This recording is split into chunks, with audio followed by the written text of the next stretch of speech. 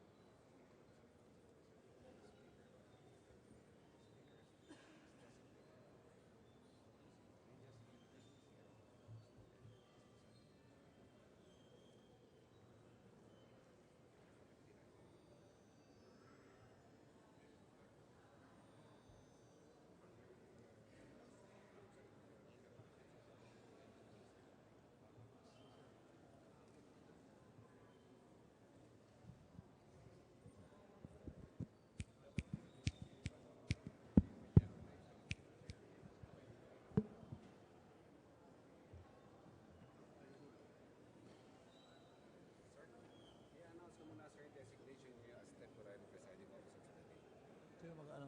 Ako, sir.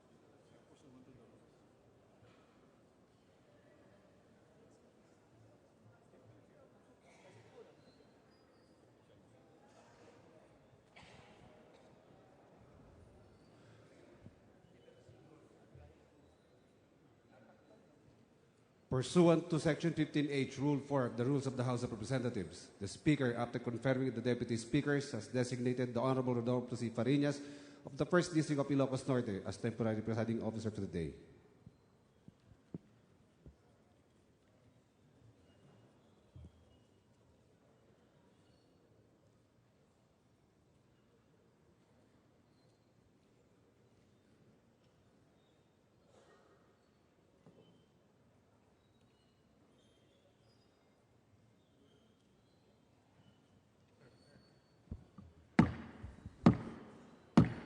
The session is called to order. All rise for the singing of the Philippine National Anthem. Bayang magiliw, perlas ng silanganan, alam ng puso, sa titik mo'y buhay. Lupang hinirang, duyan ka ng magiting, sa manlulupit, di ka masisingil, sa dagat at bundok, sa simoy at sa langit mong paghaw, may nilang ang tula at awit sa paglayang minamahal. Ang kisap ng watawat mo'y tagumpay na nagtitigil, ang bituin at araw niya kailan pa may magdidilim. Lupa ng araw ng walang pagsikta, buhay ay langit sa piling mo. Aming ligaya na pag may mga atin, ang mamatay ng dahil sa'yo. Please remain standing for the invocation to be led by Representative Dulce Ann Hofer, 2nd District of Zamboanga, Sibugay. Almighty God in heaven, the first day of this working week is also the first day of our plenary budget hearings, wherein we make crucial decisions that will transform our people and our country. Thus, we ask you, Lord, for intervention and reinvention. Intervene when our discussions get detoured and become overly heated, and reinvent all of us to be nobler of purpose and kinder of heart. With this new round of hearings, grant us a new spirit, a renewed spirit of belief, hope, and resolve, the belief that you are with us now in our decisions and actions, and thus will lead the way, the hope that all the work we do here will be pleasing in your sight, the resolve to use each minute to put all our being into our work so that what we accomplish will have your approval and blessing. Your blessing thus, we ask, Lord, bless us, change us for the better. As with St. Francis, we pray that you make us instruments of your peace so we can follow you, the bringer of peace on earth. Make us communicators of your word and living examples of such by way of our thinking good thoughts, speaking good words, doing good deeds. Amen. Majority Leader. Good morning, Mr. Speaker. Mr. Speaker, I move that we defer the roll call.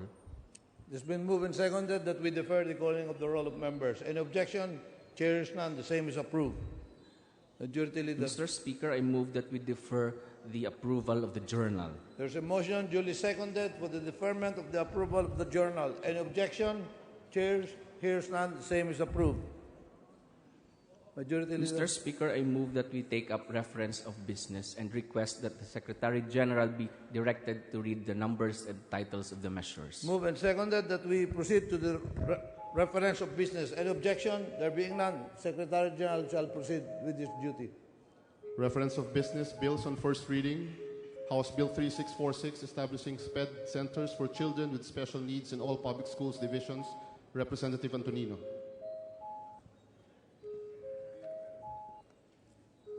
Committee on Basic Education. House Bill 3647, establishing a separate city schools division in Tagaytay City, Cavite Province. Representative Tolentino. Basic Education and Culture. Creating the House Bill 3648, creating the Quincentennial Commission to commemorate the first circumnavigation of the globe, the introduction of Christianity as a religion in the Philippine Islands and Magellan's landing in Homonhon on March 19, 1521. Representative Sapiliano. Government Reorganization.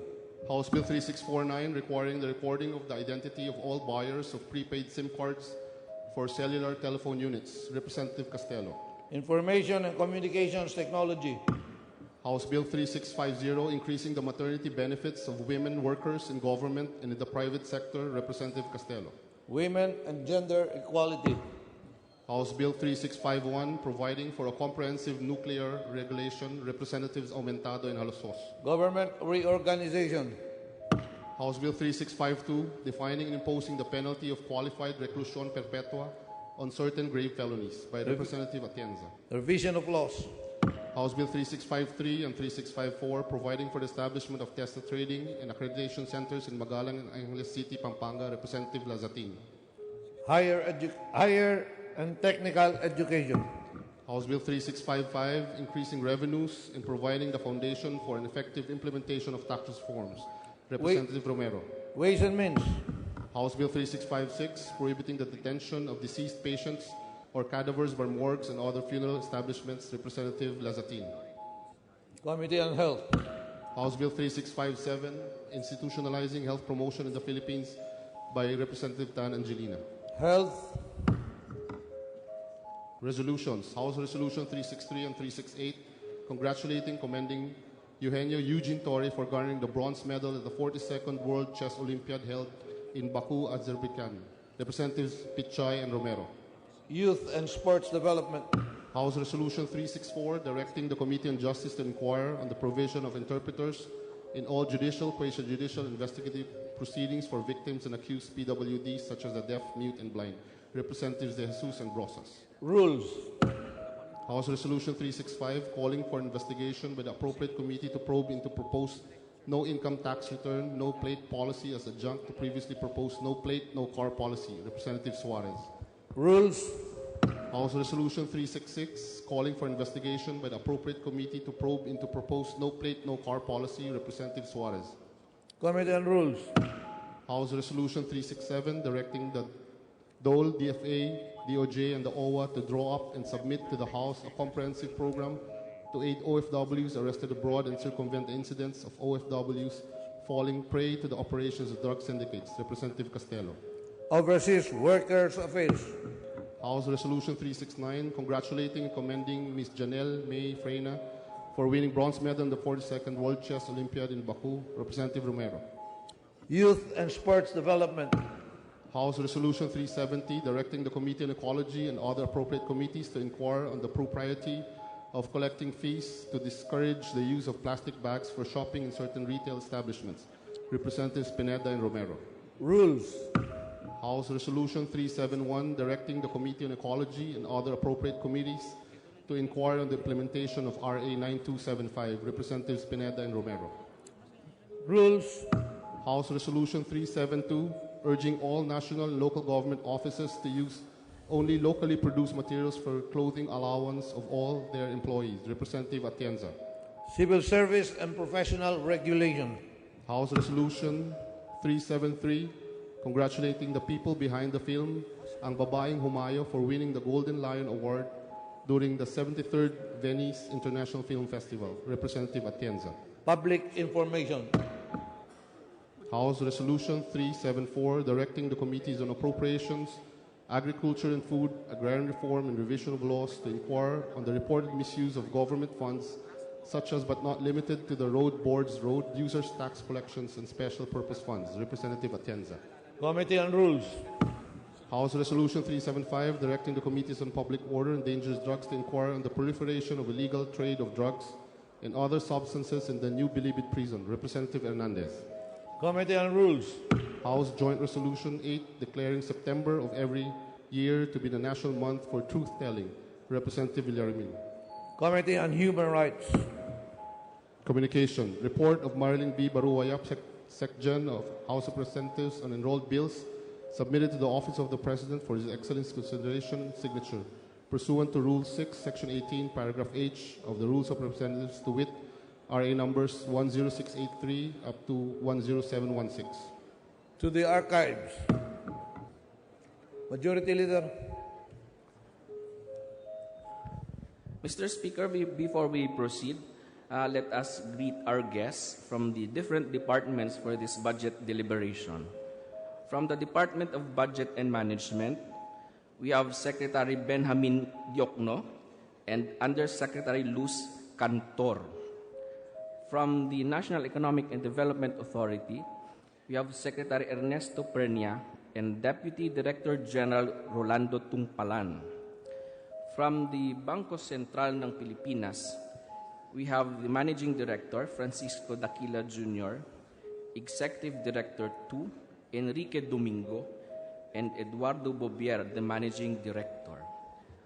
From the Department of Finance, we have Secretary Carlos Dominguez, Undersecretary Gil Beltran, Undersecretary Maria Lourdes Resente, Undersecretary Karen Singson, Undersecretary Antoinette Tionco, Undersecretary Bayani Agabin, and Commissioner Nicanor Fealdon of the Bureau of Customs, and we have Deputy Commissioner Nestor Valeroso from the Bureau of Internal Revenue, and likewise we have Deputy Commissioner Sharon Almanza, Mr. Speaker. Welcome to the House of Representatives, the families of the Department of Finance, Budget and Management, and the Economic Development Authority. Hope you will have a fruitful day today.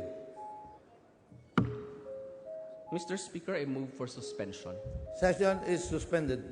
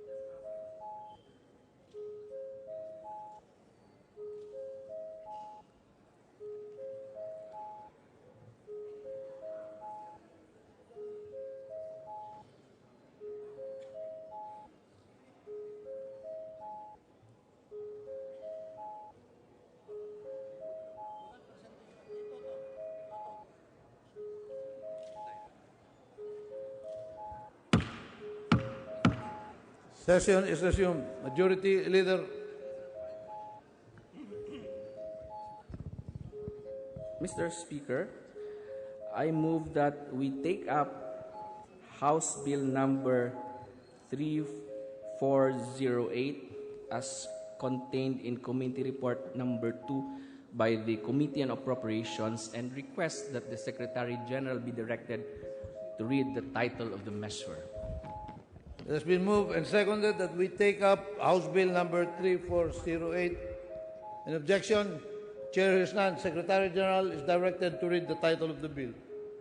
House Bill number 3408, an act appropriating funds for the operation of the government of the Republic of the Philippines from January 1 to December 31, 2017, and for other purposes. Majority Leader. Mr. Speaker, I move that we open the period of sponsorship.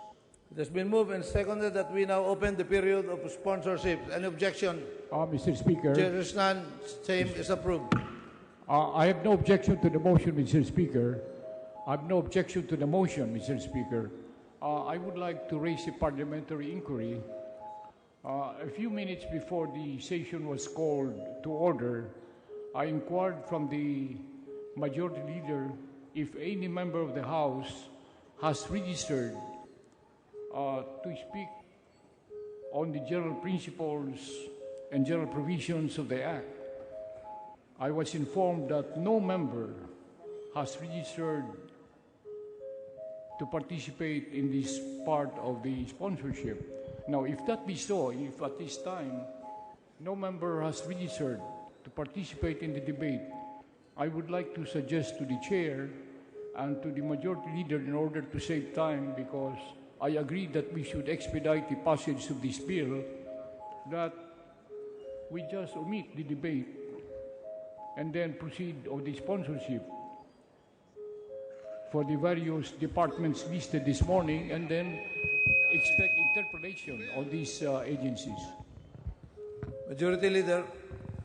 Mr. Speaker, as of 10 minutes ago, we already have a list of members who signified their intention to interpellate. In fact, we have already 3 from the minority, 2 from and 1 from the independent minority, Mr. Speaker. So we will proceed as a matter of course. In which case, Mr. Speaker, I withdraw my suggestion. Thank you, Your Honor. Majority Leader. We now proceed to the period of sponsorship, and the Honorable... Mr. Speaker, to sponsor the measure, I move that we recognize the distinguished chairman of the Committee on Appropriations, the Honorable objection to the Carlo motion? Nograles. Chair is none. The Honorable Carlo Nograles, Chairman of the Committee on Appropriations, is recognized for his sponsorship speech. Thank you, Mr. Speaker. Mr. Speaker, distinguished colleagues, honorable guests, friends, ladies and gentlemen, good morning. I'm honored to present for consideration of the members of the 17th Congress, the House of Representatives, House Bill number 3408, the proposed General Appropriations Act for fiscal year 2017. As your representative from Davao, I am humbled by this singular privilege to sponsor the first appropriations bill crafted from the first proposed national budget of the first Davaoenyo and Mindanaoan President of the Republic of the Philippines, President Rodrigo Roa Duterte. Honoring the trust of the overwhelming majority of our people in the leadership of President Duterte, the 2017 budget embodies our collective commitment to support the President's agenda for real change. This proposed budget aims to ensure that our limited resources are maximized towards making our government work better for our people, most especially those in the countrysides who have felt forgotten and neglected. It is a budget that expands the productive capacities of the national economy to ensure that the poor are enabled to engage in the processes of and benefit from the fruits of growth, to truly bring nation building to the consciousness and reality of every Filipino. It is a budget that pours public resources where it counts most, to support the policy and program infrastructures for social change and sustained economic development. It is a budget that restores to all people the full measure of their freedoms: freedom from fear, freedom from want, and freedom to build their own lives in a society enriched by a deep sense of community and patriotic fidelity to the greater interests of the nation. The 3.350 trillion peso budget is the largest proposed budget to date. It is, in fact, 11.6% higher than the 2016 budget. With a higher budget, the government will have more room to fund socio-economic services to ensure that no one is left behind in the pursuit of equitable prosperity. In order for real change to happen, growth must be felt by all, especially by the most disadvantaged classes in our society. Of the total budget, 40.1% will be invested in our most important resource, our people.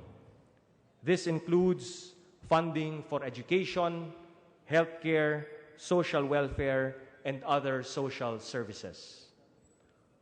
Of the 1,344.8 billion peso allocated for the social services sector, 699.95 billion pesos will go to the education sector. The Department of Education alone will have a 567.6 billion peso allocation, 31% higher than the 2016 allocation. This is primarily for the full implementation of the K-12 education program. An additional 37,492 classrooms will be constructed, while 53,831 new teachers will be hired. The Technical Education and Skills Development Authority, or TESDA, will have 6.9 billion pesos next year to support 293,333 enrollees for its Training for Work scholarship program, while state universities and colleges will have a total of 58.8 billion pesos in state subsidies. About 151.5 billion pesos will go to the health sector to ensure for our people accessible and better healthcare services. 94.1 billion pesos will be allocated to the Department of Health, and some 7 billion pesos of this will be tapped to hire doctors, nurses, midwives, and dentists.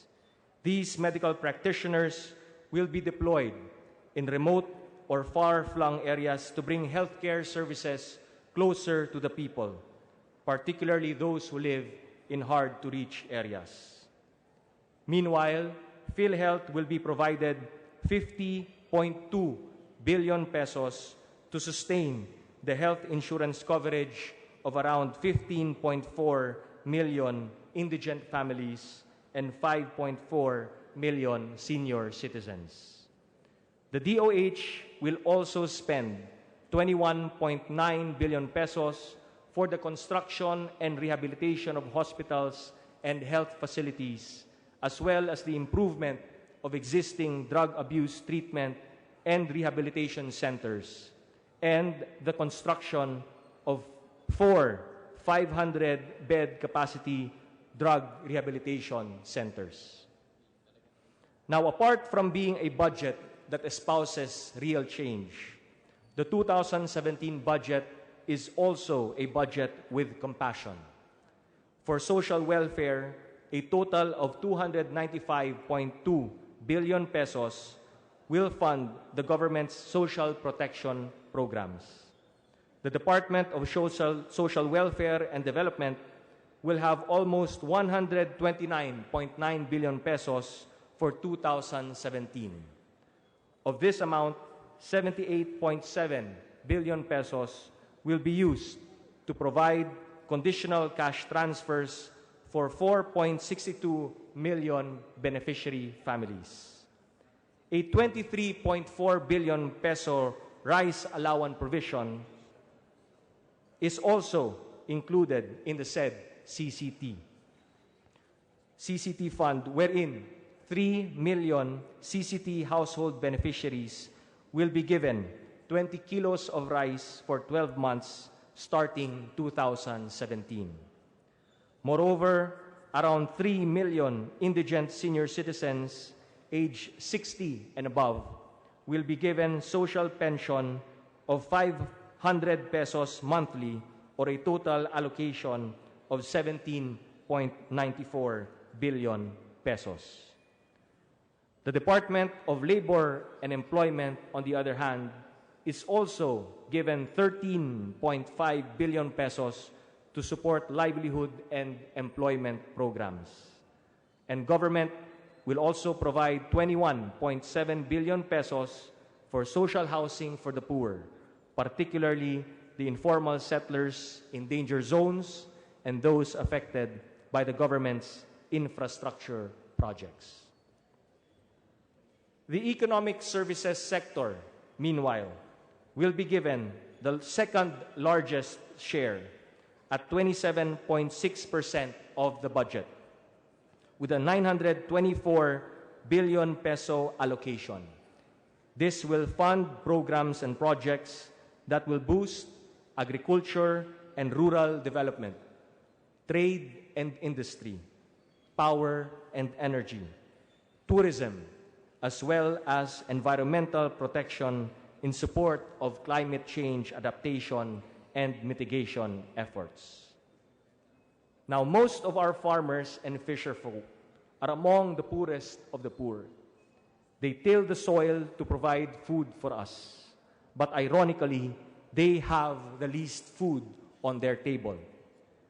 The 2017 budget aims to uplift their condition by providing them larger credit and crop insurance support, research, post-harvest, and infrastructure provisions. Aside from the construction of more farm-to-market roads, this budget will support the establishment and upgrading of irrigation facilities. The agriculture and agrarian reform sector will have a combined 120.5 billion pesos next year. The Department of Agriculture will have 45.3 billion pesos to boost the production of rice, corn, high-value crops, fisheries, and livestock. This allocation also includes funding for the construction of farm-to-market roads, post-harvest facilities, and other infrastructure projects. The National Irrigation Authority is given a separate allocation of 36.4 billion pesos to build and rehabilitate irrigation systems nationwide.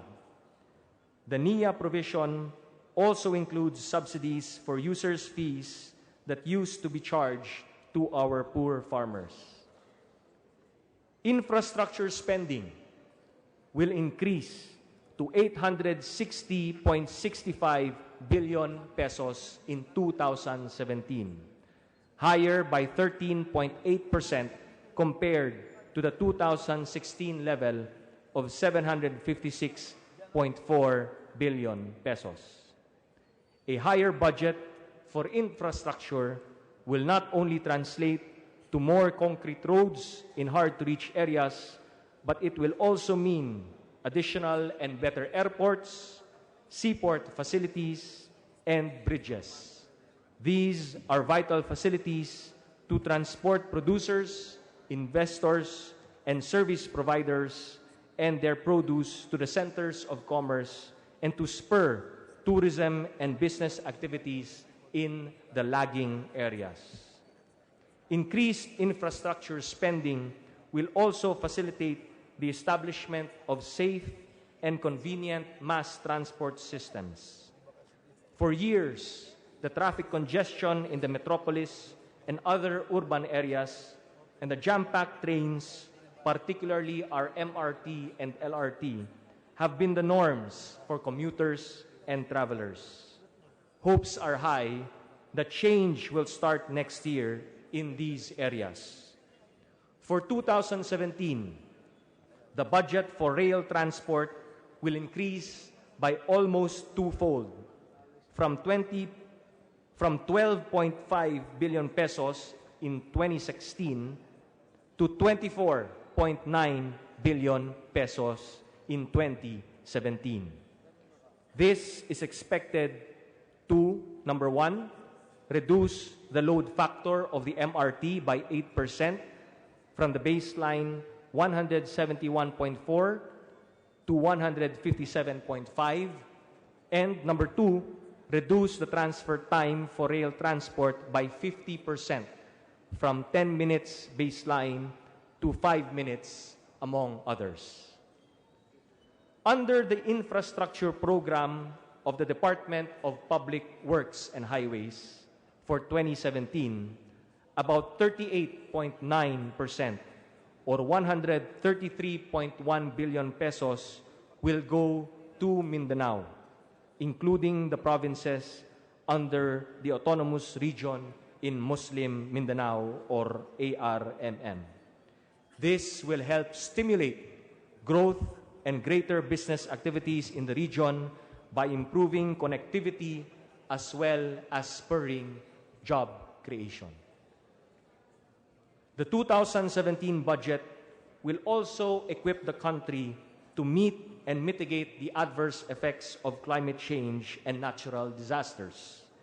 It will provide 31.4 billion pesos to protect and conserve the country's natural resources, as well as safeguard the environment and ecosystems through various programs such as the National Greening Program, Solid Waste Management, and the National Geohazard Assessment Program. More than 62 billion pesos will also be provided for water resource development and flood control. The government will also allot 1.82 billion pesos for the Sitio Electrification Program of the National Electrification Administration, or NEA, which aims to serve 2,410 sitios in remote areas. The Department of Energy, on the other hand, will be provided 820 million pesos for its nationwide intensification household electrification and 190 million pesos for its household electrification program in off-grid areas. But, Mr. Speaker, what good is progress if we do not have peace? We know that we cannot attain real prosperity if peace continues to be elusive in our communities, or if our country is threatened by internal and external threats.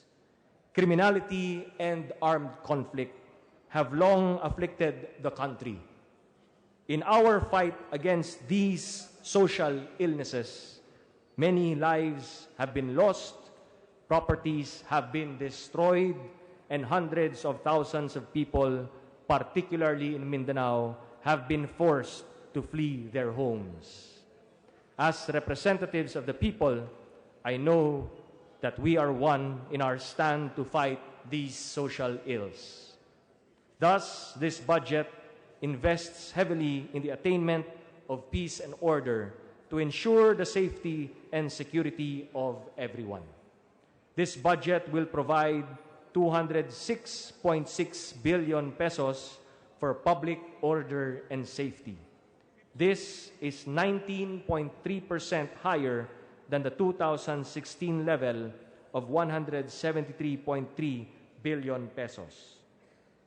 A big chunk of this will go to the Philippine National Police, which targets to reduce the crime rate by 5% next year. The PNP will be the government's key player in our fight against illegal drugs and criminality. Defense will receive 147.8 billion pesos, 13% more than the 2016 budget, to protect our people from terrorism and external threats. Aside from funding the procurement of additional ammunitions and equipment, creation of more police officer positions, and establishment and upgrading of police stations, the 2017 budget also earmarks 39.6 billion pesos for the increase in the base pay and allowance of military and uniformed personnel. Our policemen and soldiers risk their lives to ensure peace and order in the country, and they deserve to be compensated for their valuable contribution. Under this new government, justice and rule of law will be upheld. Hence, the budget of the judiciary will be increased by 21.5% to 32.5 billion pesos.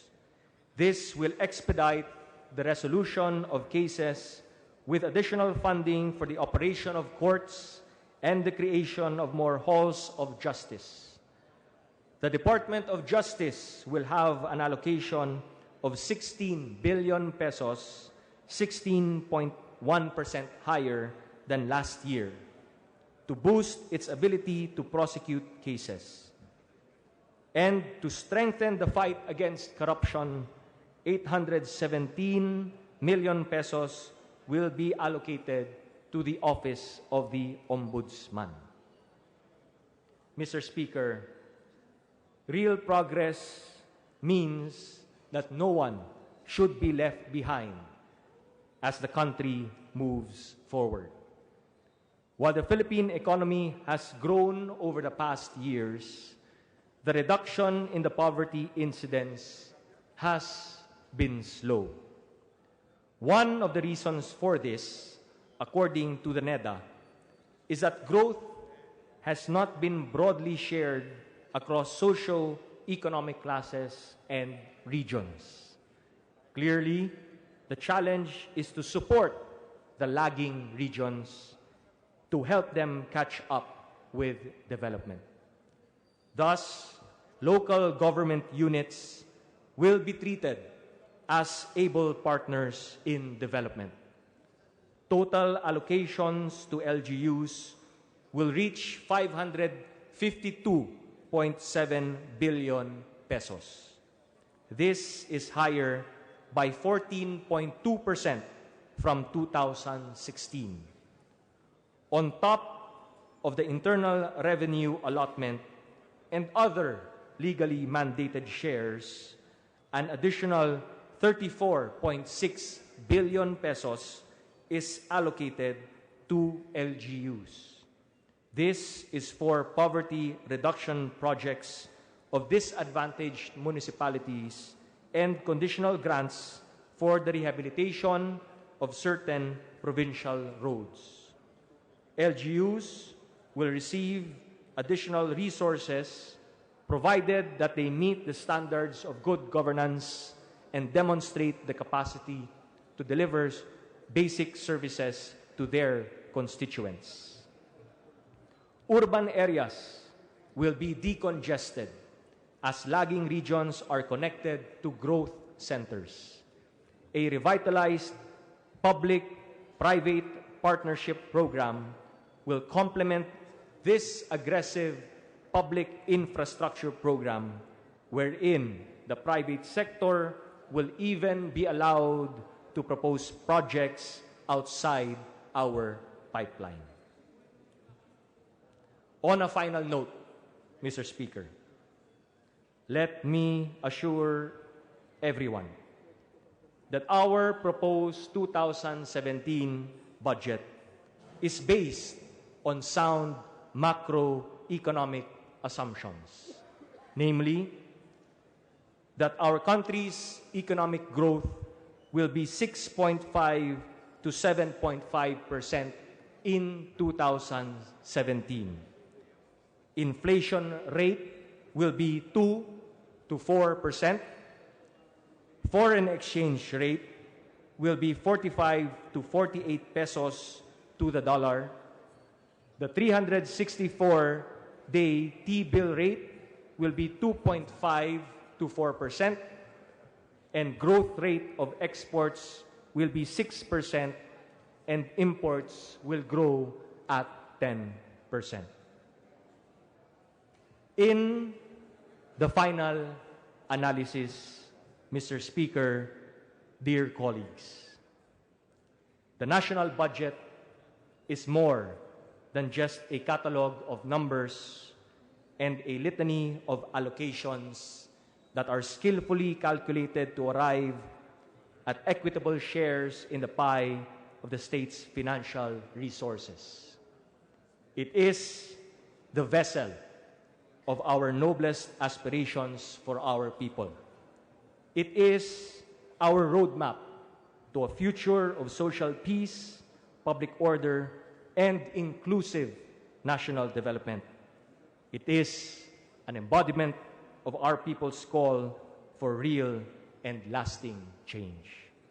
In this light, Mr. Speaker, I urge our colleagues in the House of Representatives to approve the General Appropriations Bill for 2017. With the approval of this budget, we leave a legacy of real and tangible change in fulfillment of our mandate to serve the people, to lay the foundation for a better country and a better life for all Filipinos and for generations of Filipinos to come. Maraming salamat po. Thank you, Representative Nograles, Majority Floor Leader.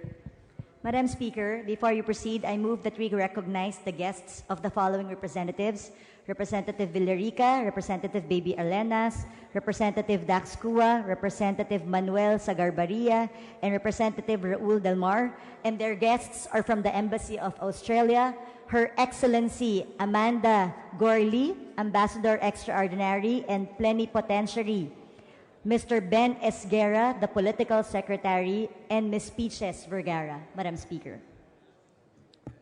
We recognize our guests. They're standing on the right hand of the gallery. Welcome to the House of Representatives. Thank you, Madam Speaker. I move that we proceed to the period of interpellation on the general principles and provisions. Is there any objections? Hearing none, let's proceed. Thank you, Madam Speaker. I now move to recognize our Minority Leader, Representative Danilo Suarez, for his interpellation. Representative Danilo Suarez is recognized. Thank you, Madam Speaker. Distinguished sponsor, will you yield to some clarificatory questions? It will be an honor, Madam Speaker. Distinguished sponsor, are you comfortable with the budget for 2017? Yes, Madam Speaker, we're comfortable with the budget, granting that it is 11.6% higher than the 2016 budget, and we believe that we have enough revenues to sustain the projects and programs as defined and crafted under the proposed budget, Madam Speaker.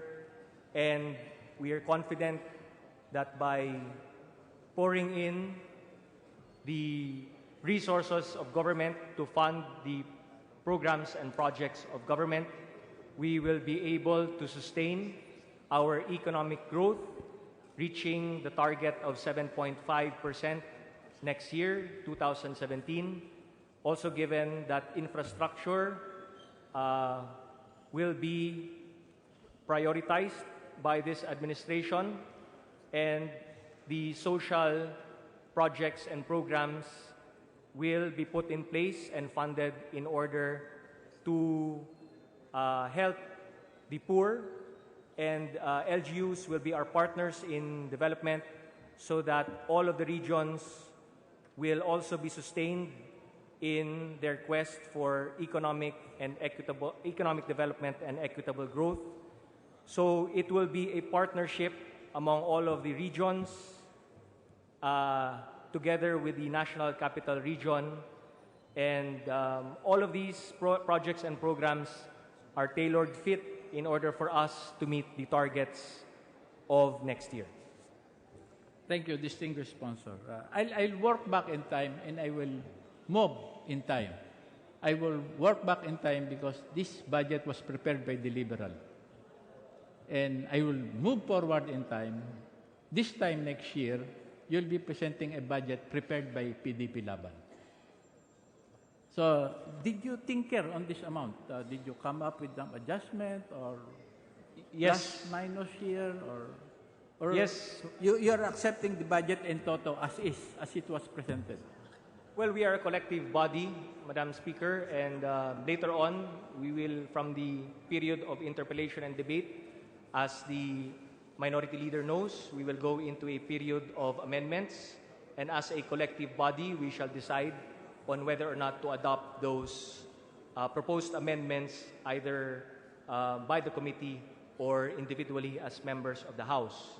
Now, with regard to the budget being prepared by the past administration, the way that the budget is crafted is that there is a two-tier process, wherein Tier 1 is where the DBM asks from the different departments and agencies of government for the continuing appropriations or the budget needed to continue the projects and programs per agency and department.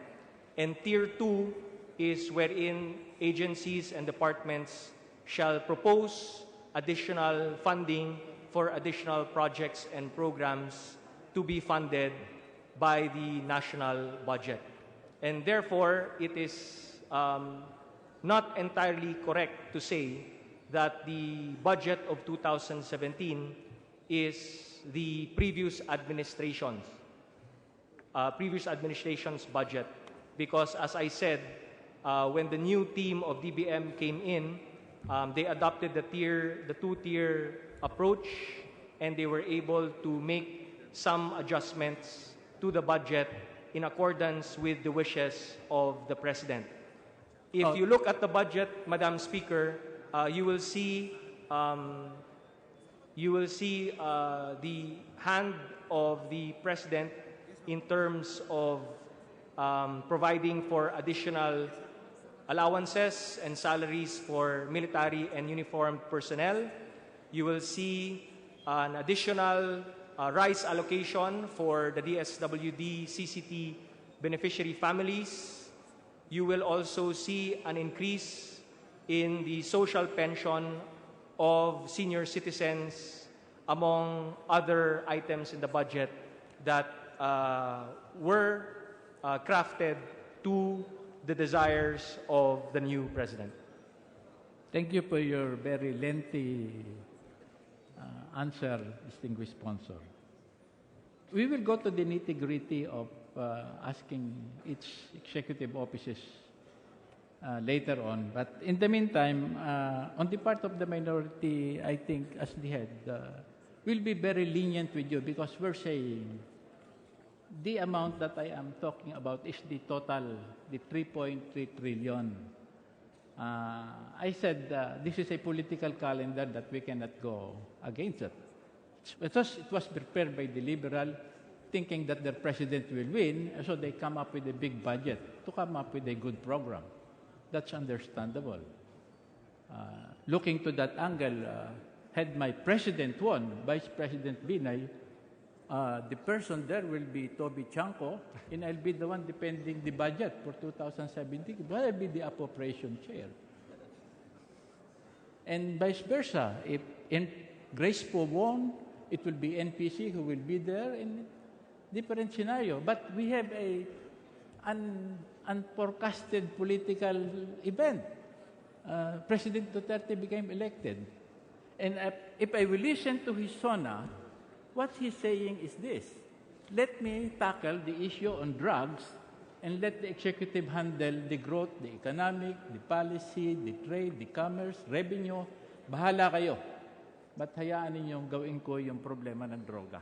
That was his sona. Do you agree with me, distinguished sponsor? Not entirely, Madam Speaker. I know that the President is very concerned also about the economic welfare of our country. He knows for a fact that if we do not grow economically, if we do not have investors, if we do not have growing businesses, then it will also affect our people in that many might lose their jobs. There might not be enough jobs to be given to our people, and it will have an effect on peace and order. But let me just say that he is adopting what he has done in Davao City, and simply that in order for economic prosperity and progress to come to any area, there must be total peace. When President Duterte assumed his office as president, he knew that there was a problem with illegal drugs and criminality.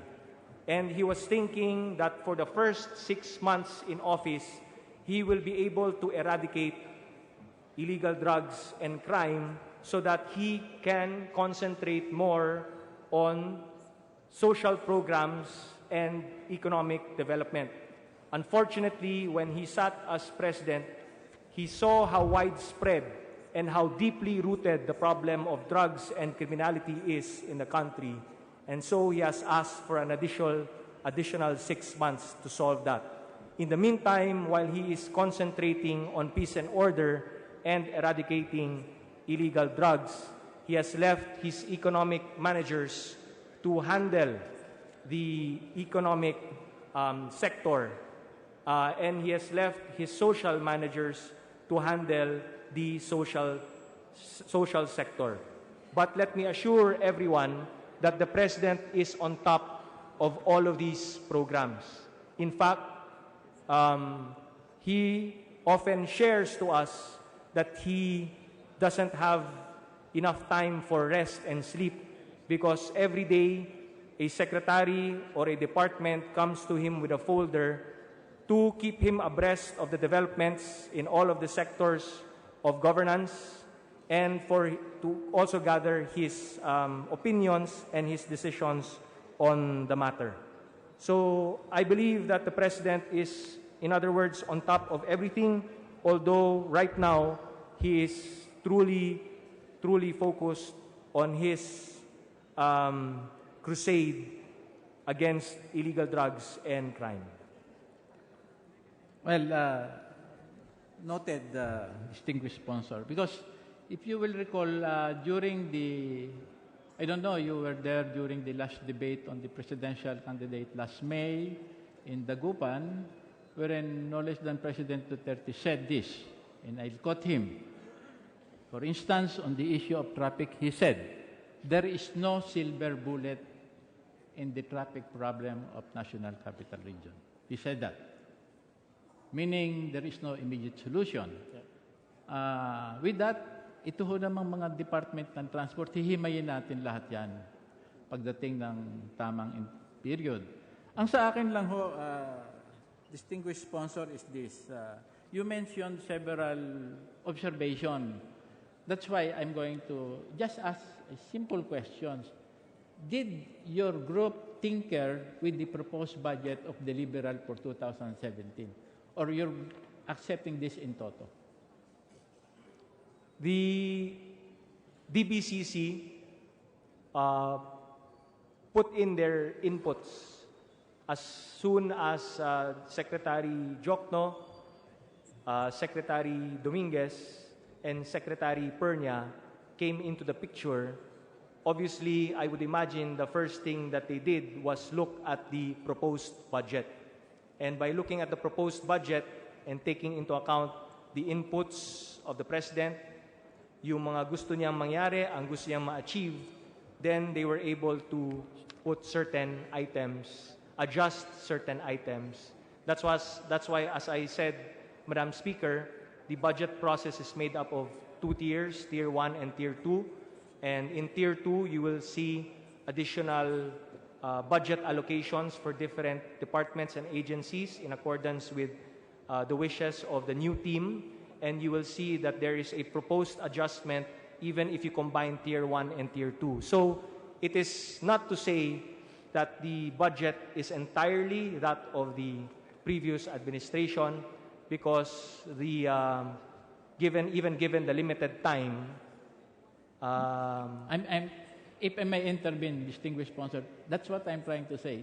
The learning curve, because wala pa ho tayong 90 days after the election. And I really won't be surprised to say that talaga napaka-iksi ng oras para ripasuhin at baguhin ninyo yung priority. So kung comfortable kayo, kaya nga that was my first question, are you comfortable with the presented budget for next year? Because I would like imagine your two top guns of this administration that I think are economic miracle workers. Magaling ho yung dalawang tao niyan, Secretary Jokno and Secretary Dominguez, must have done their homework. But what I said, did you tinker around? Because you mentioned like proper program at kung ano-ano, nagbago ba kayo? Not increasing or decreasing the amount of the general budget. Yun lang ang gusto kong malaman. Yes, Madam Speaker, after conferring with the gentlemen who make up the economic team of the President, they are prepared to say that, yes, they touch the budget, they tinker with the budget, and they're prepared to say that it is the President's budget. Okay. Well, you've worked with the President for so long a time, and I worked with him in one Congress. I think that was the 11th Congress. Do you see him to be a macro manager? Is he macro, meaning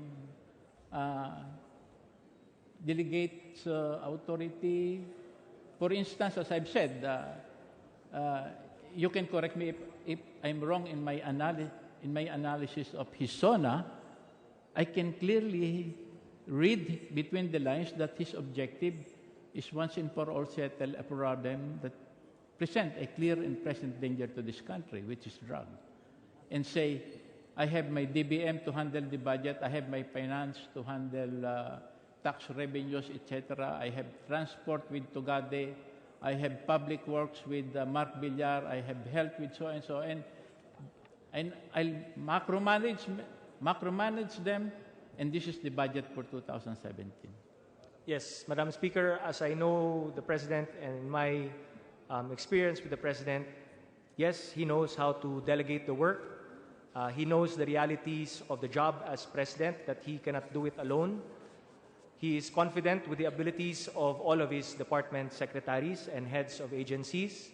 He has delegated the work to them, and they report directly to the President.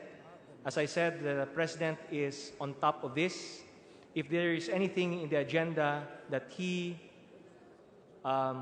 looks very intently on, it will be peace and order and the eradication of drugs.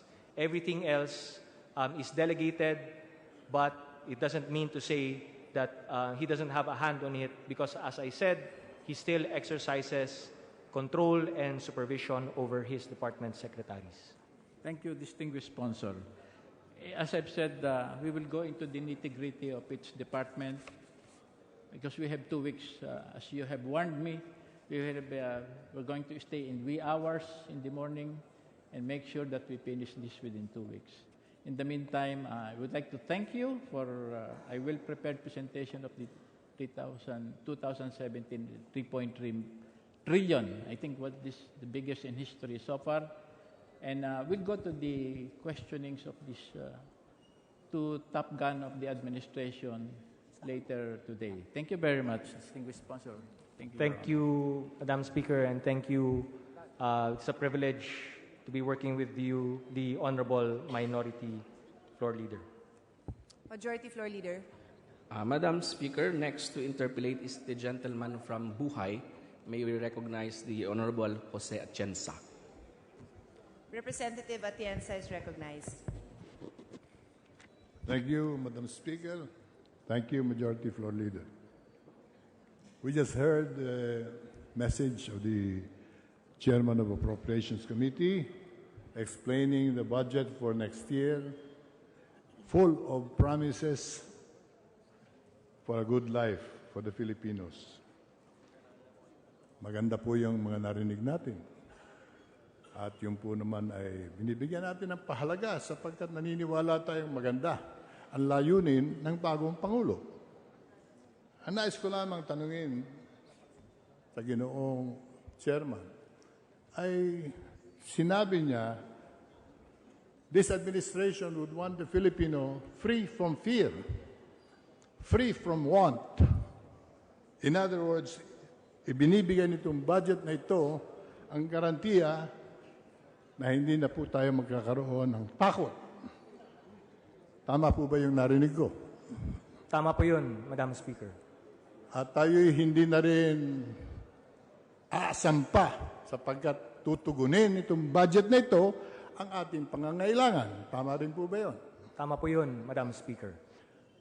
Tatanungin ko po sa kanya, ang isa sa pinakamalaking inaasam-asam panaginip ng Pilipino ay magkaroon ng sariling tahanan. Kaya po nakakakita na tayo ng mga informal settlers na nagmumultiply.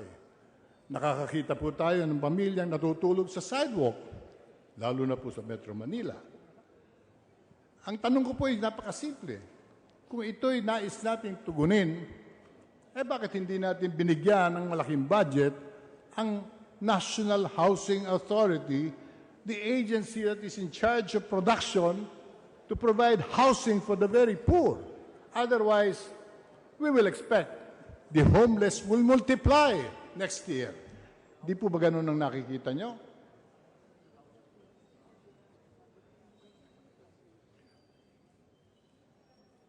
Can we get an answer to that simple question, Madam Speaker? We'll get the figures of the housing budget, Madam Speaker. From 32 billion, they reduced it to 12 billion, if I'm not mistaken. Para bang lumiit yata ang bilang ng homeless. Madam Speaker, more than 5 million Filipino families are now homeless. And this is increasing by the day as unemployment and underemployment persists in our system. Madam Speaker, in the NHA budget, 12.64 billion was allocated for 36,709 housing units, 0.58 billion for the resettlement program for 8,347 units, and resettlement program for ISFs affected by the Supreme Court's mandamus to clear Manila Bay area, 8.75 billion for 19,842 units. 0.65 billion is for the construction of low-rise buildings, which is equivalent to 1,020 units. Housing assistance program for calamity victims, 1.30 billion. Construction of community facilities for existing relocation sites, 1.15 billion. Relocation assistance of 0.13 billion. Then there is the AFP then there's the housing units to be affected by the North-South Rail Project, 7.35 billion for 14,244 housing units. So, we can say that 21.7 billion pesos is allotted for socialized housing for the poor.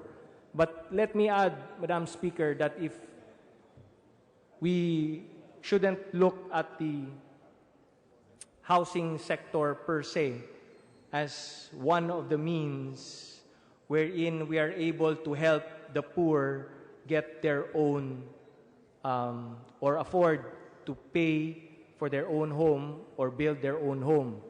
Of course, we know that in order for us to enable the poor to build their own home, we also have to provide them with jobs. And the Department of Labor and Employment has a budget in order for that department to address the needs of our people for decent work. TESDA has also been given a big budget for them to provide training for work scholarships with the aim in mind of providing our poor people the means to work so that they can afford their own homes. And other items in the budget for the social sector has been funded or will be funded in 2017 in order for us to address the needs of the poor. Also, as I said, we need to capacitate also our LGUs so that our LGUs will also help us in alleviating poverty, in providing jobs for the poor, and also under their mandate, they are also directed to provide housing shelter for the poor within their own localities. Madam Speaker, we heard again a series of platitudes and general statements on improving the quality of life of the Filipino. But the truth of the matter is, in this budget that we are now deliberating on, they cut into half the budget for socialized housing from 2016 to 2017. The proof of the pudding is in the eating. Tinaasan ba ang budget o binawasan? Kalahati lang po ang kanilang hinihingi for housing. It is a fact, Madam Speaker. The National Housing Authority is the only agency in the whole bureaucracy that is in charge of producing housing for the poor. You cannot expect housing anymore from other sectors except the National Housing Authority. And they have not given this agency enough budget to give meaning and substance to what they're saying. A budget for real change. Abay, maganda na po ang budget ng nakaraang taon. Nitong taong ito. Hinati ninyo sa dalawa. No one should be left behind. Ba, hindi po totoo yun. Iniiwan natin ang mahihirap sapagkat wala po magbibigay ng bahay sa kanila kung hindi gobyerno. So I would like to point that out as one of the glaring imperfection of this budget. It's a cock-eyed budget. Hindi po nakatuon sa katotohanan sapagkat the platitudes that we hear are not what is contained in the document. So we need to scrutinize it very closely and point out more of these discrepancies which we see in fulfilling their promise of real change, in their commitment that no one will be left behind. Obviously, yung ating mga mahihirap ay maiiwan po dito sa paggastos ng 3.35 trillion pesos. Hindi man lang sila binigyan ng 100 billion, 200 billion para po masabi, totoo yung kanilang pangako at yun ay tutup din sa susunod na taon. Anyway, we will go into specifics as we go on deliberating on this budget in the coming days. I would like to ask another question of general application from the gentleman sponsor of the appropriations bill. He says that they would want the Filipino to be free from fear. Madam Speaker, ang Pilipino ngayon hindi po malaya sa takot sapagkat nanginginig na po sa takot ang mga Pilipino sa nakikita nilang karahasan. Violence is widespread in the communities nationwide. Children are being exposed to violence every day when they see a dead man, bleeding, fighting for life, attempted to be killed by unknown persons, riding in tandem, strangers in the communities, na may sala, na walang humahabol, walang tumugtugis, at para bagang ang pagpatay ay bahagi na ng ating pamumuhay. Is this freedom from fear? I would disagree totally, Madam Speaker.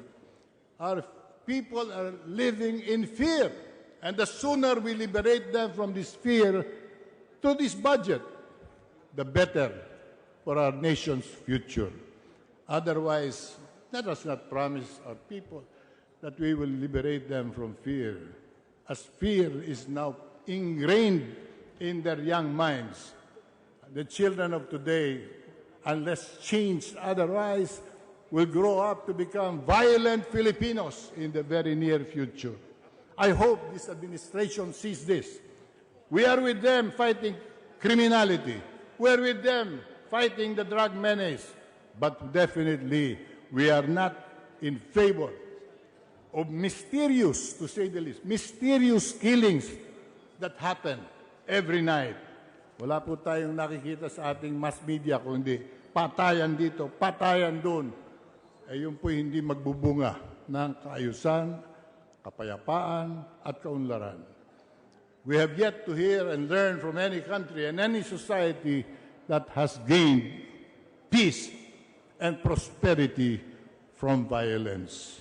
Violence will only beget more violence. It will produce more violence.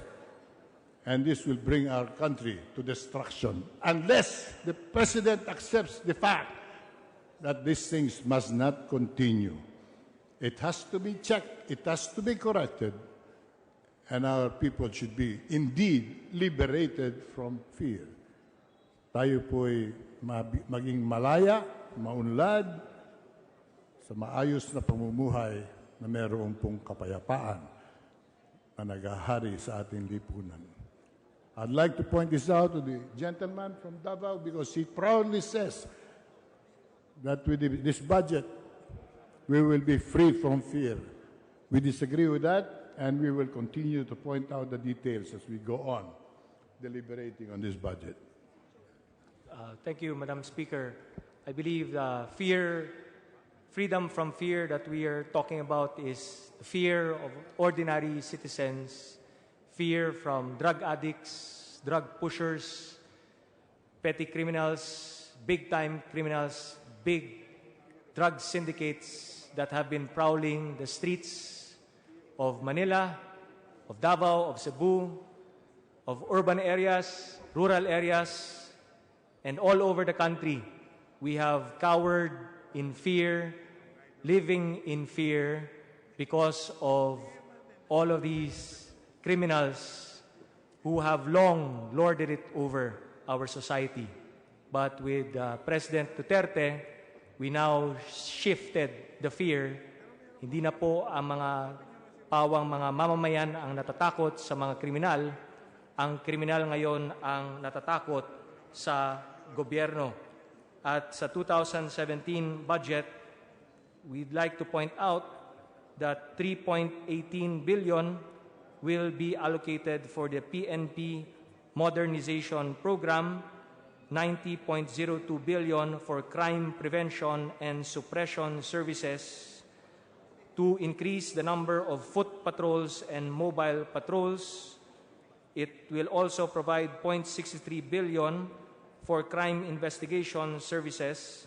The DOJ will have an increased budget of 16 billion.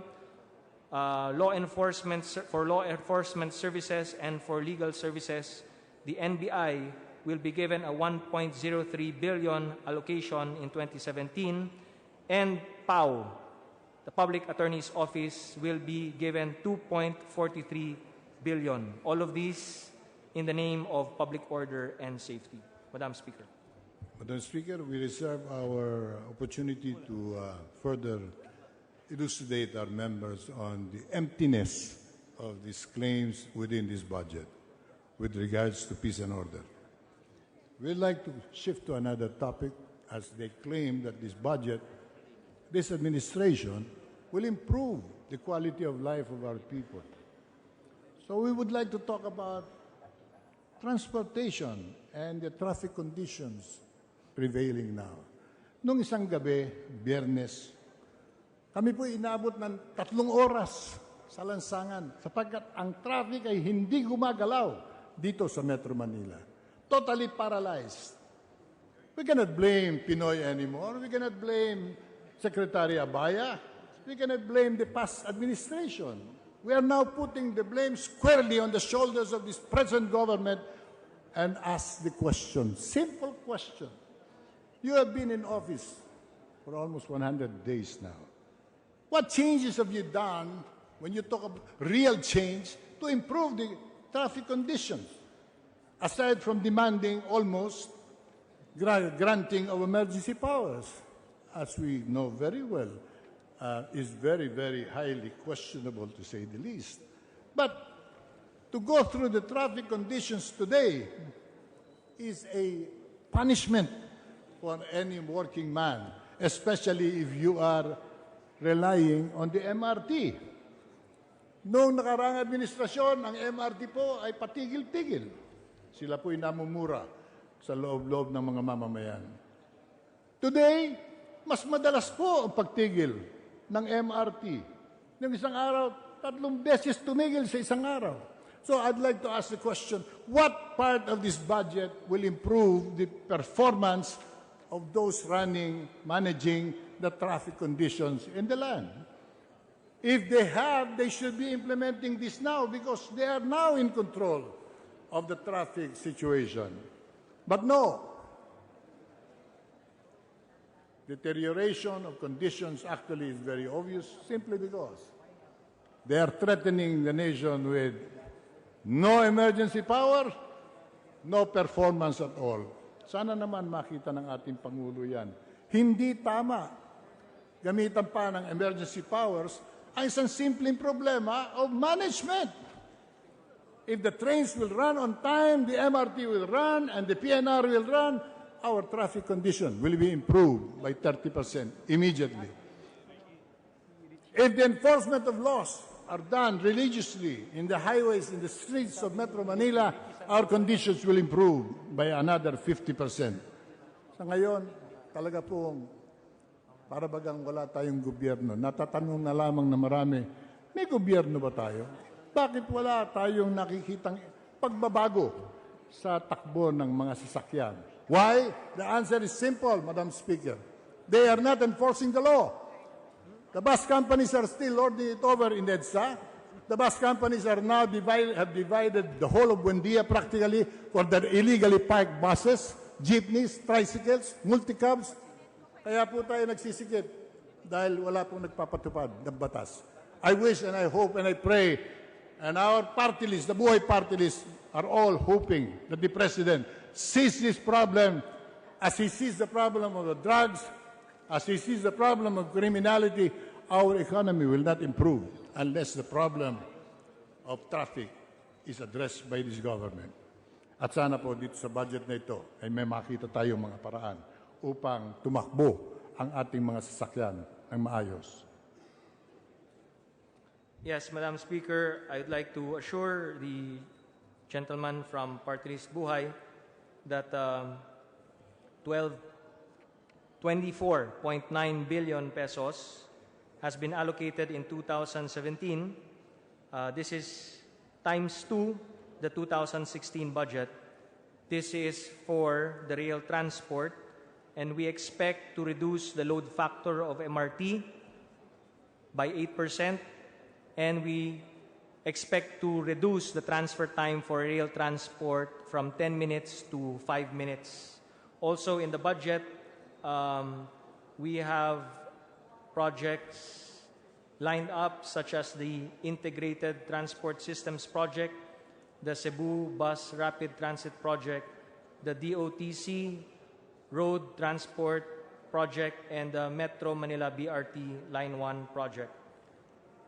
Subsidy for MRT will increase MRT rehabilitation and capacity expansion, LRT Line 2 West Extension, LRT Line 1 Cavite Extension, LRT Line 1 for Dasmariñas, the North-South Commuter Rail Project Phase 1, and the North-South Rail Project Phase 2. All for 2017, Madam Speaker. With all of these figures, Madam Speaker, we reserve our opportunity to further continue the dialogue on how we see as the growing problem of traffic conditions due to lack of a commitment on the part of government more than budgets. We'll shift to another topic, Madam Speaker. We did not see in this budget any real addressing of the underemployment and unemployment situation in the nation. Don't they realize that without employment, all this beautiful vision of President Duterte will not come to reality? With underemployment persisting and multiplying, the situation will aggravate. Therefore, with local investments going down and foreign direct investments also going down, we don't see a real light at the tunnel, as they would put it. We do not see a real direction as to how this 3.3 trillion will be realized at the same time addressing unemployment and underemployment in the country. Yes, Madam Speaker, underemployment in the country is mostly attributable to the agriculture sector. Because in the agriculture sector, we all know that depending on the crops being planted, there are seasons for planting and seasons for harvest. And therefore, because of this season, the work also is seasonal for agricultural workers. And therefore, what this government is trying to do is they're trying to promote high-value crops in order for agricultural workers to have jobs all throughout the season.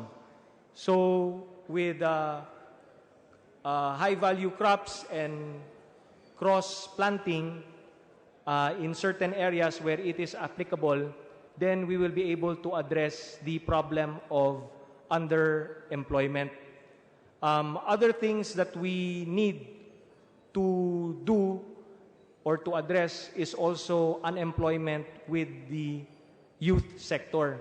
Because if you look at the numbers on unemployment, the bulk of the unemployment belongs to the youth sector age 15 to 24. But the problem is the youth sector age 15 to 24, because of their lack of experience, it is difficult for them to find employment. And that is why the Department of Labor and Employment have programs such as the Job Start. They have programs like the apprenticeship programs, and they have programs like the special program for employment of students. And TESDA also provides training for work scholarship programs. So with all of these programs of government, we are able to address the lack of education and lack of training of our young workforce in order for us to address also the problem of unemployment. So with agricultural sector there, with education there, we also have to make sure that we also boost the manufacturing sector, because the manufacturing sector, we know, can also increase jobs for our people. And again, we must also develop our countrysides. We must partner with the LGUs to fast-track the development of the countryside so that all our regional partners will help us in providing more jobs for the Filipino. Madam Speaker, again, I am overwhelmed by the beautiful picture that the sponsor of the appropriations measure is painting. Unemployment will be addressed by livelihood opportunities. Underemployment will be addressed by the manufacturing. Mangyayari po ba yun? Palagay ko po may hirapan tayo. For as long as our electricity is one of the highest priced electrical service in the whole of Asia, investments will flow into the other nations and not to us. And no one is even addressing this particular situation, Madam Speaker. For as long as livelihood is forgotten in the major programs of our social amelioration parts of this budget, I don't see livelihood improving or increasing among our Filipino families. Yung pong CCT is a giveaway mendicancy promoting program. Yan ay pag pinamimigay yung pera. Ewan ko bakit hindi natuto itong bagong gobyerno doon sa nakaraang administrasyon. Bakit hindi sila natuto sa mga marami pang nakaraang administrasyon. Noong nakaraang gobyerno ni President Arroyo, this money, which was very, very small compared to the present budget, was given to young students of public schools to attend school religiously as they were given rice when they report for school. Meron pong tinuturong leksyon. Noong panahon po ni Pangulong Diosdado Macapagal, dito po sinumulan ito. Noon marami sa atin hindi pa pinanganganak. Pero nabasa ko lang po ito sa kasaysayan. History of our nation. That the President organized the Emergency Employment Administration. Ito po naman ay sweldo sa lahat ng mga pinagtatrabaho. Naglilinis ng highway, nagwawalis ng lansangan, naglilinis ng estero, naglilinis ng ilog, nagliligpit ng basura, sila po'y sinusweldohan. Dumating po naman, bumalik po ang administrasyon ni Pangulong Arroyo, binigyan po ng puhunan ang mga maliliit na gustong magnegosyo. Pero ngayon, sa nakaraang gobyerno, from 2010 to 2016, ito pong 70 bilyones ay binibigay na lang sa tao. Isa lamang ang kanilang kondisyon. Mag-birth control kayo. Para bagang yung birth control ang problema ng bansa. Mag-birth control kayo, meron kayong partisipasyon sa CCT. Pag hindi kayo umattend ng seminar on birth control, we will deduct 500 pesos from your allocation. Para bagang birth control is the problem of the Philippines. Madam Speaker, napakalayo po sa katotohanan nun. And if this government will continue giving away money and without really using it for livelihood, training, and orientation, I see no difference from what we have seen in the past years. Baka itutuloy din po nila yung birth control, yung bawasan ng allocation ng pamilya dahil sa hindi umattend ng seminar na nawawala naman yung salapi na binawas, yan po'y daan-daang milyon po yan. They cannot even account where the deducted pesos and centavos go to. Probably going to the pockets of those running the programs in the lower levels. Kaya, Madam Speaker, when you talk of livelihood as the source and the problem of our unemployment and underemployment, we ask one simple question in relation to what the gentleman mentioned. Agriculture is one of the possible solutions. I will ask a very relevant question because agriculture today, although managed by a very competent man, and I believe in the competence of Secretary Piñol, but it is a fact that the smuggling of agricultural products continue at the piers of Manila. Naglabas po sila ng, if I'm not mistaken, 70 container vans of onions. Alam ba ninyo yun, Madam Speaker? Sibuyas, ini-smuggle na po rito sa ating gobyerno, sa ating bansa ngayon. Ano ang ginagawa ng ating pamahalaan? Magandang nababasa natin, magandang naririnig natin, subalit, yung sibuyas na dapat ay pinagkakakitaan po ng magsasaka para yung ating underemployment and unemployment problems are addressed, patuloy po. So I'm asking Commissioner Feldon, are you continuing the program of smuggling, which was rampant in the past administration, under this new government where real change is promised and the commitment that no one will be left behind will be addressed aggressively?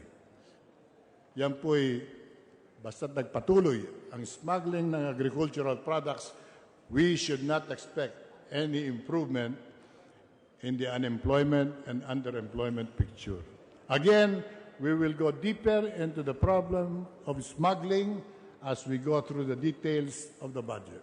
Sapagkat yung inyong ine-expect, nakikitain ng Bureau of Customs ay hindi po mangyayari. Sapagkat dito lamang po sa nakaraang buwan ng Agosto at ngayong Setyembre, shortfall na sila. Contrary to their claims in media. As my informants in the Bureau of Customs, their collection has gone awry. They don't know where they're headed because smuggling remains uncorrected and unchecked. Ang smuggling po ngayon, Madam Speaker, through the container vans, which are left unchecked every day. We have 4,000 container vans arriving in the Philippines. Only about 300 are inspected. The rest go through customs freely. Yan man ay merong factory ng shabu, yan po ba ay merong coaching Lamborghini, yan po ba ay merong highly taxable goods, hindi na po natin alam. Yung mga customs personnel na lang ang nakakalam yan. Yan po ba ay merong lamang sibuyas, hindi na rin po natin alam yan. Darating po ang araw, pati luya, i-importin na natin. Pati po sili, i-importin na natin. Kung ganyan ang pagpapatakbo ng Bureau of Customs. With that information, I hope the gentleman, sponsor of the appropriations bill, would look into what's going on at the customs. Because otherwise, itong pinag-uusapan natin, hindi po mangyayari sapagkat yung salaping hinihintay nila ay baka kung saan mapunta at the end of the year. Isa na lang po, Madam Speaker. The gentleman stressed that the LGUs will be a solid partner of this administration's utilization of the budget. Tama po ba yun? Yes, Madam Speaker. Then I will ask him, Madam Speaker, has this government decided to really respect local autonomy and fiscal autonomy, finally, in our country? This is so provided by the Constitution, disregarded by past presidents. As we say, federalization is the solution because it encourages development in the local levels. Let me point out, Madam Speaker, with this opportunity, local autonomy will provide local development. Pero yung pera ay dapat ibinibigay po sa local government unit. For as long as the government and the president would decide to arrogate and concentrate the utilization of the collection of taxes, our dream of a developing countryside will not happen. Kaya tinatanong ko po siya, dito po ba sa pondong ito, dito po ba sa budget na ito, isinaalang-alang nyo ibigay na sa mga local government units ang kanilang rightful legal share of the VAT collection. Yan po sinasaad ng batas. Our presiding officer, having been a senator all this past decade, would surely agree. The VAT should have been shared with the local government units as provided by law. The law that they prepared. We did not prepare that law. Sila naghanda ng batas na yun. Madam Speaker, hindi po sinunod yan kailanman. The local government units continue to beg for that share of the VAT, but they are not getting it. So I'll ask the question from the gentleman. Will this budget now provide so that the VAT will be shared with the local government units to give meaning and substance to what you said? The LGUs will be a solid partner of this administration. Madam Speaker, before I answer the question, allow me to point out that the total allocations to LGUs for 2017 is 552.7 billion, which is higher by 14.2% from 2016. So on top of the internal revenue allotment, and other legally mandated shares, an additional 34.6 billion pesos is also allocated to LGUs, just to show that we really believe that LGUs are our partners in development and progress.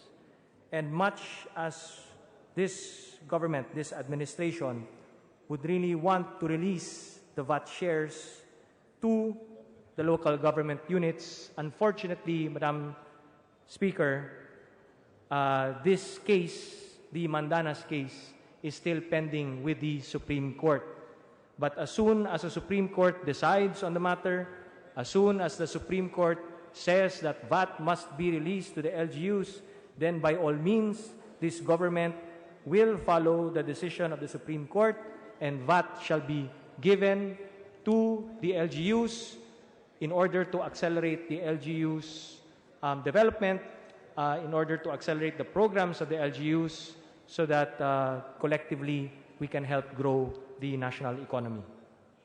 Madam Speaker, we take those reassuring words as words of commitment. So we will take them up as soon as we get a Supreme Court decision. But on issues of sharing, may I add the question, without talking about VAT, which is the subject of a Supreme Court case, what about the excise taxes? What about the franchise taxes? What about the concession taxes? What about the operations of our peers? What about the sin taxes which you have passed? Binibigyan po ba ng share ang local government unit? Ang sagot po, hindi. Wala pong share ang local governments kung hindi share of the IRA collection. Kaya when we talk about federalization, which is basically decentralizing our fiscal collection and management from a centralized to a decentralized, ang tanong ko po ay, kung gagawin lamang itong utos ng ating saligang batas, ito po ay kautusan, hindi po ito kahilingan. The state shall ensure local autonomy. And local government units must be shared of all taxes and not merely the IRA. Ano po ba ang sagot ng ating kagalang-galang na chairman ng Appropriations Committee? Magbabago na po ba ito under President Duterte, or shall we also again look up and just bury it because local government units will not get any additional centavo?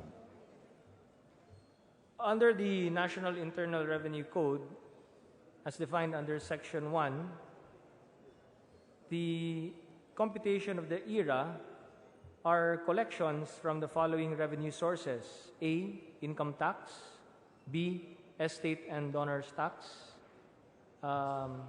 C, value-added tax; D, percentage tax; E, excise tax; F, documentary stamp tax; and other taxes imposed and collected by the BIR. Hindi ko po narinig, Madam Speaker, yung share of the sin taxes. Sin taxes are for the health sector, Madam Speaker. Saan po nakakredito yun, Madam Speaker?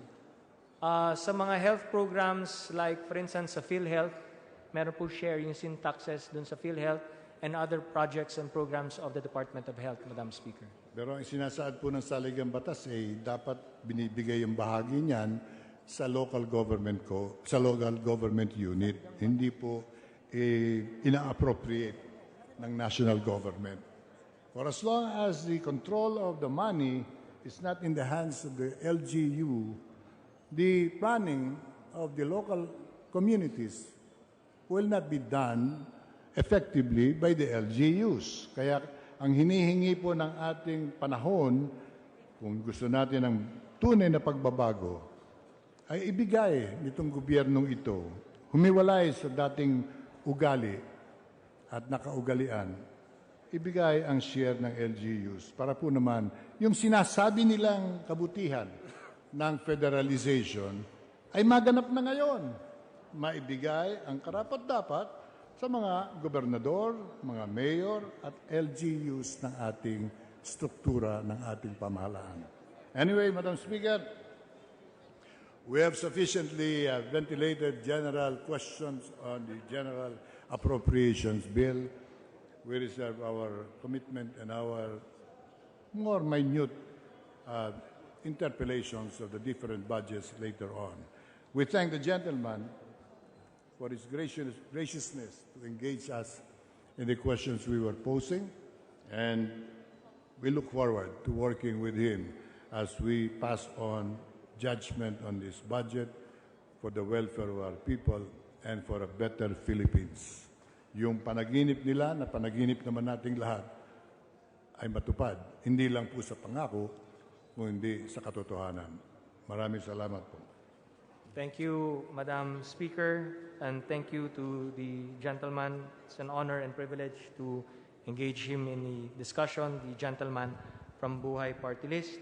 May I just add, Madam Speaker, that according to Secretary Tugade, he is very focused and busy on fixing the problems of the past administration with regard to concerns and issues on the MRT, LRT.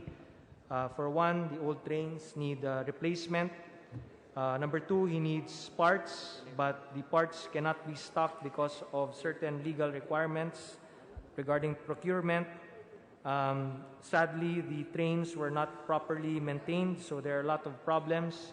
There are problems on system, on supply, on maintenance, and structural problems, and there was a failure to bid the power supply in the past administration.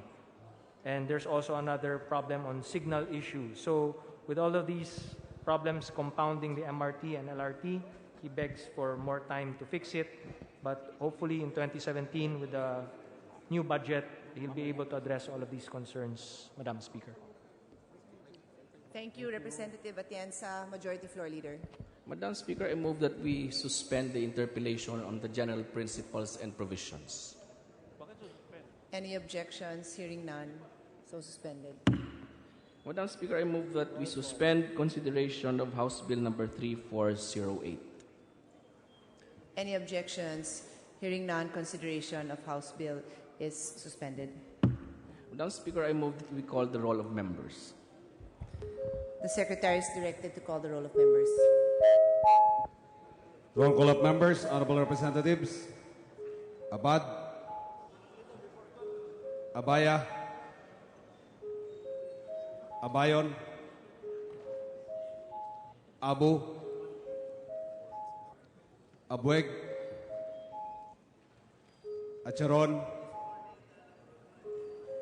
Akop, Acosta, Acosta Halba, Adjong,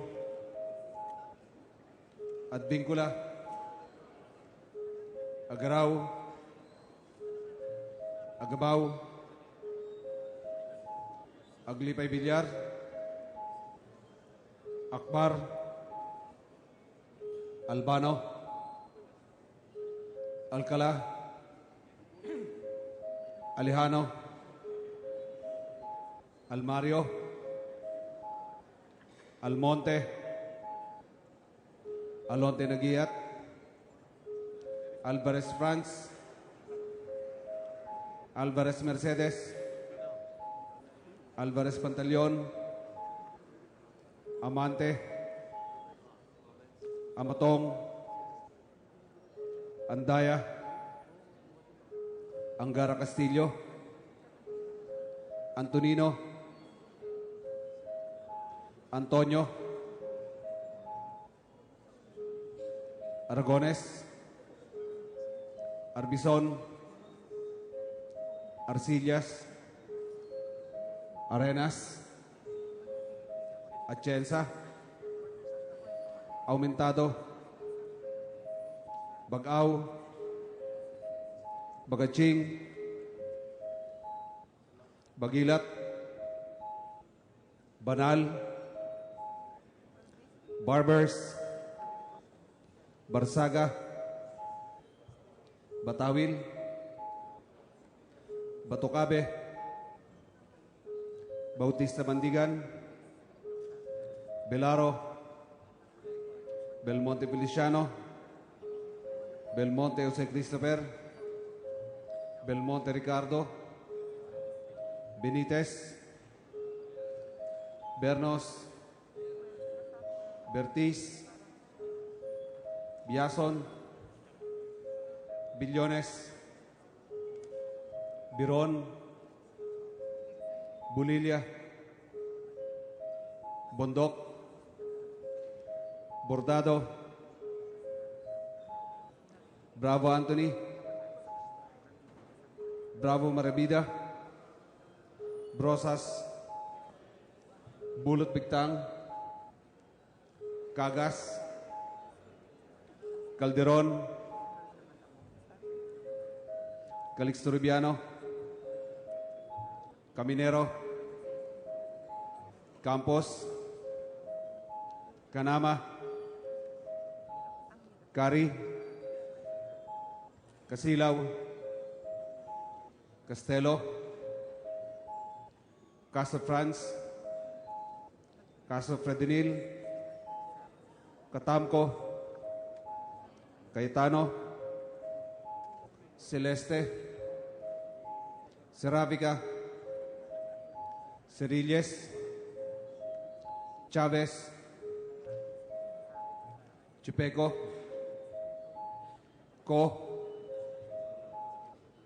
Coanco, Collantes, Cortés, Cortuna, Cusalan, Crisólogo, Cua, Cuaresma, Cueva, Dalipe, Dalog, Dasa,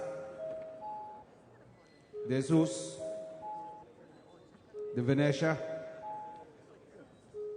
De Vera, Defensor,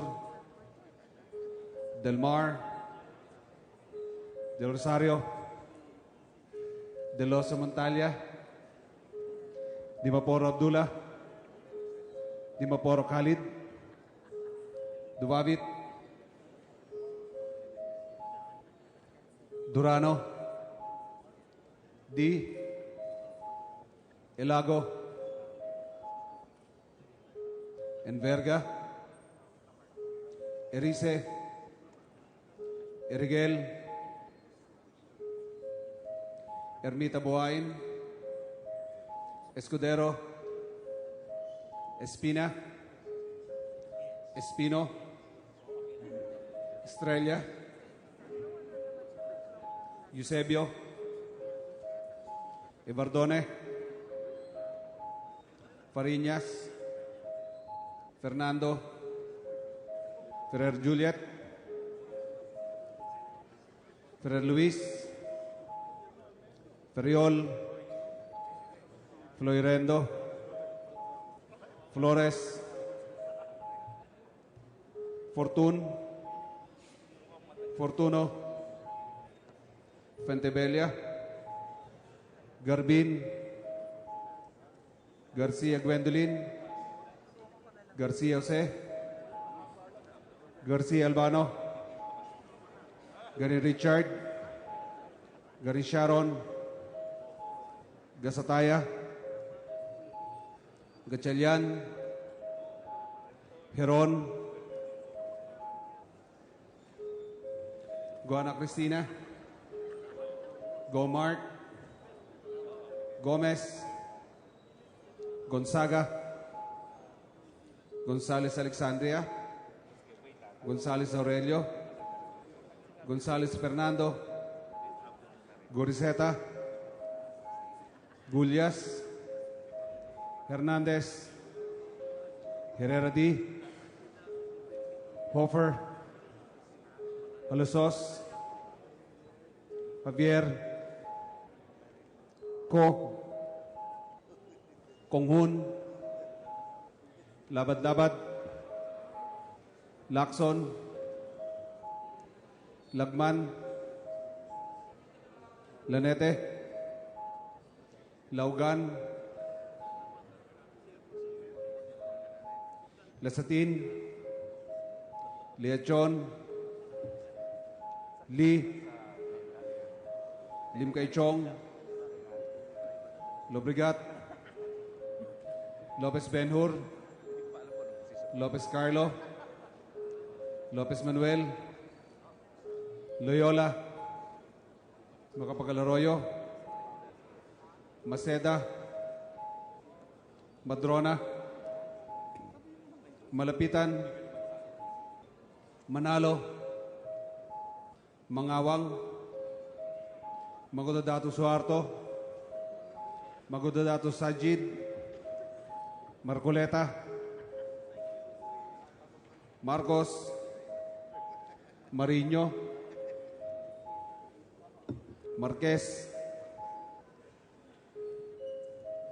Martinez, Matugas,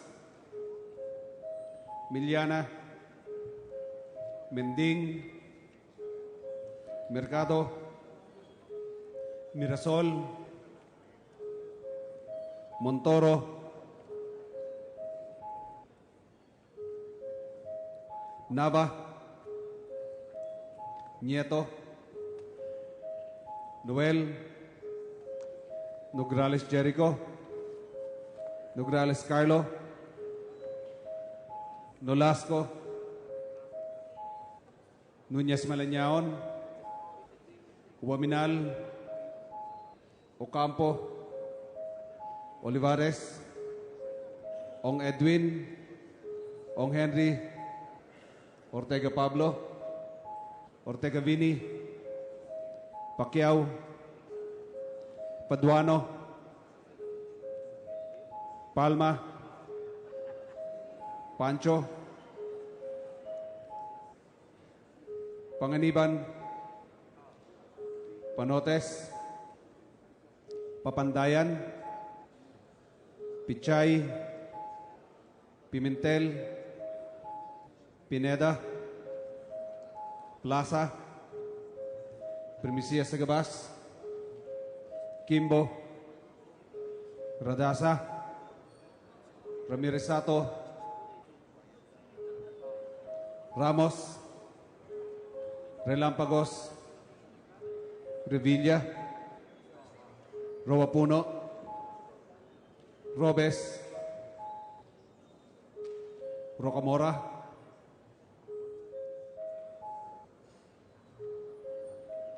Rodriguez Isidro, Rodriguez Maximo, Roman, Romero, Romualdez, Romualdo, Roque Hari, Roque Rogelio,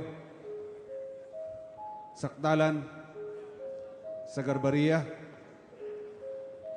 Sahali, Salceda, Salimbangon, Salo, Salon, Sambar, Sandoval, Santos Recto, Sarmiento Cesar, Sarmiento Edgar, Savillano, Sema, Xiao, Silverio,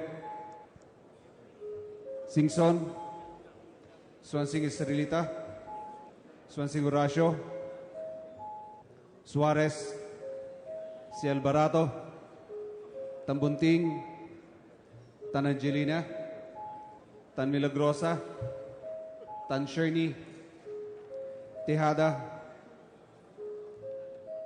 Teves, Chanco, Ting, Tiño, Tolentino, Treñas, Tugna, Tupas, Turabi Nataman, Ti, Umali, Unabia, Ungab,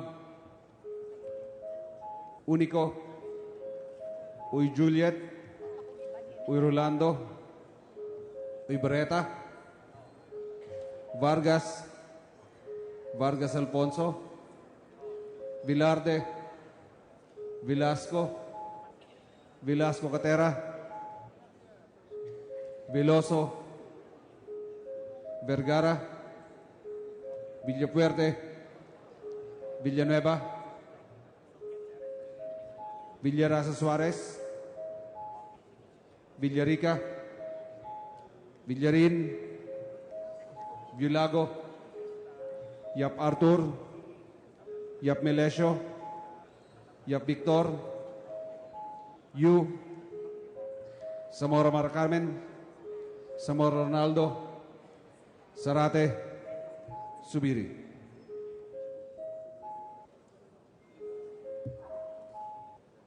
Madam Speaker, the roll call shows that 162 members responded to the call.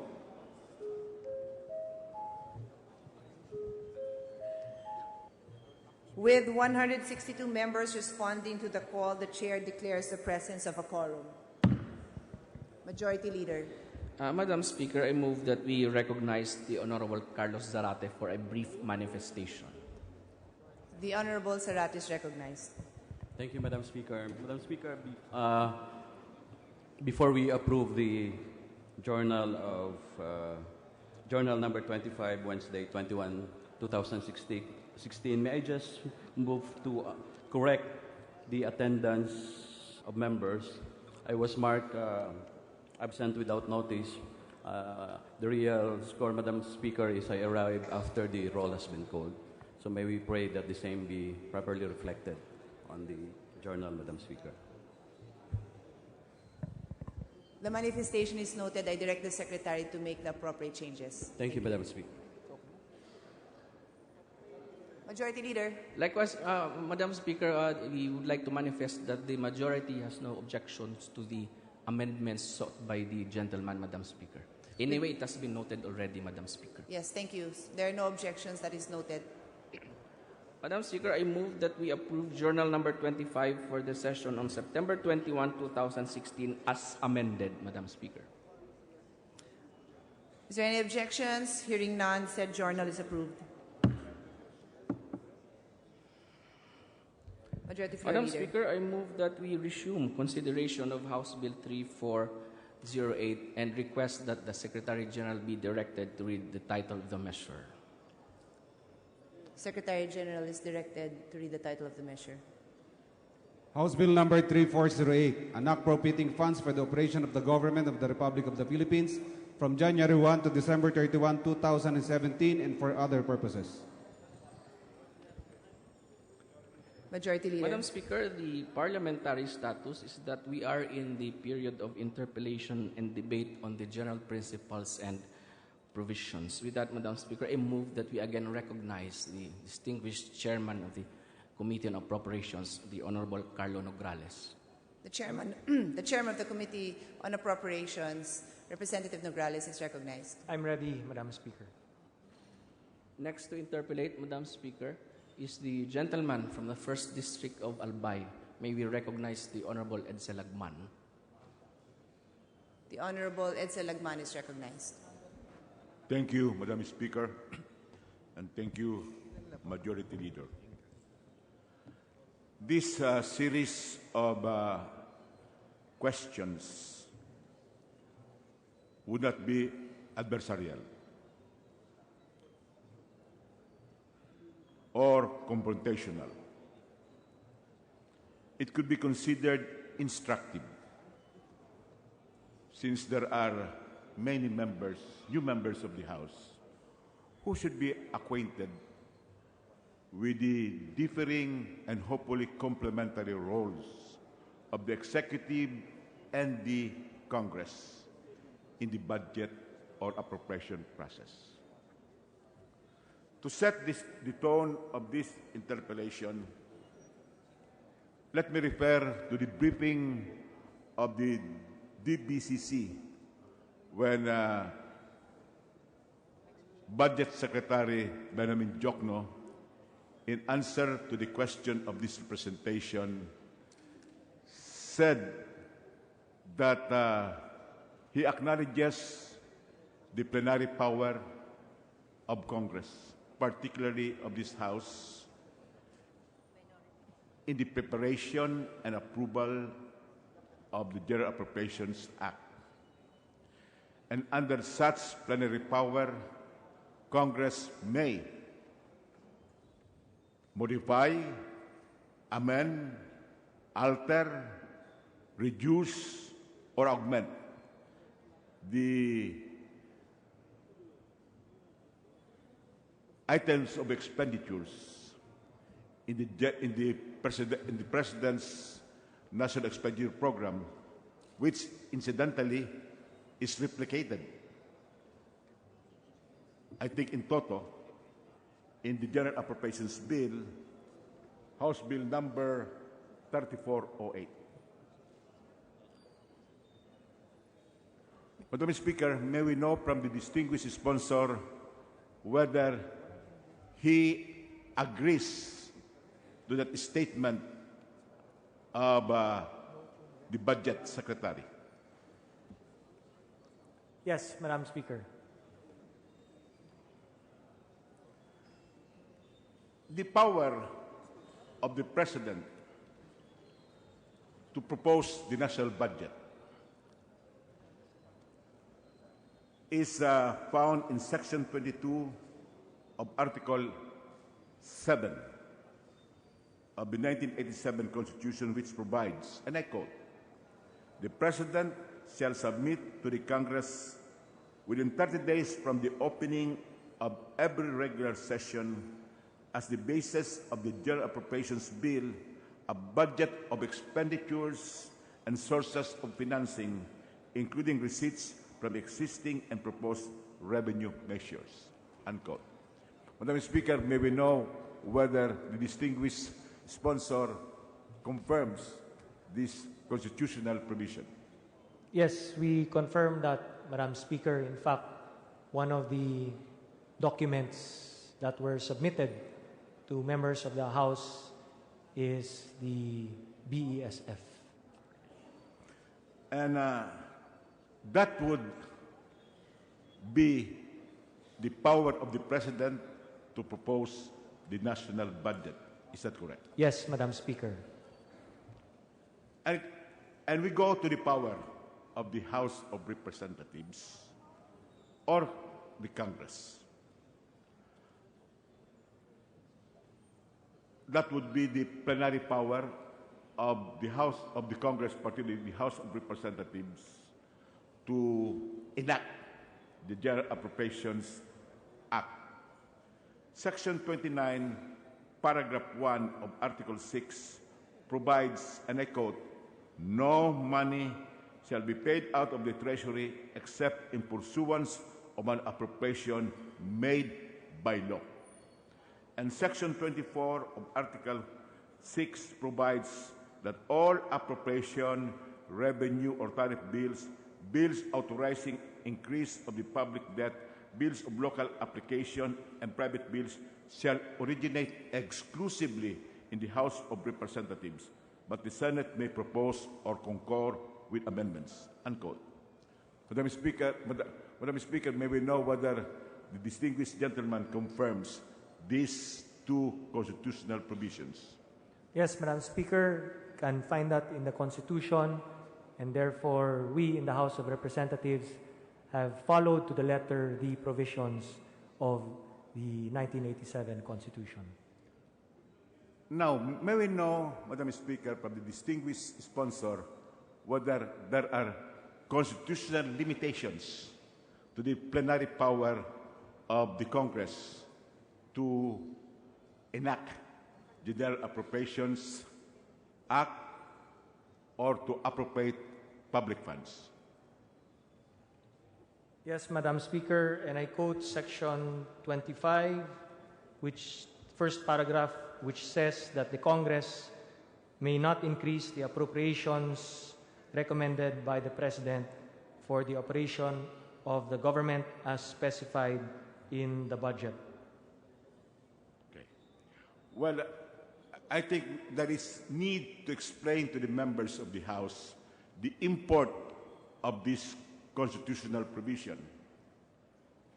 The limitation is that the Congress, or the House of Representatives for that matter, cannot exceed the totality of the appropriations or budget proposed by the President. Yes, Madam Speaker. So if the proposed budget is 3,350 billion and change, then we cannot go beyond 3.350 trillion. But members of the House can propose amendments, modifications, alterations, augmentation, or even reduction of particular expenditure items within the proposal of the President. Yes, Madam Speaker, when we go into the period of amendments, then we shall entertain individual and committee amendments proposed to the body for the body to decide whether or not to adopt said proposed amendments. Madam Speaker. Madam Speaker, in other words, Mr. Sponsor,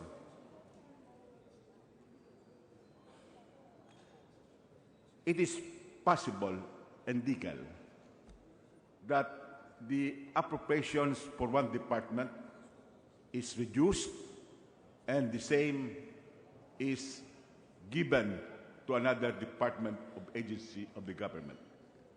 Yes, Madam Speaker, we submit that to the wisdom of the collective of the House of Representatives for all of us by a majority vote whether or not we shall agree to reduce from one item and put it to another item, as long as we do not reduce the proposed ceiling of the budget given to us by the President, which is 3.350 trillion pesos and change. Madam Speaker, in exercise of the plenary power of the House with respect to the budget process, a member of the House or collectively may propose realignments of expenditure items within the budget of a particular department or agency. Is that correct? Theoretically speaking, Madam Speaker, that is correct. But again, it is subject to the decision of the majority whether or not we shall realign those items in the budget. Madam Speaker, distinguished sponsor, when it is said subject to the collective wisdom of the membership, I submit that is correct, but in the same process, I am apprehensive of the collective wisdom of the super majority.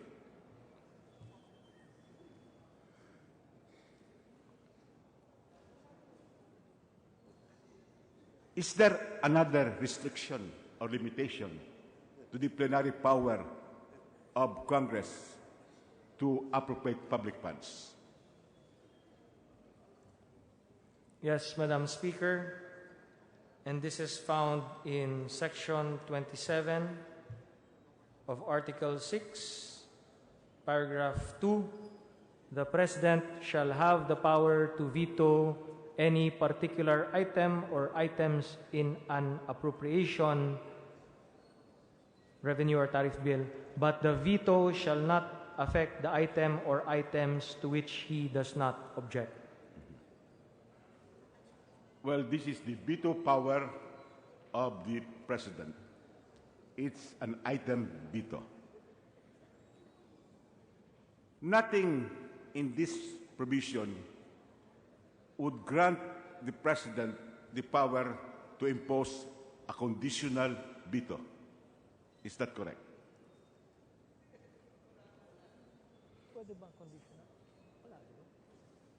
That is correct, Madam Speaker. But in previous administrations, the practice of the office of the President is that only to veto particular items in the general appropriations bill but also to impose conditional vetoes, which would run this way, subject to implementation pursuant to guidelines to be imposed by the Office of the President. Do you recall that? Yes, Mr. Chairman. Madam Speaker, there were instances that was imposed. Madam Speaker, this is distinguished sponsor, do you think the House of Representatives should challenge such practice?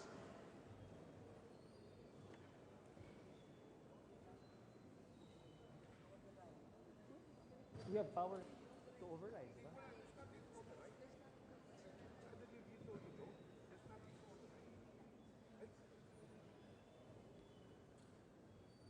Do we override or not? No, you don't.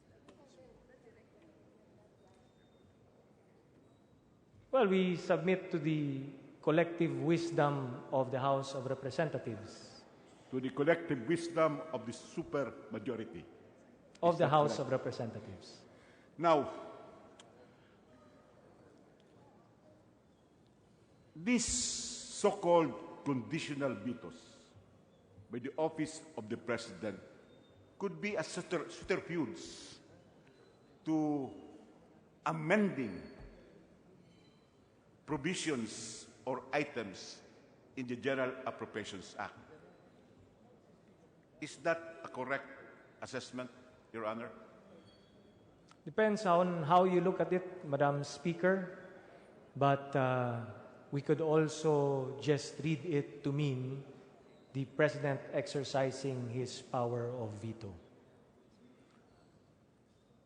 Now, we would like to get the assurance, Madam Speaker, of the distinguished sponsor that the leadership of the Committee on Appropriations and the leadership of this House would protect the plenary authority of the Congress, more particularly of the House of Representatives, in the appropriation of public funds, more particularly in the preparation and adoption of the General Appropriations Act.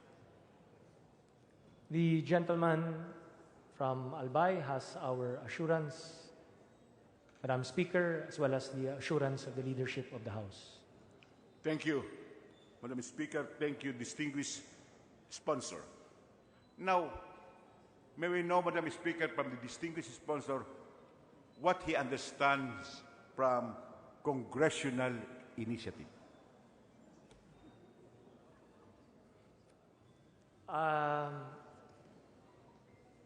Congressional initiative has different connotations, Madam Speaker. It used to have a negative connotation in the past budgets. So right now, the phrase congressional initiative is not really being used right now in the budget process. When a member of the House or the House itself considers provisions or expenditure items not included in the National Expenditure Program as replicated in the GAB, is that not a congressional initiative? Well, right now, Madam Speaker, since I came into Congress and up to now, as I am serving my third term in Congress, I've always understood it to mean a congressional amendment. Previously, congressional initiative had a negative connotation in the past Congresses that it is where quote-unquote insertions are made in the budget. But right now, we describe amendments to the budget as merely congressional amendments. When a member of the House would propose the appropriation of funds not found in the NEP or the JAB for financing the construction of a far-flung barangay bridge, would that be a congressional initiative? It would be an amendment that would be proposed and subject to the adoption by the collective members of the House. Whether it is an amendment or a congressional initiative, or much better, a congressional authorization, these acts are not unconstitutional. No, they are not, Madam Speaker. It's well within our prerogative and power to amend the budget as we see fit.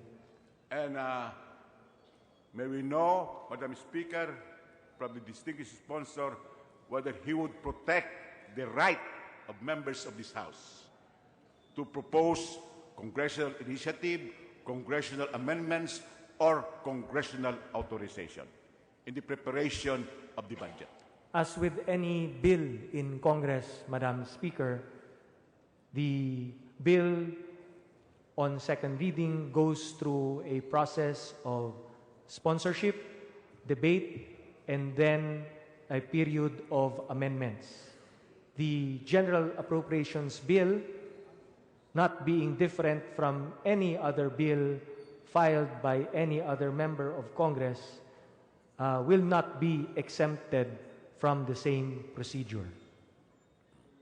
The thesis, Madam Speaker, distinguished sponsor of this representation, is that the National Expenditure Program, as replicated in the JAB, is not cast in stone.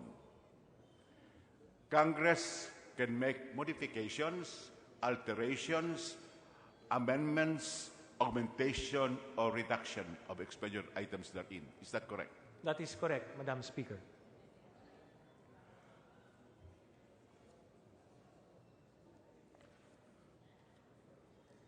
Now, let me go to the power of the executive to disburse or not to disburse the appropriations in General Appropriations Act. Which power seems to be more ascendant than the congressional power of the purse?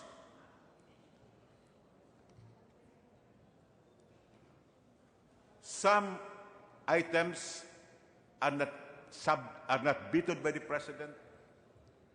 They are not even subject to conditional veto, but they are not released. They are not released during the implementation of the budget. In other words, the office of the President impounds the appropriation by not releasing the same. Is the distinguished sponsor aware of this practice by the executive? Well, Madam Speaker, in the 2016 General Appropriations Act, there was a section there on prohibition against impoundment of appropriations. And in the 2017 General Appropriations Bill, we have adopted the same wordings, essence, and the concept prohibiting the impoundment of appropriations except with a certain exception, which is in case of an unmanageable national government budget deficit. Madam Speaker. And Madam Speaker, distinguished sponsor, what is the understanding of the distinguished sponsor of this provision against the impoundment of appropriations? It means that no appropriations authorized under the General Appropriations Act shall be impounded by the executive unless there is an quote-unquote unmanageable national government budget deficit.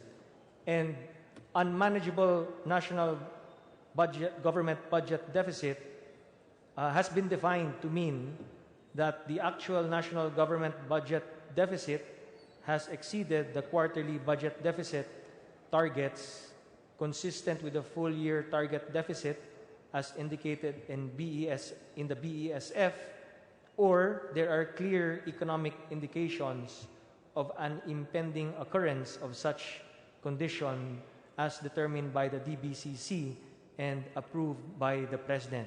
Otherwise, Madam Speaker, the executive has no business impounding appropriations authorized under the GAA.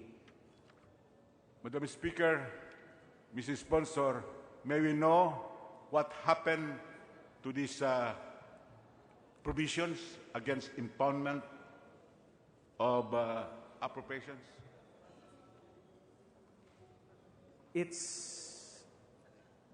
I don't understand the question, Madam Speaker. Do you find it in the 2017 No. GAB?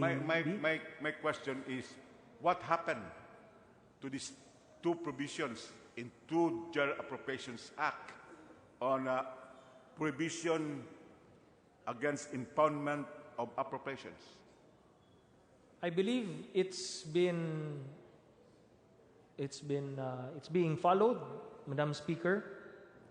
For 2016, 85.4% of the budget has already been comprehensively released, while others are still subject to compliance for certain requirements. But as it is, Madam Speaker, what is indicated or spelled out in the General Appropriations Act of 2016 has been followed by the DBM as far as releasing of appropriations are concerned.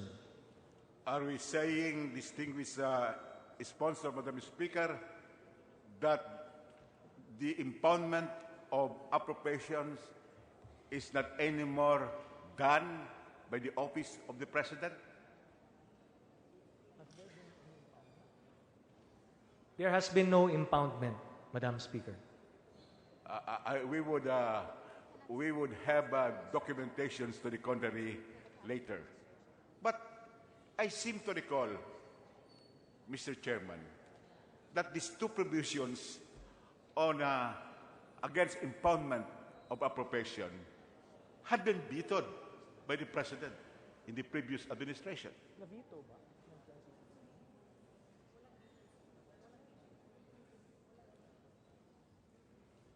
If we're referring to the 2016 GAA, there was no veto made by President Aquino on the impoundment provision of the 2016 GAA, Madam Speaker.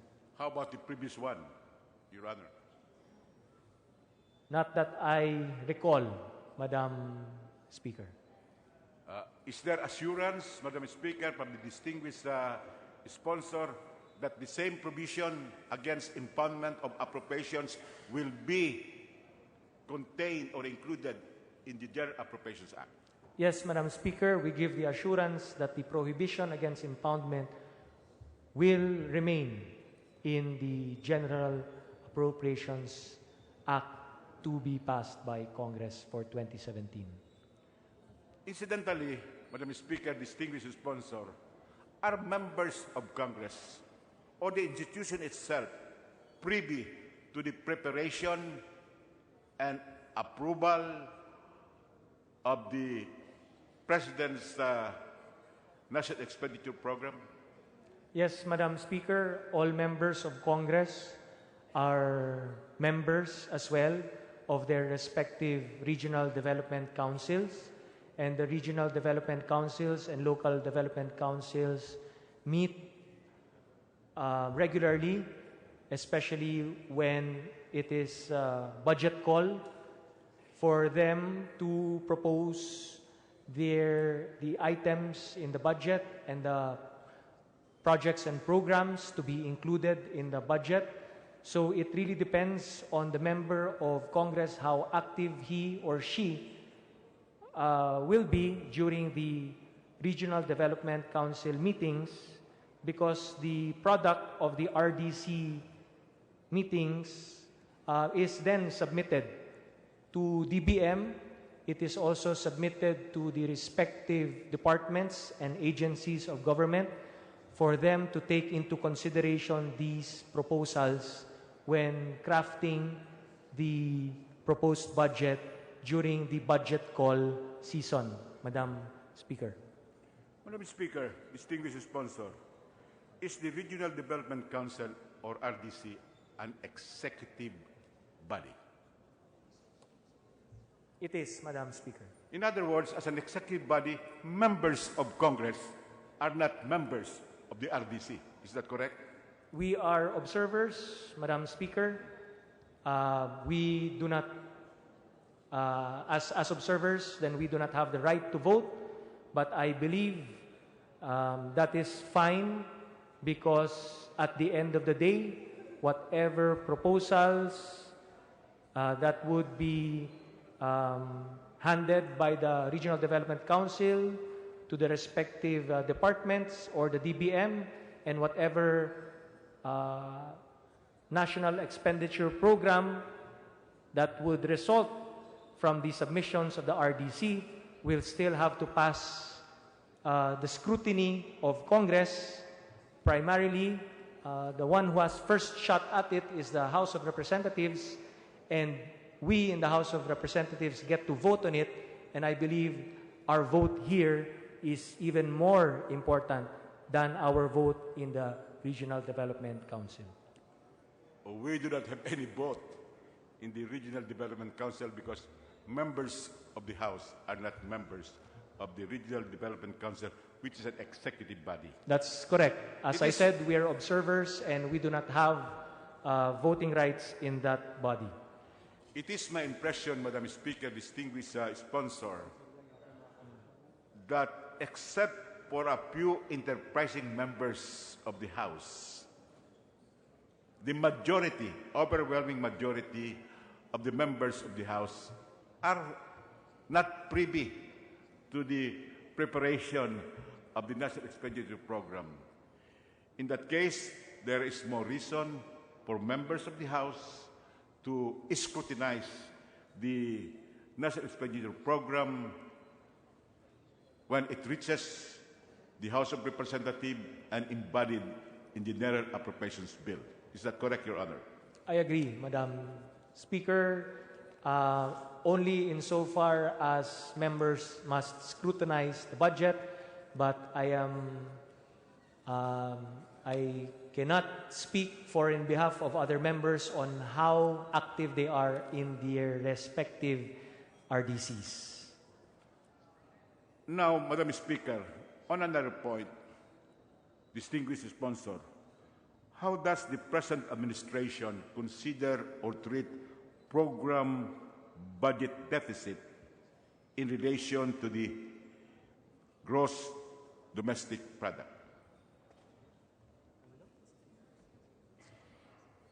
For 2017, Madam Speaker, the DBCC has agreed that we will go on a deficit spending equivalent to 3% of the GDP.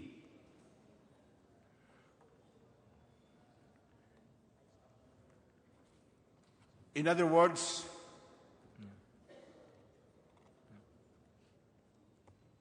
we should not be constrained by a bigger program budget deficit in order that government will be allowed to pump prime the economy and release funds for infrastructure and socio-economic benefits to our people. That is correct, Madam Speaker, because the policy now is that we must grow our economy faster, and therefore we can afford not to be bothered by the budget deficit, because if we grow our economy faster, then the percentage of our debt spending shall be reduced in the long run anyway. Especially if we pour most of our expenditures into infrastructure and other programs and projects that will produce value added into our respective sectors in the economy. As a matter of fact, Madam Speaker, distinguished sponsor, more progressive economies have bigger budget deficits than the Philippines, like the United States, Japan, and similarly situated countries. Is that correct? Yes, Madam Speaker. In fact, even among our Asian neighbors, we will see economies or countries having a budget deficit of higher than 3%. Okay.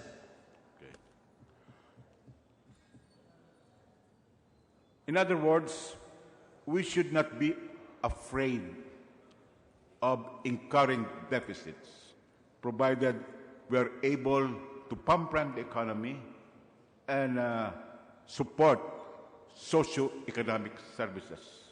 Is that correct? Yes, Madam Speaker, if we put our money into the proper projects and programs of government that will stimulate the economy even more, that will help us achieve our target of 7.5% GDP growth, if we are able to protect the poor, if we are able to provide education, social welfare, good health, if we spend on infrastructure, like for instance, if we target between 5% to 7% of GDP for infrastructure, if we are able to grow the economy as fast as we can, then we must not be afraid of incurring budget deficit and do a budget deficit spending, Madam Speaker. Madam Speaker, distinguished sponsor, on July 1, 2016, when the new administration took over, what was the inherited budget deficit? Anong inherited budget? A few moments to get the number, Madam Speaker.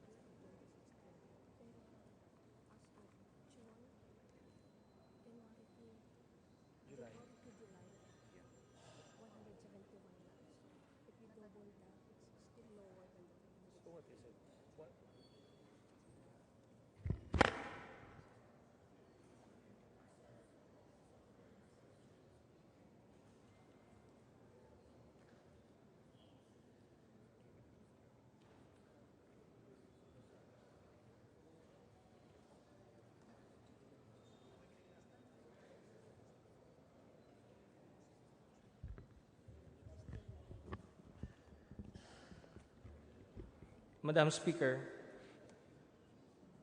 according to our figures, from January 2016 to July 2016,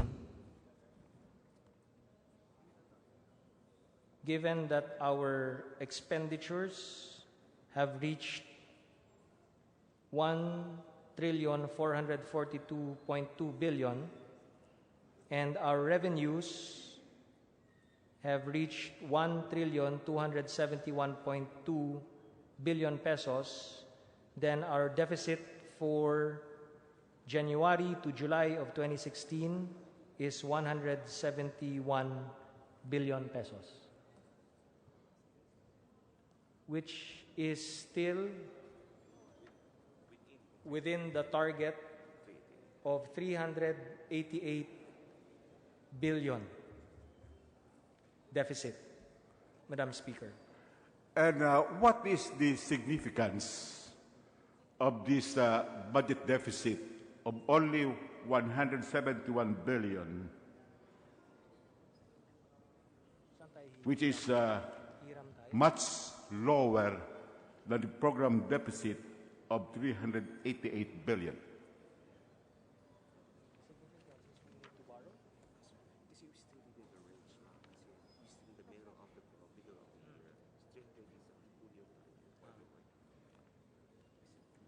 In order to abbreviate the proceedings, Madam Speaker, distinguished sponsor, that means that the government, the previous administration, was underspending.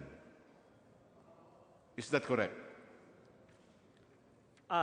Yes, Madam Speaker, it would appear that in the first 6 months of the year 2016, where the previous administration still held power, then it would appear that there has indeed been underspending.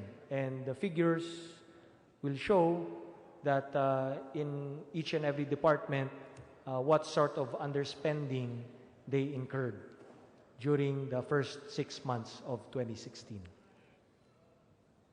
Madam Speaker, distinguished sponsor, can we have later a documentation of the underspending per department? Not now, but later. Yes, Madam Speaker.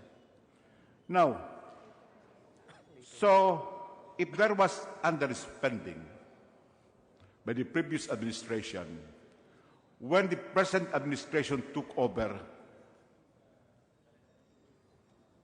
there was so much funds which were not obligated or which were not disbursed or which were not utilized. Is that correct? Yes, Madam Speaker, and that is the reason why this government, this new administration, has considered it a sin to underspend. They have taken measures in order for the various departments and agencies to use the budget allocated to them for 2016, and it has committed not to underspend in 2017, because with underspending, we shall be shortchanging our people because all of these monies were appropriated for various projects and programs that is supposed to benefit the Filipino people. And may we know, Madam Speaker, this sponsor, how much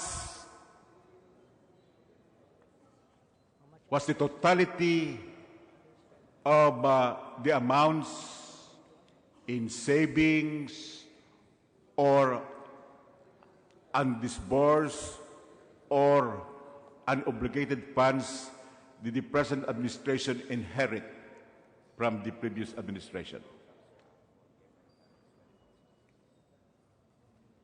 I would suppose it would run into billions of pesos. Yes, Madam Speaker, for the first semester of 2016, the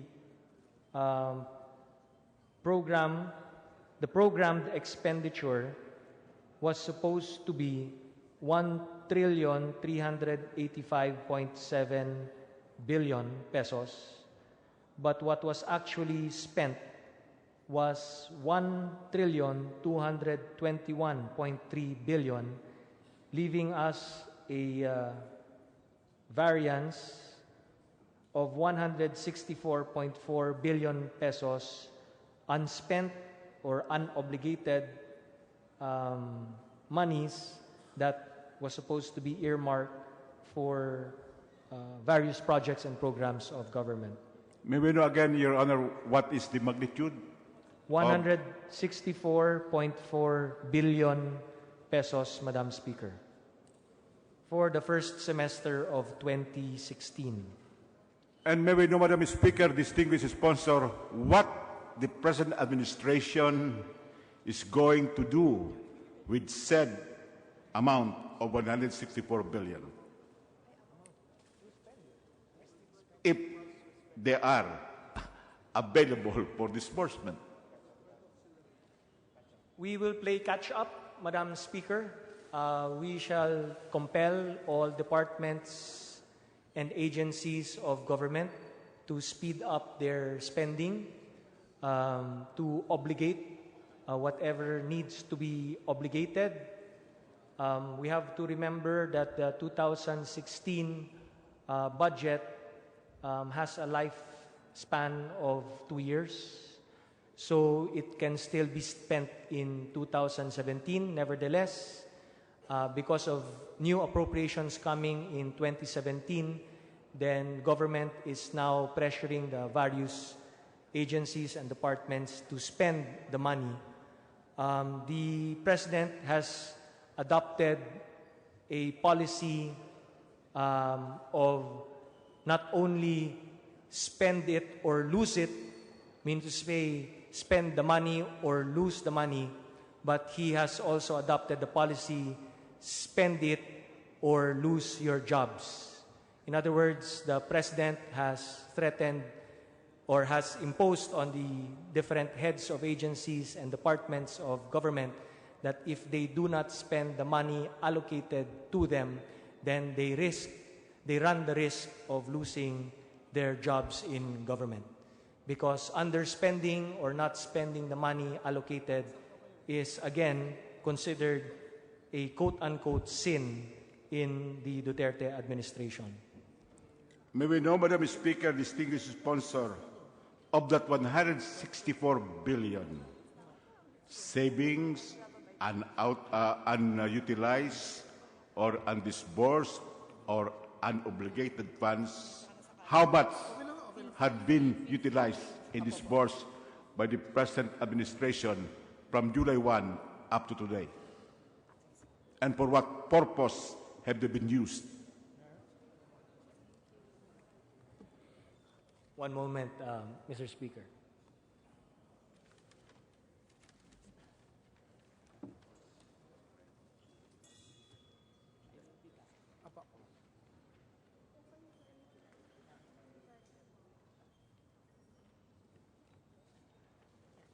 Susan.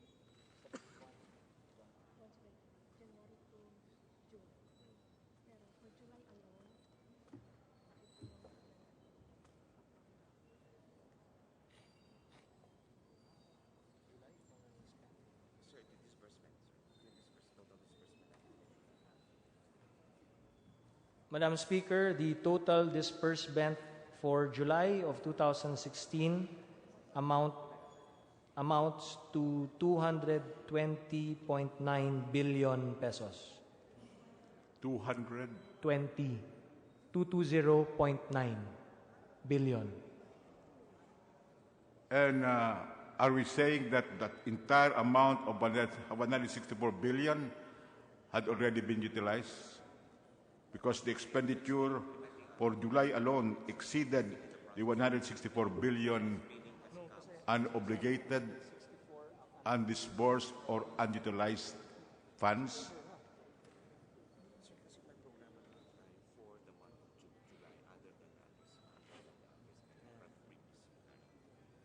That's inaccurate, Madam Speaker, because the 220.9 billion pesos spent also includes what was programmed for spending in July. So it does not contain the unspent, but it also contains what was programmed to be spent on July.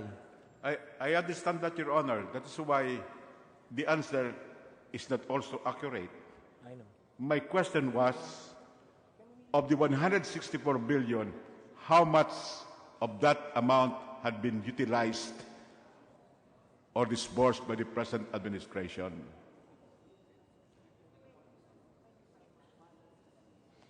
Right now, Madam Speaker, I would admit that it would be hard for us to do a one-to-one correspondence at this point.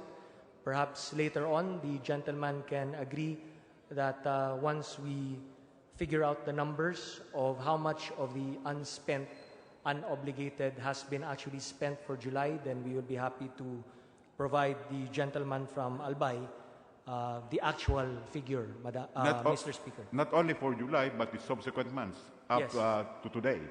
Yes. And we will wait for that report, Your Honor, distinguished sponsor.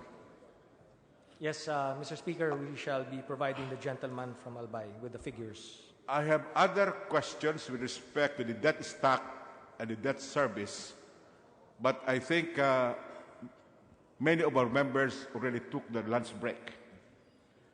So I would suspend my interpellation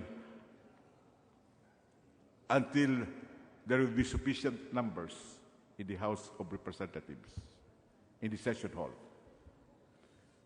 Thank you, Mr. Chairman and distinguished sponsor, for those candid answers. Thank you, Mr. Speaker. I'd like to thank the gentleman from Albay as well. The Majority Floor Leader.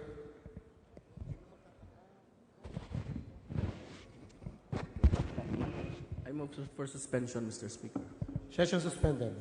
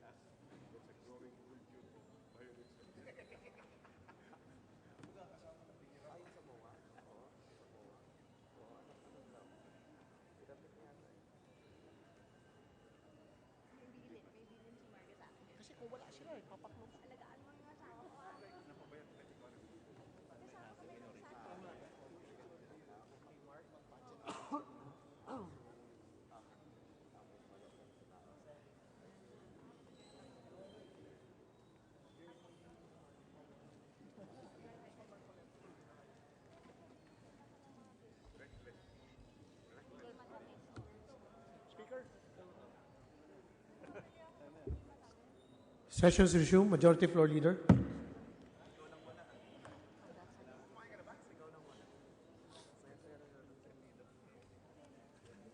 resumption, Mr. Speaker.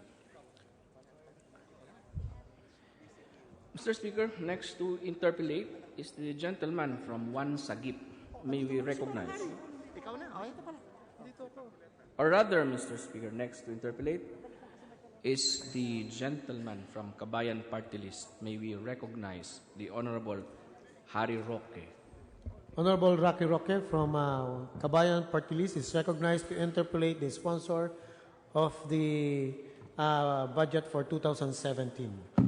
Thank you, Mr. Speaker. Thank you, Mr. Majority Floor Leader. Now, my first question to the kind sponsor of the 2017 budget is whether or not he knows that for the past 3 years, the national budget has consistently risen by 400 billion.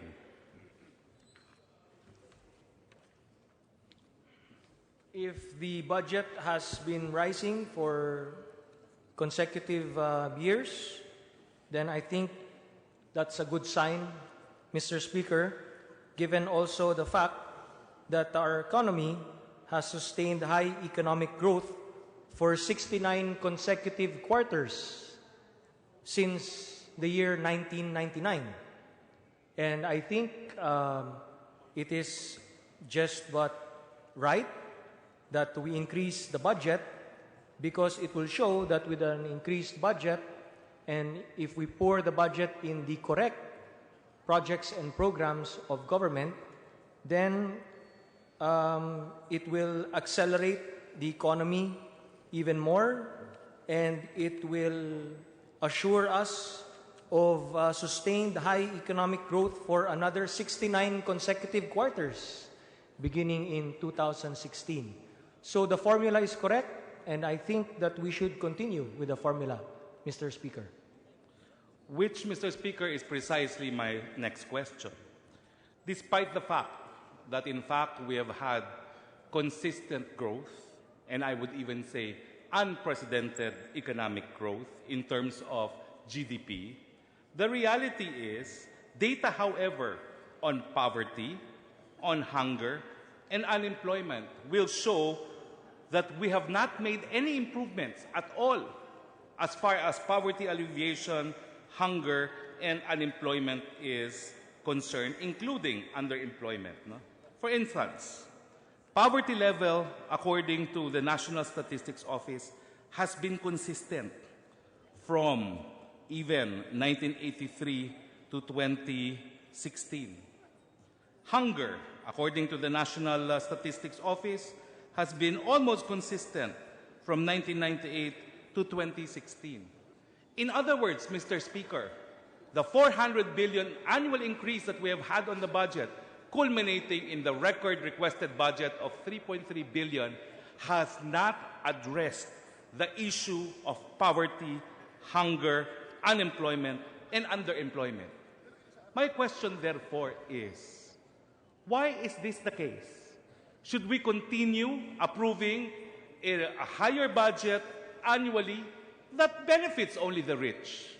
Because the economic figures from government sources itself, let us not even consider the figures offered to us by survey agencies on perception of hunger. I'm talking only of the National Statistics Office data.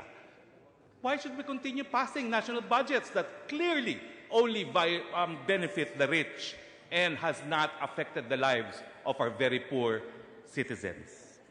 Well, Mr. Speaker, the puzzle that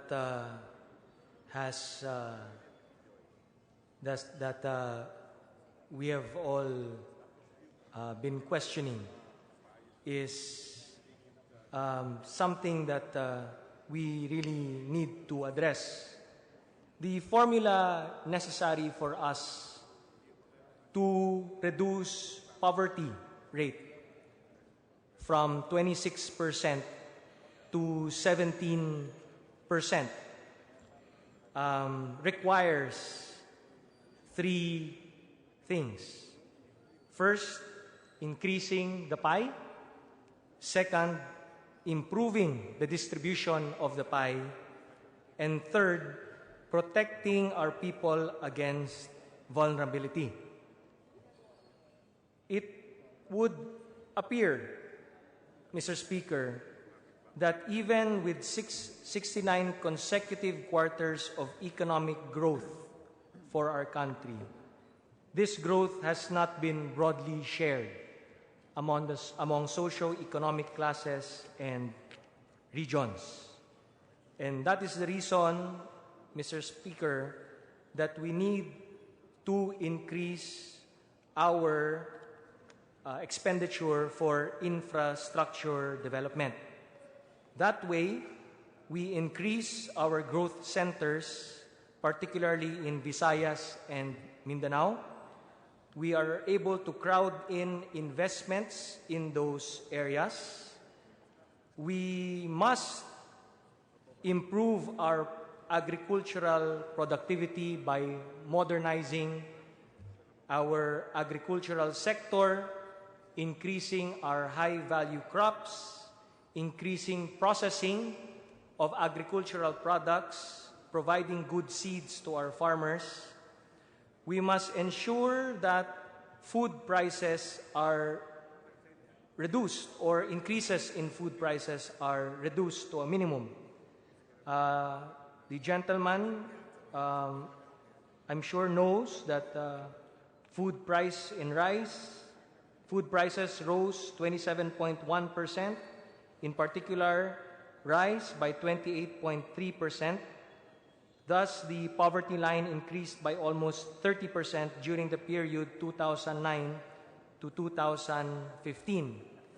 And therefore, we must be more active in trying to address that issue. We must also develop the manufacturing sector. We must provide better access to finance, including microfinancing. Again, we must increase growth centers and linkages to markets so that we can reduce the prices of commodities, particularly food. We must spend more on education, on technical vocational education, on tertiary education, and basic education. And we must also streamline our government procedures to make it more investor-friendly so that more businesses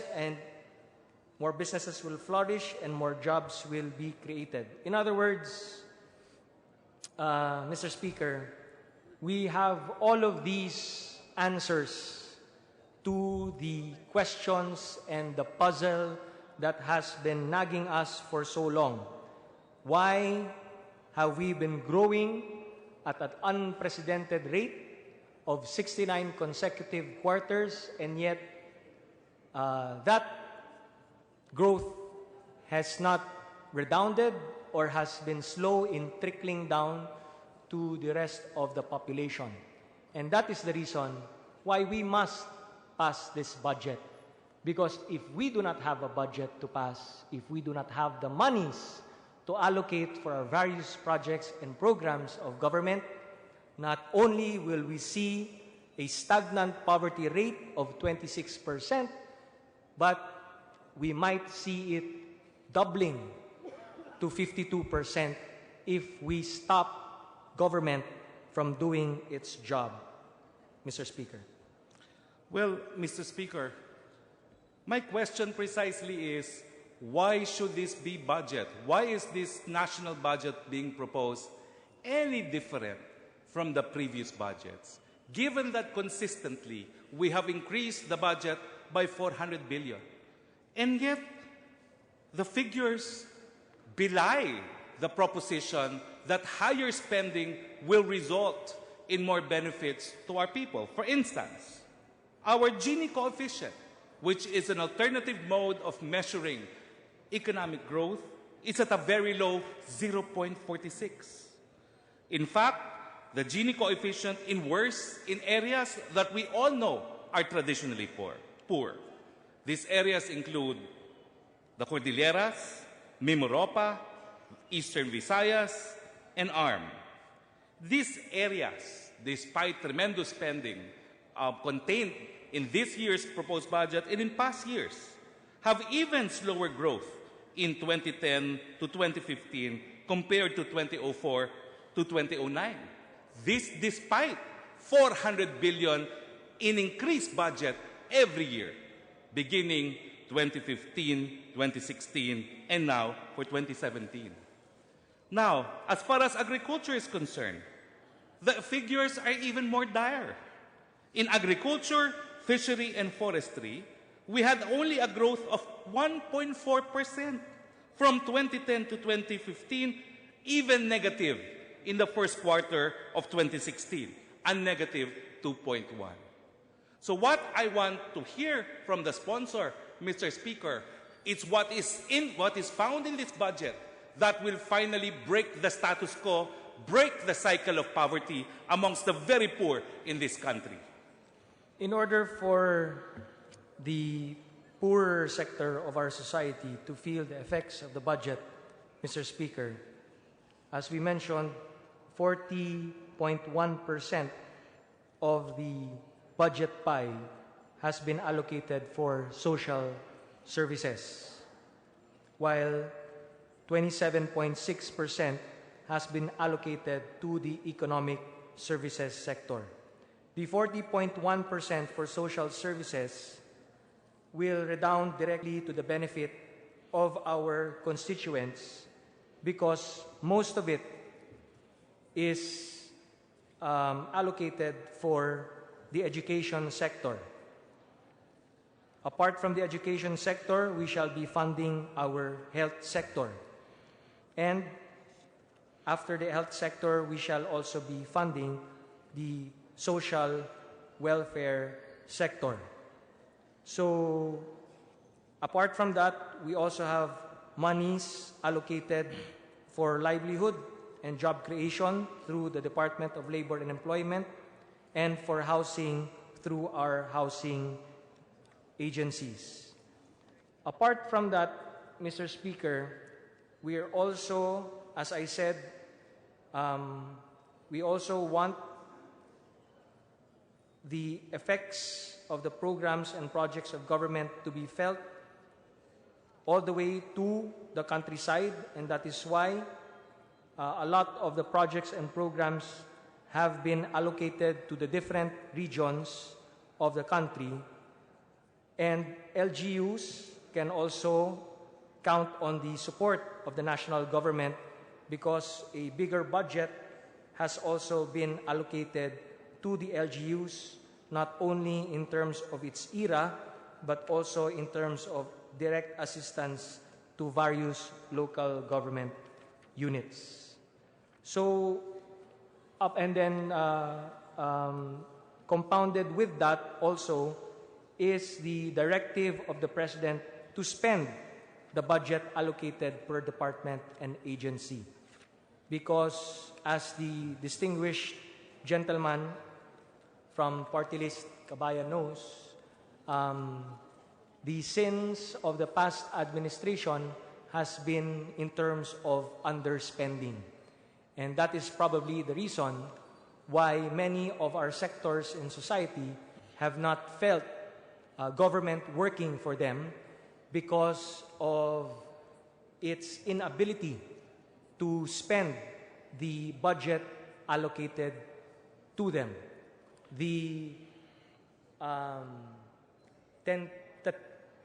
tentativeness of the various departments and agencies of government in the past administration to fund the projects and programs for our people.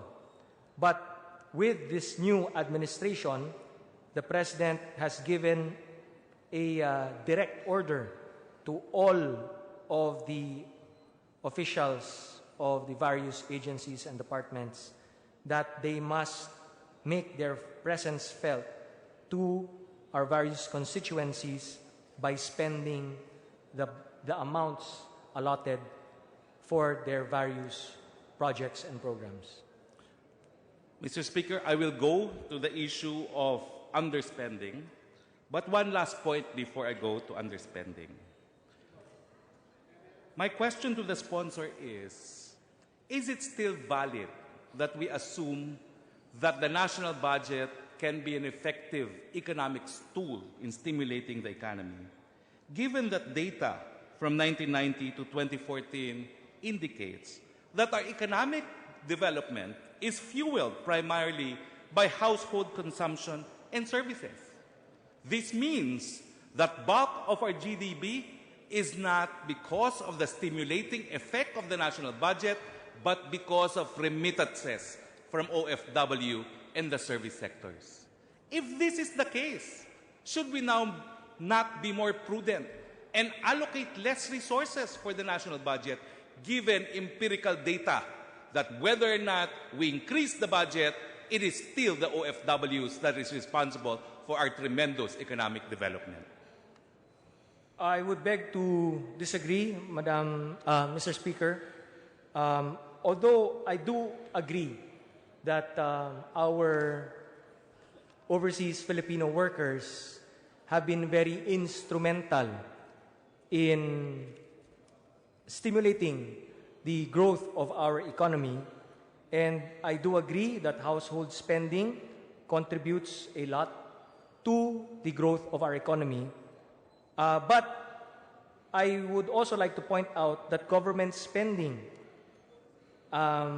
plays also a key role in growing the economy, because our economists would point out, Mr. Speaker, that as far as household spending is concerned, it contributes 7.3% to the economy.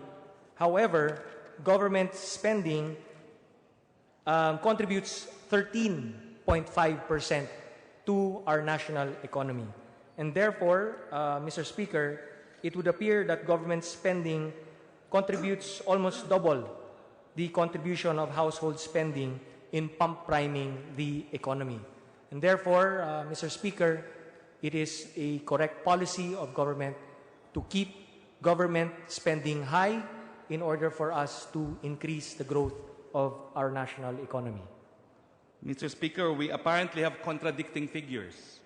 But my conclusion that the economy from 1990 to 2014 has been fueled, almost dominated, by overseas workers because of household consumption and services is based on Balisacan, 2015, August 3, Sustainable Development in the Philippine Context, Performance and Challenges, Philippine Sustainable Development Solutions. May I know where the sponsor derived his contradictory figures so that we can probably reconcile these contradicting figures?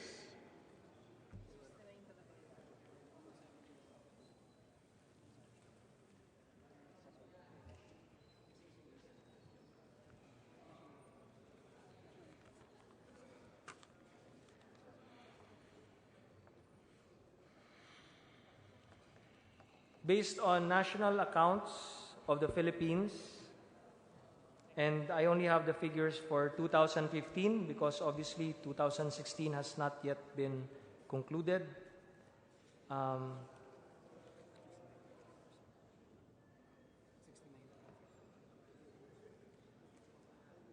Household final consumption expenditure accounts for 69.3% of GDP, share to GDP, and government consumption expenditure is 10.3.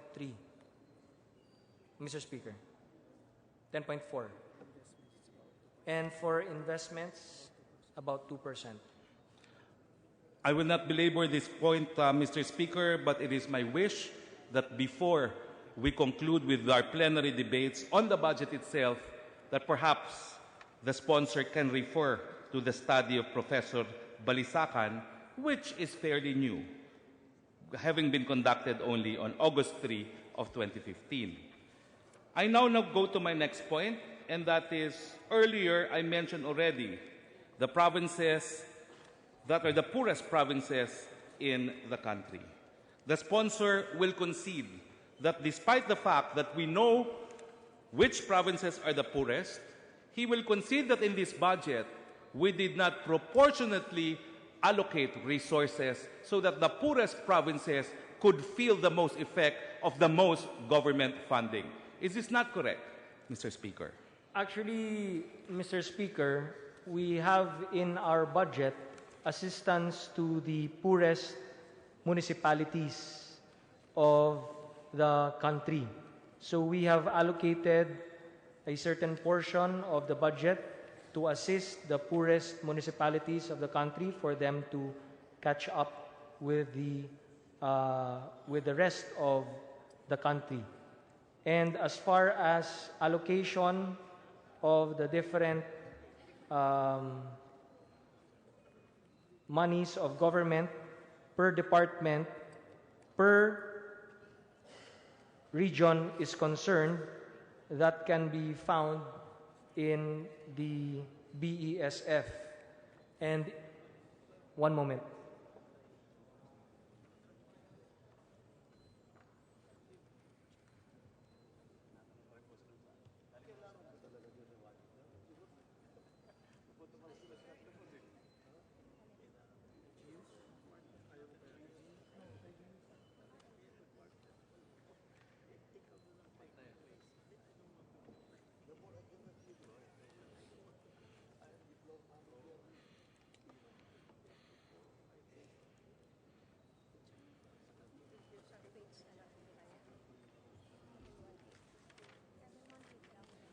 Seven.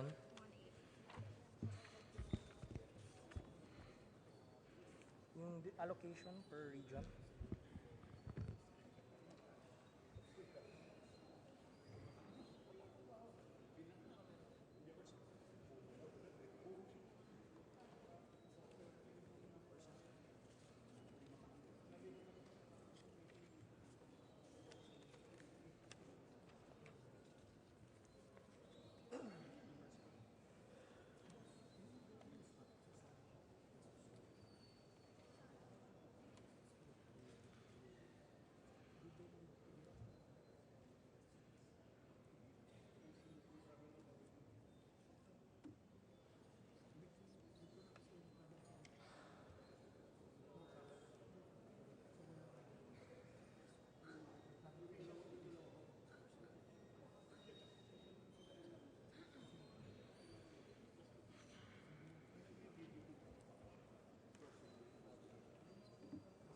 Sagot, mayaman sila, mamulipit sila.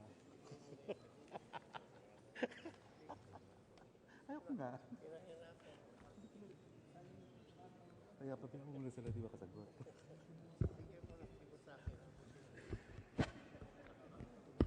So you will see, Mr. Speaker, that based on the regionalized budget, you will see that various regions have received almost equitably the same percentage in the amount allocated to them. We have percentages like 24.2% of the budget, 28.2, 25.2, 27.2. So all of these are indicated in our BESF, and as much as possible, what we have attempted to do with the budget is provide an equal division of the budget to the different regions and different provinces of the country. Mr. Speaker, but why should there be equal distribution among the different regions in the national budget? When I read for the record statistics provided by the Philippine Statistical Authority, 2015 first semester official poverty statistics, showing that the province of Lanao del Sur has poverty incidence of 74.3. The province of Sulu has poverty incidence of 65.7. The province of Sarangani has 61.7. Northern Samar, 61.6. Maguindanao, 59.4. Bukidnon, 58.7. Sultan de Corroderat, 56.2. My point is, these are very disturbing poverty levels. 7 out of 10 in the province of Lanao del Sur is in poverty. Why should Lanao del Sur have the same budgetary allocation as a developed city, say in Metro Manila, when they need more government financing? If we are to use the budget as a tool for economic development, should we not allocate more budget to the provinces that need them the most because they are in dire poverty? Yes, that is correct. When I mentioned that as much as possible, we tried to distribute the programs and projects of government to the different regions, I did not include therein the budget for assistance to LGUs.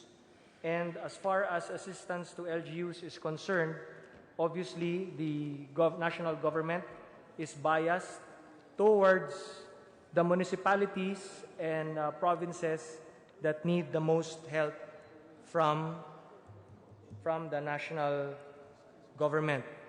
And like I said in my sponsorship speech, that ARMM will be receiving a big allocation from the budget.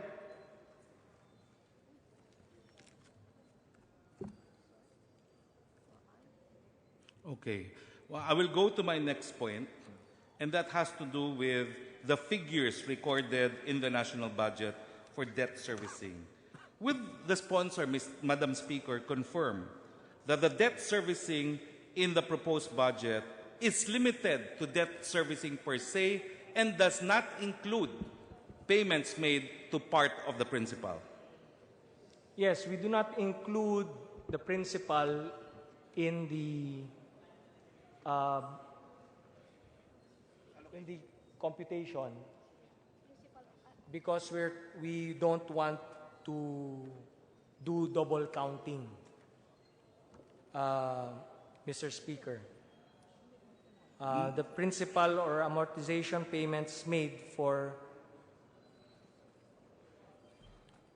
we don't show it in the budget to avoid double counting because the principal, if we add it in the budget, first it's used, the loan proceeds are used as expenditures for the payment of the civil works or the projects, and it will be double counted if we use the same funds to use it for payment of borrowings. So this is an accounting treatment that was agreed upon by the COA, the Department of Finance, and DBM. Madam Speaker, with all due respect, I do not see the wisdom in not reflecting in the national budget sums paid by way of payment on the principal. This representation has to make payments on a house mortgage, on a car mortgage. And every year, the bank is required to show me how much I pay by way of interest and how much I pay by way of payment towards principal. Why should we not reflect the same figures as far as the national government is concerned when the national government is no different from an ordinary person when he makes and pays borrowings insofar as his financial statement is concerned? I raise this point, Madam Speaker, precisely because the amount reflected as debt servicing is therefore misleading. Given that this amount is covered by automatic appropriation, I think the people should know exactly how much is being paid, not only by way of interest payment, but also by way of principal payment. Given, I underscore the fact that this is covered by automatic appropriations. Well, we're not trying to hide anything, Madam Speaker. You will find that in the General Appropriations Bill as Annex B, page 1212. I'd just like to point out that it's part of the financing item, and it's not counted as part of the expenditure, but you will see it as part of the financing portion of our budget, and even in the BESF, you will find it there as well. We're not trying to hide anything. We've been very transparent with the budget, and we will continue to be transparent with the figures in our budget, Madam Speaker. Well, Madam Speaker, I go on to a next point, which is the crux of my interpellation. It is my position, Madam Speaker, that this budget is unconstitutional because the proponents have only given this House of Congress the opportunity to scrutinize 50% of what government will be spending in 2017. And allow me to illustrate this through the following questions by way of interpellation. Madam Speaker, will the sponsor of this bill agree that the 27 national budget consists of three major sums, to which the total expenditure program of 3.35 trillion, the new general appropriations consisting of 2.1499 trillion, and automatic appropriation equivalent to 918 billion, almost a billion?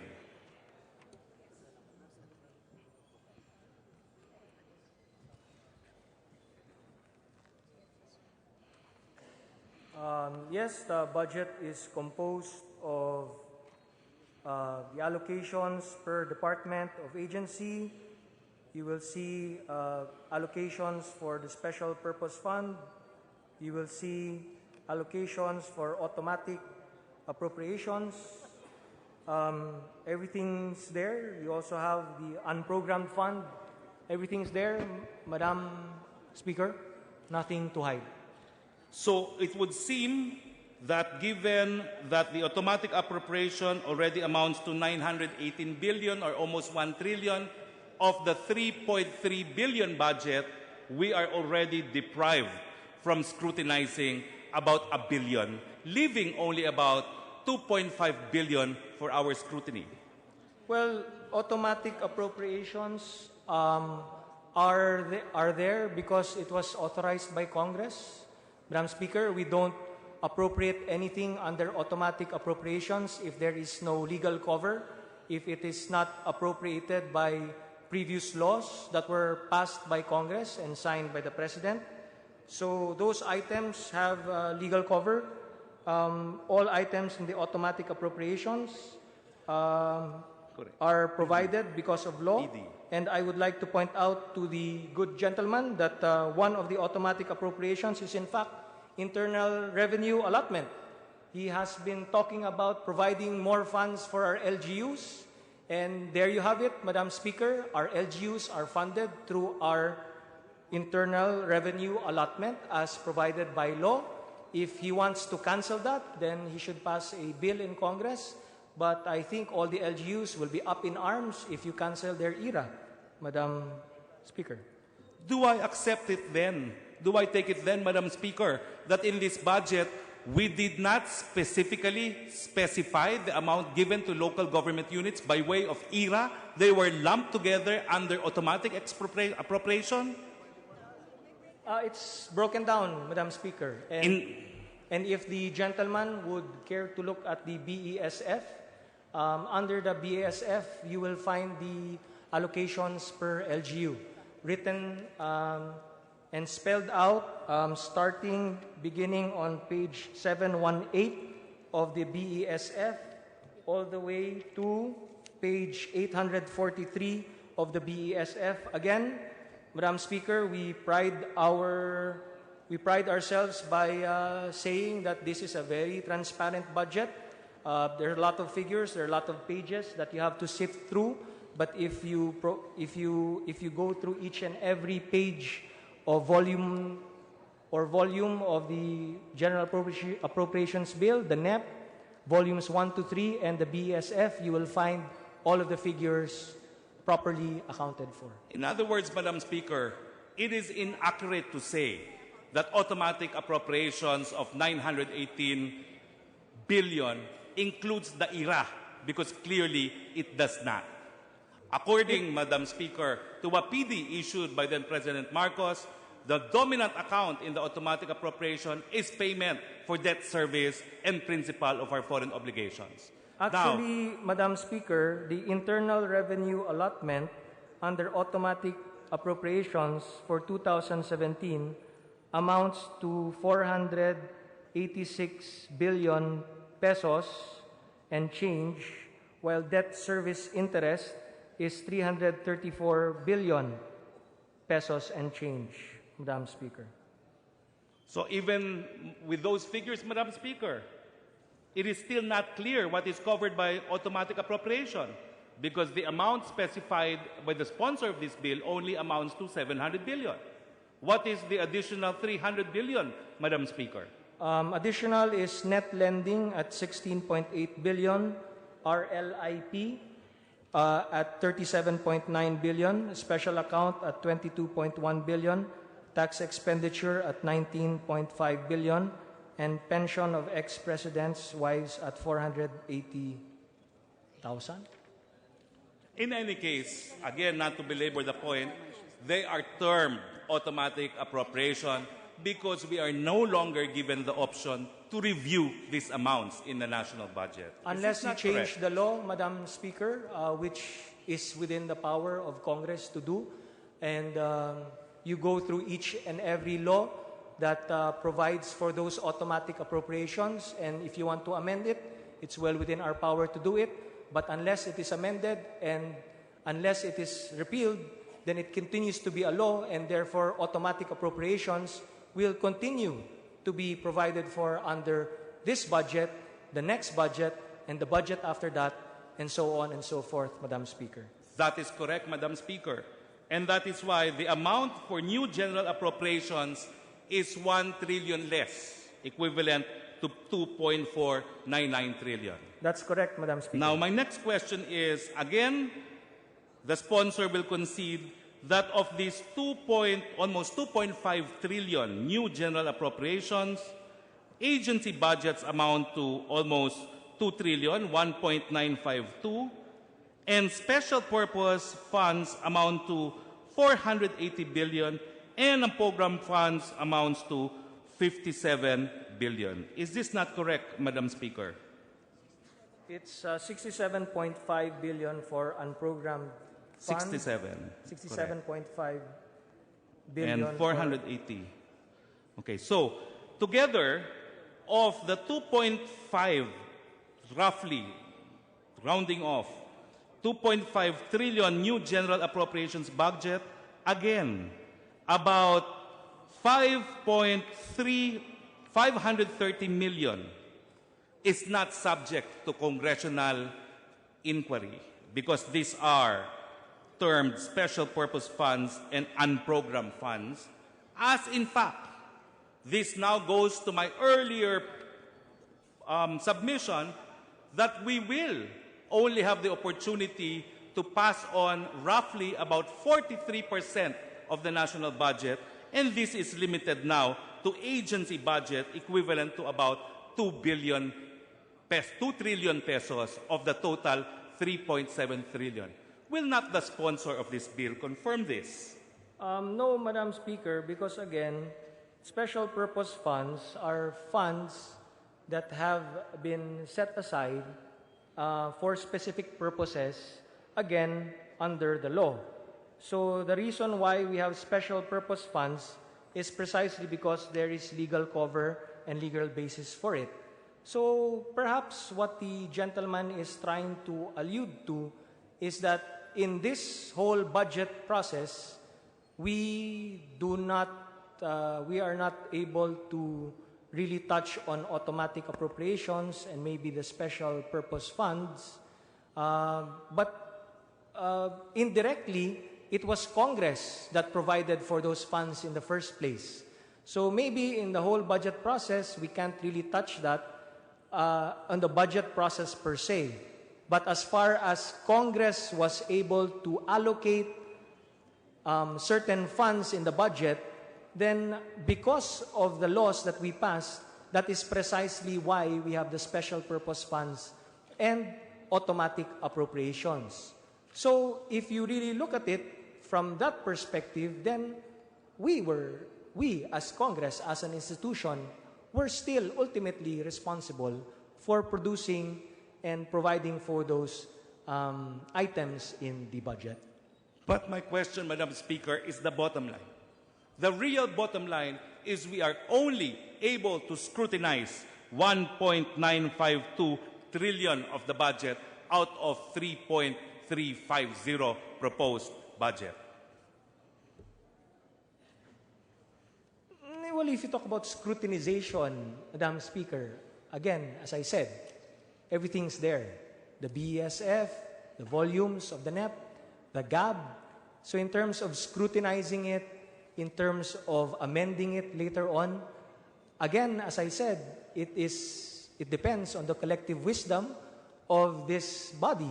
If we are to accept, let's say, certain proposals by the gentleman from Kabayan, subject to the collective wisdom and vote of the entire majority of the House of Representatives. So it will be inaccurate to say that we were not able to scrutinize 3.35 trillion of the budget, because indeed I would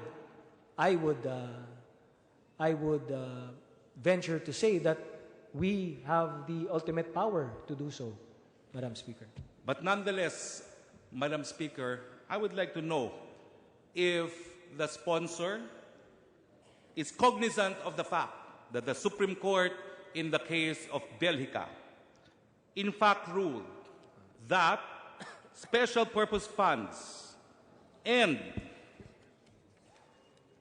unprogrammed funds, together with other lump sum appropriations, are in fact forms of what we refer to as pork barrel.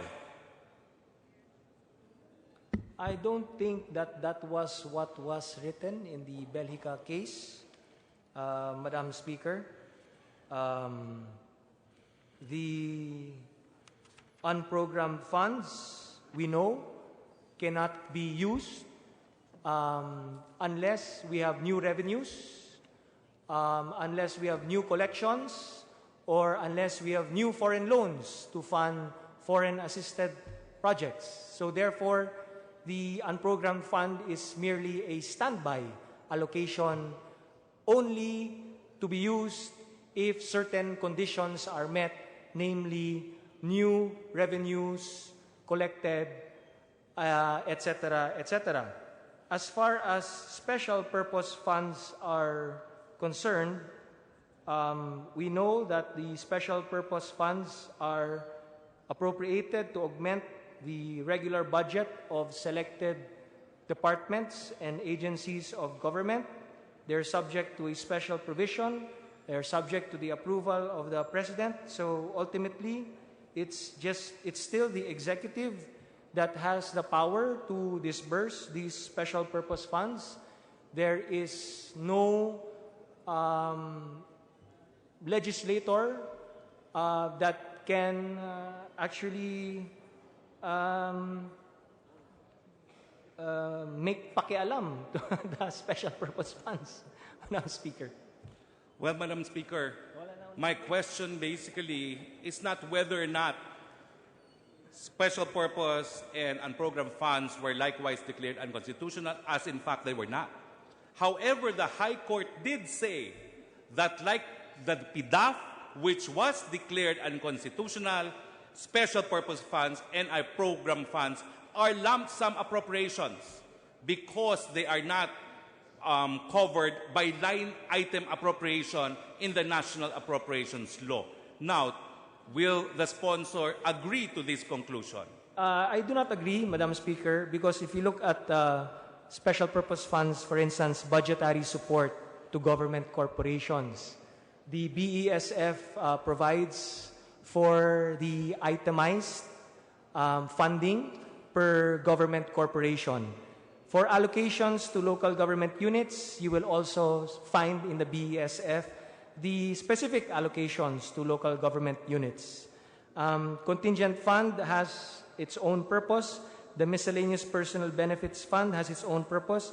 The calamity fund for the NDRRMF is also broken down into specific departments that will be able to access the calamity funds when there is indeed a calamity that shall occur in 2017.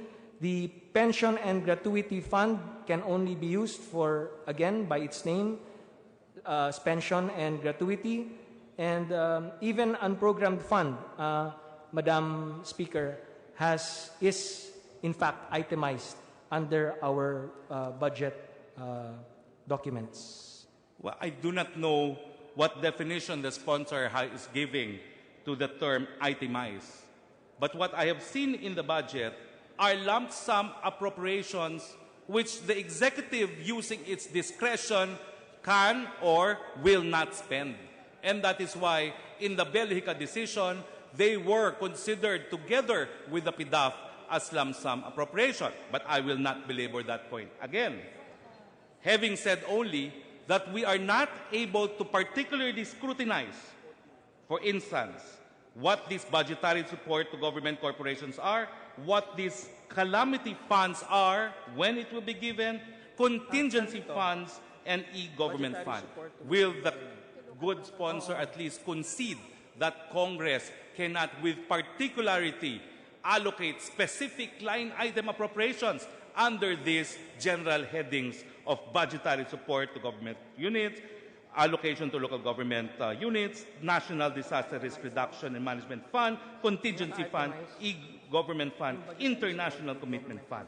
By line item, Madam Speaker, they should have been particularly mentioned how much and to whom it shall be paid. The fact that it was not makes them lump sum appropriation nonetheless.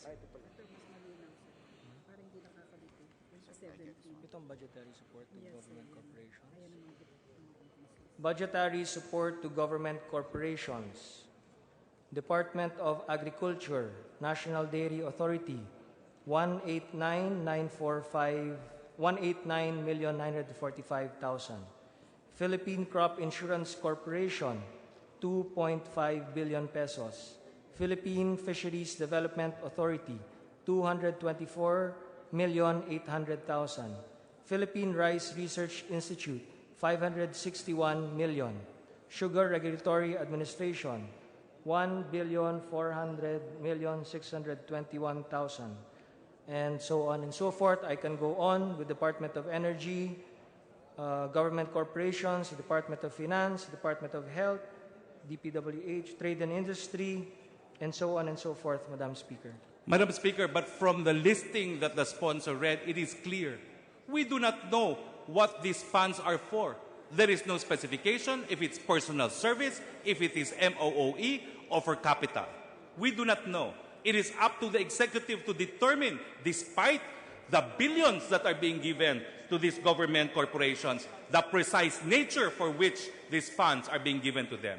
Is this not correct, Madam Speaker? Actually, Madam Speaker, the disbursements and expenditures will be subject to the scrutiny and approval of the board that compose the different government corporations.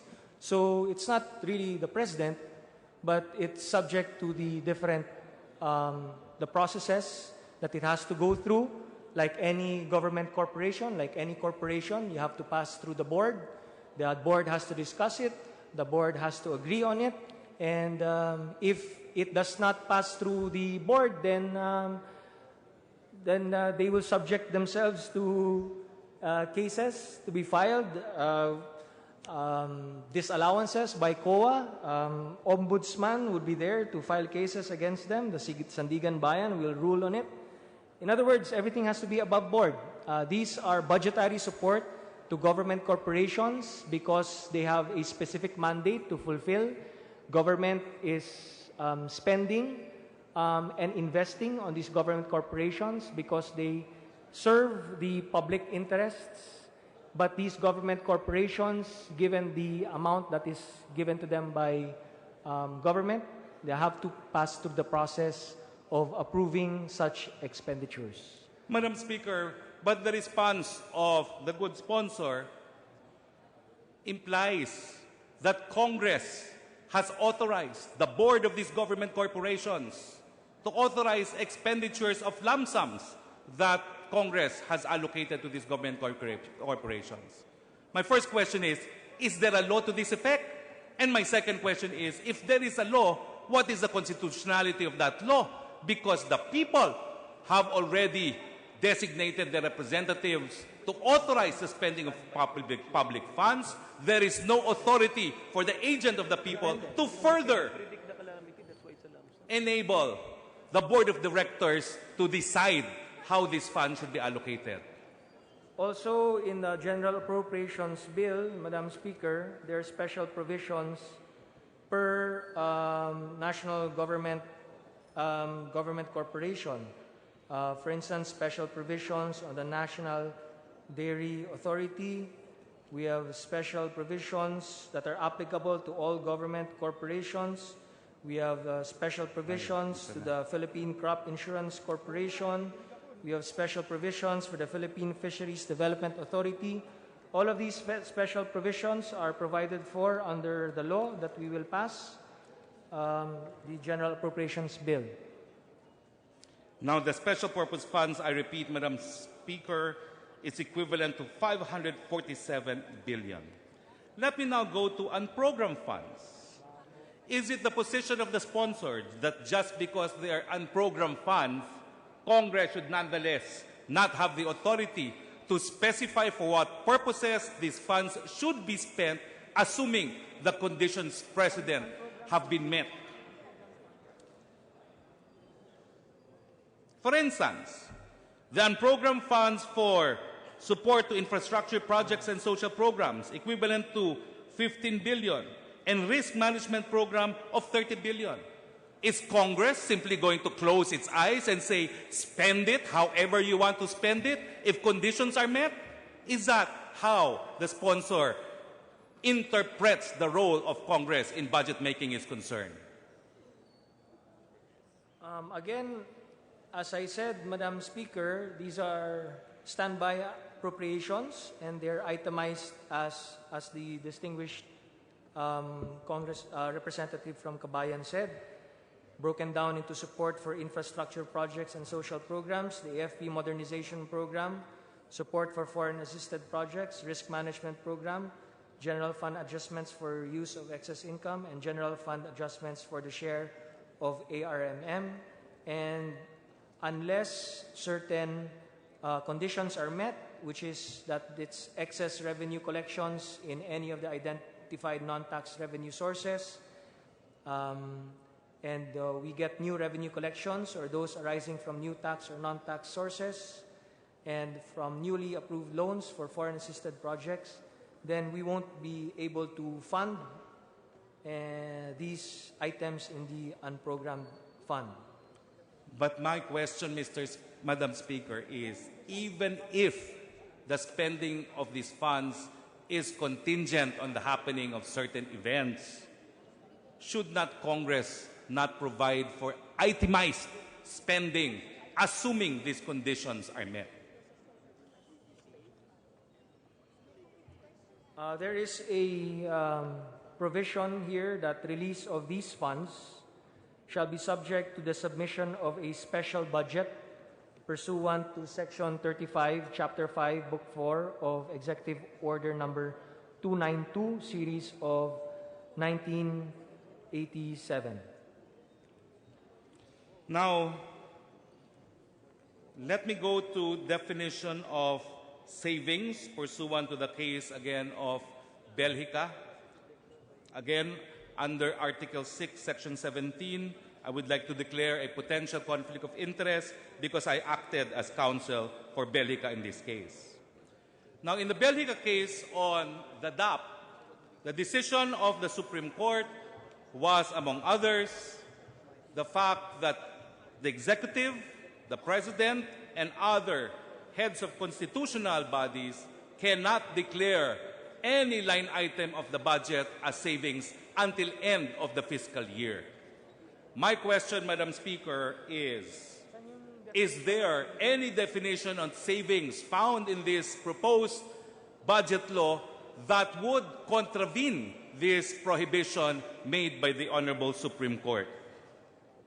We have a definition of savings, Madam Speaker, and this is Section 56 of the General Appropriations Bill. Allow me to read. Savings refer to portions or balances of any released appropriations in this Act which have not been obligated as a result of any of the following: A, completion, final discontinuance, or abandonment of a program, activity, or project for which the appropriation is authorized; or B, implementation of measures resulting in improved systems and efficiencies and thus enabled an agency to meet and deliver the required or planned targets, programs, and services approved in this Act at a lesser cost. In case final discontinuance or abandonment is used as basis in the declaration of savings, such discontinued or abandoned program, activity, or project shall no longer be proposed for funding in the succeeding years. Allotments that were not obligated due to the fault of the agency concerned shall not be considered savings. Well, from the response of the good sponsor, Madam Speaker, my next question is, will he agree that the provision on final discontinuance could still possibly violate the prohibition declared by the Philippine Supreme Court if the declaration of final discontinuance is made before the end of the fiscal year? We are assured by the Department of Budget and Management, the Secretary being himself one of the petitioners in the Supreme Court, that he shall follow to the letter the decision of the Supreme Court. That is true. I heard the good secretary make that declaration, and I make of record that the good secretary was also a petitioner in that case, although represented by another counsel. But that does not answer my question. For purposes of legislation, is not the phrase final discontinuance on its own, will this not violate the prohibition that the final discontinuance must actually be declared only at the end of the fiscal year? And perhaps at the right time, at the period of amendment, we can make a proposed amendment that this final discontinuance should be further modified with the proviso that it must still be declared at the end of the fiscal year. Well, Madam Speaker, in the 2016 General Appropriations Act, we still find the same meaning of savings, meaning to say final discontinuance. It's up to the gentleman from Kabayan if he wishes to propose it as an amendment, again, subject to the wishes of the collective body if they will adopt his amendment. But as an attorney, Madam Speaker, the gentleman from Kabayan knows that what the Supreme Court says is part of the law of the land, and therefore, if we put it here, it may be considered a mere surplusage. But again, I submit to the collective wisdom of the body. Well, again, Madam Speaker, invoking Article 6, Section 17 on a possible conflict of interest, I'm also counsel for Secretary Leonor Briones in a case filed after Belgica, seeking to declare particularly this provision as also equally covered by the prohibition on the ruling of the Supreme Court made in the earlier case of Belgica. Well, that is all for now, Madam Speaker, and we reserve our opportunity to interpolate on the issue of possible sources of pork when the budget of the Department of Agriculture, the National Irrigation Authority, the Department of Health, the DSWD, the CHED, the DOLE, and the DPWH are discussed before this August chamber. Thank you, Madam Speaker, and thank you to the sponsor of the bill. Thank you, Madam Good Speaker, afternoon. and I'd like to thank the honorable gentleman from Kabayan Party List for his questions. Madam Speaker, one last point of interpellation, if I may. Please proceed. A colleague Speaker, asked me nagpasalamat na ako eh. to ask... With the permission, why don't we ask the permission of the Nagpasalamat na ako, Madam sponsor? Speaker. Nagpasalamat na daw po siya. May I ask for the understanding of the sponsor? And may I ask for one final question on interpellation? What does the sponsor say? I yield. I yield, Madam Speaker. You may proceed. Thank you, Madam Speaker. My last question on interpellation is on the issue of deficit. We clearly have a deficit. Part of it will be covered by borrowings, but there is a part of the deficit which is unclear where we will derive the funds to cover the deficit. My question is, does a good sponsor have an indication if the deficit or part of the deficit will be covered by disposing of government assets? And if so, does this administration already have a potential list of assets that they intend to dispose of in order to cover part of the budgetary deficit? Yes, Madam Speaker, there will be 2 billion worth of disposition of government assets partly to cover the deficit. And will the sponsor have a list of these possible government assets that will be disposed of through privatization?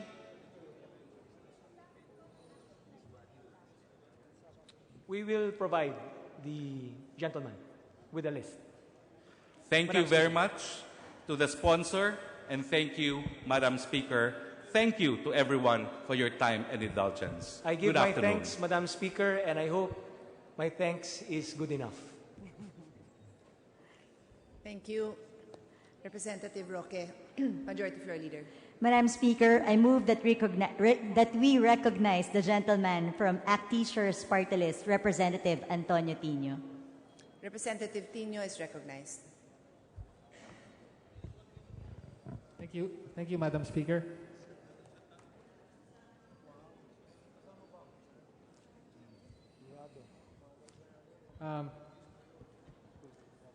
Will the good sponsor yield to some questions? It will be an honor, Madam Speaker. Thank you, Madam Speaker. Madam Speaker, well, ang unang tanong ko, kaugnay sa proposed 2017 budget ng administrasyon, ay tanong ng marami, lalo na yung mga empleyado ng gobyerno, ito yung kaugnay pa rin, syempre, sa kanilang sweldo. Una sa lahat, ipagpapatuloy po ba ng Duterte administration yung pagpapatupad ng second tranche ng Executive Order 201 ng Aquino administration? Ito pong Executive Order 201 ay in-issue ni Pangulong Aquino noong mga huling buwan ng kanyang administrasyon bilang panakip butas, ika nga, dahil sa kabiguan ng nakaraang Kongreso na maipasa yung proposed salary standardization law of 2015 pa nga, yung tawag doon noon. Dahil nga hindi naisabatas ito ng Kongreso, nag-issue ng executive order si Pangulong Aquino at sa bisa nito ay nagpatupad ng first tranche ng mga increase. No? And it's a matter of record that we already articulated our critique of the salary scheme under SSL 2015 or EO 201. Ang sabi natin, napakaliit ng mga increase na ibibigay para sa mga lower and middle level employees ng gobyerno, ngunit napakalaki naman ng increase na ibibigay para sa mga executive at saka top officials ng gobyerno. Pero mas ang tanong ko po ngayon ay kung ipagpapatuloy po ba ng Duterte administration sa 2017 budget yung second tranche ng EO 201. Yes, Madam Speaker. In fact, we have allocated 63.24 billion pesos in 2017 for that purpose, which is to respect and to continue the effects of Executive Order number 201. And out of 63.24 billion pesos, 51 billion is for the 1,090,375 civilian positions, and 12.24 billion is for the 359,083 military and other uniformed personnel. So a total of 1,449,458 positions with 63.24 billion allocated for us to follow what is stated under Executive Order number 201. And as I understand it, the executive branch is helping the legislative branch to come up with a joint resolution to act as our legal cover and basis for providing these additional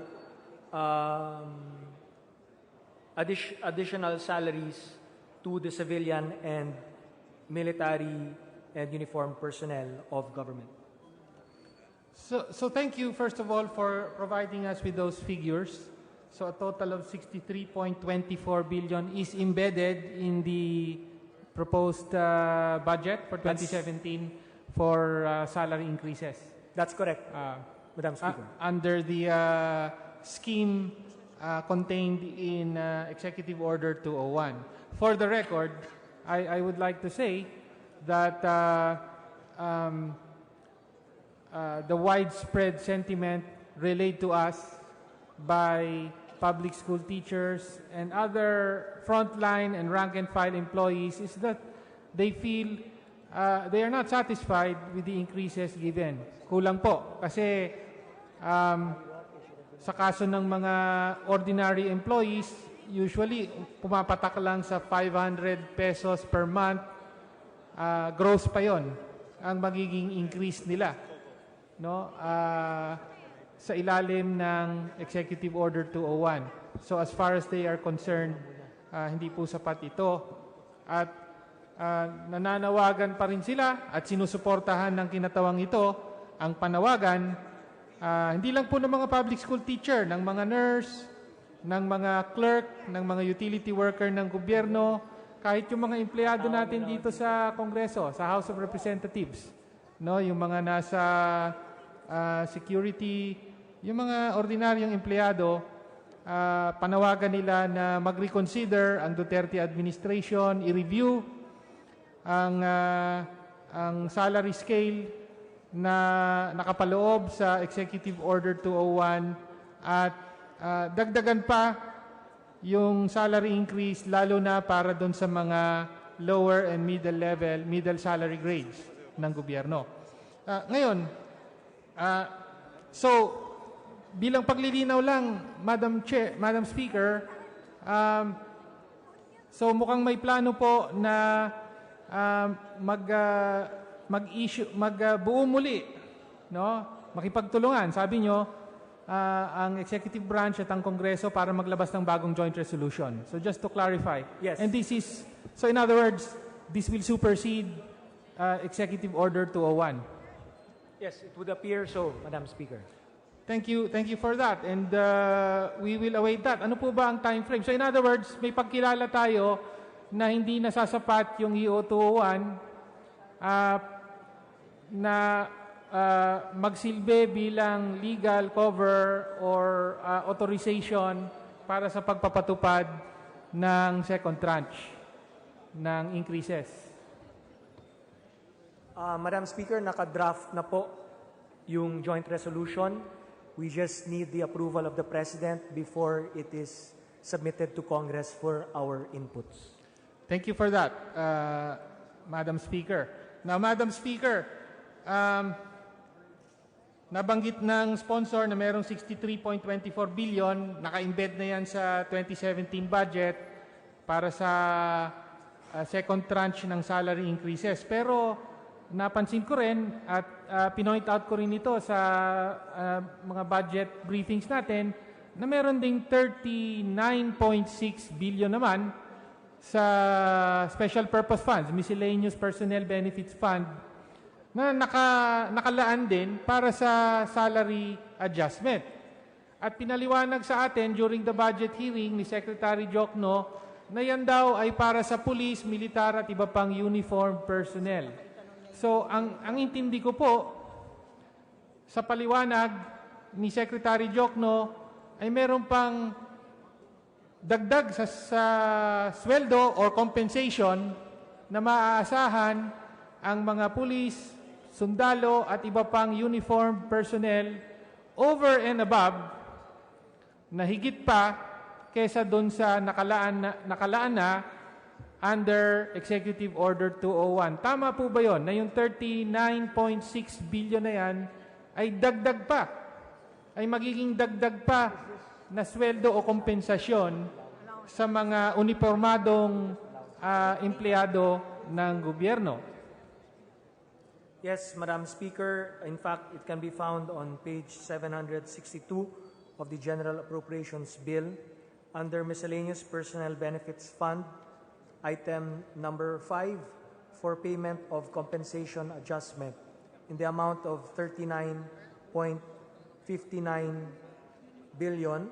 This is intended for military and uniformed personnel of government in fulfillment of the promise of President Duterte to take care of our military and uniformed personnel as we depend on them in the President's crusade against illegal drugs and criminality. All right, so in total, in other words, over 103 billion ang nakalaan sa proposed budget para sa compensation adjustment, no? So meron ng 63.24 para sa lahat 'yan, tapos meron pang additional na 39.59 billion para sa police, military and other uniformed personnel. Actually, tinanong ko po ang Department of National Defense sa kanilang budget hearing kung ano ba itong 39.59 billion. Actually, mukhang hindi nila alam kasi ang sagot nila, as far as they knew, ang matatanggap pa rin ng police at militar ay yung nasa EO 201, no? But I am glad that this matter has been clarified on the floor, that this 39.59 billion is actually on top of what the military, police, and other uniformed personnel can expect under EO 201. So, that being the case, Madam Speaker, can the sponsor share with us, at ito rin talaga ang tanong ng mga pulis at militar, on the individual level, magkano ba ang maaasahan nilang increase? Tinanong ko ito sa DND at hindi nila alam. No? So, I think dapat lang po na ma-share na natin. Magandang balita ito para sa pulis at militar. Dapat naman ipaalam na natin kung magkano ba talaga. Ano ba to? Una, salary increase ba to? Or increase sa allowance? O sa other benefits? Tapos magkano ba? Per soldier or per policeman? Right now, Madam Speaker, as we speak, the Department of Budget and Management is in close coordination with the President, and I believe that we must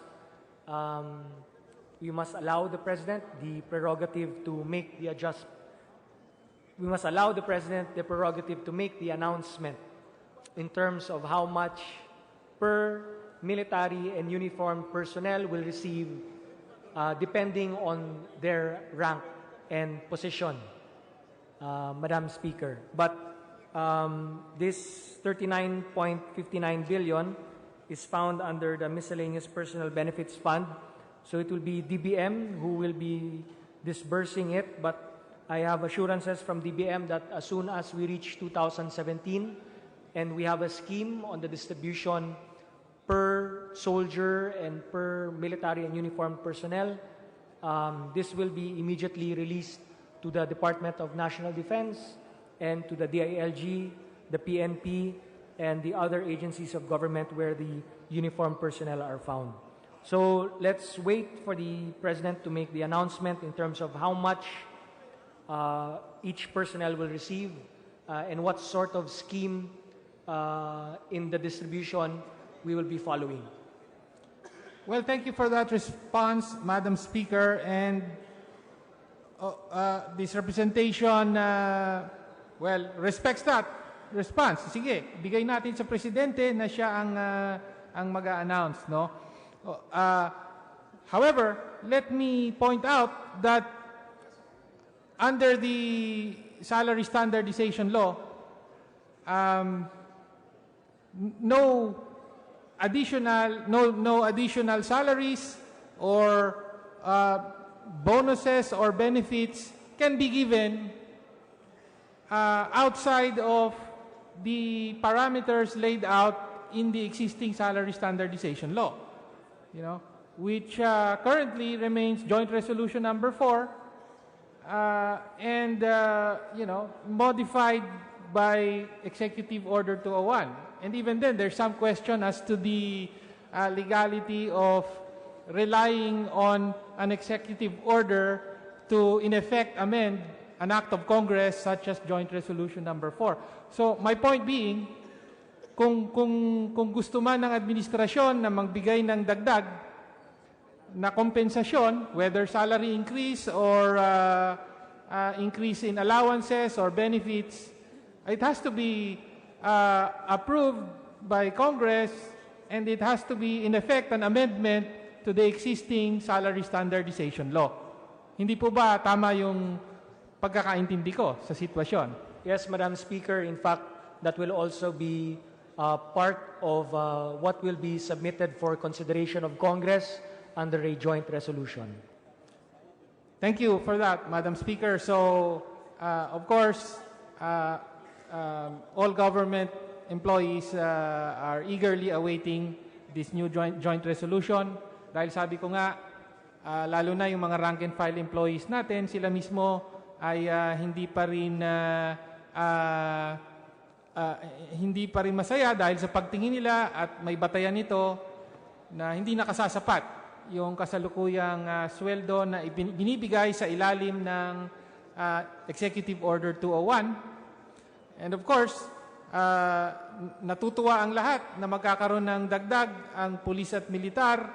Ngunit, syempre, yung mga ibang frontline government employees natin, katulad ng mga teacher, nurse, at iba pa, tingin nila ay sila rin ay dapat na mabigyan ng kaukulang increase. So, kaya po, inaabangan natin ang bagong proposed joint resolution na ito. Maraming salamat po. So, punta naman ako sa susunod na topic natin. Ito naman po yung tungkol sa ENDO, no? Partikular sa gobyerno. Mula pa nung panahon ng presidential campaign hanggang sa kasalukuyan, ay marami ng mga pahayag si Pangulong Duterte ng kanyang malinaw na posisyon kontra sa yung kontraktualisasyon o ENDO, lalo na sa pribadong sektor. So may malinaw na direktiba na si Pangulong Duterte na sa Department of Labor and Employment na wakasan na yung mapagsamantalang kalakaran ng ENDO o yung pag-abuso sa mga kontrata, mga labor contracts, no, na sang paraan para hindi mabigyan ng disenteng sweldo ang mga manggagawa, hindi mabigyan ng sapat na benepisyo at walang anumang job security, no? So during the budget hearings, this was one issue that I focused on, no? Mula sa DBCC hanggang sa iba't ibang mga ahensya, both the line agencies, yung COA, yung Civil Service Commission, ay inaalam po natin ang sitwasyon. At ang lumalabas po ay, una, umaabot na sa kasalukuyan, kung titignan natin ang gobyerno, ay umaabot na as of 2016, ngayong taon, umaabot sa, let me see, 595,162 ang bilang ng mga job order or contract of service sa gobyerno. Ito ay ayon sa datos na binigay ng Civil Service Commission sa kanilang budget hearing at as of July 2016 daw ang datos na ito. So 595,162 total job orders and contracts of service. No, nasa whether national government agency yan, GOCC, state universities and colleges, local water districts, at LGU. Sa hanay ng gobyerno, ang may pinakamaraming bilang ng mga job order at contract of service ay ang mga LGU. Umaabot sa 430,286. Pero sa mga national government agencies, ay napakalaki rin ng bilang, 98,553. At kung titignan natin, may ilang mga agency in particular at napakahalaga pa naman ng mga ahensyang ito na may napakaraming bilang ng job order or contract of service sa kanilang personnel. Halimbawa, ang Department of Health. Ang sabi rito ay 48% or nearly half of the workforce of the DOH and the attached agencies of DOH are job order or contract of service. No, mahigit 10,000 ang sahanay ng Department of Health. Sa DSWD ay umaabot sa 14,975 ang bilang ng mga job order at contract of service nila. 55% of their total personnel. No, yan lang po. To take two major examples, yung dalawang national government agencies na may napakalaking job order. No? Tapos, sa mga budget hearing po, ay I think in the budget hearings, I think that this representation was able to establish that there has been widespread abuse, if not outright violations of existing law on the use of job orders and contracts of service by government. No? The existing law being Executive Order number 292. So kung babalikan po natin, ano ba ang legal basis sa paggamit ng mga ahensya ng job order of contract of service? We go to Executive Order number 292, that is the Administrative Code, and particularly Book 6, Chapter 7, on expenditure of appropriate funds. No? Section 58, in particular, which says, let me just read some relevant portions, contracting of activities. Agencies may enter into contracts with individuals or organizations, both public and private, subject to provisions of law and applicable guidelines approved by the President. So yun po yung legal basis. Pwedeng mangontrata ang mga ahensya ng gobyerno. Pero may mga kondisyon. Sabi dito, provided that contracts shall be for specific services which cannot be provided by the regular staff of the agency, shall be for a specific period of time, and shall have a definite expected output.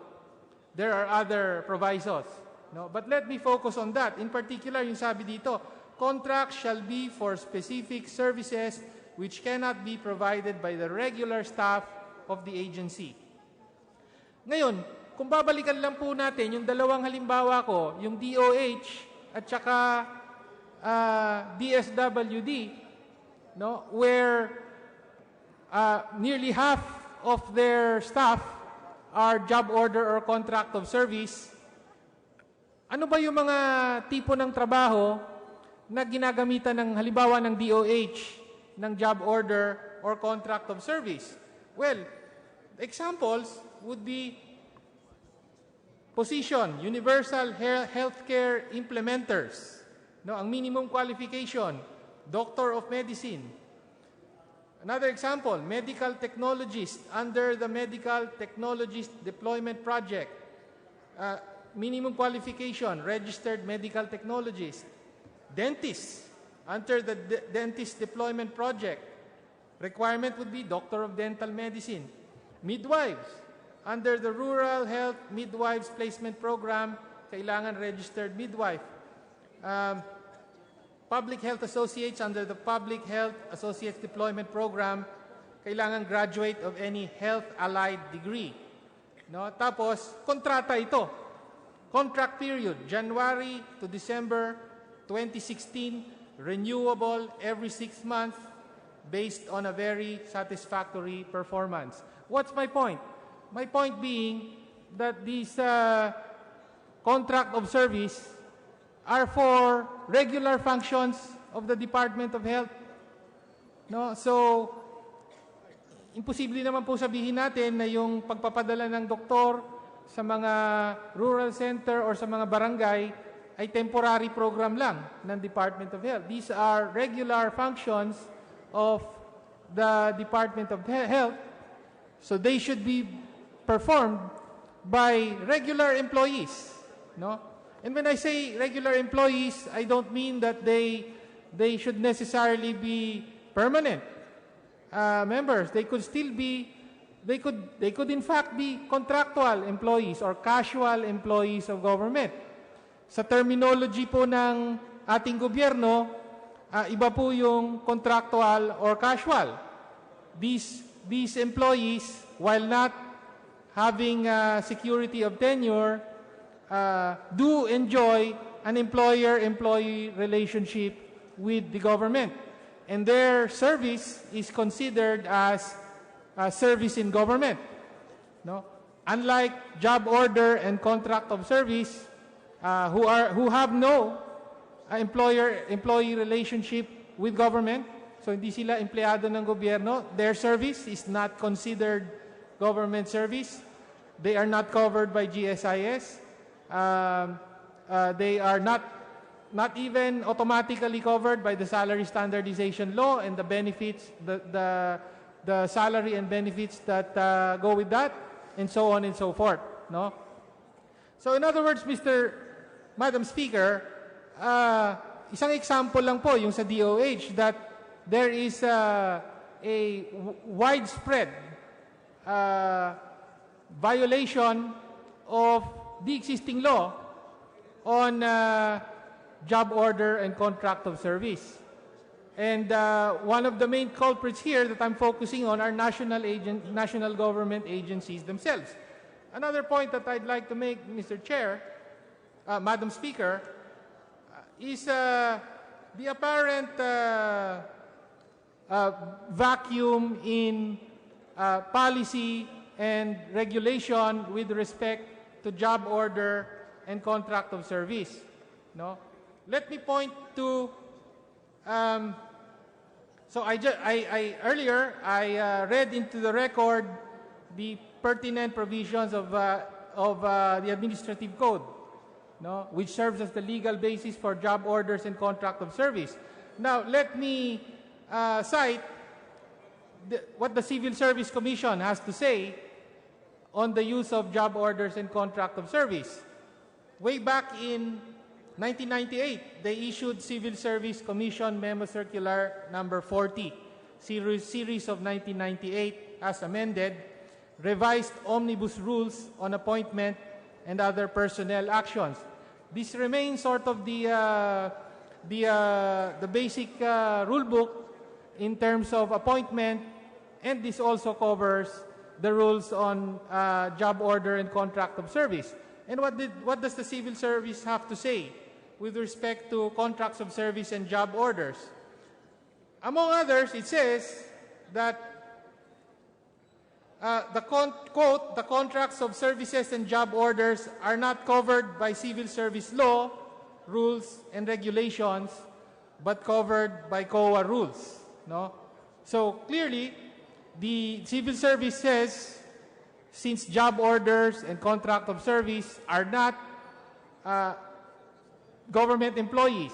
So they're not part of the civil service, therefore, they are outside of our jurisdiction.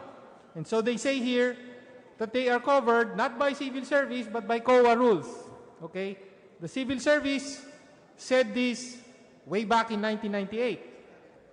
During the budget hearings of COA, I asked them about this. Oh, sabi ko, sabi ng civil service, wala silang pakialam.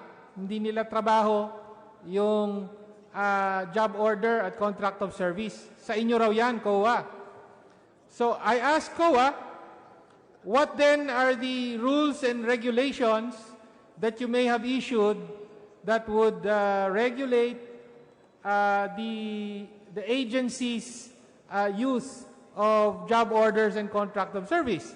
And the chairperson of the COA told me that frankly, since 1998, they have not issued any rules or regulations governing job orders and contract of service. No? Sabi nila, wala kami diyan. Hindi namin saklaw yan. No? When I pointed out the Civil Service Commission memo circular, which essentially passed the ball or the buck to COA, ang sabi naman ng COA, memo lang yan ng COA. Memo lang yan ng Civil Service. We're not bound by them. Okay? That's their opinion. So basically, that's what they said. So what I'm pointing out, Madam Speaker, Mr. Sponsor, is that since 1998, the situation appears to be that in terms of rules and in terms of regulation, no agency of government has really taken it upon itself to regulate the use, the deployment of job orders and contracts of service by government agencies. Ano ibig sabihin nito sa konkreto? Ano ibig sabihin nito? Walang anumang ahensya na nagpoprotekta sa mga karapatan ng mga kababayan natin. Ngayon, umaabot sa almost 600,000 sila. Ngayon, no? Walang anumang ahensya na nangangalaga sa kanilang kapakanan. Kaya naman po, ano na nangyari? Tuloy-tuloy po ang pang-aabuso sa kanila. No? Kaya nga po, ang dami na tayong mga personal na karanasan na naririnig. Mga professor sa mga state universities and colleges na 10 taon na, 15 taon na job order. May mga MA na ang mga ito, may mga PhD na ang mga ito. Meron isang professor ako nakausap, sabi niya, at talagang nalungkot ako dito, sabi niya, I have spent the best years of my academic career as a job order. No? Na hindi man lang tinuturing na government service yung 10 taon, 15 taon na serbisyo niya sa isang state university. At wala siyang retirement na maasahan. No? Hindi siya covered ng GSIS. Ganon din sa whether it's the Department of Health, DSWD, and so on. So, Mr. Chair, given this dereliction on the part of government, both in terms of policy and in terms of regulation, implementation and regulation, would the sponsor be amenable? Because let me also point out, Mr. Chair, that if we look at our own, at the General Appropriations Acts, the previous ones that this Congress has passed, as well as the proposed General Appropriations Bill, if we look at our general provisions governing employment by government agencies, silent din po. Walang anumang provision kaugnay sa paggamit ng job order of contract of service. Meron pong provision, I think it's General Provision number 49, if I'm not mistaken, which covers, which authorizes government agencies to make use of casual and contractual employees. No? pero wala po kaugnay sa job order and contract of service. So would the sponsor, Madam Speaker, pasensya na po, mahaba po yung nilatag kong argumento dito. Ang tanong ko po would the sponsor be amenable to including perhaps a general provision that would lay down certain guidelines by government agencies on the use of job orders and contract of service? Madam Speaker. Well,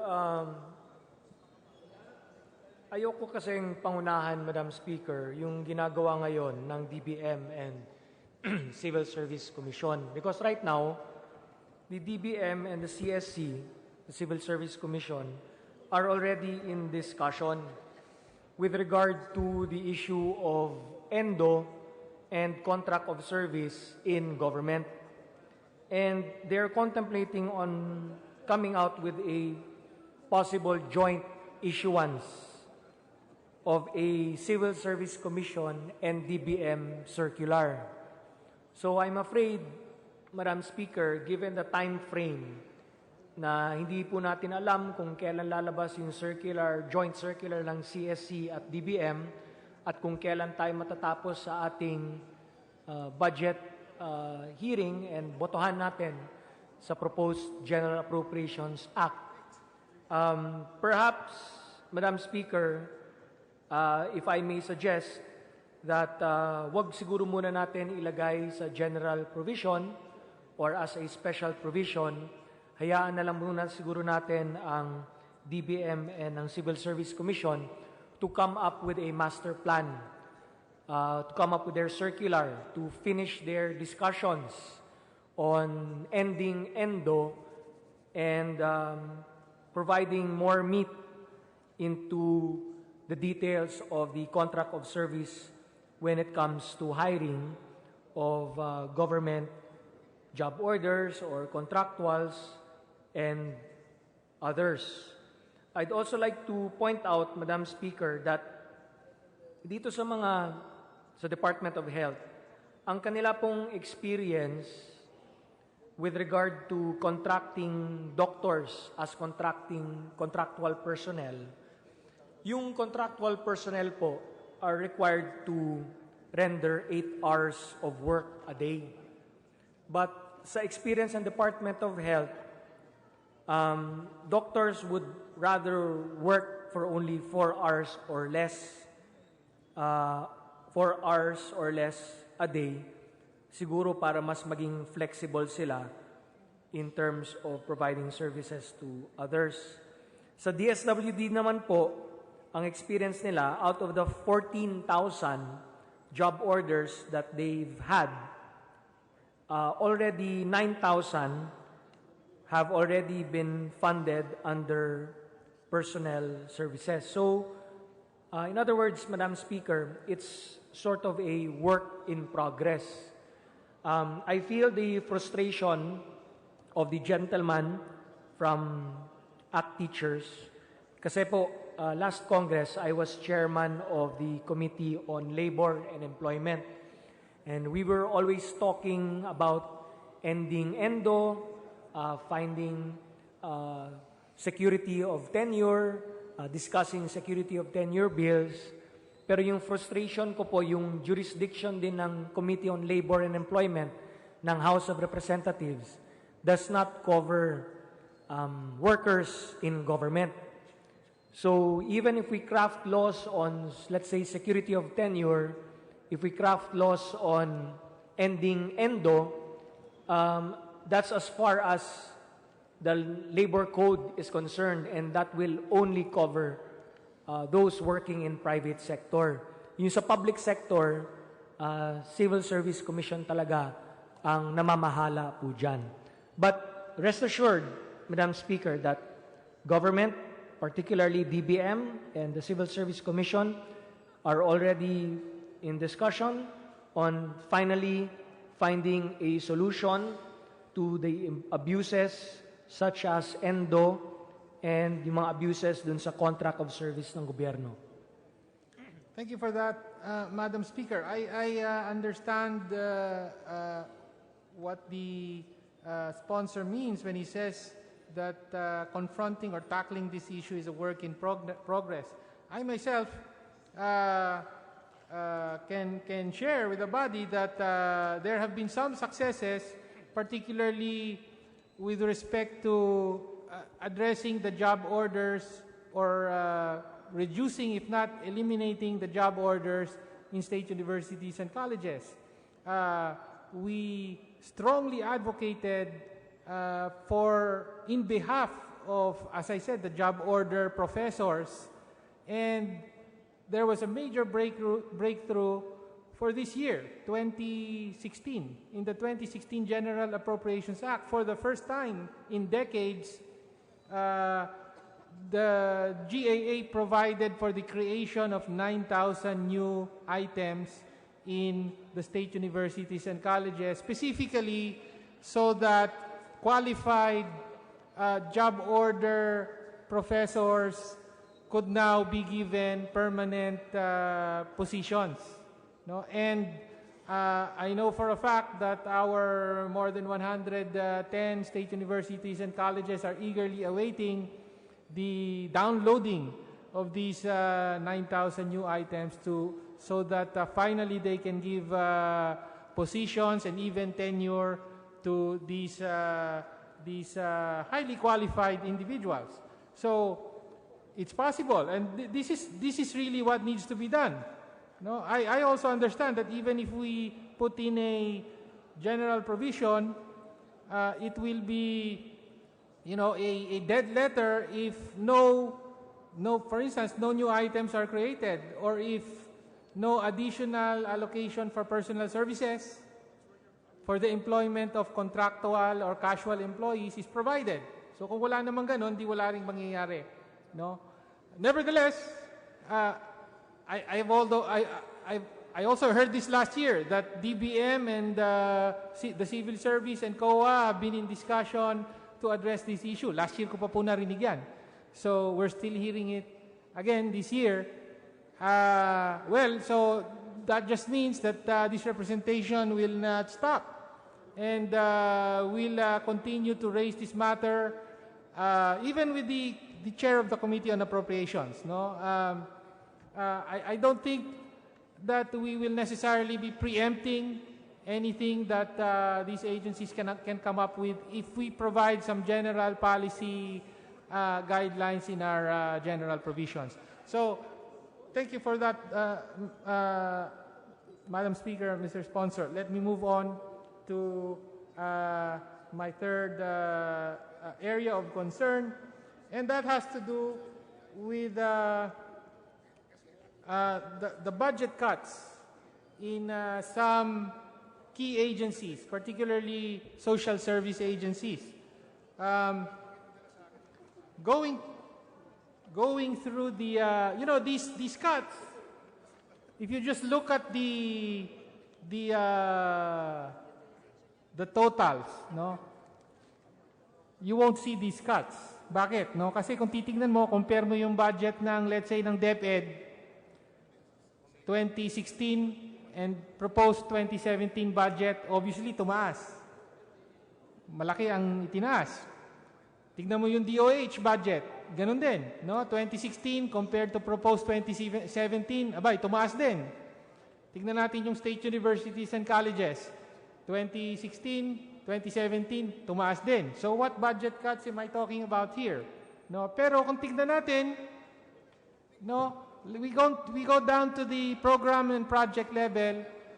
Tignan natin halimbawa yung MOE, no, para sa mga programang ito. Then you will see the cuts, no, in the specific programs and projects.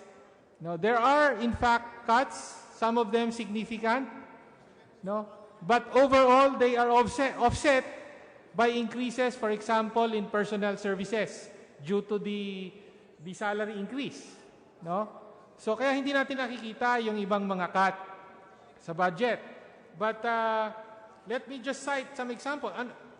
I prepared a PowerPoint for this. Unfortunately, mukhang hindi naayos. So let me just go through some of them to give everyone an idea of what I'm talking about here.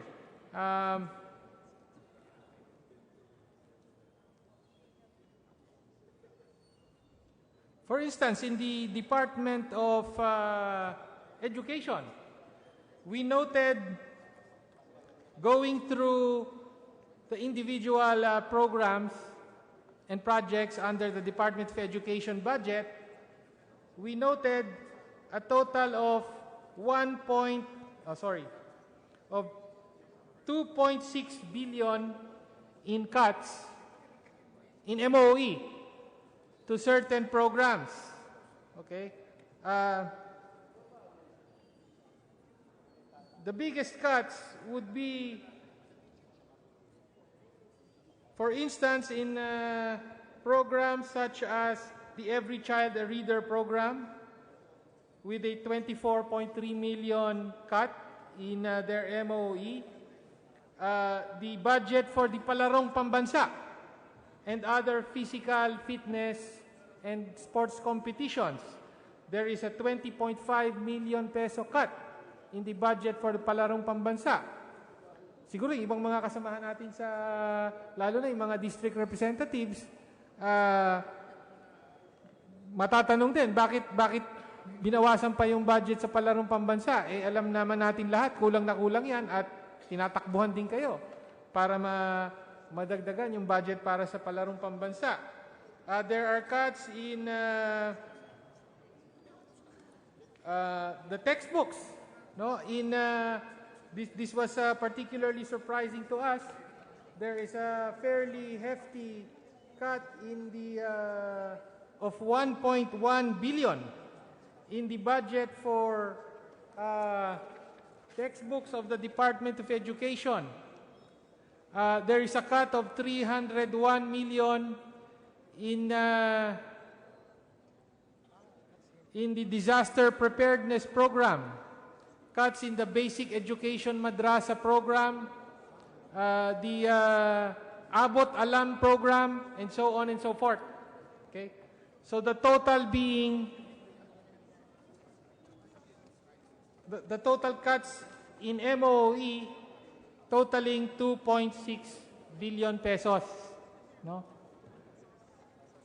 Now, during the pre-plenary meeting with the Department of Education, I went over this list of cuts in MOE with the Undersecretary for Finance of the Department of Education, and had her explain to me why we had these cuts. Bakit babawasan yung sa textbook ng 1.1 billion?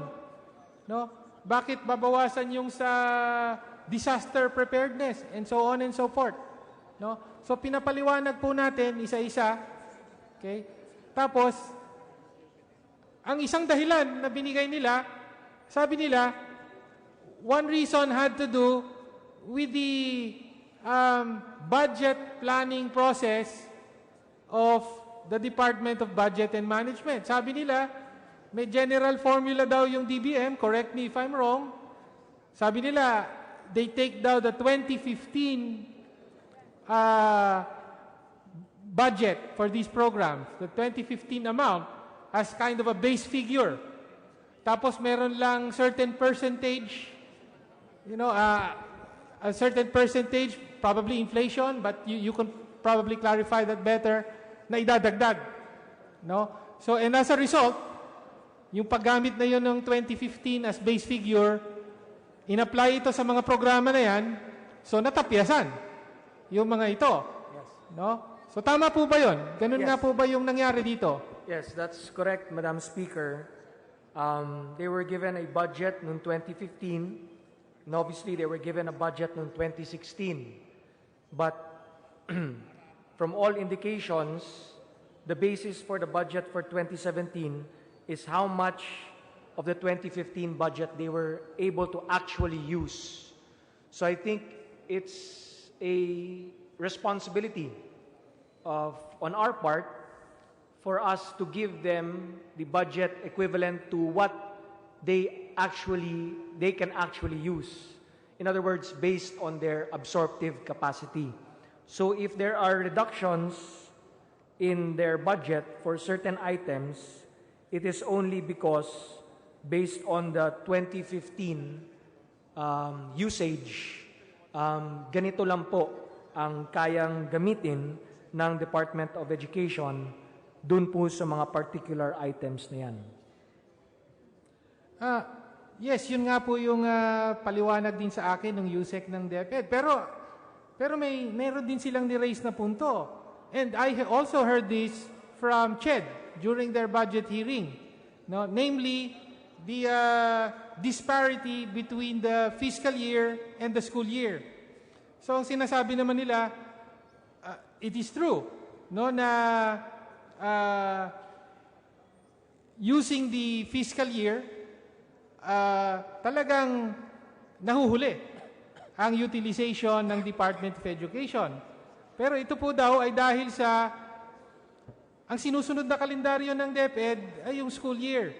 And so basically, they can only start spending their budget from June onwards, the second half of the year. No?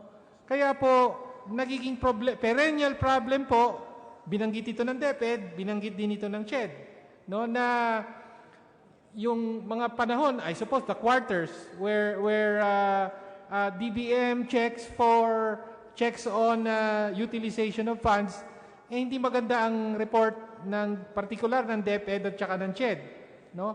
So hindi raw nila kino-consider ito. And as a result of this, ano nangyari? Meron tayo ngayong 2.6 billion cuts in these programs of the Department of Education. Paano po ba yun, Mr. Chair? Well, Madam Speaker, alam naman po ng ating kagalang-galang na representante ng ACT teacher na yung 2016 budget po natin is good for 2 years. So therefore, since buhay pa po yung 2016 budget and granting na ganito lang po yung absorptive capacity ng Department of Education, kumbaga pagpatak nung 2017, meron pa po silang continuing appropriations ng 2016, tapos meron silang new appropriations from 2017. Pag pinagsama-sama po natin yon, malaki pa rin yung halaga na ating pong inallocate dun sa mga iba't ibang items na tilang nagmukang na-cut natin dun sa Department of Education. And then, only then, in 2017, na makikita talaga natin kung ano ba talaga yung absorptive capacity ng DepEd sa mga items na ito. And then we have the 2018 budget for us to really pinpoint with accuracy magkano ba talaga ang kailangan sa mga items na to under DepEd. Well, thank you for that answer, Madam Speaker. But to follow on to this point, I was also told by the DepEd that despite what you said, that they can still use 2015 funds, 2 years ang buhay niyan, so kung may natitira pa, pwede pa magamit and so on. Despite that, they still said that they actually need to restore some of the funds that were cut in some of the programs.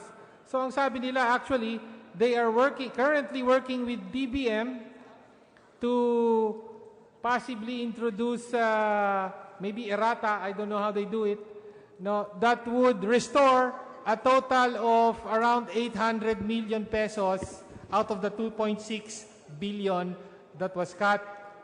So may babalik sila, hindi lahat. No, yung mga tingin nila napaka-importante lang, no? So which sounds good. Okay, at least may mga madadagdagan diyan. Kaya lang ang problema, dahil na-submit na to sa Kongreso, that 800 million that they will restore will have to be taken from some other programs in their current proposed budget. So yun ang problema ron. No? So may babawasan namang iba dahil dito. So yun po yung nakikita nating problema sa ginagawa ng DBM, no? What I feel is a mechanical application of their formula of 2015 base year utilization and so on and so forth. So as a result, what do we get? we get programs that are cut, even those that are urgent and necessary. And so to mitigate these cuts, babawi tayo sa iba. Yung ibang programa naman ngayon na magsasuffer. No? So, well, Mr. Chair, I guess the point here is for perhaps DBM to review some of their processes and take into consideration that some agencies like DepEd and DBM, they follow a different calendar, namely the academic calendar for spending, which determines the timing of the utilization of their funding. No? So, kasi po, mahirap po na kulang-kulang na nga yung pondo para sa napakaraming programa ng DBM, ng DepEd, babawasan pa ito. No? So, well, yun lang po. Gusto ko nating i-rehistro ang pagtutol natin sa ganitong kalakaran. Well, Madam Speaker, the BBCC is here. The DBM, represented by DBM, DOF, and NEDA, and they have taken note of the observations of the gentleman from ACT Teachers Party List. Thank you, Madam Chair. And my last point now will be with respect to the Department of Health budget. No? Again, this is one of those agencies where if you just look at the aggregate, the totals, may increase. No? Lumaki yung budget. Okay? At least for the health sector, if not the Department of Health. Pero again, if you look on a per program level, doon mo makikita yung mga budget cut. No? And in particular, we in the Makabayan block have highlighted the cuts in the operating budgets of DOH hospitals. By DOH, well, actually, I'm talking about the hospitals, the national government hospitals under DOH, as well as the specialty hospitals, and the 4 government GOCC hospitals. No, the heart center, the lung center, kidney center, and the Philippine Children's Medical Center. No? So, out of a total of 70 of these national government hospitals, 70 itong lahat ng ito, all but 2 have suffered cuts or have proposed cuts in their MOE. So a total of 1.5 billion in MOE will be cut from 68 of the 70 national government hospitals under DOH. No? So, Mr. Chair, this representation takes this opportunity to express our outright opposition to any cuts in the MOE of these government hospitals. Kulang na nga po. We're talking about the budget for operations. Ito yung pang-araw-araw na gastusin ng mga government hospital na ito. Yung mga kasamahan nating representante dito, lalo na yung mga district representatives, alam nyo naman kung gaano kagipit, gaano kakapos ang pondo, lalo na ng mga regional hospital sa inyong lugar. Tapos babawasan pa ang kanilang MOE. Paano naman po ma-justify ito? Well, actually, alam ko naman po kung bakit ginagawa ito ng DOH. At more or less, sinabi na rin ni Secretary Obial sa kanyang hearing. No? Ang esensya nito, essentially, ay para matulak ang mga government hospitals na ito na mag-generate at mag-rely sa kanilang income. No? Kaya lang, ano ba ibig sabihin ng pag-generate sa income? Una sa lahat, ibig sabihin nun, maningil sa mga kliyente o sa mga customer. No? Maningil sa pasyente, in short. Yun ang ibig sabihin nung generate ng sariling income. No?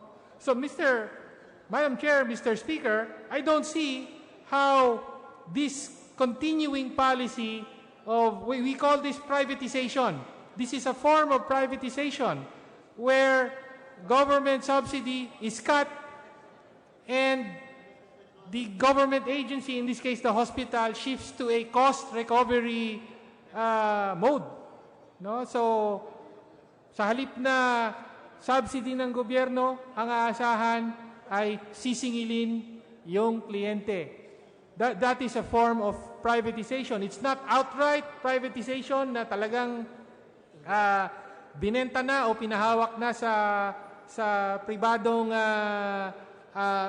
organisasyon yung government hospital, but this is a form of privatization nonetheless.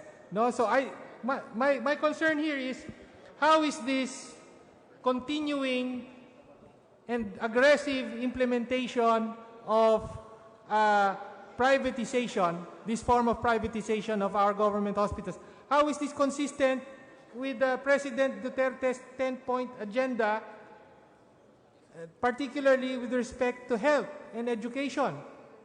On many occasions, sabi ni Pangulong Duterte, gusto nga niya libre.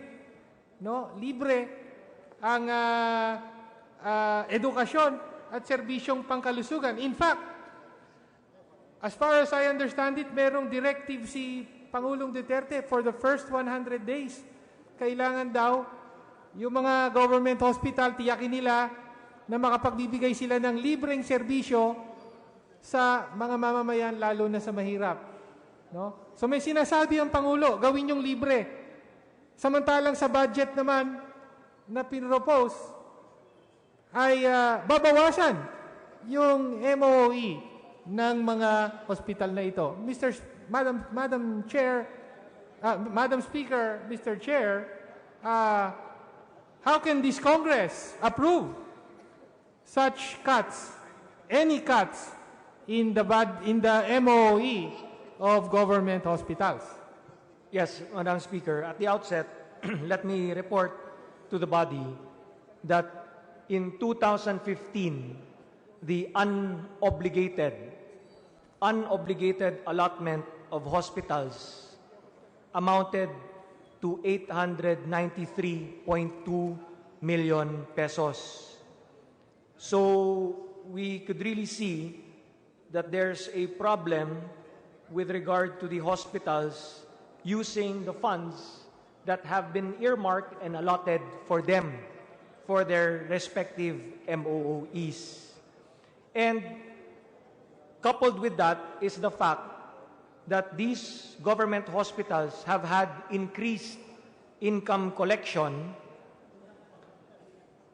from 7.62 billion in 2014 to 8.75 billion in 2015. And we project that the collections for 2016 will amount to 9.63 billion, and in 2017, it is projected to reach 10.65 billion in income collection for these government hospitals. Now, granting that there was a cut in the MOE of the various government hospitals in the country, the cut was not taken out entirely from the health sector.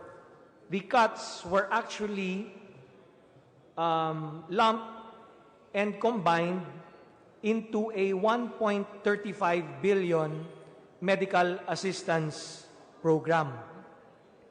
And this 1.35 billion medical assistance program can be availed of indigent patients, either confined or outpatient, in government hospitals and specialty hospitals all around the country.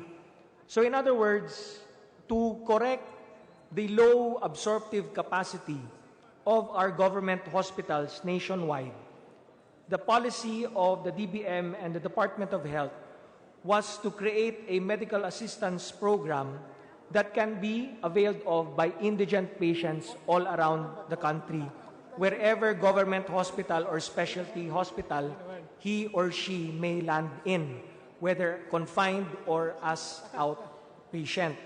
And we'd also like to assure the good gentleman that in our budget, we have provided 50.2 billion pesos for PhilHealth for health insurance coverage of 15.4 million indigent families and 5.4 million senior citizens. Also, adding to that was the declaration of the President, together with the PAGCOR head, that whatever earnings they have in PAGCOR, subtracting all allocations by law that have to be given by the PAGCOR earnings, whatever balance remains there will be utilized for the health sector, particularly assistance to indigent patients.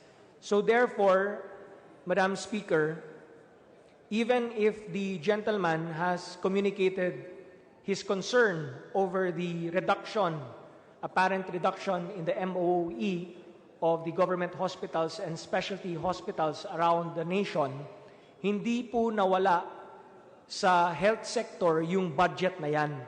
Kundi, atin pong in-earmark at kinalat natin sa iba't ibang items pa under the health sector that can directly assist ang ating mga indigent patients po. Well, thank you for that, Madam Speaker.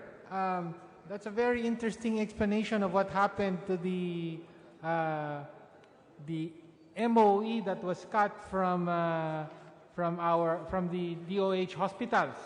So, in our computation, it's around 1.5 billion. You said something like 1.3 billion, but this is the first time I heard that this 1.3 billion that was taken from the MOE as a cut in their MOE has been placed in the medical assistance program. Am I correct? Is that? Yes. Very interesting, because I know the history of this medical assistance program. That is the program that was essentially created after the abolition of the PDAF.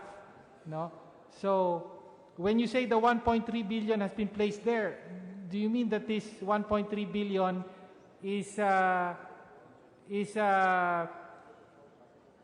shall we say, under the control of the central office of the DOH?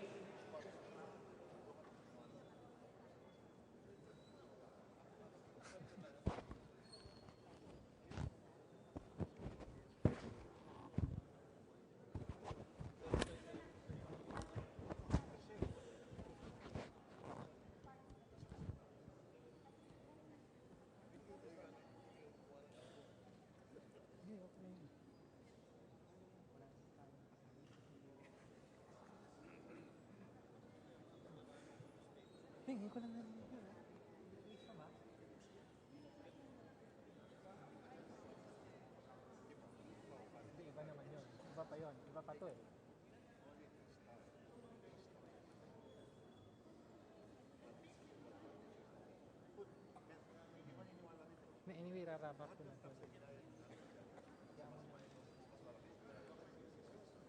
Sabi dito, wala na. Okay na.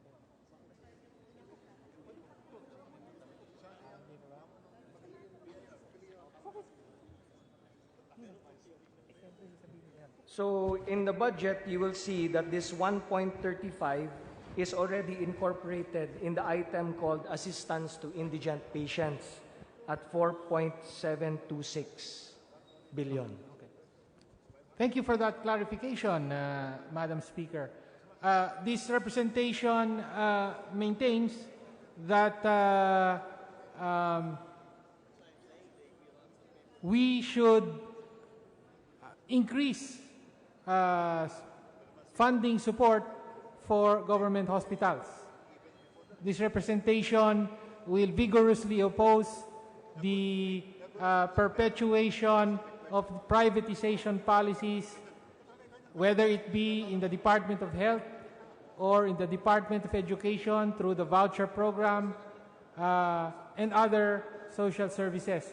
So at the proper time, Madam Speaker, Mr. Chair, we will move for the restoration of the MOEs of the 68 of the 70 hospitals to their, at least to the 2016 levels, Madam Speaker. And with that, I end my interpellation. Thank you. Thank you, Madam Speaker, and I thank the gentleman from ACT Teachers. Thank you, Rep. Tino, Majority Floor Leader. Madam Speaker, I move that we recognize the gentleman from Co-op NATCO Party List, Representative Anthony Bravo, for his interpellation. Representative Bravo is recognized. Thank you, Madam Speaker. Will the good gentleman sponsor yield to some questions in this? To be an honor and privilege, Madam Speaker. Thank you, distinguished sponsor. Good afternoon to everyone. We are now in the phase of budget authorization as far as the budgeting process is concerned. It is in this phase where Congress scrutinizes the proposed budget proposed by the executive so that once it is approved, we are assuring our constituents, the Filipino people, that it is free of irregular, unnecessary, excessive, and extravagant expenditures. Will you agree to this statement, distinguished sponsor?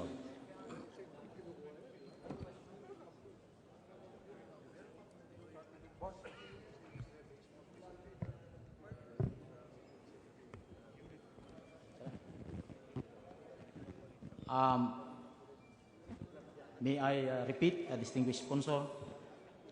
As I've said, we are now in the phase of budget authorization. As far as budgeting process is concerned, it is in this phase where Congress scrutinizes the proposed budget by the executive so that once it is approved, we are assuring our constituents, the Filipino people, that irregular, unnecessary, excessive, and extravagant expenditures by the government agencies are minimized, if not eliminated. Will you agree? I agree, Madam Speaker. Will the distinguished sponsor assure this representation of our people that this proposed budget for 2017 is along this principle?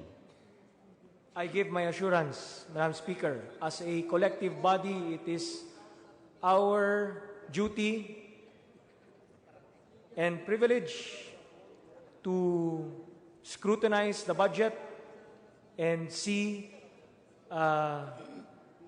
the programs and projects that will redound to the benefit of our citizens as a whole and to our respective constituents in particular. And as chairman of the Committee on Appropriations, we welcome any and all representatives of this House to provide their inputs and to call our attentions to certain issues that are crucial in coming up with a final version of the General Appropriations Act. Thank you for that candid answer, Madam Speaker, distinguished sponsor. May I proceed then to your explanatory note by the sponsor? Under the key provisions, bullet number 5, which states, and may I read, increase agricultural and rural enterprise productivity and rural tourism by promoting rural and value chain development to address inequitable growth inequitable growth between the urban centers and the rural areas or region. Am I correct with the? That's correct. Key provision. With this, Madam Speaker, distinguished colleague, may I bring to your attention the budget appropriated for agriculture for 2017. How much is that, distinguished sponsor?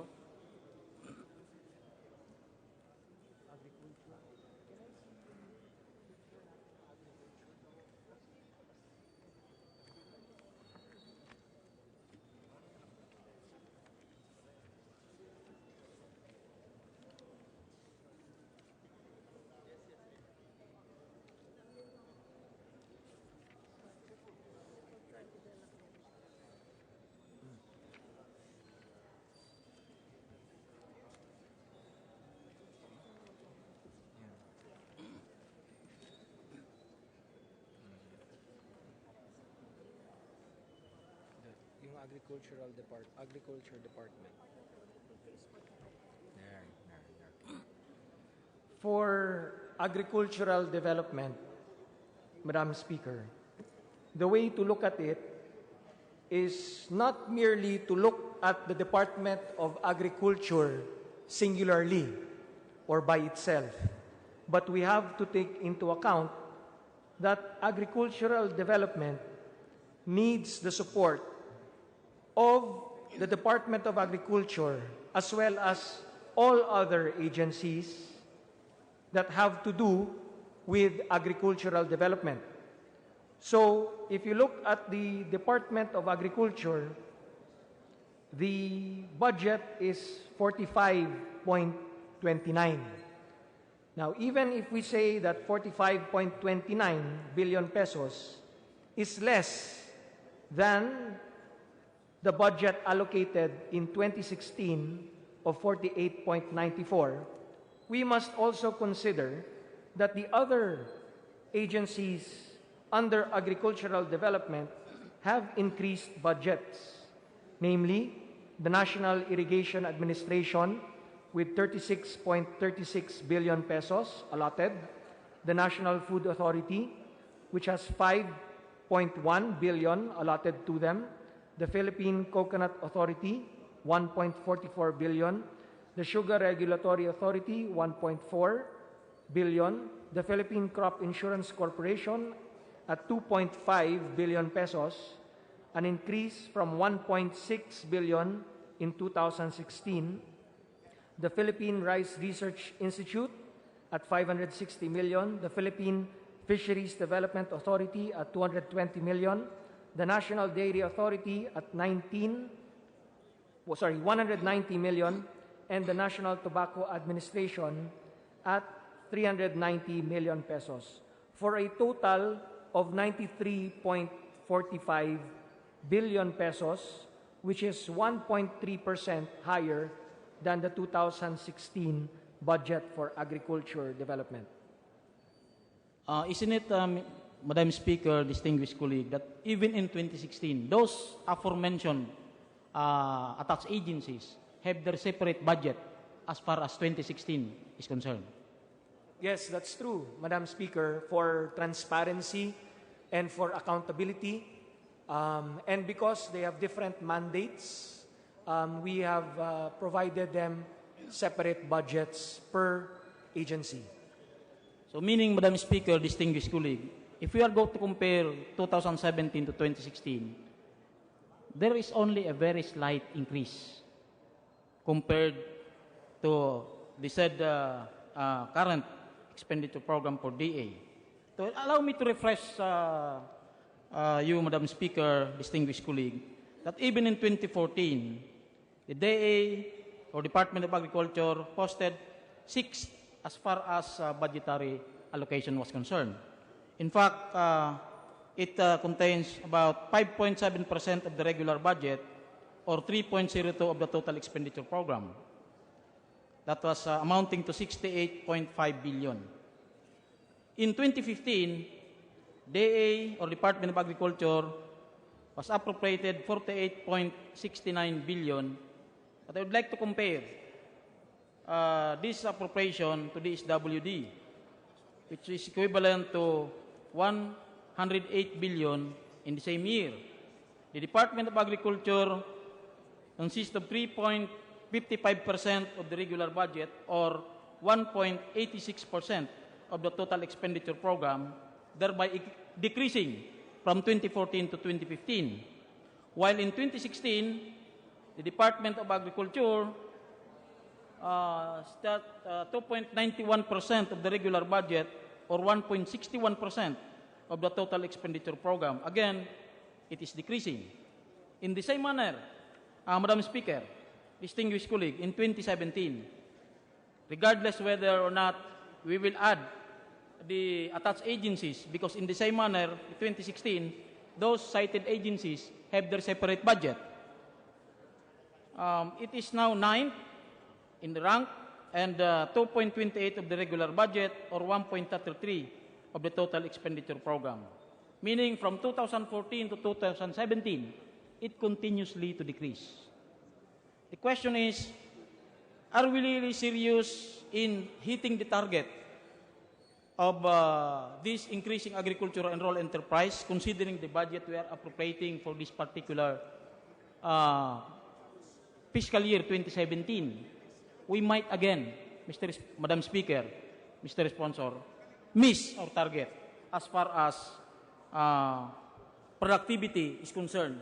In fact, addressing the issue on investment to agriculture, will the distinguished sponsor agree to this representation that if there will be a great investment or greater investment by the government to agriculture, it may lead to greater productivity, employment, increased employment in the rural areas, and addressing, among others, or reducing the poverty in this country? Well, Madam Speaker, let me assure the good gentleman that our government has not changed its policy of supporting and giving full support to the agricultural sector. If he perceives that there is a reduction in the budget of the Department of Agriculture, it's only because that 7 billion pesos worth of projects have already been completed. These are the projects under the PRDP, or the Philippine Rural Development Program, wherein a good number of it is funded by the World Bank. So because these projects have been completed already, 7 billion pesos worth, then we could not anymore allocate or appropriate money for that same purpose.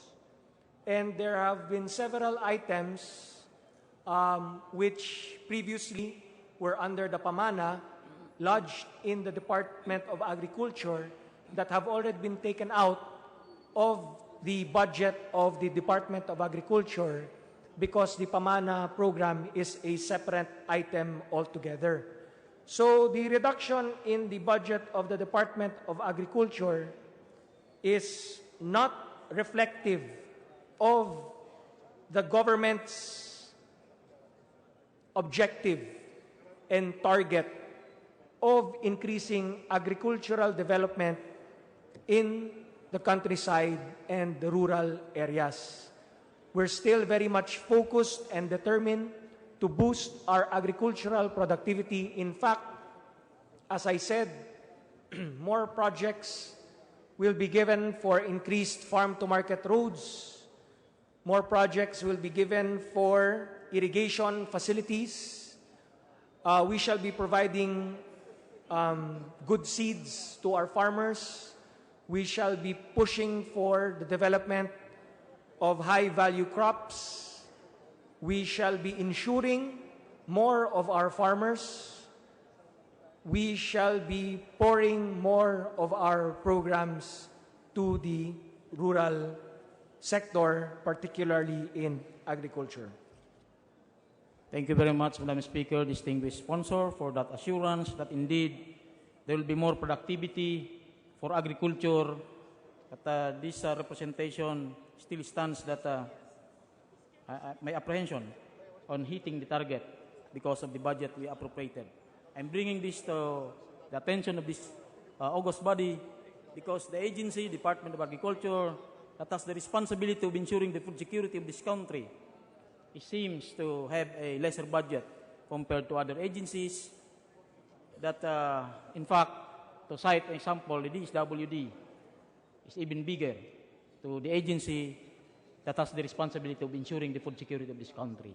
As been mentioned by previous interpreters, they will ensure that there will be a more budget for health, there will be more budget for education. But mind you, Madam Speaker, distinguished sponsor, no matter how we educate people, no matter how we produce or introduce healthcare, if they are hungry, it will not work. So may I proceed now, Madam Speaker, distinguished colleague, to our proposed budget. Madam Speaker, distinguished sponsor, our 27 budget as presented is anchored on an assumption of 2.481 trillion target revenue for 2017. Am I correct?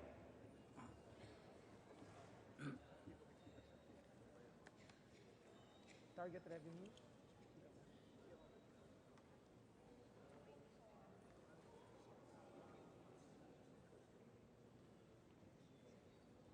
Yes, Madam Speaker, I confirm it's 2.481. And how much then was the target revenue in 2015, Madam Speaker, distinguished sponsor? 2.109, Madam point- Speaker. In 2015, I don't know what the target is, but let me check the target, but actual was 2.109 of revenues in 2015. I hope I can get the answer for the target. Target in 2015?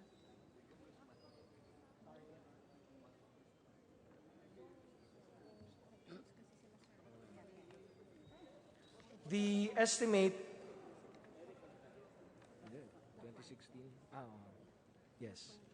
The estimate was previously 2.275. 2.275 trillion. Yes, Am I Madam correct? Speaker. And how much was the actual revenue? The actual was 2.109. And how much was the approved total expenditure program in that particular year of 2015? The expenditure program in 2015 was 2.606 trillion. 2.606 trillion. Yes, Am I Madam correct? Speaker. How about for the fiscal year 2016? How much was the target revenue? Our estimate for 2016 was originally was 2.696 trillion, but it was revised to 2.256 trillion, Madam Speaker. What influenced the revision, Madam Speaker, distinguished colleague? Drop in oil prices?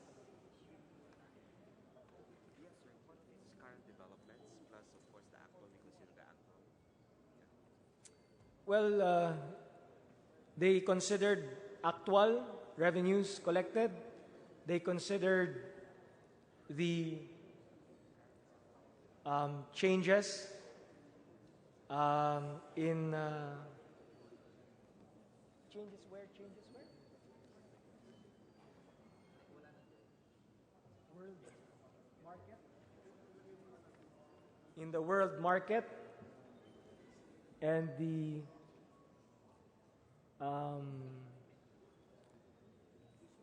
drop in the oil prices.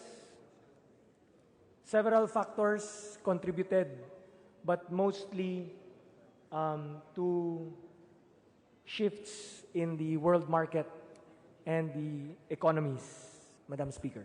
Madam Speaker, distinguished colleague, you made mention that it was revised. When did the revision happen? Was it before the approval of the General Appropriations Act for 2016 or after the approval of the budget? The revision happened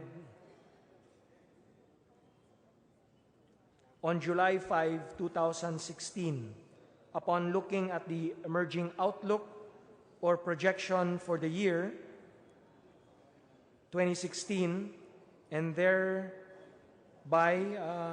past scrutiny by the DBCC, and it was approved by the DBCC on July 5, 2016, revising their outlook.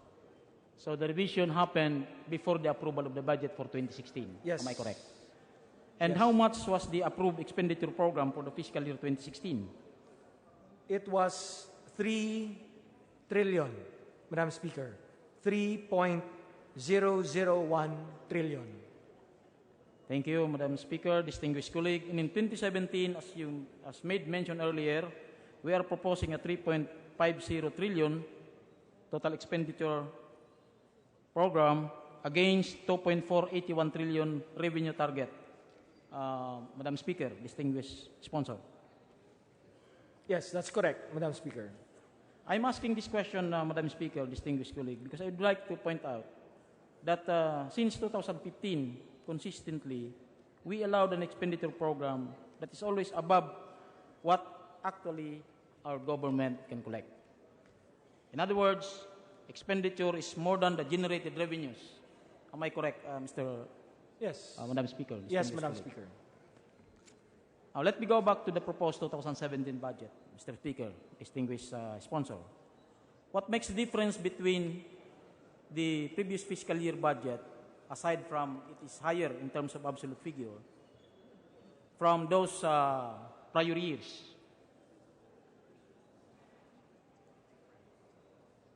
What makes it different? As far as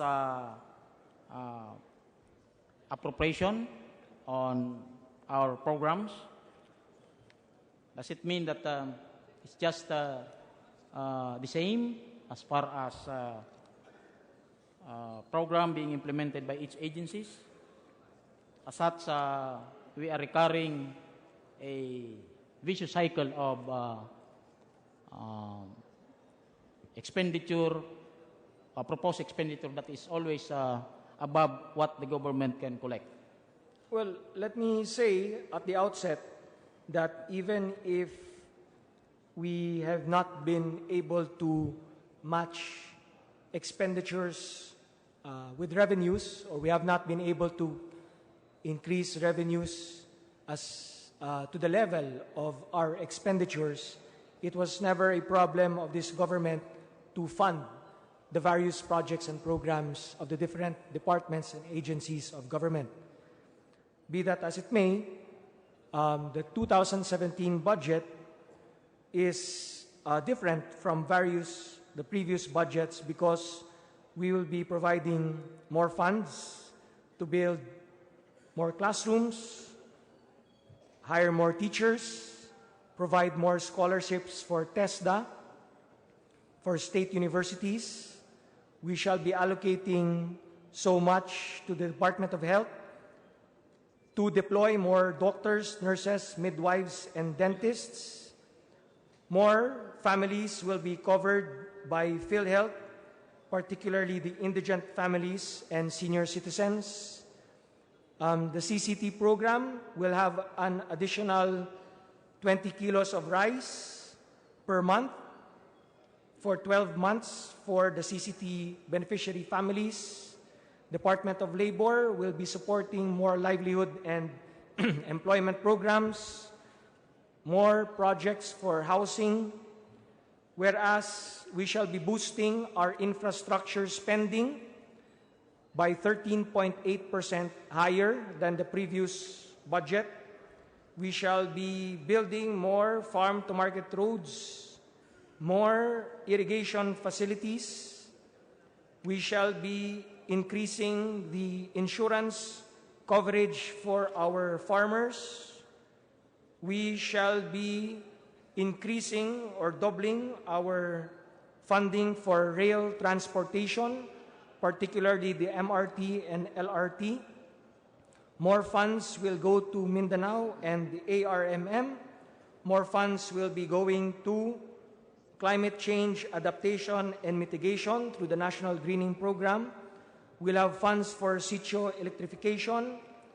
More funding shall be given to the Philippine National Police to eradicate crime and drugs. More funds will be given to the Department of National Defense, the DOJ, the Public Attorney's Office. We will be building more drug rehabilitation centers. More funding shall be going to the LGUs. We shall have a revitalized PPP program wherein the private sector is allowed to propose projects, and many other improvements and changes in the national budget, Madam Speaker. Meaning, Madam Speaker, distinguished colleague, we are assured that with this budget, the promise of the Duterte administration for a real change for the Filipino people will happen. Am I correct? Distinguished Yes, sponsor. Madam Speaker, with the help of our legislators, with the help of our LGUs and our partners in government, with the help of the private sector, and with the help of each and every citizen of this republic, we will ensure that real change will happen in this new administration. As expressly stated by the distinguished sponsor a while ago, that this budget is based on the absorptive capacity of the government to utilize the fund. Am I correct, distinguished sponsor? Yes, Madam Speaker, we have taken into account the absorptive capacities of the different agencies and departments of government. May I then proceed to the prior year's performance of the national government, Madam Speaker, distinguished sponsor? How much was the general appropriation in fiscal year 2015? 2.606 trillion, Madam Speaker. The new general appropriation? A new. Hold on.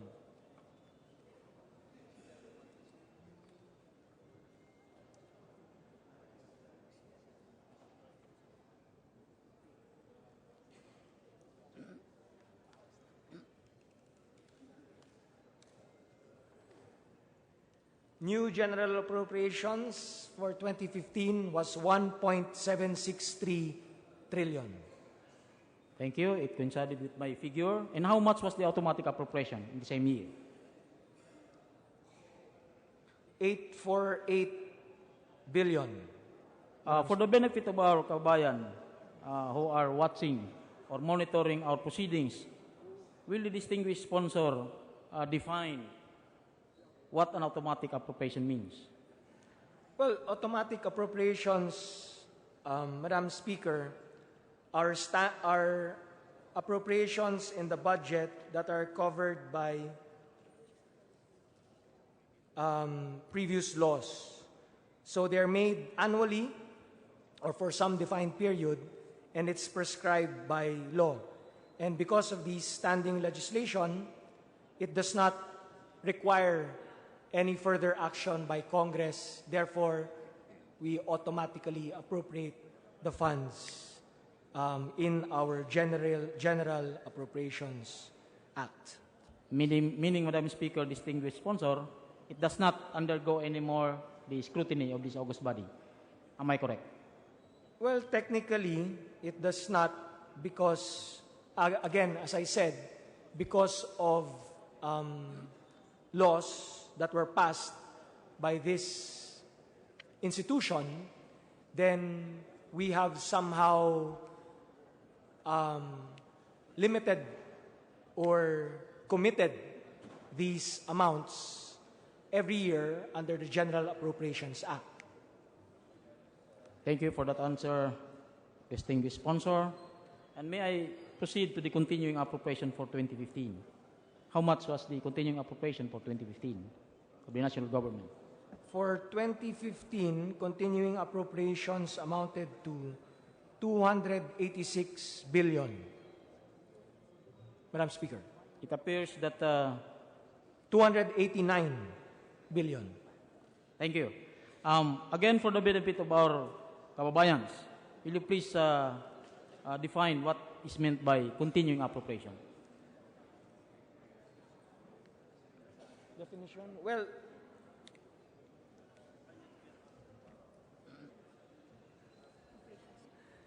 continuing appropriations as defined are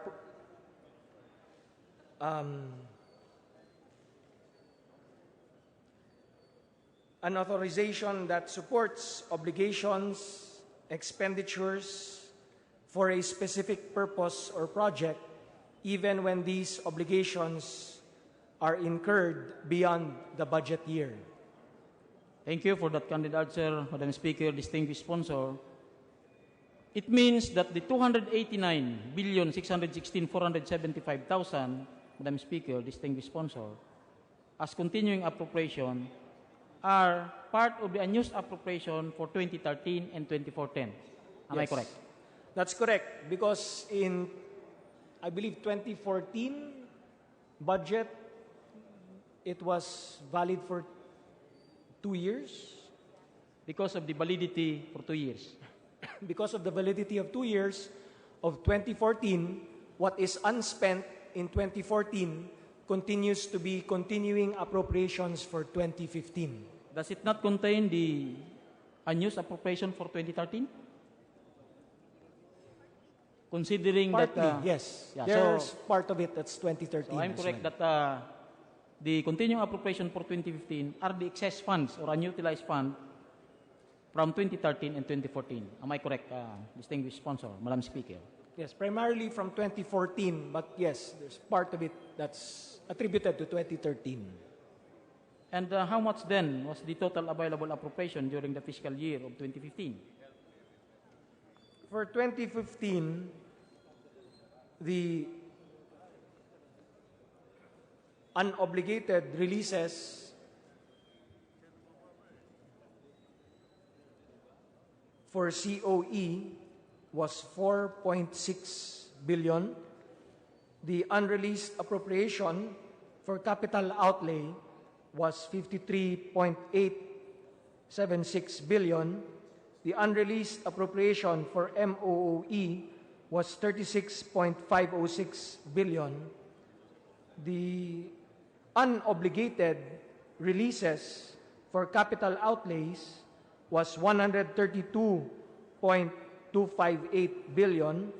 Unobligated releases for MOOE was 62.153 billion. And unobligated releases for FINEX was 27.8 million. So am I correct with my figure that in 2015, there are about a sum of 486,811,238,000 that was falling under unused appropriation, to sum it up?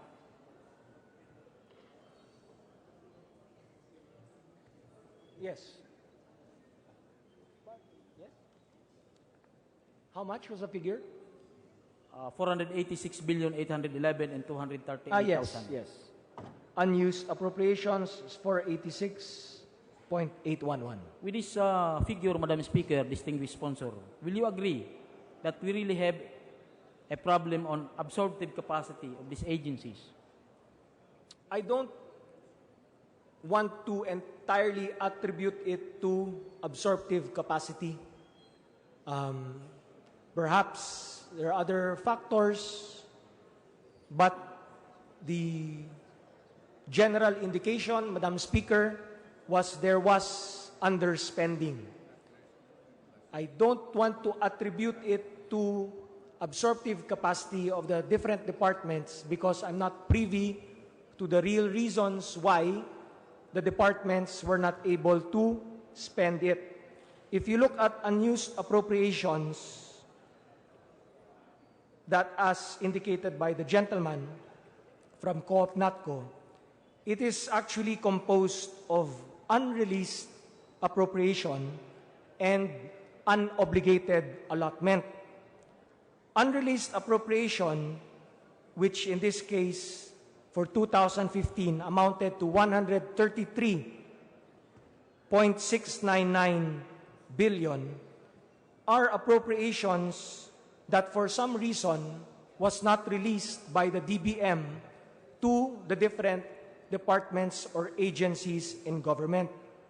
Whereas unobligated allotment, which amounted to 353.111 billion, are allotments that have already been downloaded to the different departments and agencies of government, but for some reason or another, they were not able to obligate it, and therefore, by not obligating it in time, then these amounts would have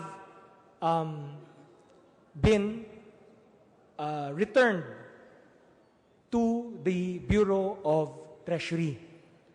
So I'm not prepared, Madam Speaker, to attribute an obligated allotment to the low absorptive capacity of the departments, but the truth of the matter is that 353 billion was left with the different departments and agencies of government that they were not able to obligate or spend.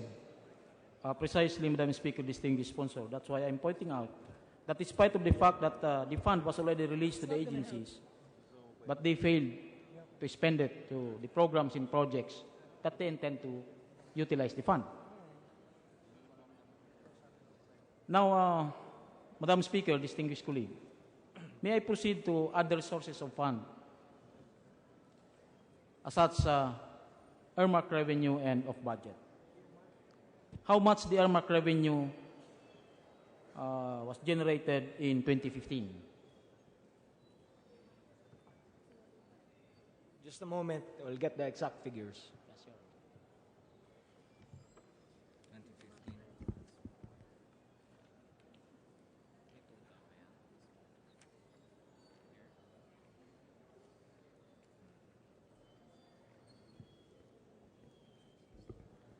Earmarked revenues for 2015 actual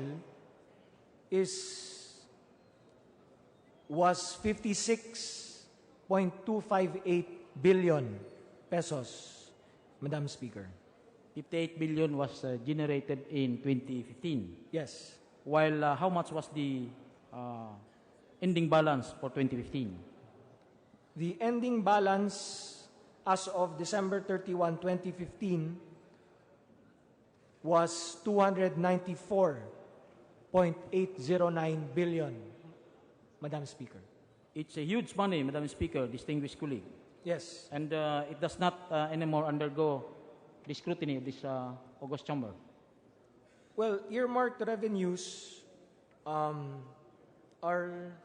earmarked, Madam Speaker, precisely because of certain laws that Congress passed.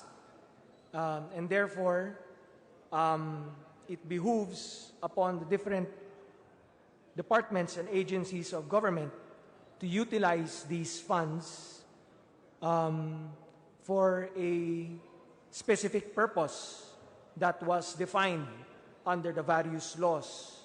So if you look at, indeed, there have been revenues of 56.258 billion in 2015. The expenditures of these revenues amounted to 34.059 billion in 2015. My observation, Madam Speaker, is that because the expenditures of these monies have not totally consumed the revenues generated, then you will always see an increasing balance. That is why on December 31, 2015, the remaining balance out of the earmark revenues as defined under the law reached 294 billion.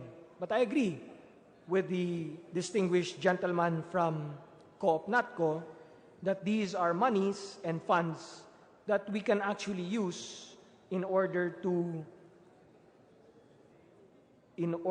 for us to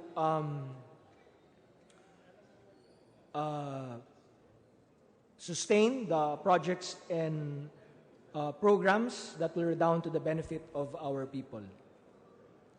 So, does it mean... But with the kolatilya, Madam Speaker, that hindi ito basta-basta na pwede natin gamitin dahil ito po ay may basihan. May basis po ito sa batas. Iba't ibang batas po ito, kaya nga po dapat tingnan natin kung ano yung nakalagay sa batas at saan po natin pwedeng gastusin yung perang nakalaan o nakolekta gamit yung batas na ito. So hindi pwede yan basta-basta na gagamitin natin kung saan-saan, kundi limited po tayo kung ano po ang nakalagay sa mga batas na ito. So, be that as it may, Madam Speaker, distinguished sponsor, this is still a source of fund wherein if will be looked into by this August body, can it still be tapped as part of national government expenditures in the future? considering that there are laws that governs in the utilization of this fund. Am I correct? Yes, Madam Speaker. In fact, I would like to point out that Congress has oversight functions over the expenditure of the budget, and our oversight functions extends even to these earmarked revenues. And I would suggest that using our powers of oversight, we should again revisit the different laws that cover these earmarked revenues to find out where these funds can be used, how the funds can be utilized, and what benefit will it give to the people on the ground. And we can include also the off-budget accounts. Yes, along that endeavor. together with the off-budget accounts. Off-budget accounts, Madam Speaker, are also within the powers of Congress to scrutinize. Off-budget accounts are also revenues that are generated by the different departments and agencies of government. Again, this has legal basis. They cannot collect unless there is a basis in the law. And you will find that there are various receipts and expenditures using these off-budget accounts. Most of the off-budget accounts are in terms of revolving funds or trust receipts for the different offices and agencies and departments of government, Madam Speaker. Thank you, distinguished sponsor. Last question, Madam Speaker. Distinguished sponsor. In the release and use of funds, in the general provision, page 987, section 50, availability of appropriations. May I read? All appropriations authorized in this act shall be available for release in obligation for the purpose specified and under the same special provisions applicable thereto until December 31, 2017. Does this mean, Madam Speaker, distinguished colleague, that the validity of the budget that we'll be approving for 2017 will only be until December 31, 2017? That is correct, Madam Speaker. As worded presently under Section 50 of the General Appropriations Bill, the availability of appropriations is good for 1 year only, until December 31, 2017. What will then be the effect of this particular provision to our continuing appropriations? It will mean, Madam Speaker, in practical terms, that unless these amounts, these funds are obligated, then if it is unspent, then it shall be returned to the National Treasury. So we are assured that those unused appropriation for 2017, if unobligated, it will be reverted back to the National Treasury. It will revert back to the National Treasury unless it is obligated. So therefore, in order for the departments not to lose the funds appropriated for them, they must obligate it before December 31, 2017. Thank you, Madam Speaker. Thank you, distinguished sponsor. I'll reserve some of my question comes the details of the deliberation of each agencies. Thank you very much. Thank you, Madam Speaker, and I thank the gentleman from Co-op NATCO for the opportunity to respond to his questions. Thank you, Representative Bravo. Majority Floor Leader. Madam Speaker, I move that we recognize the gentleman from One Sagip Party List, Representative Rodante Marcoleta, for his interpellation. So move, Madam Speaker. Representative Marcoleta is recognized. Thank you very much, Madam Speaker. I have a few questions left, distinguished sponsor, considering that most of them have been asked by our colleagues, and considering further that this is only general principles, I don't think we should go into the details and ramifications of this budget. At any rate, Madam Speaker, Your Honor, we're still talking about the 3.35 trillion pesos as the 2017 budget. And much has been said that it's about over 16% more than the prevailing budget this year. 11.6%. Or 11.6%, I'm sorry.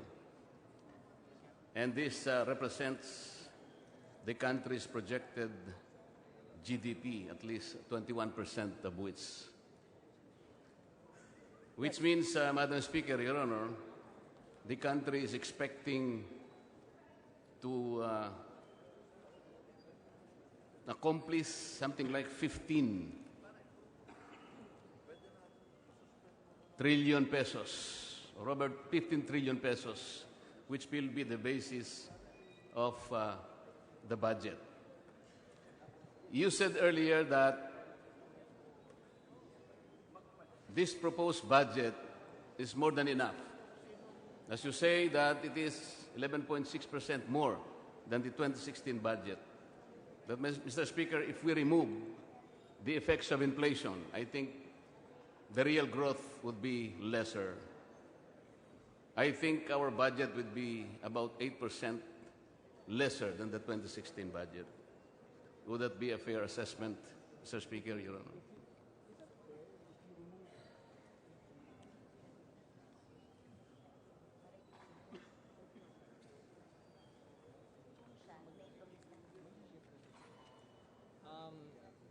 Yes, I suppose, Madam Speaker, more or less. Thank you. If you just apply simple mathematics, but of course economists will beg to differ, but for argument's sake, then we will agree that it is around that figure. Yes, and of course, as pointed out earlier, when we remove the automatic appropriations, the net would be 2.4 trillion pesos, which is only actually 72.6%, meaning the program new appropriations. Is that correct, Mr. Witness, Your Honor? Yes, if we remove that, Madam Speaker, yes. The good thing about the budget, Madam Speaker, Your Honor, was articulated by no less than the President. He said that the budget is useless if the Filipino is not at its center. I like that statement. He further said that a human approach to public finance means that the poor and the marginalized receive what the government said they will get from the budget. This is the President's message. My concern, Mr. Speaker, despite the clear-cut statement provided by the President, is that we can see some figures that do not entirely jibe with that statement. For example, as already stated earlier, the budget in the Agri-Agra is only about 120.5 billion pesos. We can see some negative projections here. You know, Mr. Speaker, Madam Speaker, Your Honor, Agri-Agra is a sector where most of our poor constituents are located, particularly the farmers. If this particular sector is not given the budget that it needs, adequate budget as it should, we might not be able to see the directions to which the President would like us all to go into or to look into. Tourism is one, Madam Speaker, Your Honor. Tourism provides impetus, Madam Speaker, Your Honor, to rural development. As you can see that some of the scenic spots in this country, most of them are located in the provinces. And so if tourism will get a budget which is about negative 36% when compared with the present budget, it would seem that this is not again consistent with a statement of the President. Will that be a fair assessment, Madam Speaker, Your Honor? I agree, Madam Speaker. If we spend our money on tourism, it has a cascading and multiple effect in the economy. If we spend money also in the agricultural sector, not only will we be reaching out to more of our brothers and sisters in the rural countryside, but it will also have a value chain effect in our economy. So tourism, both investing in tourism and agriculture generates jobs, especially if we take into consideration that investing in agriculture not only means making sure that we have good agricultural products, but the products are processed and sold to the market, because we will have value added in that value chain. From the farm to processing, there's a value added there, and an increase in the, not only in the agricultural sector, but the industry sector. And when the produce is sold to the market, again, a value added plus an increase in the services sector. Tourism as well, if we put our money in tourism, we know that it has a rippling effect in terms of transportation, in terms of services through hotel accommodations, and in terms of providing more jobs for our people. I will accept that statement, Madam Speaker, Your Honor, but I think it is better for agriculture to be able to receive adequate budget in such a way that it can influence and impact other sectors of the economy, not only being the receiving end due to the cascading effects of other programs of government. I'd like to believe that it is more advantageous, if not more beneficial, to our farmers and to the farm workers if they themselves can contribute better by getting the adequate budget that they deserve. For example, Madam Speaker, Your Honor, when we talk about food security, naturally we talk about our farmlands, our agriculture, which is our inherent advantage when we compare our country with the neighboring countries. China, for example, Madam Speaker, Your Honor, I think its population represents about 22% of the total inhabitants in this planet. In contrast, they have only about 7% when we compare their arable lands and the entire cultivation area of this planet. But despite this small area that they have, China, I think, is enjoying food security, if not sufficiency. This is something that our country should also achieve, Mr. Speaker, distinguished sponsor. Would you agree? Yes, Madam Speaker, I'd like to point out that for agriculture development, our agricultural commodity programs under the rice program of the Department of Agriculture will be receiving 9.74 billion to produce 20.79 million metric tons of palay. For our high-value commodity crop program, under the Department of Agriculture, 4.24 billion is allotted to produce 9.637 million metric tons of banana, 2.740 million metric tons of pineapple, 0.958 million metric tons of mango, 0.080 million metric tons of coffee, and 0.007 million metric tons of cacao. Under the corn program of the Department of Agriculture, we shall be allocating 2.83 billion to produce 2.06 million metric tons for white corn, 4.52 million metric tons for yellow corn, and 1.44 billion is allotted for coconut program under the PCA to produce 15 million metric tons of copra.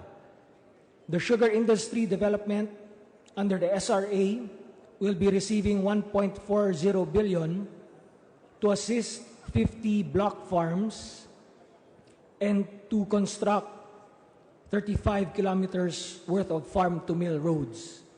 Under the food security program of NFA, 5.1 billion has been allotted for palay procurement of 291,945 metric tons. Thank you for those assuring statements, Madam Speaker, Your Honor. Let me go to another area.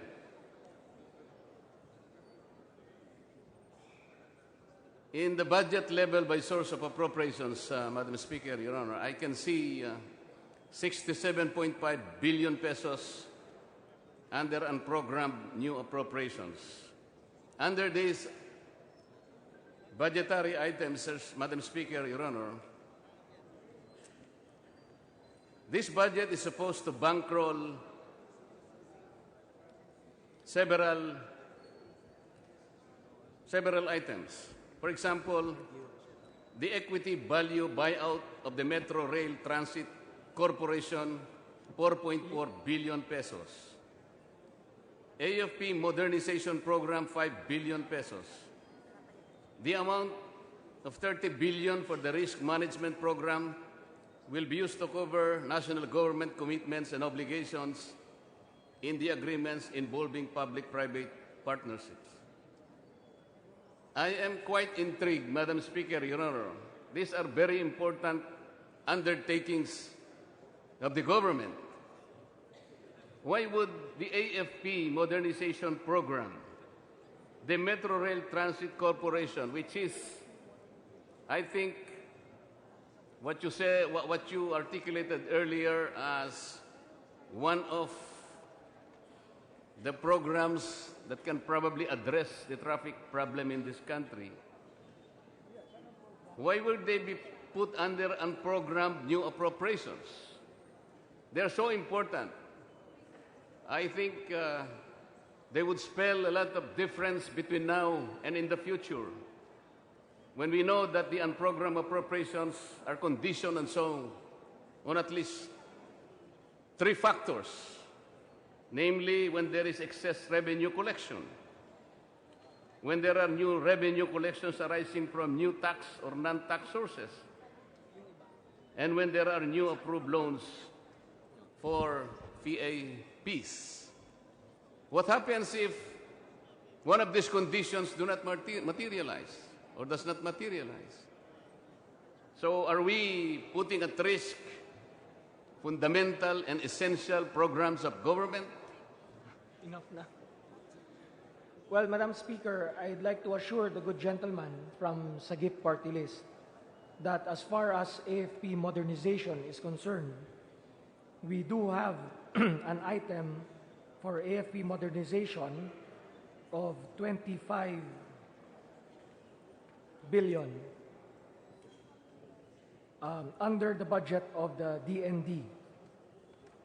So the AFP modernization program under unprogrammed funds is just a standby appropriation in case the conditions are met to finance the items under unprogrammed funds. But as far as AFP modernization is concerned, we have 25 billion in the budget for AFP modernization. Madam Speaker. Madam Speaker, Your Honor,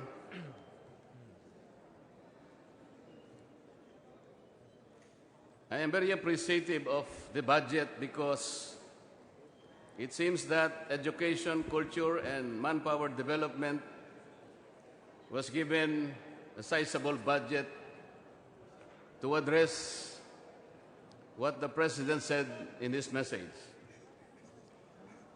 I think when you lump this particular sector, it increased by 27% over the present budget, which is very good. However, when you notice the health sector, Madam Speaker, Your Honor, it increased only by about 14.1%. I'd like to see a budget, Madam Speaker, Your Honor, that is well balanced. You have a well-educated citizenry, but if they are not healthy, I think we will have a problem in the long run. So if this, I would say, lopsided budget between education, manpower development, and health can be rationalized even better, we will be able to see a brighter future for our people, Madam Speaker, Your Honor. And I am a little bit apprehensive why the DSWD was invested with a lot of obligations. The cash transfer, the conditional cash transfer alone, Madam Speaker, Your Honor, is 78.7 billion pesos. The social pension for indigent senior citizens, 17.9 billion pesos. Kalahi Seeds, 10.7 billion. Sustainable Livelihood Program, 9.2 billion. And Supplementary Feeding Program, 3.4 billion pesos. Madam Speaker, Your Honor, aren't we putting so much talent to the DSW to utilize? Because the 78.7 billion CCT program alone, Madam Speaker, is of some magnitude. I recall, Madam Speaker, Your Honor, that in the selection of the target beneficiaries way back in 2010, the SWD is already using a targeting system, which I think was based on certain variables. And then 1 year later, the NSCB, the National Statistical Coordination Board, I believe, altered the poverty line. And in doing so, I think there were recipients or beneficiaries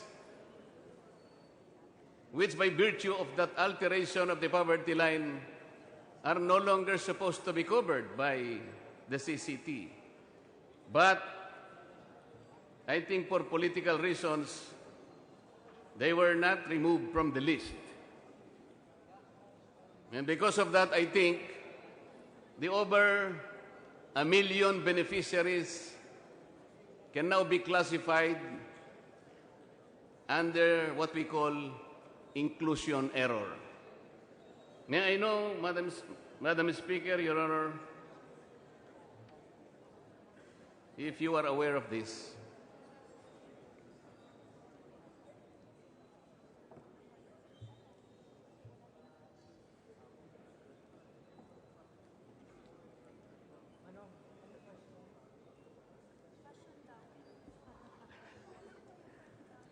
Well, I was saying, Madam Speaker, Your Honor, that the poverty line was altered sometime in 2011.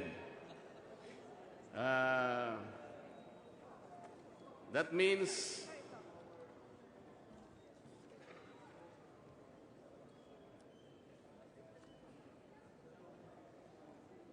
the NSCB, this is the National Statistical Coordination Board, lower the official poverty line by 11.8%, using year 2009 as reference, and thus effectively reclassified 1 million recipients. And they now become inclusion errors. They did not remove those over 1 million beneficiaries. And so they continue to receive these benefits from the CCT. I am trying to rationalize, Madam Speaker, Your Honor, if we are supposed to invest a lot of obligations or responsibilities for DSWD, can we not, let's say, give the social pension for indigent senior citizens to the LGUs so that they can concentrate more in targeting the more deserving recipients of the CCT? Or probably the Kalahi Seeds and Sustainable Livelihood Program can be transferred to the Department of Trade and Industry. Why? Because when you come to think of it, DSWD, the SW is social welfare. I think DSWD is already well-versed and experienced in social welfare. But when we talk about developments, with all due respect, I don't think they're quite competent to undertake these developmental projects. Why? The 25.2% poverty incidence rate, Madam Speaker, Your Honor, Mr. Speaker, I'm sorry, has always been there. I think it has not gone lower from the 33.1 official poverty line in the year 1990, which was the basis for the Millennium Development Goals. Parang paikot-ikot po tayo dito sa poverty line na ito. 30% umiikot po ito.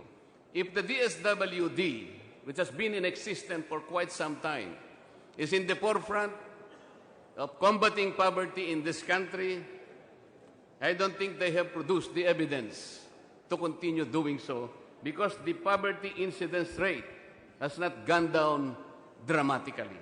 So I am suggesting, Madam Speaker, Your Honor, that we should probably look harder. Maybe we can transfer the developmental efforts to other agencies of government in order that they can concentrate more on those things that they are familiar more in doing so. Well, will you accept that, Mr. Speaker, Your Honor? Well, Madam Speaker, let me just point out that the budget allocated for CCT is supposed to cover 4,402,253 household beneficiaries. This did not change. It did not increase or decrease from the numbers targeted by the 2016 budget. The increase in the CCT can be attributed to the rice allowance of 23.4 billion that was included in the benefits that shall be received by the CCT beneficiaries. Now, CCT as a program in itself is actually supposed to eradicate intergenerational poverty. Meaning to say that what we hope to achieve with the 4,402,253 households is that their children will no longer have to experience being poor the way their parents are poor. Which is why conditions under the CCT program have a lot to do with education, have a lot to do with health, and have a lot to do with providing livelihood to their parents. Because if we are able to arrest intergeneration poverty through the CCT program, then the next generation after us will be the one to see the benefits of this program. In the meantime, to arrest poverty at its core, we need to invest more in agricultural and rural development. We need to address creation of more jobs. We need to provide more scholarships and education for our people. We need to create more growth centers outside of Metro Manila, all the way into the countryside. We need to pump prime the economy. We need to invest more in infrastructure. We need more access to microfinancing and other sources of financing. We need to develop the manufacturing sector, and so on and so forth. And all of these targets and objectives that we hope to accomplish can only be accomplished with a responsible budget. And that is why, as far as plausible, we have provided the necessary funds for the different projects, activities, and programs of government in order for us to arrest poverty. The target is, by the end of the Duterte administration, we will have been able to reduce poverty rate from 26% to 17%. And that can only be achieved with a responsible budget. As far as social pension is concerned for our poor senior citizens, my experience and the experience of a lot of representatives from Congress is pagdating sa pension para sa mga senior citizens, laging nagpapasahan ang LGU at ang DSWD. Laging sinasabi ng LGU, trabaho yan ng DSWD. Laging sinasabi ng DSWD, trabaho yan ng LGU. So right now, with this budget, we have given the amount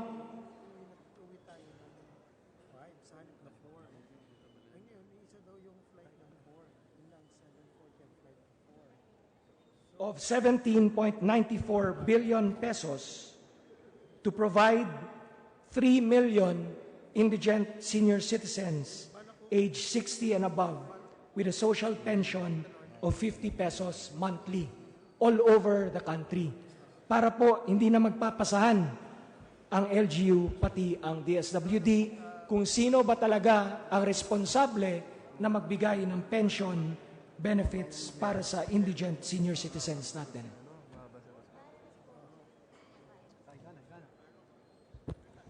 Thank you for the answer, Mr. Speaker, Your Honor. Ang totoo po nun, walang debate doon, totoo lahat yun. Kaya po yung aking minumungkahi lang, yung DSWD, alisin natin yung iba para makapag-concentrate lang sila. Kasi po yung social pension sa senior citizen, kaya na po siguro ng LGU yun eh. Yung pong Sustainable Livelihood Program at saka yung supplementary at saka yung Kalahi Seeds, ito po yung development eh. Gusto ko po sana, ito'y panagutan na lang ng Department of Industry kasi parang mas competent sila doon. Yun po kasing CCT, hindi talaga panglaban sa kahirapan yun eh. Conditional transfer yun. Makapag-aral ng konti yung mga bata, yun namang mga nanay na lactating mothers and yung pong mga pregnant mothers, magkaroon lang po sila ng konting pangkalusugan nila. Pero yung pagbaka sa kahirapan po is another matter. That is why I am saying na yung development aspect ng DSWD, alisin na sa kanila, ibigyan na lang sila sa mas competent na department. Katulad po nung isang studying ginawa, yung pong new poverty threshold, yung po kasing poverty line natin, masyadong mababa na yung pong malapit-lapit dito sa na maaring mahulog doon, dumadami. Halimbawa po, it was shown in this study that family income should be at least 28% above the official poverty line. Anong ibig sabihin po nun? Kung ang official national average poverty line natin is 8,022 pesos a month, dagdagan po natin yun ng 28%, ang ibig sabihin nun, 10,268 pesos per month. Yun po yung makakatulang doon sa near poor. Kasi pag hindi na, parang riprap po yun parang river Kailangan palakasin mo yung bank ng river na yun kasi ang daming tumutulay din doon Tawid ng tawid, puro tawid ka lang. Pagkatapos, hindi pa siya nakakalayo, bumagsak uli siya doon. Yun po yung gusto lang nating ipaliwanag mabuti. May I go to dalawa na lang po, Madam Speaker, Your Honor. Napapansin ko po, nawawala na po ng boses ang aking kaibigan. Ito pong budget natin, sabi ng Pangulo, na siya naman totoo po,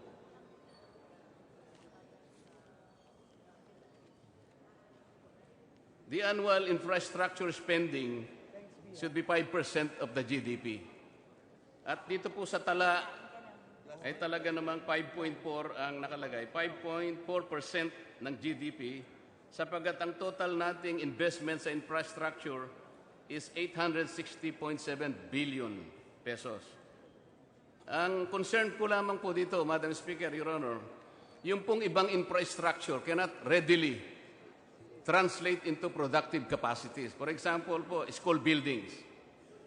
At saka may mga buildings, hospital and health center. Malalaki po ang outlays ito.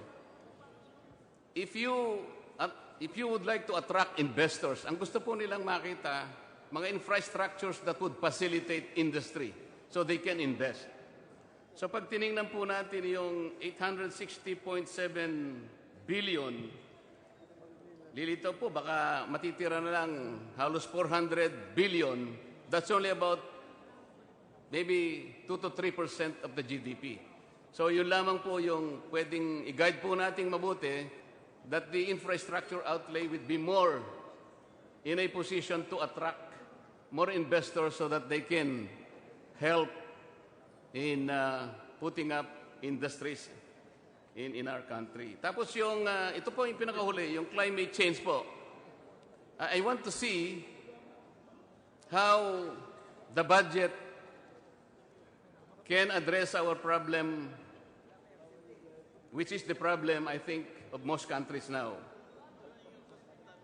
Ang ating po kasing bansa, ang sabi po nila, the Philippines loses as much as 1.1% of its GDP each year to disasters. Ito po alam na alam ni Joey Salceda ng Albay. Higher than the estimated average of just 0.6% in the APEC member countries. Malaki pong masyado yon. Yung damage to properties po ng disaster sa ating bansa averages 4.6 billion in the past 30 years. So kung ang budget po natin, makapagtalaga rin po tayo ng sizable outlays para ma-address natin ang climate change, malaking importansya rin sa ating bansa. Of the 10 cities in the world, Mr. Speaker, Your Honor, most exposed to natural hazards, 8 are in the Philippines. Of the 100 cities with greatest exposure to natural hazards, 21 are in the Philippines. 16 in China, 11 in Japan, 8 in Bangladesh. Dito po sa budget ng climate change expenditures, I can see the greater bulk is in the DPWH, 169 billion 173 million. Bakit wala pong mitigation Mr. Speaker, Your Honor, nandun lamang sa adaptation. May we know the reason behind this? Let me begin by stating that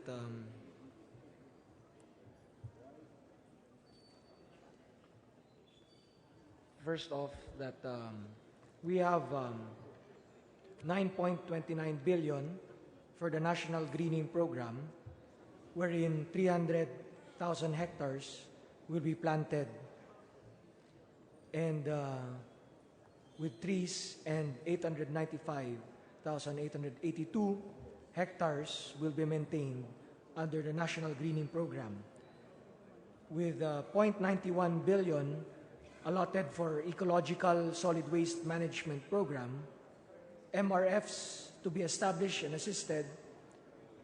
Cluster MRFs are 160, while open and controlled dump sites closed or rehabilitated will be 75, and the number of open and controlled dump sites, or MRFs, monitored is 1,710.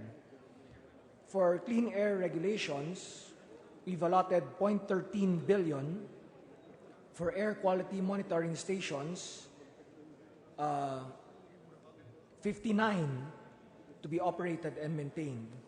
And for the National Geohazards Assessment Program, 0.27 billion has been allotted for municipalities covered by vulnerability and risk assessment,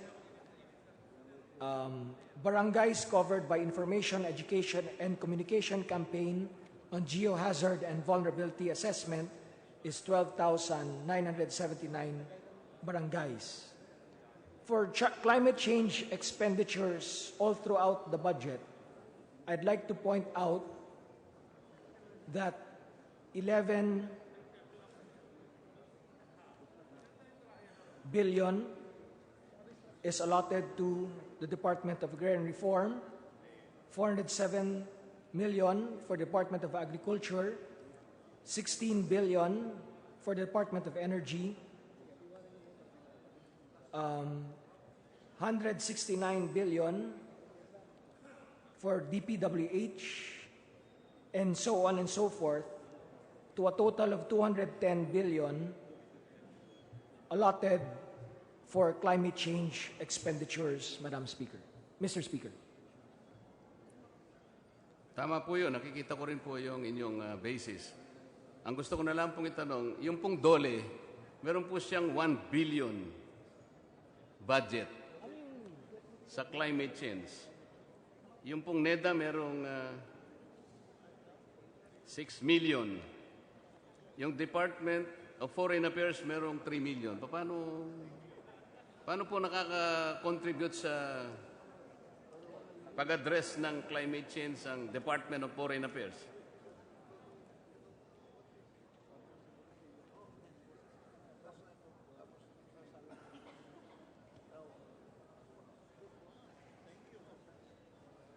Baka hindi na po sila sasakay ng eroplano makikipag-meeting, so makakatipid po tayo sa gasolina ng eroplano. Yun po ba yung ibig sabihin? No? Yung NEDA po, merong 6 million.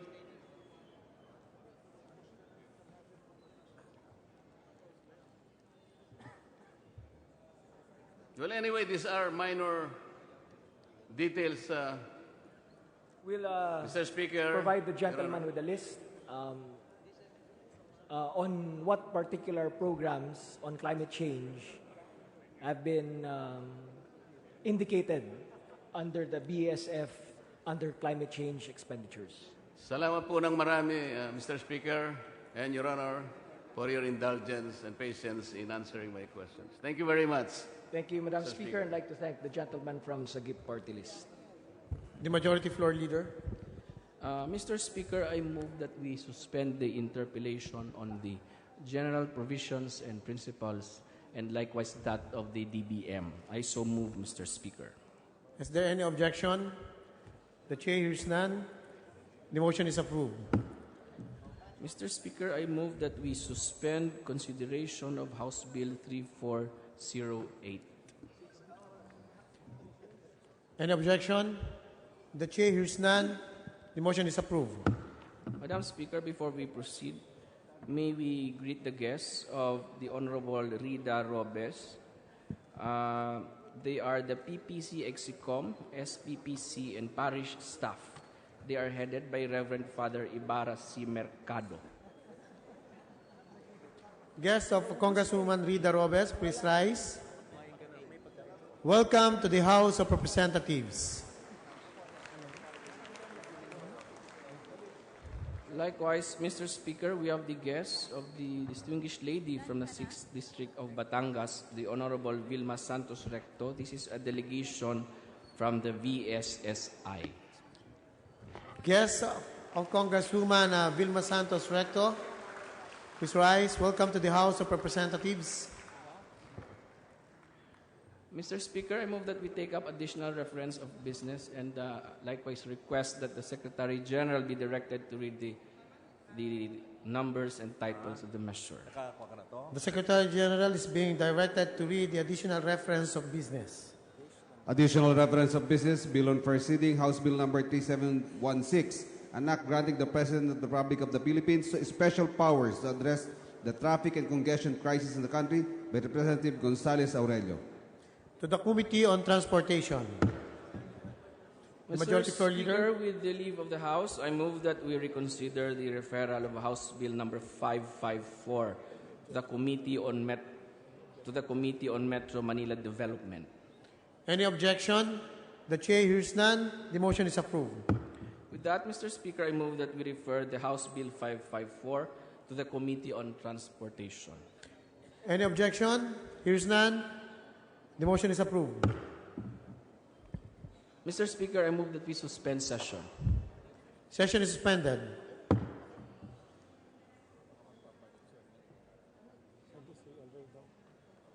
Session is resumed. The Majority Floor Leader. Mr. Speaker,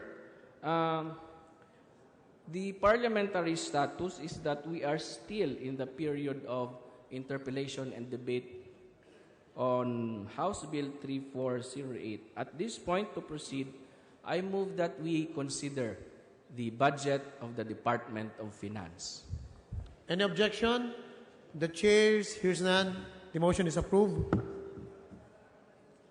To sponsor the budget, Mr. Speaker, I move that we recognize the gentleman from the 2nd District of Camarines Sur, the Honorable El Rey Villafuerte. The gentleman from the 2nd District of Camarines Sur, Honorable Luis Rey Villafuerte, is recognized to sponsor and answer questions, if any, on the budget of the Department of Finance and attached agencies. Mr. Speaker, Majority Leader, distinguished colleagues, distinguished guests from the Department of Finance and its attached agency family, this humble representation has the honor to sponsor for consideration of this august body the budget of the Department of Finance and its attached agencies in the amount of 21.3 billion for consideration. And we are now ready to take in questions.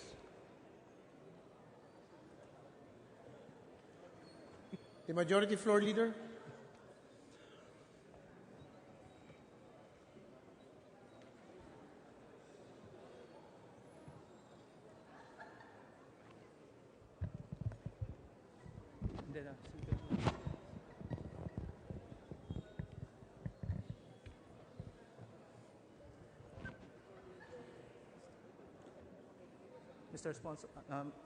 Mr. Speaker, I move to recognize the gentleman from Quezon, the Minority Leader, Danny Suarez, for his interpellation.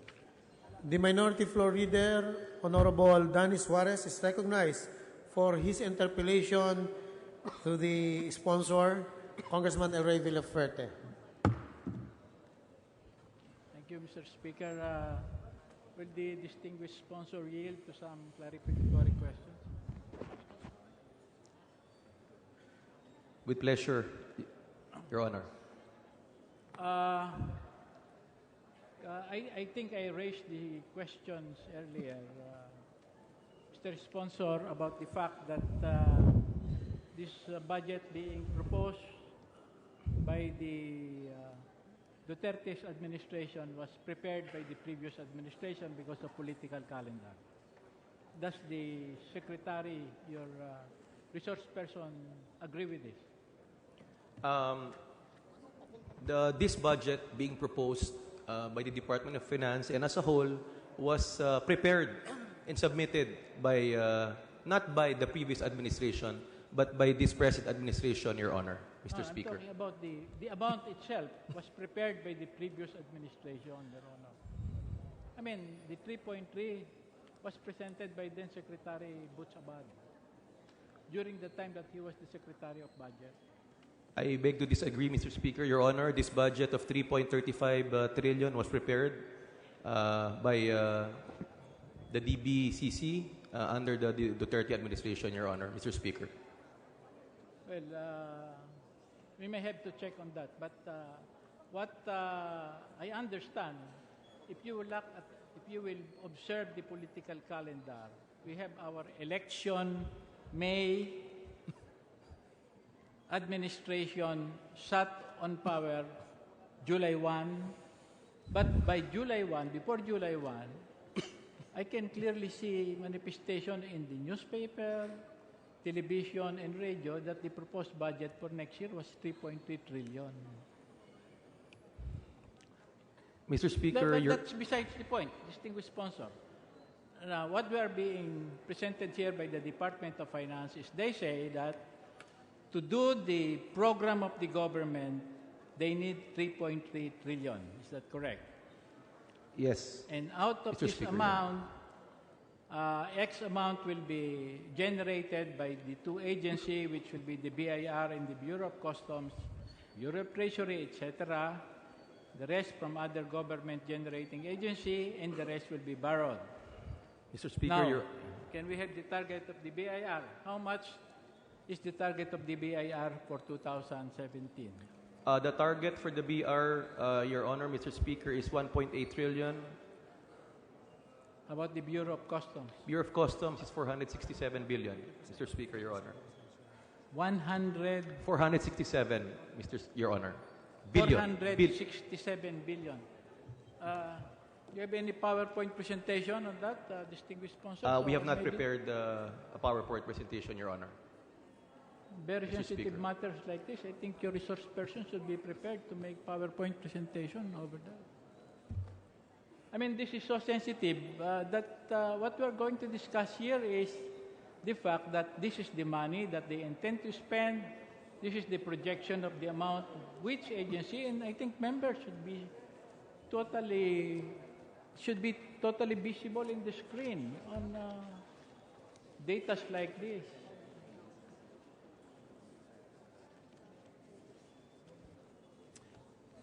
One minute suspension, Mr. Speaker. Session suspended for 1 minute.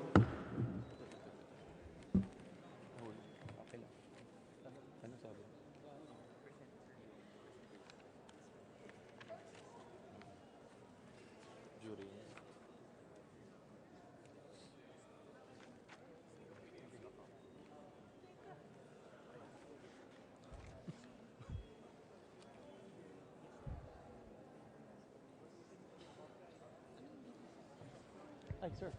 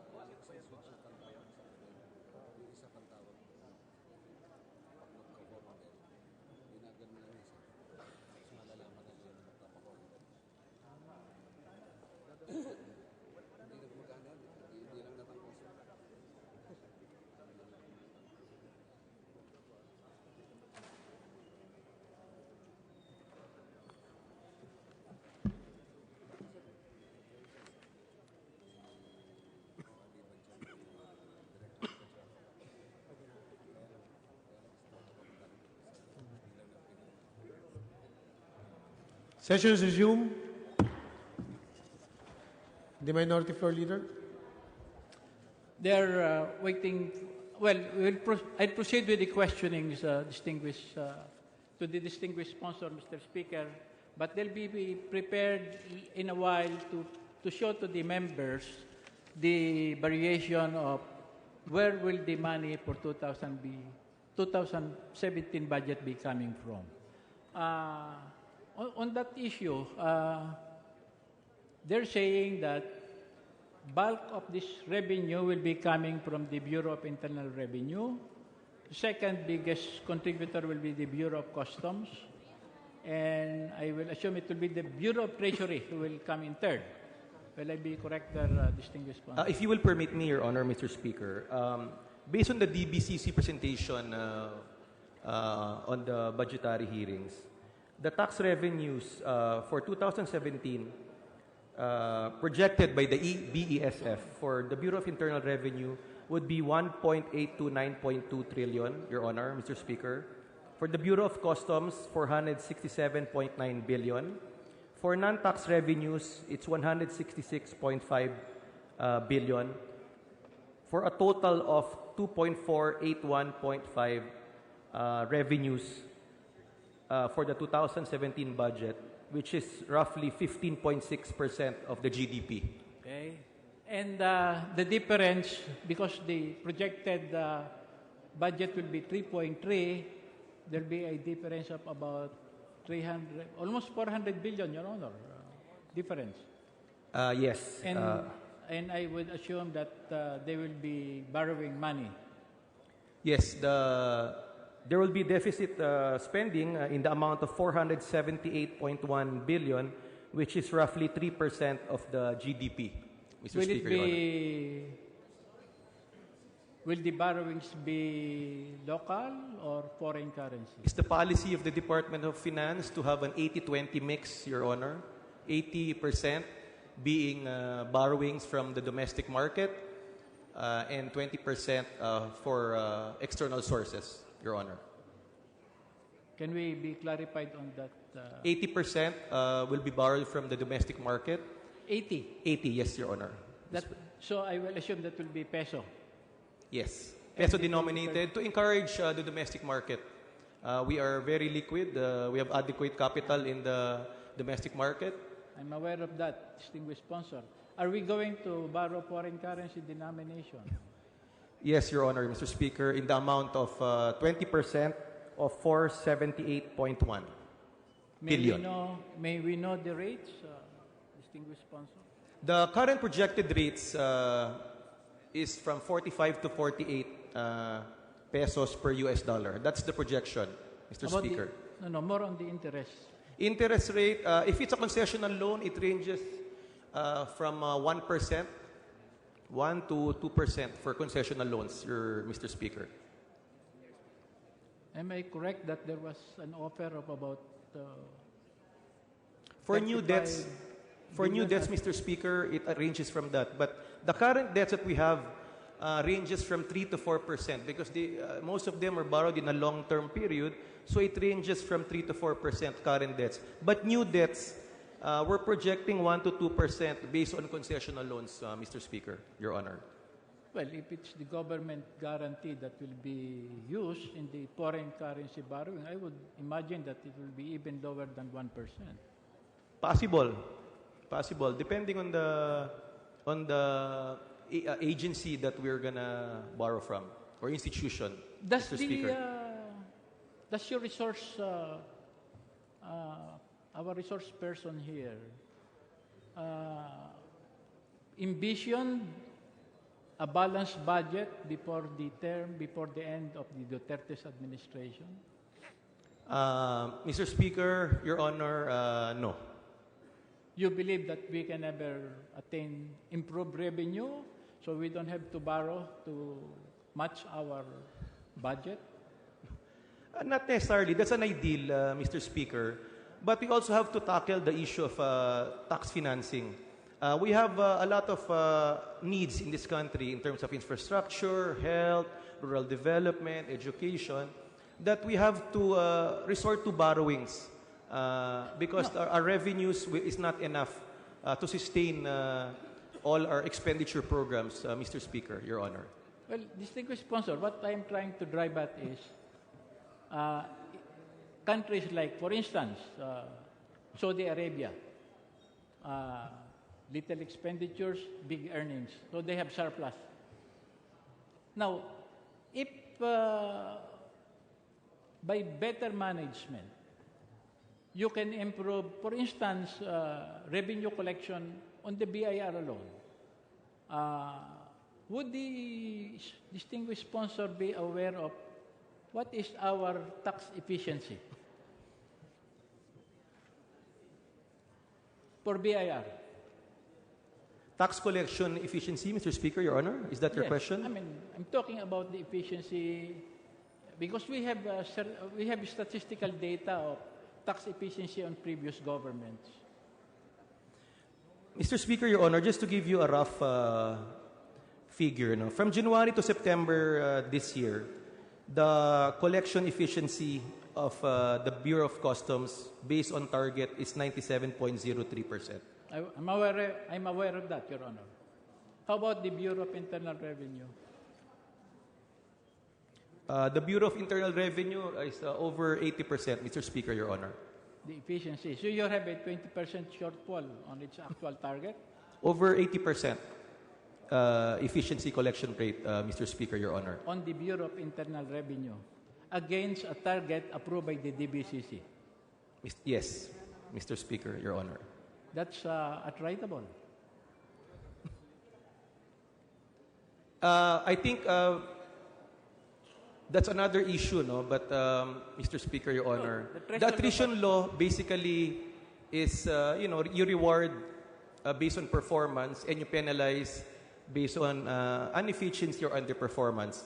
In this case, I hope you understand, Mr. Speaker, Your Honor, that this administration, the new leadership of the BIR and the BOC just assumed a few months ago, and based on efficiency targets as by the BOC and the BIR compared to past months of collection before they assumed, I think they are performing above average. Well, you have just stated, Your Honor, a few minutes ago that the efficiency of the Bureau of Customs is at 98.2 against target. That is way off, not within the attributable on shortfall. But if you have a 80% performance against target, that you are 20% off, then that's attributable.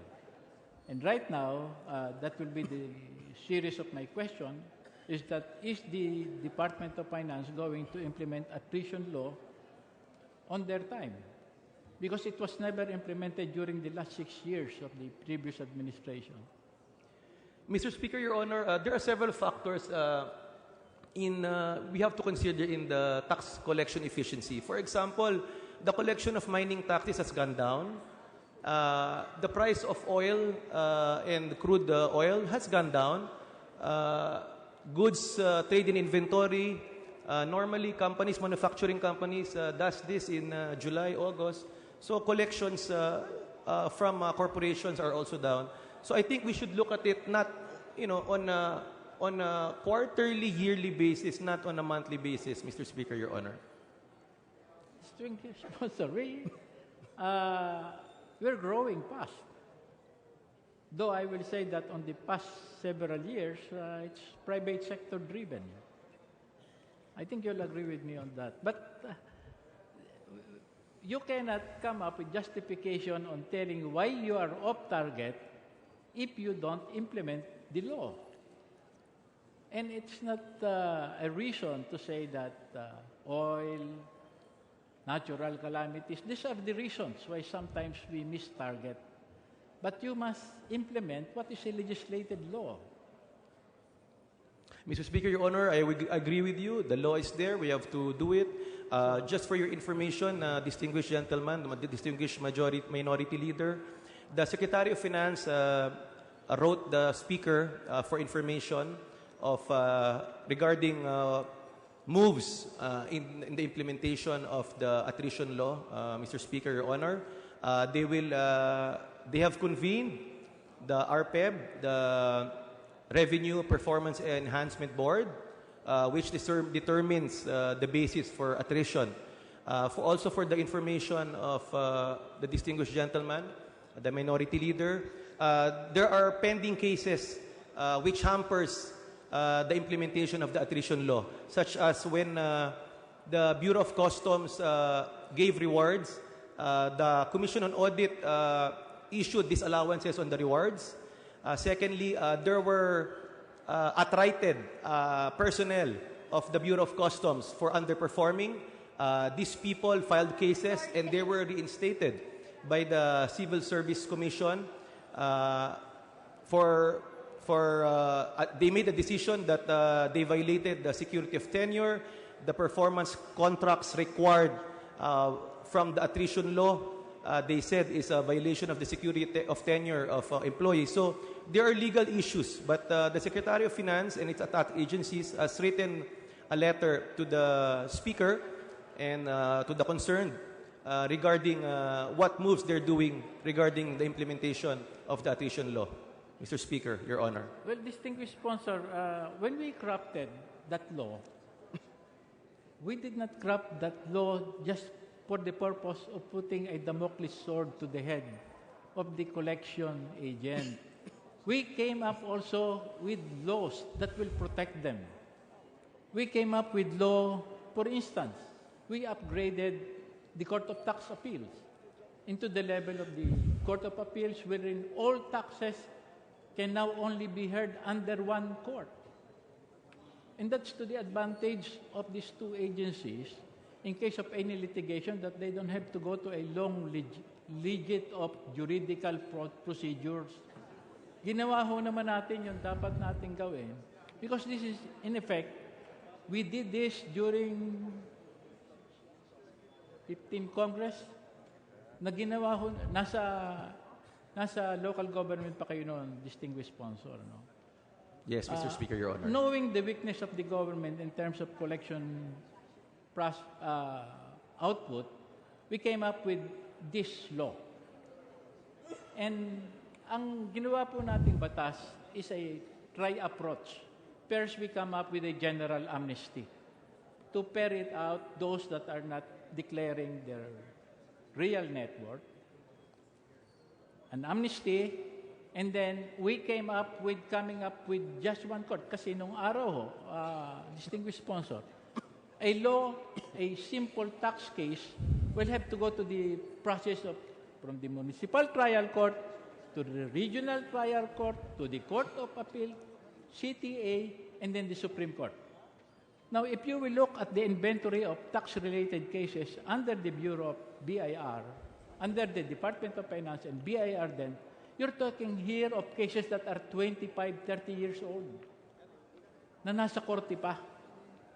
Talaga hong doon sa lumang sistema, walang kalaban-laban ang gobyerno pagdating sa mga tax cases pag dumating na sa korte.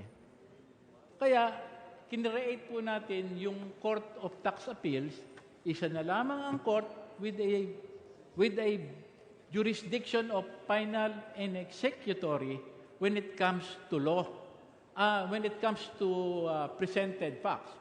The only time that you can elevate a case to the Supreme Court is when you're questioning the law. Yan ho ang advantage ng Bureau of Internal Revenue na doon sa mga tax evader, hindi ka na makaka-take advantage ng long litigation. We did that, Your Honor. Ngayon, yung sinasabi ninyong cases of COA, that's totally alien to me. Hindi ko alam yung pangyayari niya na kini-question ng COA yung award.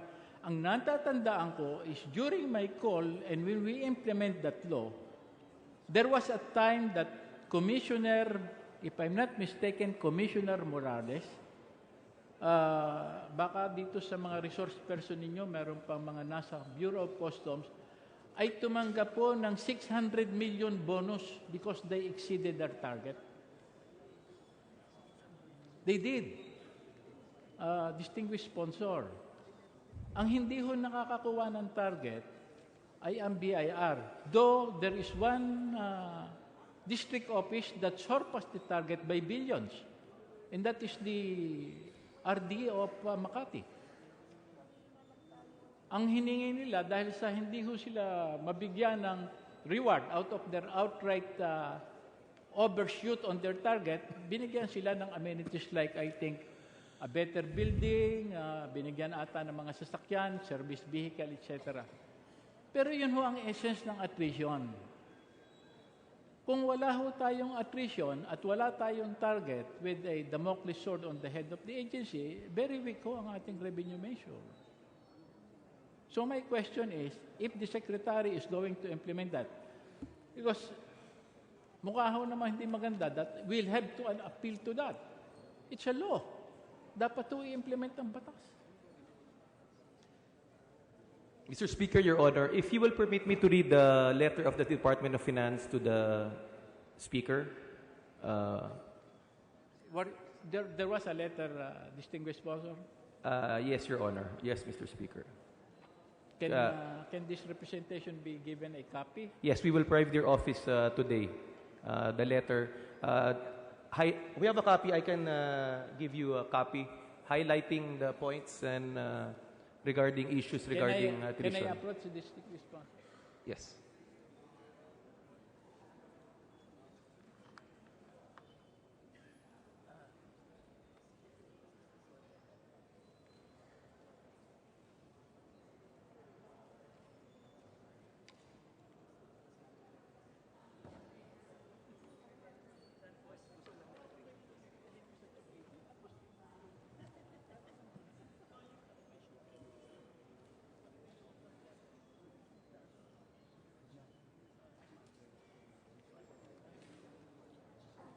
Session suspended.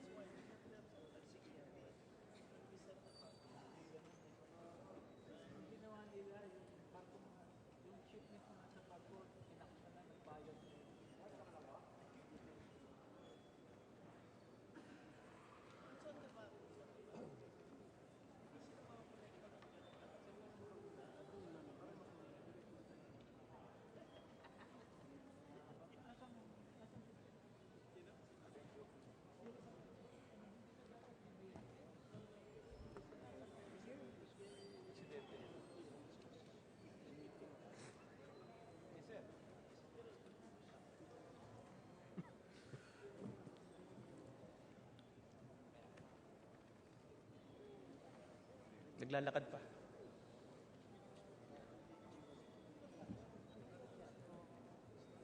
Session resumed.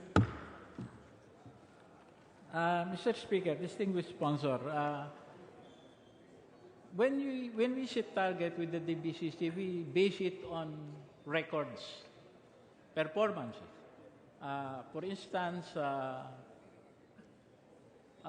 certain port will have a record of how much they collected for several, we work back in years, yung regular na importation, and that would be the basis for the target for each port. Ganun ho yun. Katulad ng, ang sensitive area lang ho naman, Mr. Speaker, distinguished sponsor, are ports that are quite active in terms of arrival of cargos.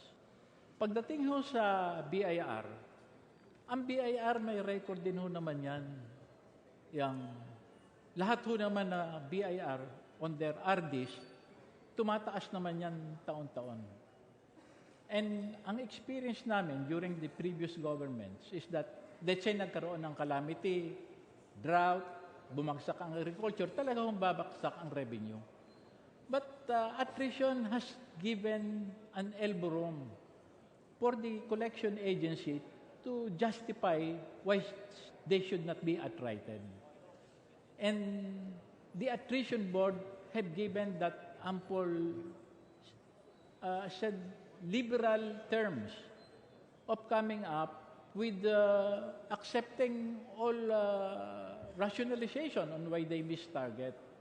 But it will be very difficult for Congress appropriate funds without giving a clear area of where are we going to get the funds with a certain percentage of accuracy in terms of performance.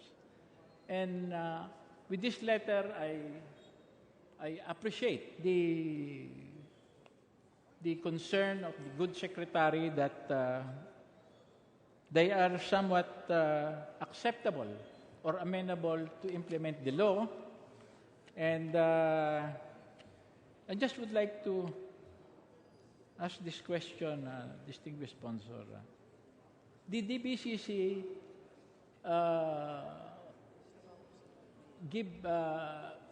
we have the target for customs and BIR. And when they were given to these two agencies, did they accept the target without any hesitation, or they are saying the target is too high, etc.?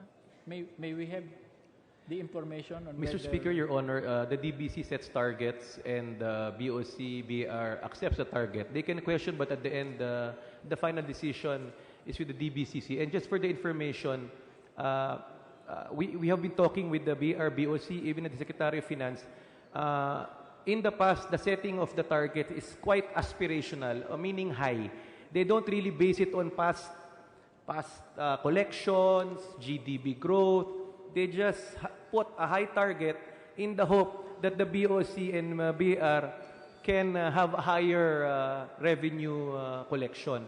But in this case, in this administration, they have really rationalized, and they will compute it based on GDP, computed based on past collections, and put acceptable increase in the collection. That we can assure you. And really, the intent of the attrition law is noble, laudable, maganda po.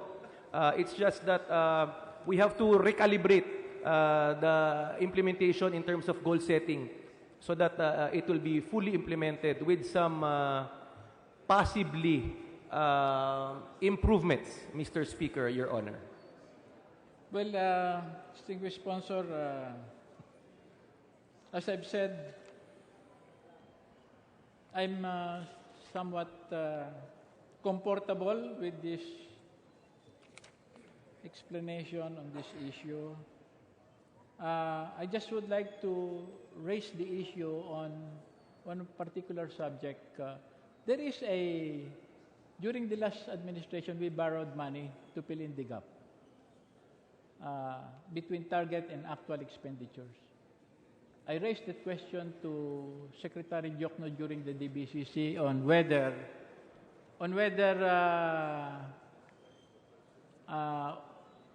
the money will be borrowed locally, or which has been answered earlier. So, Mr. Distinguished Sponsor, my question is this. Our absorbing capacity is not very good.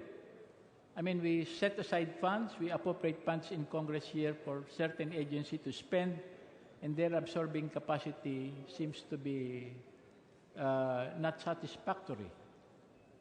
Now, my question is this. Previous administration borrowed so much,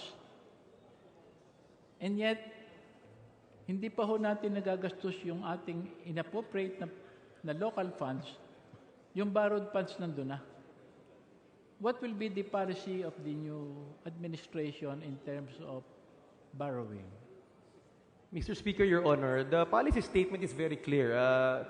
This administration will clear the underspending. They will spend what is appropriated, obligated, as per the expenditure program. That is the commitment of this administration. Hindi, Mr. Speaker, Your Honor. Hindi, ang sinasabi ko sa inyo, distinguished sponsor, ay yung nakita natin na hindi naman natin sinasabing mali. Baka naman ang ginawa nila inutang na para gastusin ka agad.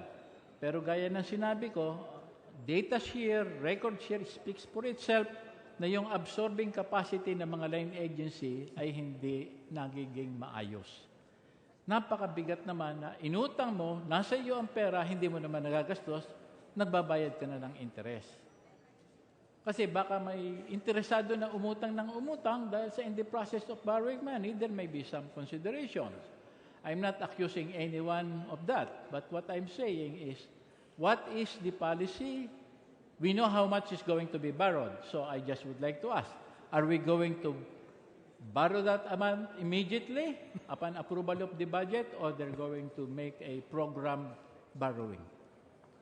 We will borrow as the need arises. This is the program borrowings. As I mentioned, the net program borrowings for 2017 would be 478.1 billion, Mr. Speaker, Your Honor. Okay, so, Mr. Speaker, I somewhat I don't have any more question to raise on the proposed budget for the Department of Finance. Thank you, Minority Floor Leader. The Majority Floor Leader. Mr. Speaker, I move to recognize the next interpellator, the gentleman from Bayan Muna, Representative Carlos Zarate. The gentleman from Bayan Muna, Representative Carlos Zarate, is recognized to interpolate the distinguished sponsor of the Department of Finance budget. Thank you, Mr. Speaker. Will the esteemed sponsor yield to some clarificatory questions? With pleasure, Mr. Speaker, Your Honor. Thank you, Mr. Sponsor, Mr. Speaker. Earlier, the chair of the Appropriations Committee laid down the macroeconomic assumptions for this year's budget, including the fiscal program of the government to finance this budget. Now, even as we speak now, there is an apparent turmoil in the market.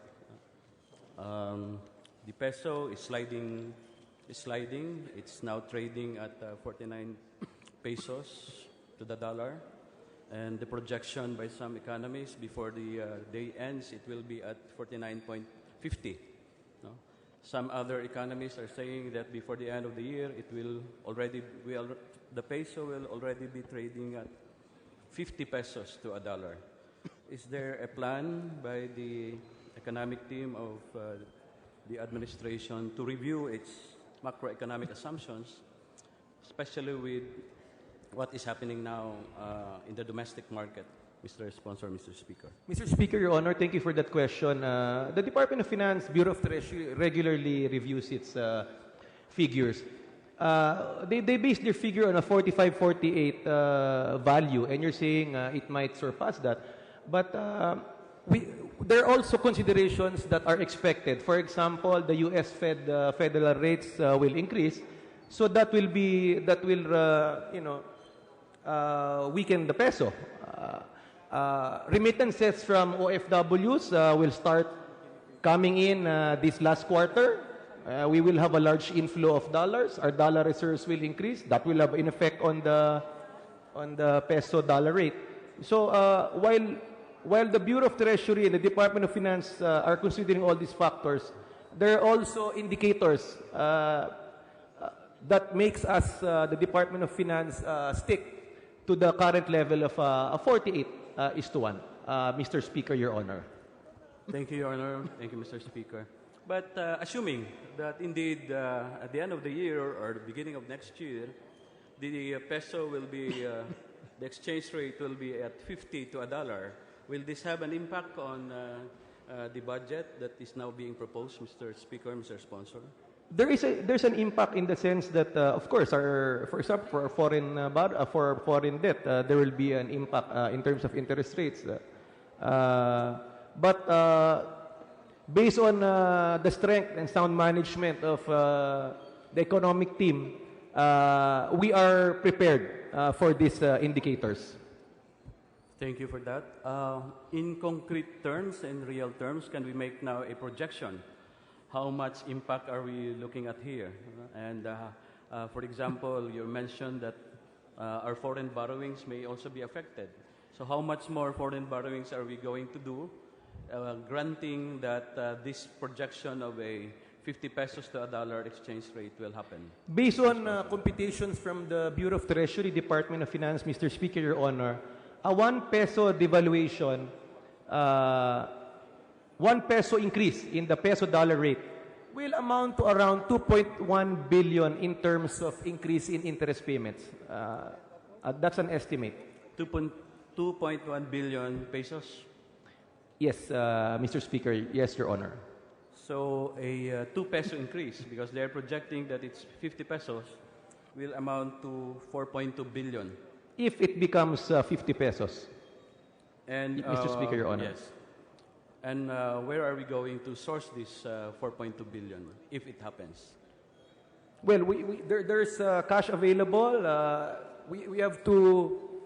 There are provisions in the budget that can cover this. But worst case scenario, we can resort to borrowings, Mr. Speaker, Your Honor. Thank you, Mr. Speaker. Thank you, Mr. Sponsor, Mr. Speaker. I actually really inserted that because, you know, it was already asked previously by the previous interpellators. I'm worried about the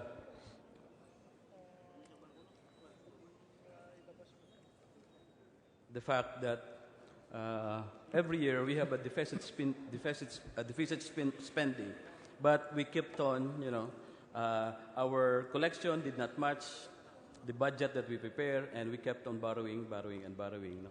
And in this year's budget, the same macroeconomic assumptions are being cited, no? And I only cited one of these is this exchange rate, no, that may affect our budget.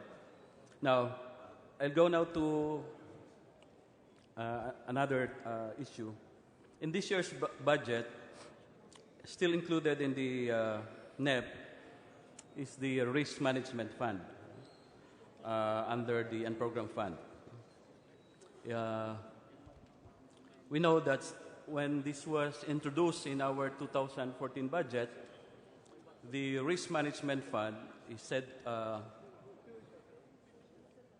is used, no? It can be tapped to compensate alleged contingent liabilities. Either they fund the unprogrammed fund through windfall revenues or through foreign loan borrowings. And since 2014, when it was introduced in our General Appropriations Act, it has a budget of 20 billion in 2014. But beginning 2015 and up to the present, it always has a 30 billion budget. Now, in connection with the government's plan to pay its performance undertaking,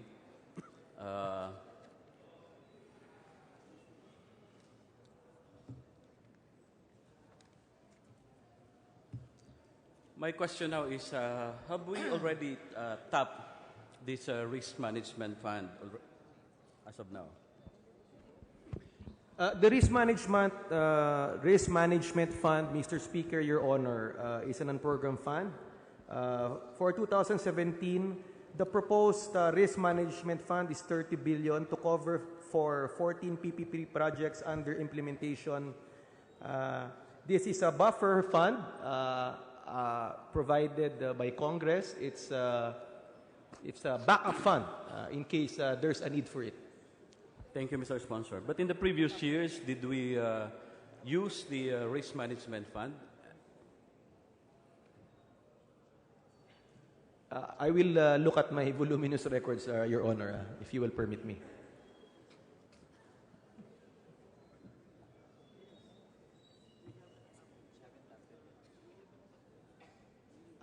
Mr. Speaker, Your Honor, there is no record that the risk management fund has been utilized or tapped as of today.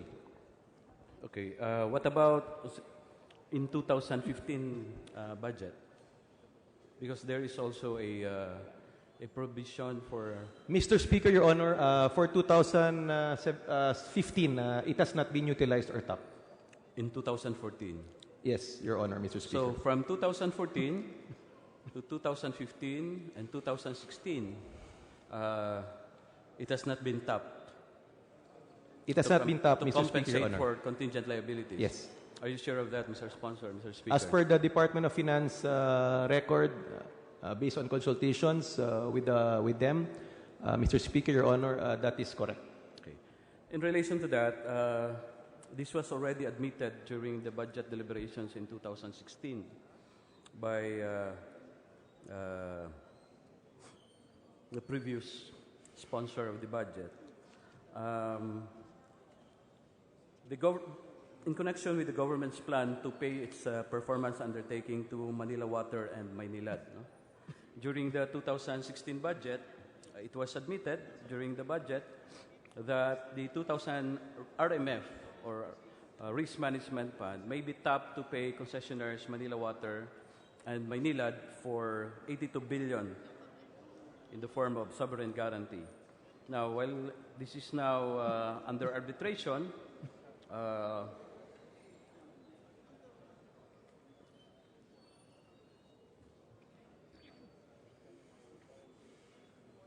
lately, the Department of Justice instructed the Department of Finance to hold in abeyance any action on that claim, by the water concessionaires, invoking sub judice, as well as the petition that our party, Bayan Muna, filed the Supreme Court.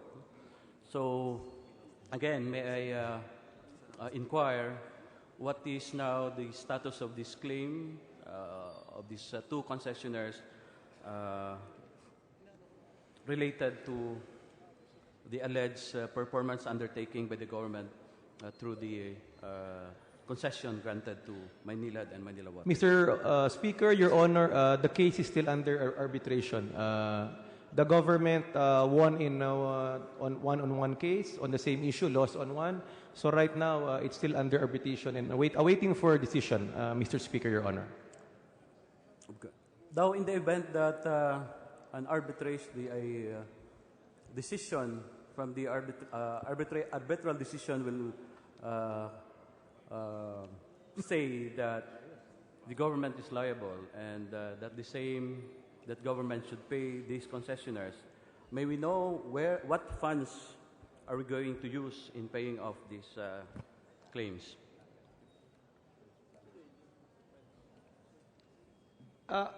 The performance undertaking, of course, the purpose of which is to guarantee payments in case there's default, Mr. Speaker, Your Honor. In this case, we're awaiting decision.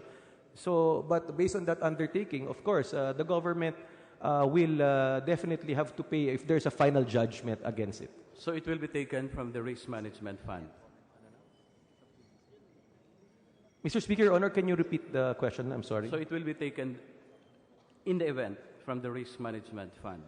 At this point, Mr. Speaker, Your Honor, it's under litigation and under case. We might be, accused of sub judice. We cannot discuss the full details of this case. May we request you, we can sit down in a private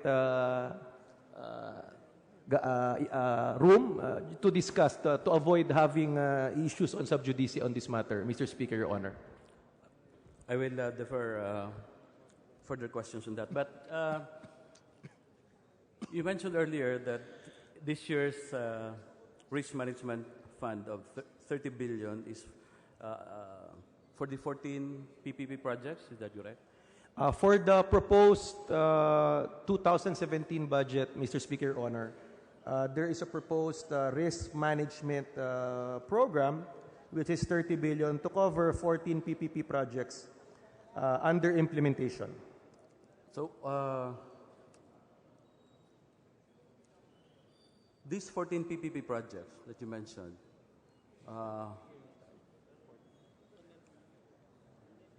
what are the possible risks that these projects will encounter,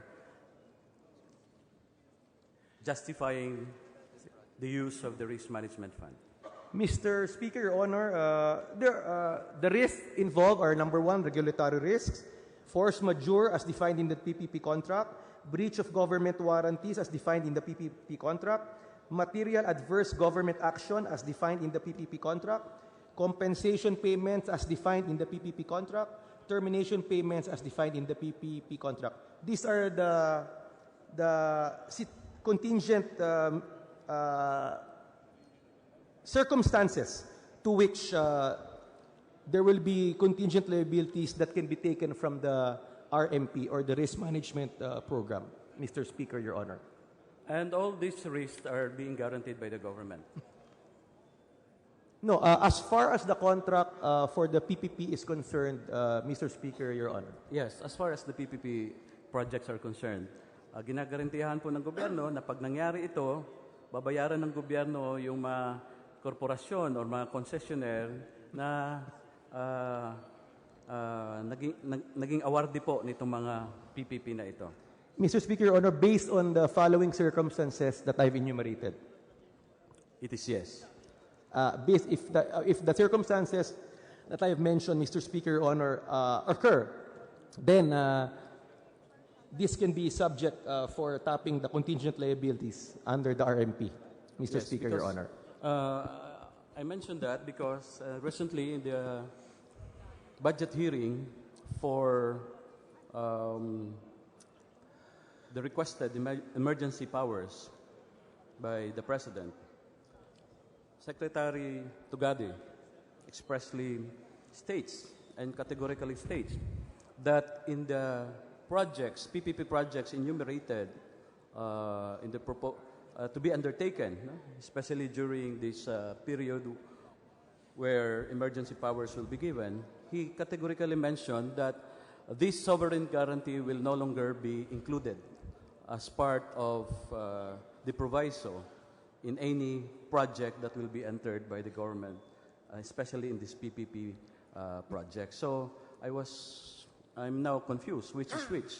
The Secretary is saying wala na pong sovereign guarantee, no? Dahil sa nakaraang mga panahon mukhang talong-talo ang gobyerno dyan. Pero ito ngayon, we are saying this 30 billion will again be allocated to guarantee all these risks na sa tingin po natin, kung pupasok sila dyan, ay alam nila na merong mga risgo yan. No? Merong mga pagkakataon na nalulugi ka pag pumasok ka sa negosyo. At bakit naman babayaran ng gobyerno ngayon yung mga ganong risk na pinasok ng isang concessionaire? Mr. Speaker, Mr. Sponsor. Mr. Speaker, Your Honor, PPP basically means public-private partnership. And when you say public, there's an equity or a share that the government has to fulfill in terms of capital, land, real property. So in this case, they're a partner. So it has to fulfill certain obligations. The performance undertaking requires that if we are required to put up a certain amount or land or real property in that matter, that's where the undertaking comes into play. Mr. Speaker, Your Honor. Thank you, Mr. Sponsor. Just for the record again, may this representation request a copy of those risks that you mentioned earlier? Just for the record. Mr. Speaker, Your Honor, we will give you a list. Okay.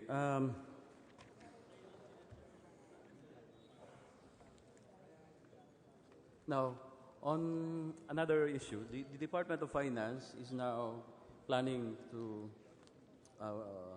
introduce some tax reform package, which includes lowering the income tax rate, increasing the excise taxes, expanding the value-added tax.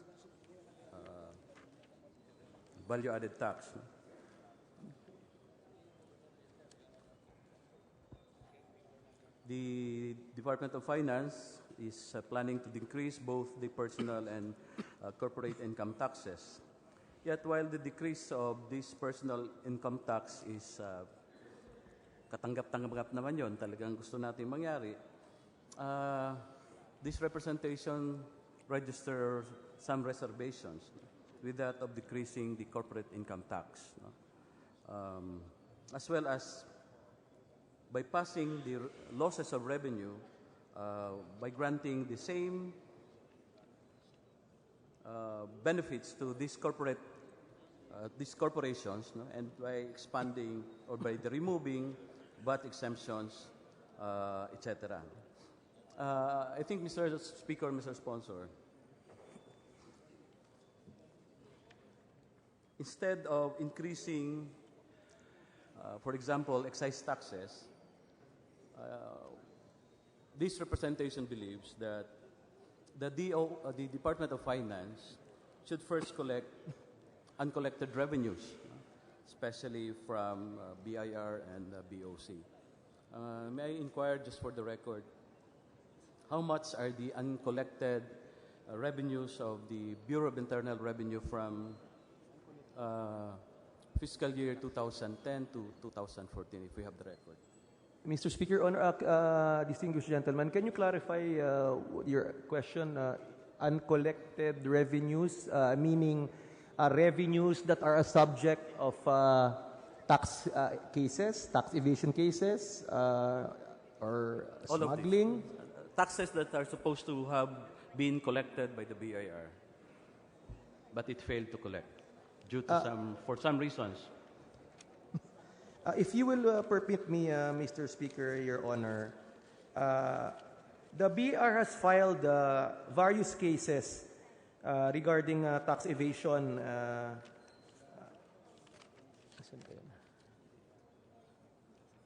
Tax evasion cases filed already, amounting to 83 billion, and smuggling cases in the amount of 21 billion, Your Honor, Mr. Speaker. These are all. Kasi taon-taon naman sinasabi natin na kaya may deficit dahil yung kinokolekta ho ng BIR, for example, and even the Bureau of Customs, ay mayroon ho silang shortfall, no? Kaya ito ho yung gusto nating malaman. Halimbawa, noong 2010 hanggang 2014, magkano ho ba yung kinulang na pondo na dapat nakolekta ng BIR? Or ng Bureau of Customs, for that matter? Well, the past years, BIR and Customs has fallen from the target, but it's a larger picture problem, meaning the target set by the BSF, or the Budget Expenditure Source of Financing, as discussed with the Department of Finance, BOC, and BR, is really aspirational, very high. That's why for next year, it was really computed as per an unattainable figure that can be achieved by the revenue collecting agencies. Admittedly, the past years, they have not met their targets, the BOC and the BR, but we also have to look at it in a wider perspective. From the time 2006 to 2015, which is around 10 years, the BOC and the BR have really constantly increased their collections. If you will permit me, Your Honor, Mr. Speaker, the collections of the BOC for 2006 was 198 billion. But as of 2015, their revenues generated, actually collected, are already 367 billion. For BR, 2006, 652.7 billion was collected, and as of 2015, 1.433 trillion has already been collected. So in the span of 10 years, there's really an increase in the efficiency collection. What you're referring, Mr. Speaker, Your Honor, is really meeting the target, which are already a subject of review by the DBCC. Thank you, Mr. Sponsor. Maganda naman pong isipin na tumataas nga yung koleksyon ng mga kagawaran na ito, pero it will not still hide the fact, no, na taon-taon, napakalaki pa rin ang shortfall nila. And ang sabi nyo nga, probably the reason was mataas yung Senate na target nila, kaya hindi nila ito naaabot. No? But just for the record, I asked that how much was the uncollected revenues dahil meron ho tayong datos na nakuha na halimbawa, noong 2012, mayroong 400 billion na hindi nakolekta ang BIR at ang customs naman ay 200 billion. Ano? Kaya sinasite natin ito na taon-taon meron silang hindi nakokolekta. Kaya instead siguro na sa tingin ko taasan natin yung excise tax. Halimbawa sa oil, na alam naman natin, a 6 peso excise tax on oil, especially doon ho sa diesel, napakalaki ho ng epekto nito. At magkaroon ho ito ng domino effect hanggang sa umabot ito sa end user na yung mga consumers naman. No?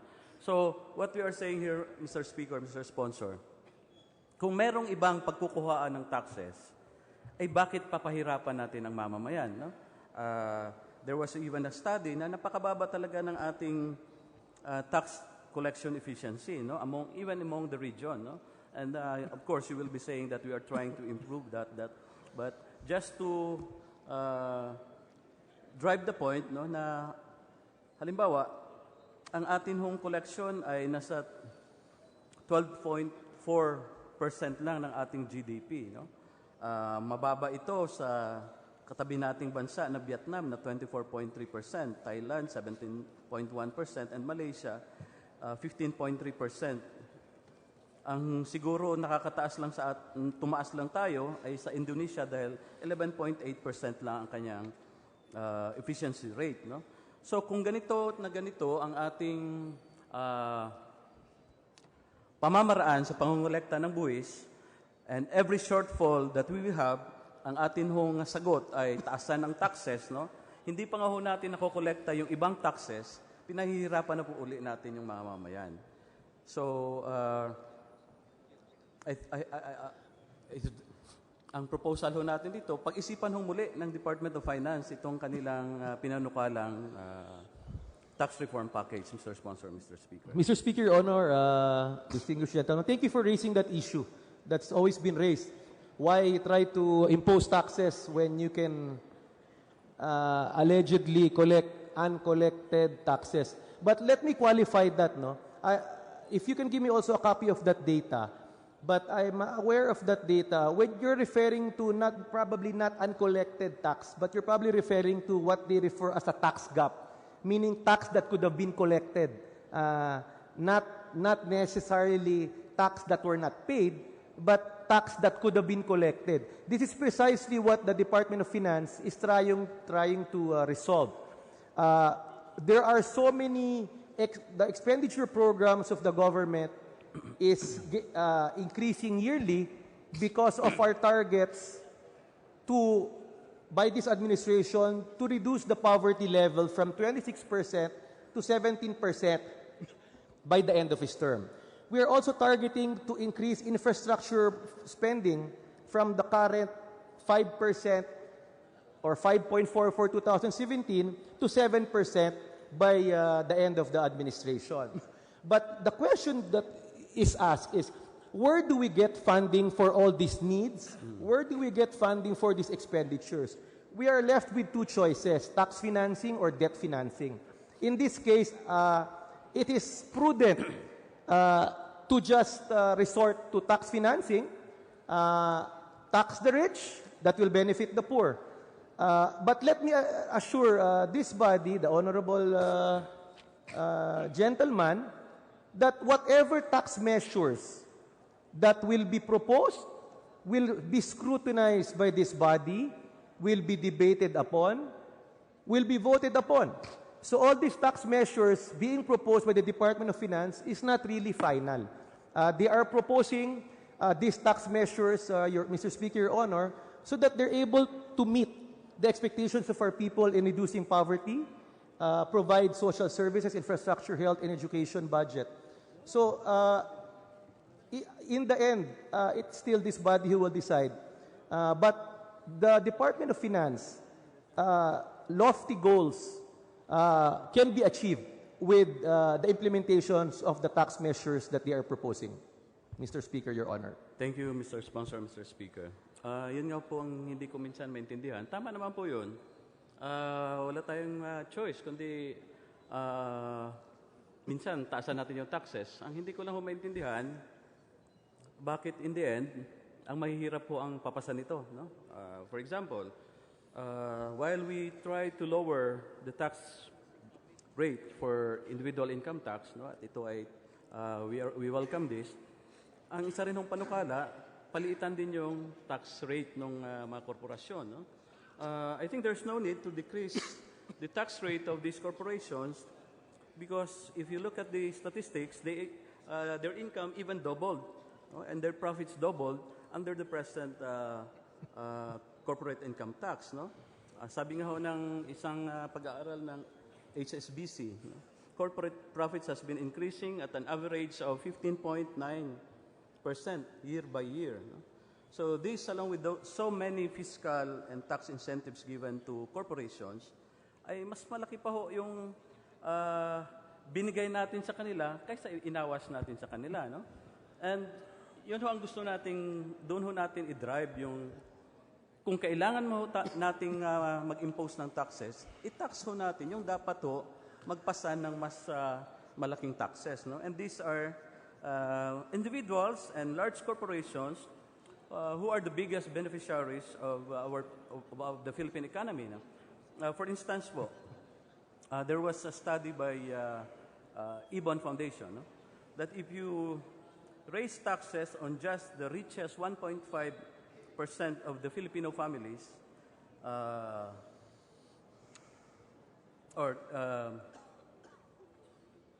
if you raise 1.5 of the 1.5% of Filipino families, this will only reduce not only the inequality in the country, but also raise some 91 billion already. No? And if you tax the richest 156,000 or 0.7% of families with an accumulative income of 356.9 billion, taxing just an additional 20% of this, it will already raise 71 billion. So ibig ko pong sabihin dito, meron hong pwede talagang mapagkuhaan, no, ng pera kung gustuhin natin at hindi yung ang mahihirap po ang ating papasanin nitong gusto nating pang-finance ng ating budget taon-taon. Sinasabi ko po kanina, pag nag-impose ho kayo ng excise tax doon sa crudo, no, or sa oil, mararamdaman at mararamdaman kaagad yan ng mamamayan. Dito naman ho sa panukalang i-reduce natin ang income tax nung kahit na yung mga korporasyon. Ang saya-saya ng mga korporasyon yan, pero ang mawala sa kanila, papasanin uli ng ating mga mamamayan. No? So, I hope in our aim, no, to reform this budget that we are now deliberating, ang pagkukunan ho nito ay talaga hong magmumula doon sa tunay na mga reforma na gusto ng ating pamahalaan na hindi nahihirapan ang ating mga mamamayan. Now, I will now go to another point, Mr. Sponsor.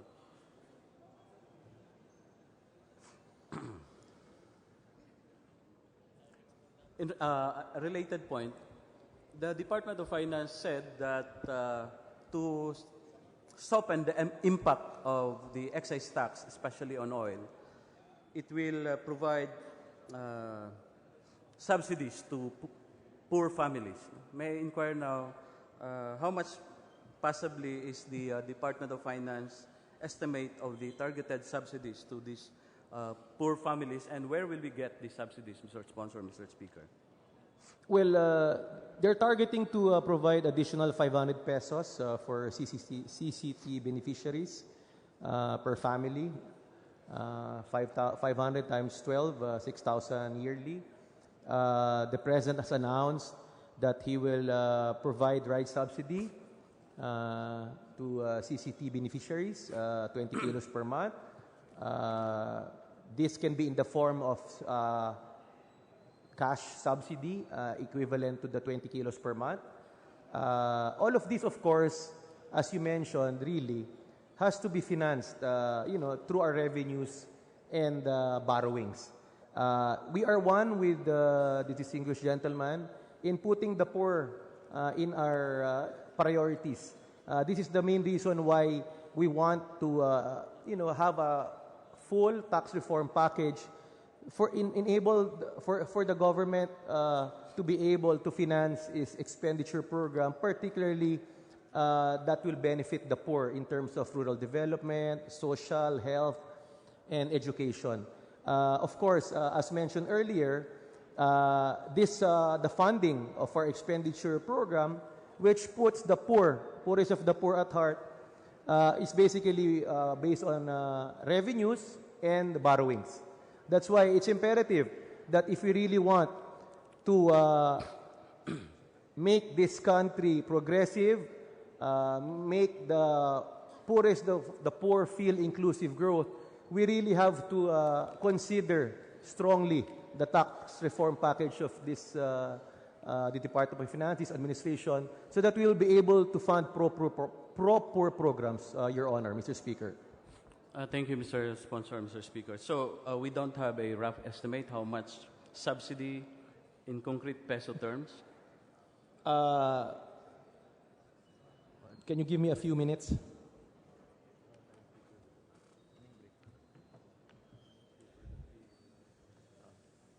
Around, Mr. Speaker, Your Honor, around 90 billion. 90 billion. Inclusive of the senior citizens subsidy, which decreases the age from 77 to 60. So, just to clarify, Mr. Speaker, so you are saying that because of the imposition of this excise tax on oil, the government will now shell out 90 billion as a subsidy to the poor. Is that correct, Mr. Sponsor, Mr. Speaker? Partially, Your Honor, Mr. Speaker. Because these programs are especially, for example, the program you mentioned for senior citizens is already inputted in the budget. So depending on the tax measure proposal when it will be approved, but as I mentioned earlier, if the tax reform package is not approved, we might have to resort to borrowings instead of tax financing because of our commitments. Yeah, I understand that, Mr. Sponsor, Mr. Speaker. That's why I was raising earlier that even if these tax measures will be rejected, no, there are other sources of funding without necessarily resorting to more borrowings. No? I just mentioned you can even scrap that measure of lowering the income tax for corporations. No? But nonetheless, it's very clear now that you impose a tax on the poor, but then again, from out of our budget, you will set aside something to give back to the poor. No? Para kung nangyayari nito, pinapagbayad nyo yung mga mahihirap, pero balikan lang ng kunting refund, ano? Para sa saya yung mga mahihirap. So, hindi ko pa rin ma-reconcile yan, no? Na bakit ang pakete ng ating taxes ay ang pahihirapan natin ay ang mga mahihirap. Now,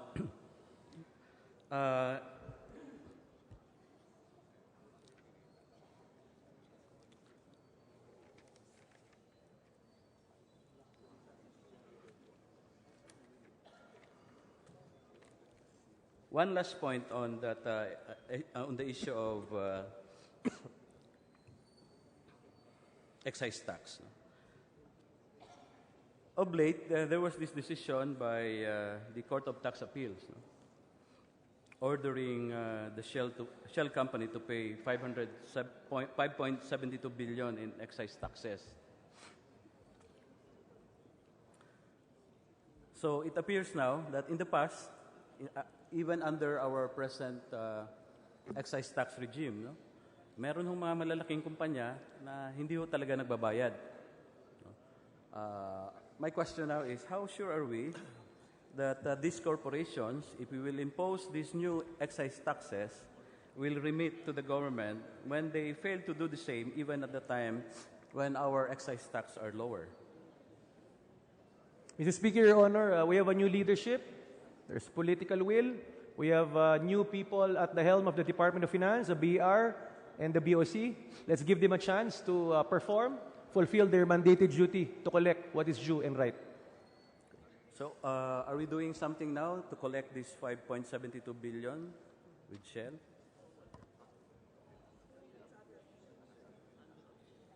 Mr. Speaker, Your Honor, it's under appeal.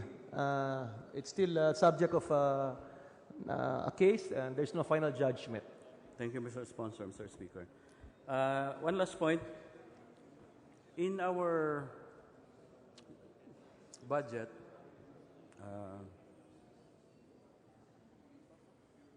there's always a provision related to loan agreements in the GAA. No? In this year's GAA, it's Section 16. Although this is for the Monetary Board, no? That the Monetary Board shall, within 30 days from the end of every quarter, submit to Congress a report of its decision on applications for loan to be contracted or guaranteed by the government or GOCCs which have the effect of increasing the foreign debt. I just cited this because we were discussing about foreign borrowings. May we just inquire from the sponsor, Mr. Speaker, were reports regularly submitted to Congress on the borrowings that the different GOCCs or departments have been making in the past, no? That has an impact on our foreign debt. Mr. Speaker, Your Honor, are you asking for a list of GOCCs with debts? My question is about the reports that should have been submitted by the Monetary Board to Congress in relation to borrowings that some GOCCs or departments that have been making in the past, which had an impact on our foreign borrowings or foreign debts. Mr. Speaker, Your Honor, thank you for pointing that out. We will refer that matter to the BSPA so that they can attend to this matter and give you all the data you need as per your request. Mr. Speaker, Your Honor. Thank you, Mr. Sponsor. That would be all, Mr. Speaker. Thank you. The Majority Floor Leader.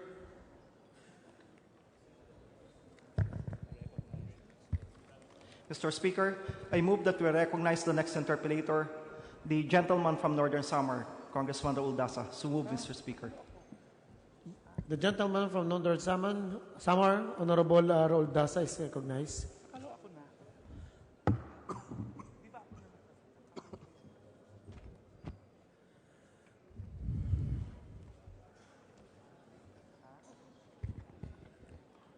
Thank you, Mr. Speaker. Will the distinguished sponsor, the Vice Chairman of the Committee on Appropriations, yield to interpellation? With pleasure, Your Honor, Mr. Speaker.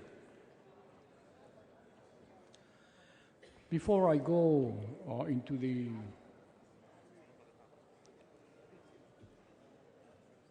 meat of my proposed interpellation, I would like, Mr. Speaker, to detract from it for a while in view of certain statements made previously by another member of the House in regard to the budget that we are now considering.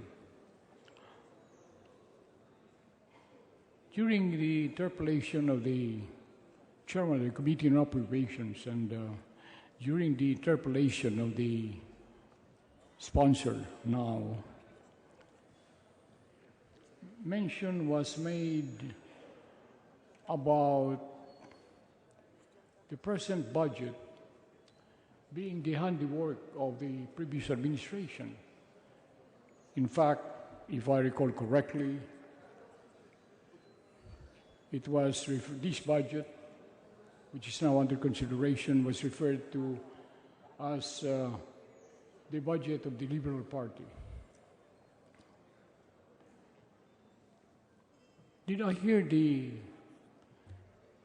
sponsor correctly when he denied vigorously that either as a statement or as an innuendo, this is not true?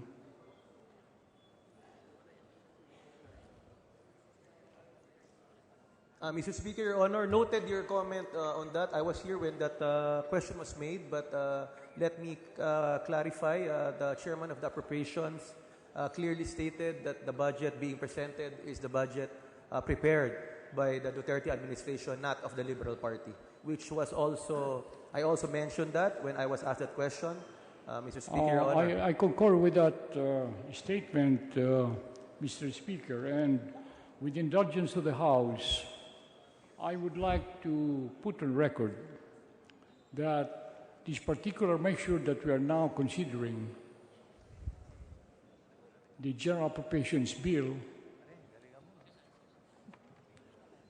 is a result of the exercise by the President of his power under Article 6, Section 22 of the Constitution.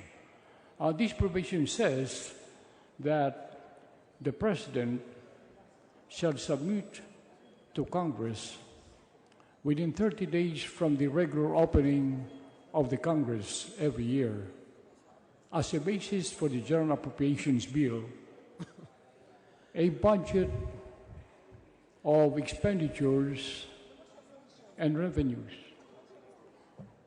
including revenues not only from existing, but also from perspective of future revenue measures. Pursuant to the mandate of the Constitution and as a constitutional duty of the President, he transmitted to the House that budget, which has been called the National Expenditure Program, or NEP for short. And with the indulgence of the House, may I read the message of the President?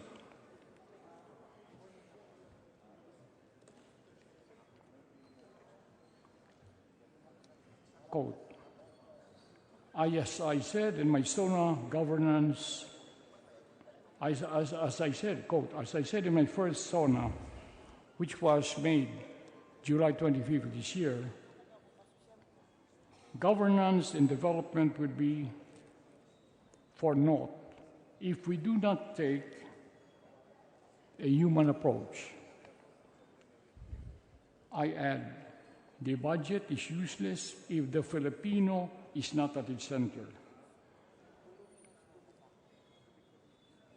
A human approach to public finance means that the taxpayer's right to information on the use of public funds is honored by the government. It means that the poor and the marginalized receive what the government said they will get from the budget.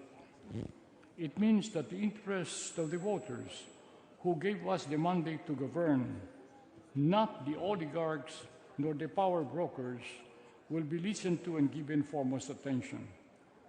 More than being a collection of figures and provisions, this proposed budget is the embodiment of our people's clamor for real change and a compassionate government.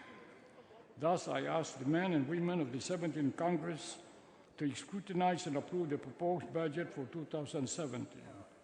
For the people and by the people, signed, Rodrigo Roa Duterte, President, unquote. This is therefore, no doubt, the President's message. There's no doubt that this is the President's budget that is submitted to the House for consideration today. It is not and cannot be,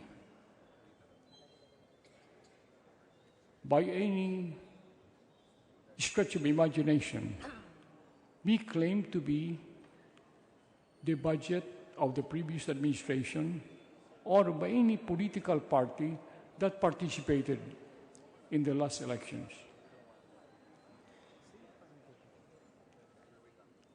Mr. Speaker, may I now propound my questions in regard to the Department of Finance?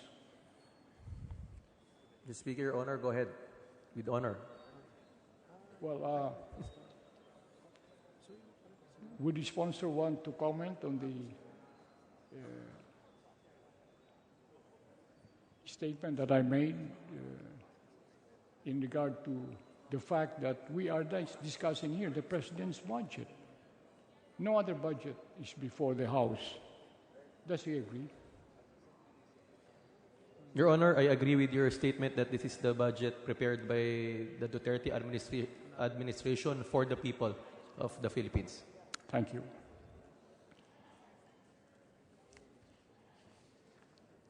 Mr. Speaker, I was reading the newspapers this week, and by coincidence, a statement attributed to the sponsor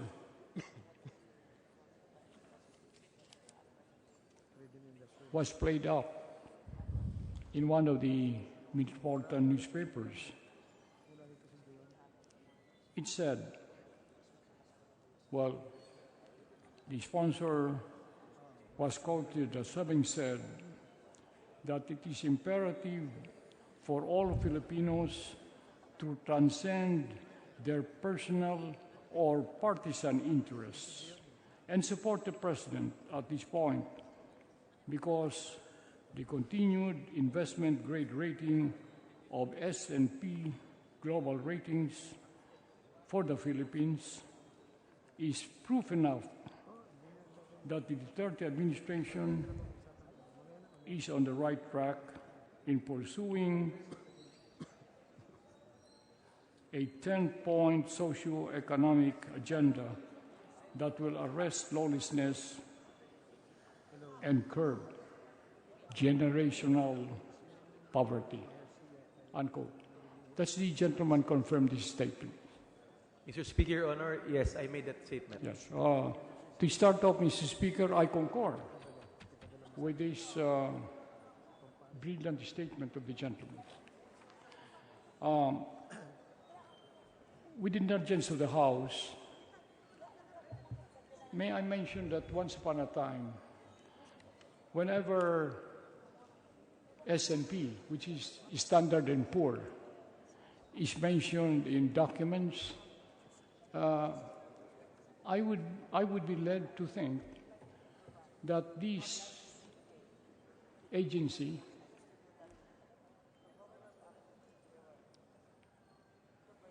had something to do with standard of living of people, and that poor, which is a part of the firm's name, has something to do with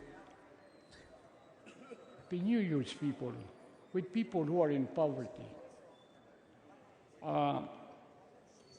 Of course, the gentleman will agree with me that the word standard in the name of this company has got nothing to do with standards of living. It is the name of a company called Standard Statistics that was one of the two companies merged into the present S&P.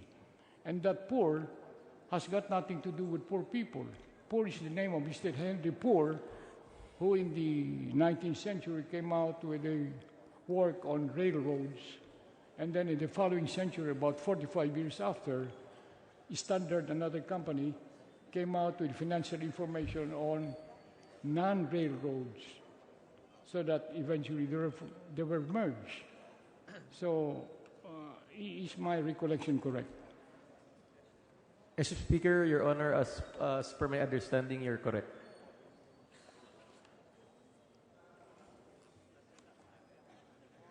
In relation to S&P's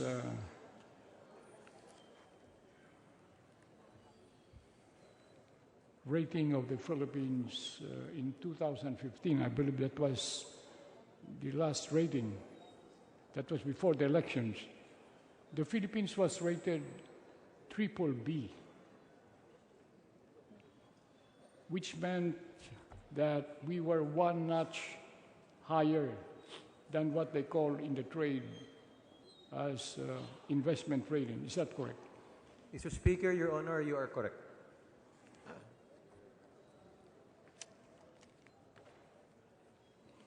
Would the gentleman concur with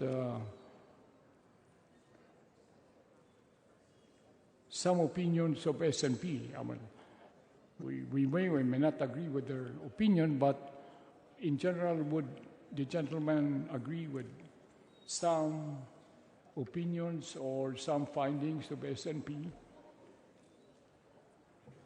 I wouldn't say all, but would he? Would he think that there would be some opinions or observations made by S&P in regards to the Philippine economy that would be useful in relation to the consideration of the budget? Mr. Speaker, Your Honor, I'm not in a position to answer that. I don't have a copy of the full report. I do not want to be making statements that are not accurate. Now,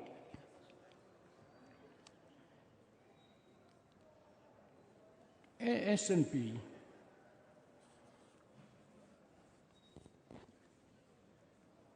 lowered what was our predicted GDP growth of 6.5 to 7.5 to 6.2 this year and 6.4 next year. Did the gentleman note that in relation to the S&P rating report? The current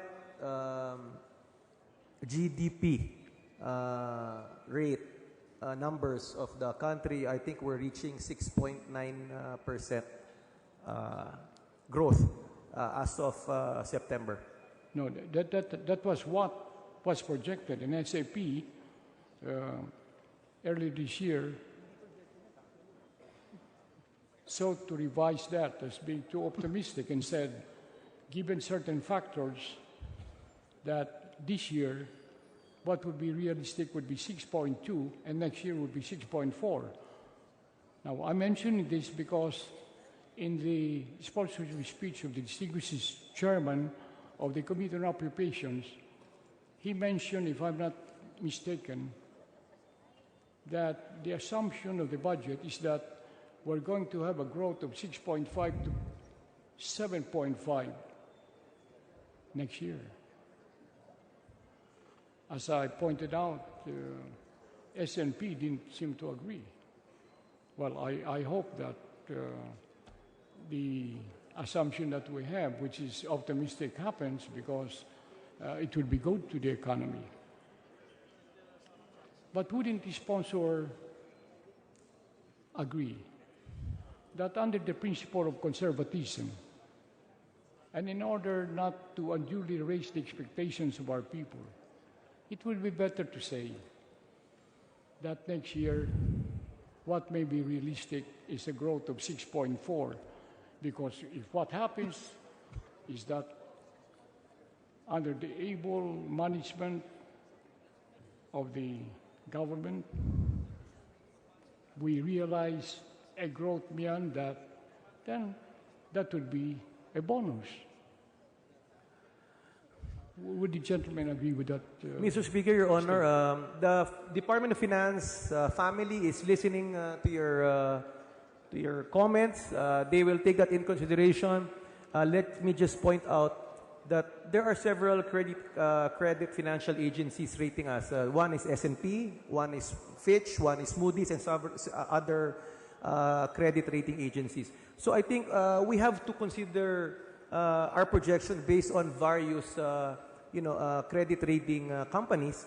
But with regards to the conservative figure that the S&P has projected for the country, the good news is that we are already reaching 6.9% growth as of September. So I think the projection of this administration for next year of a 7% growth in GDP is very much in line with the realities and what is happening. I think it's not. I think it's realistic. It's achievable. It's attainable. Setting that number, Mr. Speaker, Your Honor. Well, with that disclosure, I would tend to be optimistic. After all, our government now is in the hands of what I personally believe able economic managers. I mean, who can quarrel, for instance, with Secretary Sonny Dominguez, who served as a member of the cabinet in two departments in the administration of President Cory Aquino, and from 2009 until appointed to the government, has been in almost all industries that anyone can think of: sugar, tobacco, retail, hotel, airlines.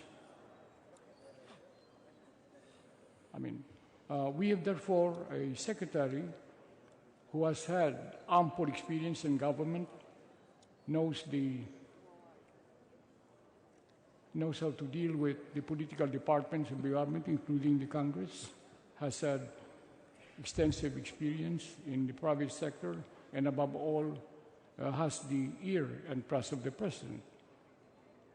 Well, I was only concerned that it was the assumption is too optimistic. But if we are now at 6.9, then I would hope, and I would pray that we realize a growth of 7.5 by next year. Mr. Speaker, Your Honor, thank you. Let me just correct. The 6.9% growth in GDP is as of June, not September. I also agree with you, Your Honor, that under the leadership of Secretary Dominguez and the people behind him, we will be able to achieve this target. But of course, let me just emphasize, credit rating agencies based their rating of a country based on the fiscal position of the country. And among the areas that they have to consider are the revenues, the debt, the deficits. That's why, let me just segue that I think the tax reform proposal of the Department of Finance should really be carefully considered because we feel that when the tax reform package is passed, the credit rating agencies that will be coming out in rating our country will, I think, will increase, improve. Right now we're BBB. We're targeting BBB plus, and hopefully a rating of A by the end of the administration, the term of this administration. Thank you. By the way, does the sponsor believe in the so-called trickle-down theory? The goal really, Mr. Speaker, Your Honor, is the investments for our people will really trickle down. We want genuine, inclusive growth and development. We believe that a greater public investment will lead to job-led investments in the private sector, which will lead to more jobs, higher wages, more consumption, which will trickle down to our people, Mr. Speaker, Your Honor. Well, I wish I could share the optimism of the gentleman, but the trickle-down theory has not been really generally accepted. Born out of the experience of many countries, including the United States, for instance.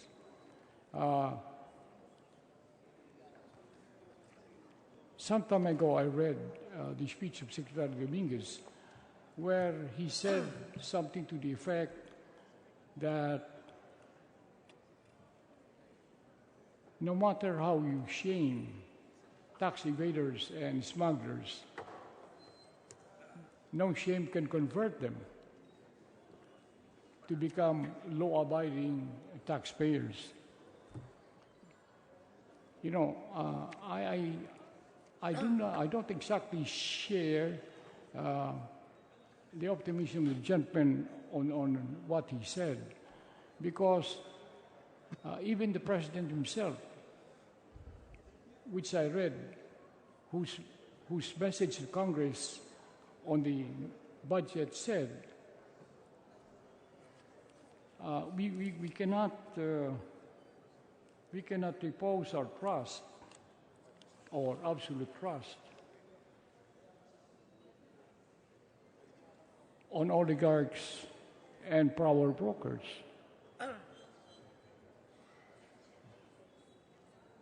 That's why I stand here, Mr. Speaker, to express my words of caution that perhaps we shouldn't rely too much on the effects of the trickle down of the benefits of, let's say, lowering corporate taxes, declaring tax holidays, or even a tax amnesty. Now, I believe that, I'm not within my limited competence. I believe that, as can be seen in some parts of this budget, there should be direct intervention of government to alleviating the poor. We must have to do this, especially that, as the gentleman is aware, we have defaulted in our commitment under the United Nations Millennium Goals. Under the United Nations Millennium Goals, we were committed,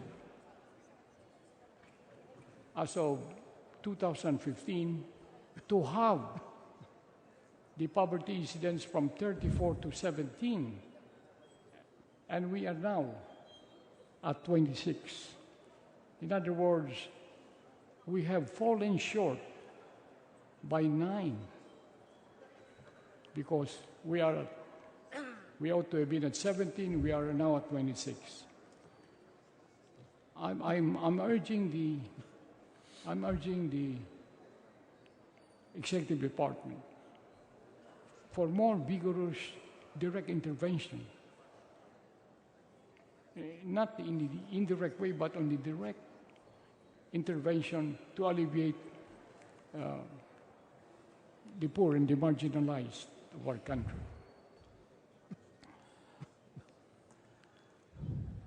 Of course,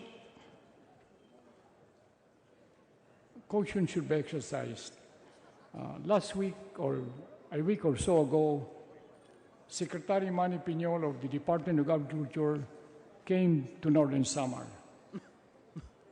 I had a conversation with him, and he had his reservations, which I share, on the direct rice subsidy of 23.4 billion, which is in the budget that we have, that's supposed to benefit 3 million beneficiary households. Now, I share his misgivings on this, because the reality on the ground, gentlemen, which the gentleman knows and I know, because both of us have served as governors of our provinces, that the cost of delivering rice to the remote barangays under this program might even be higher than the price of the rice itself.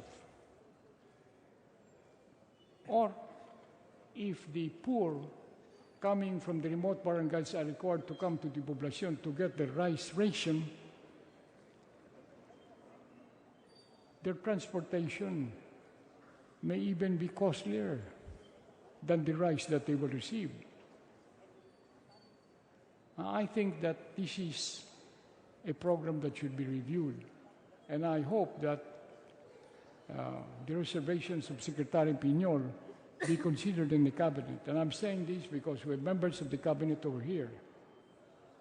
The gentleman and I and Secretary Piñol were once governors, and I think we know the realities on the ground. May I know the reaction of the gentleman? Mr. Speaker, Your Honor, thank you very much for your sound advice, valuable inputs. We will take that in consideration, and we really appreciate your input regarding to the rice subsidy.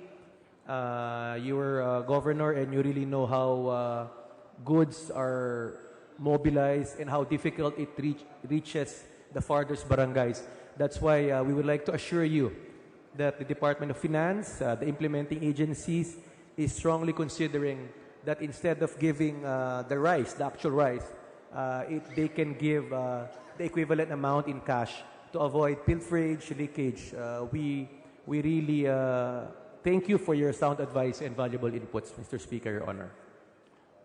Mr. Speaker, I have no further interpellation. I'd like to thank the distinguished sponsor. Thank you very much, Mr. Speaker. Thank you very much, gentlemen from Northern Samar. The Majority Floor Leader.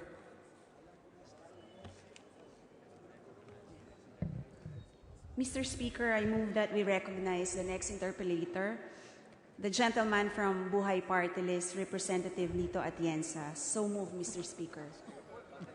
The Senior Deputy Minority Floor Leader from Buhay Party List, Honorable Lito Atienza, is recognized.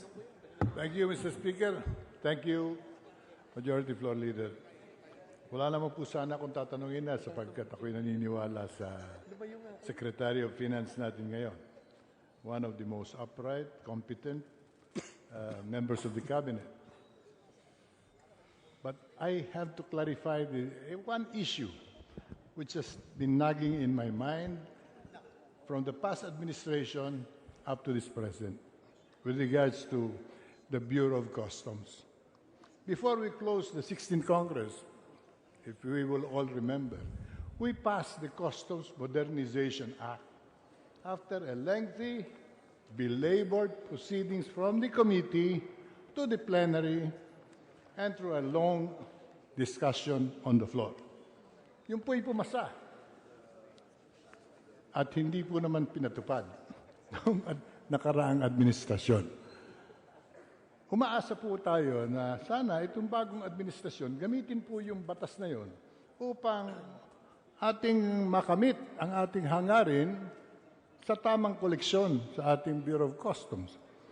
As one of those who participated in crafting that law, I'm most sensitive to the non-implementation of the pre-shipment screening of container vans from ports of origin at the expense of the exporter or importer.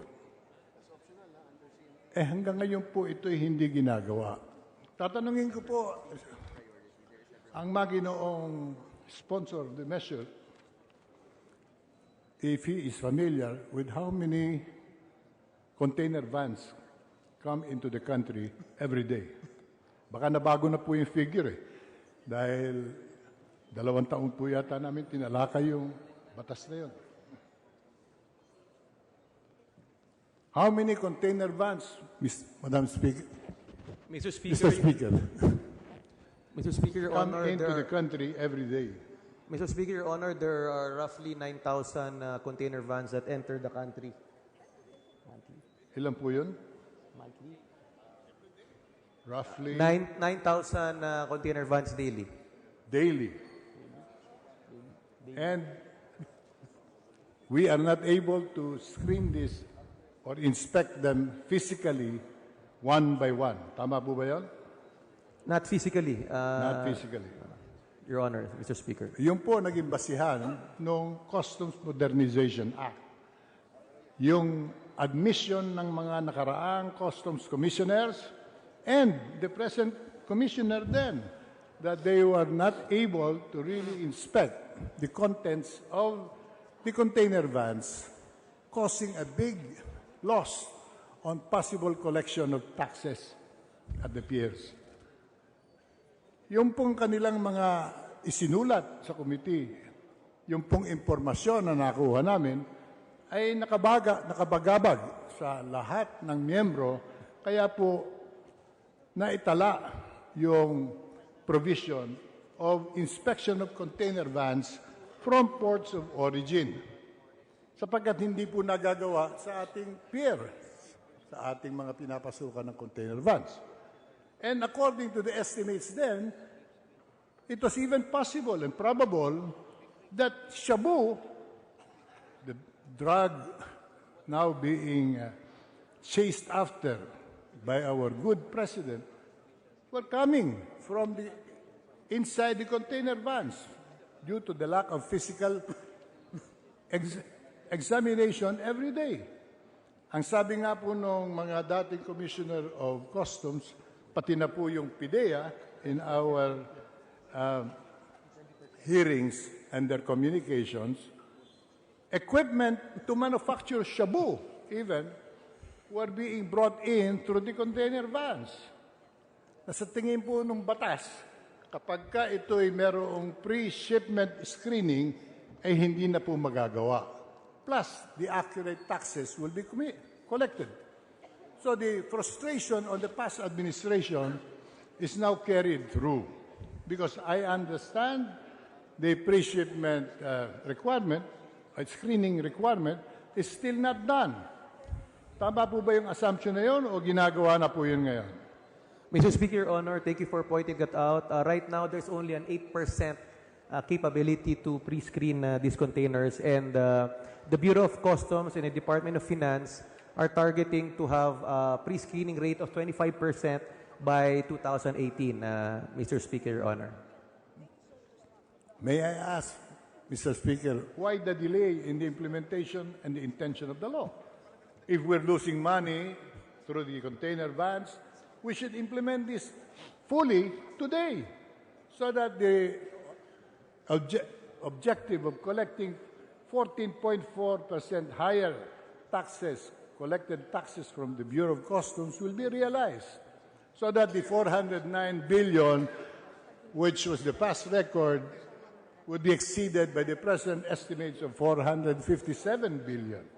Otherwise, we will not be able to realize these goals, Mr. Speaker, simply because of the foot dragging that is very, very clear, very obvious, and very, very understandable on the reasons why this is not being done. Alam po naman natin, sa nakaraang administrasyon, ay marami po nakinabang sa ganyang klaseng sistema. Alam po natin, nung nakaraang kampanya, ay marami pong salapi na gamit na galing po dyan sa pangyayaring yan. Ngayon po naman, naniniwala po tayo kay Pangulong Duterte. Naniniwala din po ako kay Secretary Dominguez. Ang hindi ko malaman, bakit hindi po natin gawin yung batas, ipatubad natin ang intensyon at ipatubad na natin gayon. Why 2018, Mr. Speaker? Mr. Speaker, Your Honor, let me also add that for bulk and break cargo, there is a 100% preload survey.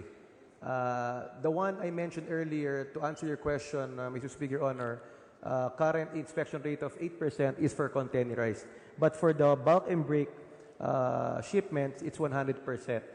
And We understand that, Mr. Speaker. We understand that. We're talking about the 4,000 or so container vans daily that are not touched by the pre-screening provision of the law.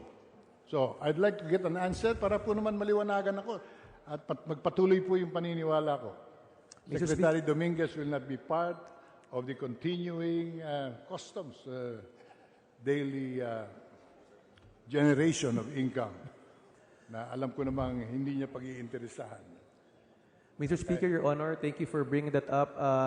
The new CMTA law 10863, if I'm not mistaken, Republic Act, was just recently passed, and they are just in the process of formulating the implementing rules and regulation, which they are targeting to finish based on consultations by December this year. The full intent and purpose of the law, of course, has to be followed.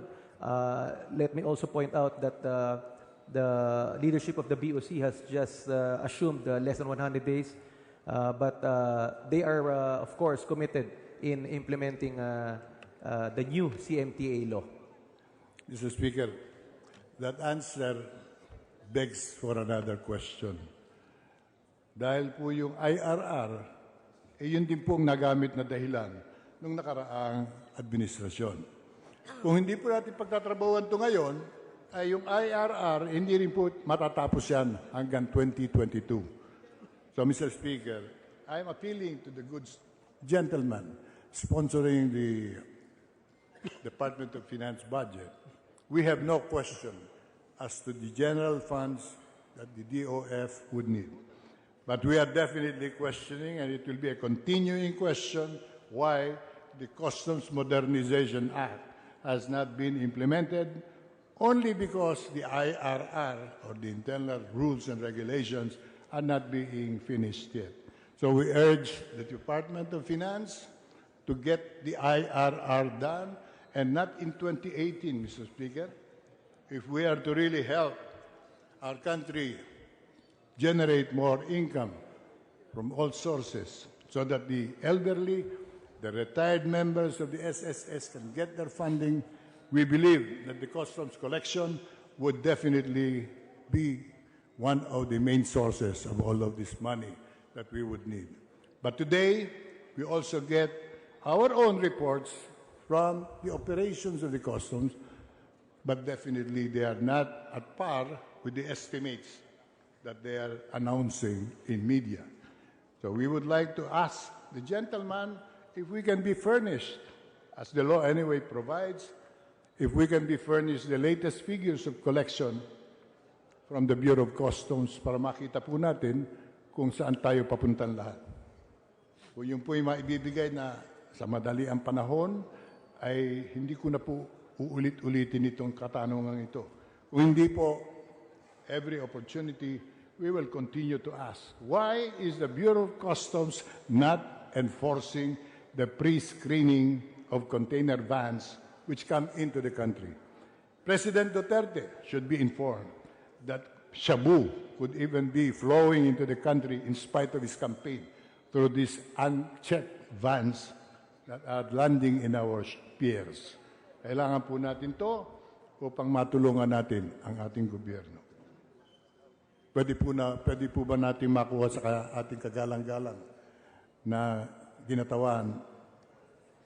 Mr. Speaker, Your Honor, let me assure you that we will give you the list of tax collections in figures, in volume, in value this week to address your concerns, Your Honor, Mr. Speaker. With that, Mr. Speaker, and with the Secretary of Finance listening to these basic questions that we are asking, we are confident we will get the necessary action, and we will continue to inquire as to the non-implementation of a good law which this Congress worked on and labored and passed. E yan po naman ay batas. Sabi nga po natin, through the President's good intentions, we are positive that the collected taxes should really be going to the national treasury and to nowhere else. Sapagkat yun po ang nais maputol niyang batas na yan. Ang pagpasok ng mga container vans na hindi po na-check, they are able to check only, according to their own estimates, 8% of about 4,000 container vans, or about 320 every day. So the rest are unchecked. These are probably the sources or the way to get into the country the contraband that we are fighting in the communities. Kaya sana po pagtulungan natin ito, and we will continue to expect action from this action-oriented administration. Thank you, Mr. Speaker. Thank you, gentlemen from Camarines Norte. Salamat po, Camarines Sur. Sorry. Thank you po, Mr. Speaker, Your Honor. Thank you, Senior Deputy Minority Floor Leader. The Majority Floor Leader. Mr. Speaker, I move to recognize the gentleman from Surigao del Sur, Representative Prospero Pichay, for his interpellation. Gentleman from Surigao del Sur, Honorable Prospero Pichay, is recognized. Thank you, Mr. Speaker. I'd just like to correct the figures of the projected revenue of the Bureau of Customs. For 2016, what is the projected revenue of the Bureau of Customs?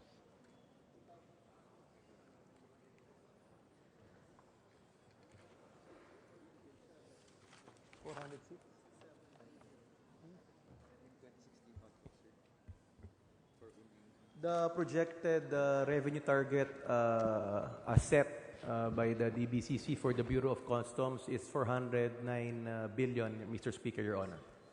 And the previous year, how much was the actual revenue collection of the Bureau of Customs? Mr. Speaker, Your Honor, the actual collected was 367.5 billion for the year 2015. Of course, that is based on figures as far as importation is concerned coming from the central bank. Am I right, Mr. Those Speaker? are those collections, Mr. Speaker, Your Honor, were derived from total aggregate collections from importations, not just from the central bank.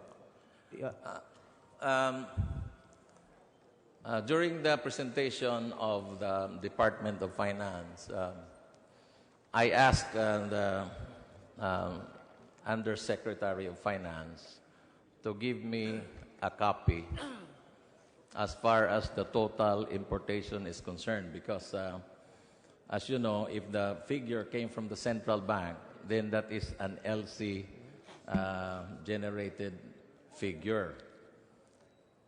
However, today, there are a lot of importers who will not use the bank or the LC because they want to avoid taxes. Rather, they send their money by telegraphic transfer. And when I asked them about the figure, they were not able to give me the figure. Mr. Speaker, Your Honor, based on that hearing which I attended, I know your request. You raised some questions. The reports that you requested was received in your office last September 26 for all those data. I can provide you another copy. I have here the copy. They just reported to me the total actual collection in 2015. This is not what I asked. What I asked is what is really the total importation of the Philippines? Because that is where we're going to base the projected revenue of the Bureau of Customs, Your Honor. Ito, trillion to. Based on the data submitted, Mr. Speaker, Your Honor, total imports coming in the Philippines for 2015 is valued at 3.781.7 billion pesos. For 2014, 4.498 billion pesos. And for 2013, 4,086.5 million. Let's go to a specific country, because these are the countries where usually they would send the telegraphic transfer. Let's say China. Magkano ba yung total importation natin sa China? Can you give me a few minutes, Your Honor, Mr. Speaker?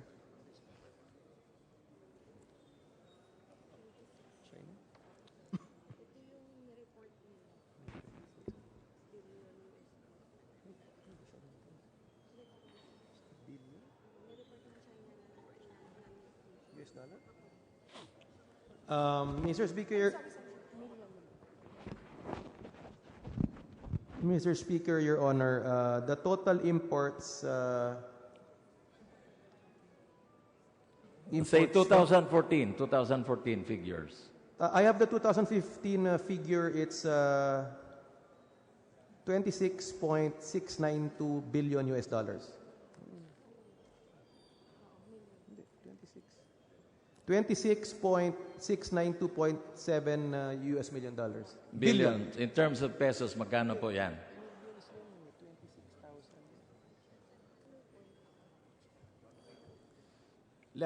Can you give me a few minutes to compute? Sure. And then can you also give me the figure of the total customs revenue from China alone?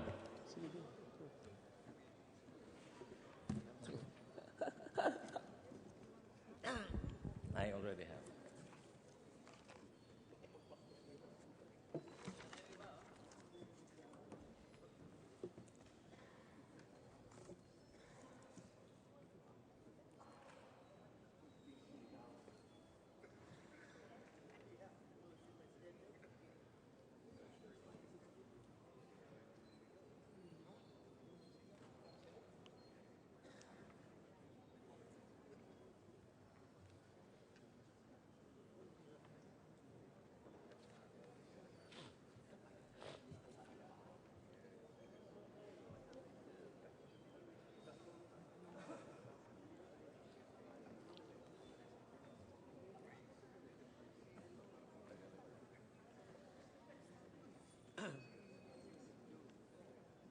Diyan lang. China.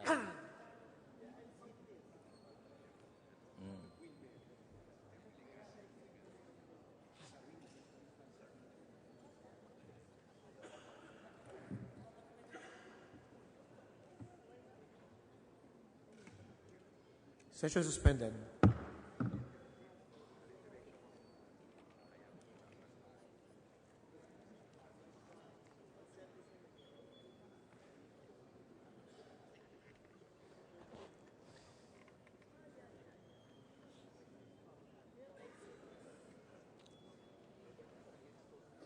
China and ASEAN countries. Yun ang collection niya.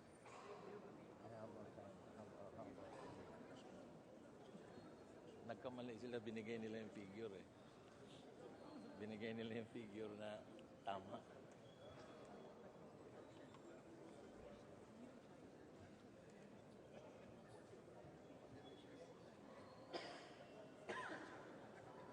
Eh? I-organize ang namin. Total import sa world.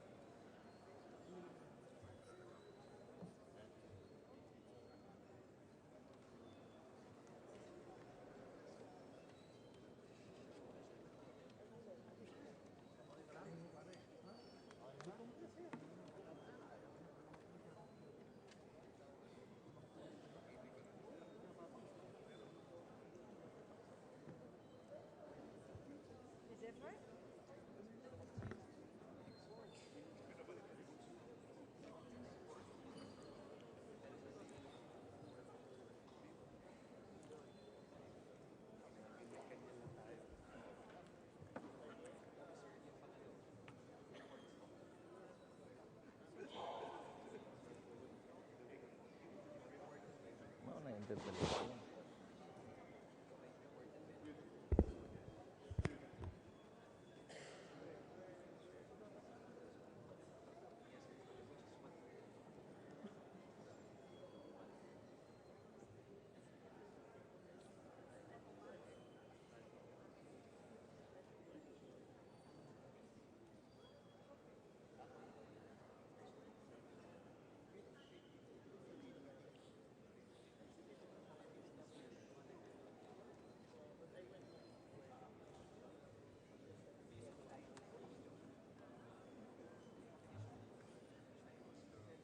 Majority. Ikaw na.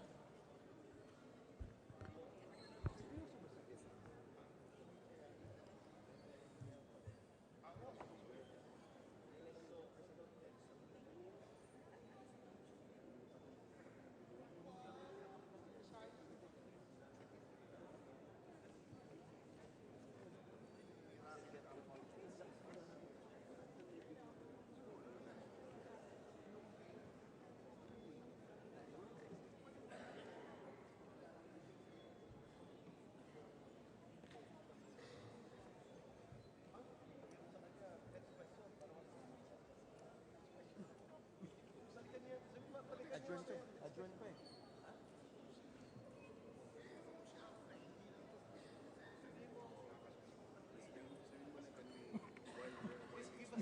Sessions resume. Mr. Speaker, Your Honor, while we're computing the total imports from the world, can you, while we're doing that, so as not to delay this interpellation, can you ask another question? Yeah. Your next question? Can they give me also figures from Korea and from the ASEAN countries? So you want figures, imports from China, Korea, and ASEAN countries, Mr. Speaker, Your Honor? Yes. Am I correct? Yes. May I request, Mr. Speaker, Your Honor, that I can just provide all of those data in your office tomorrow? Let me think about it.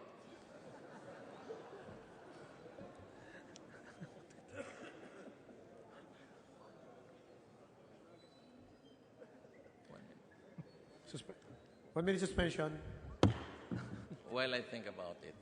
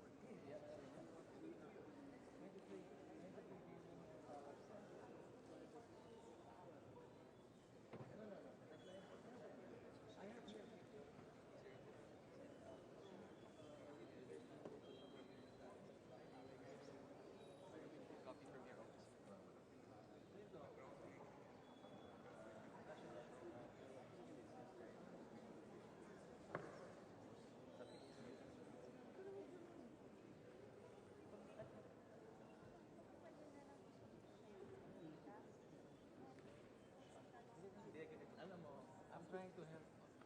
I'm trying to help. Are you free tomorrow?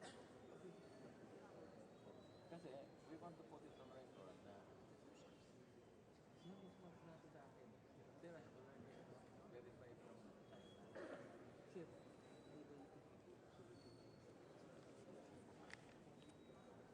pero off record.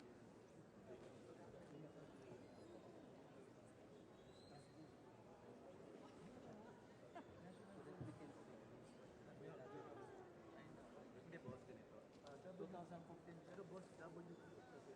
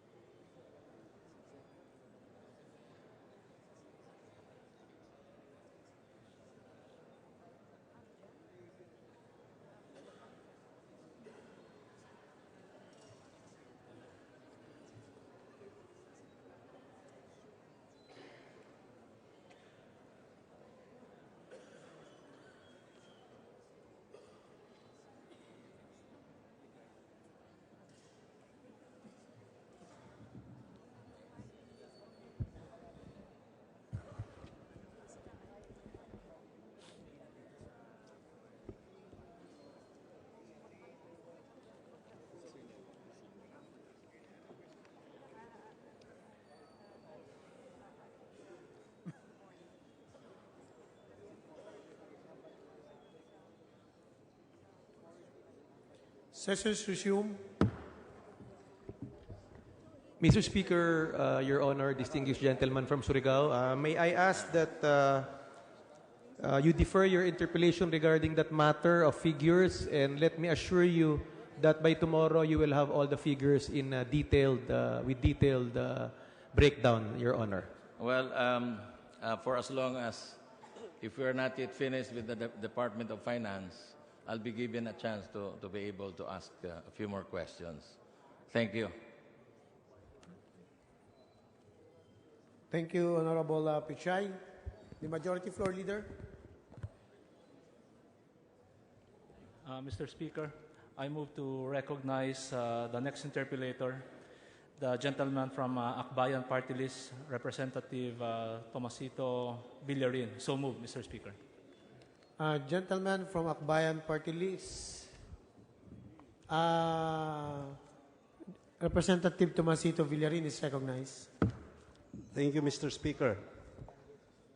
Honorable Sponsor, I wish to propound several questions in relation to the Finance Department's Revenue Generation Program. If I may. With pleasure, Mr. Speaker, Your Honor. Well, in the medium-term fiscal path of the Department of Finance, disbursements is projected to rise from 18.2% of GDP to 20.2% by 2019. Do you agree with that, Mr. Sponsor? That figure is correct, Mr. Speaker, Your Honor.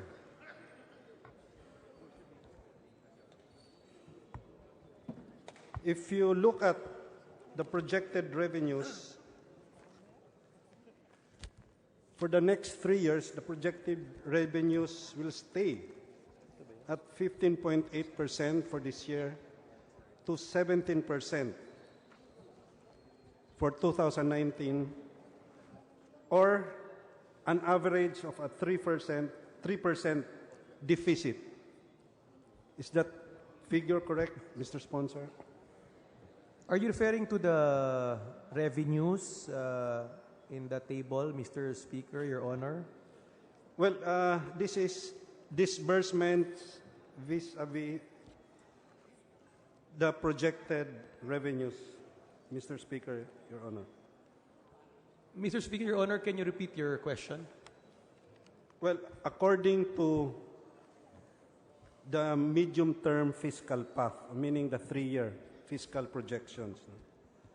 Well, to be very specific, the revenue program for 2016 was adjusted from the original pre-NEP projection of 2.697 trillion to 2.252 trillion. Is that correct, Mr. Sponsor?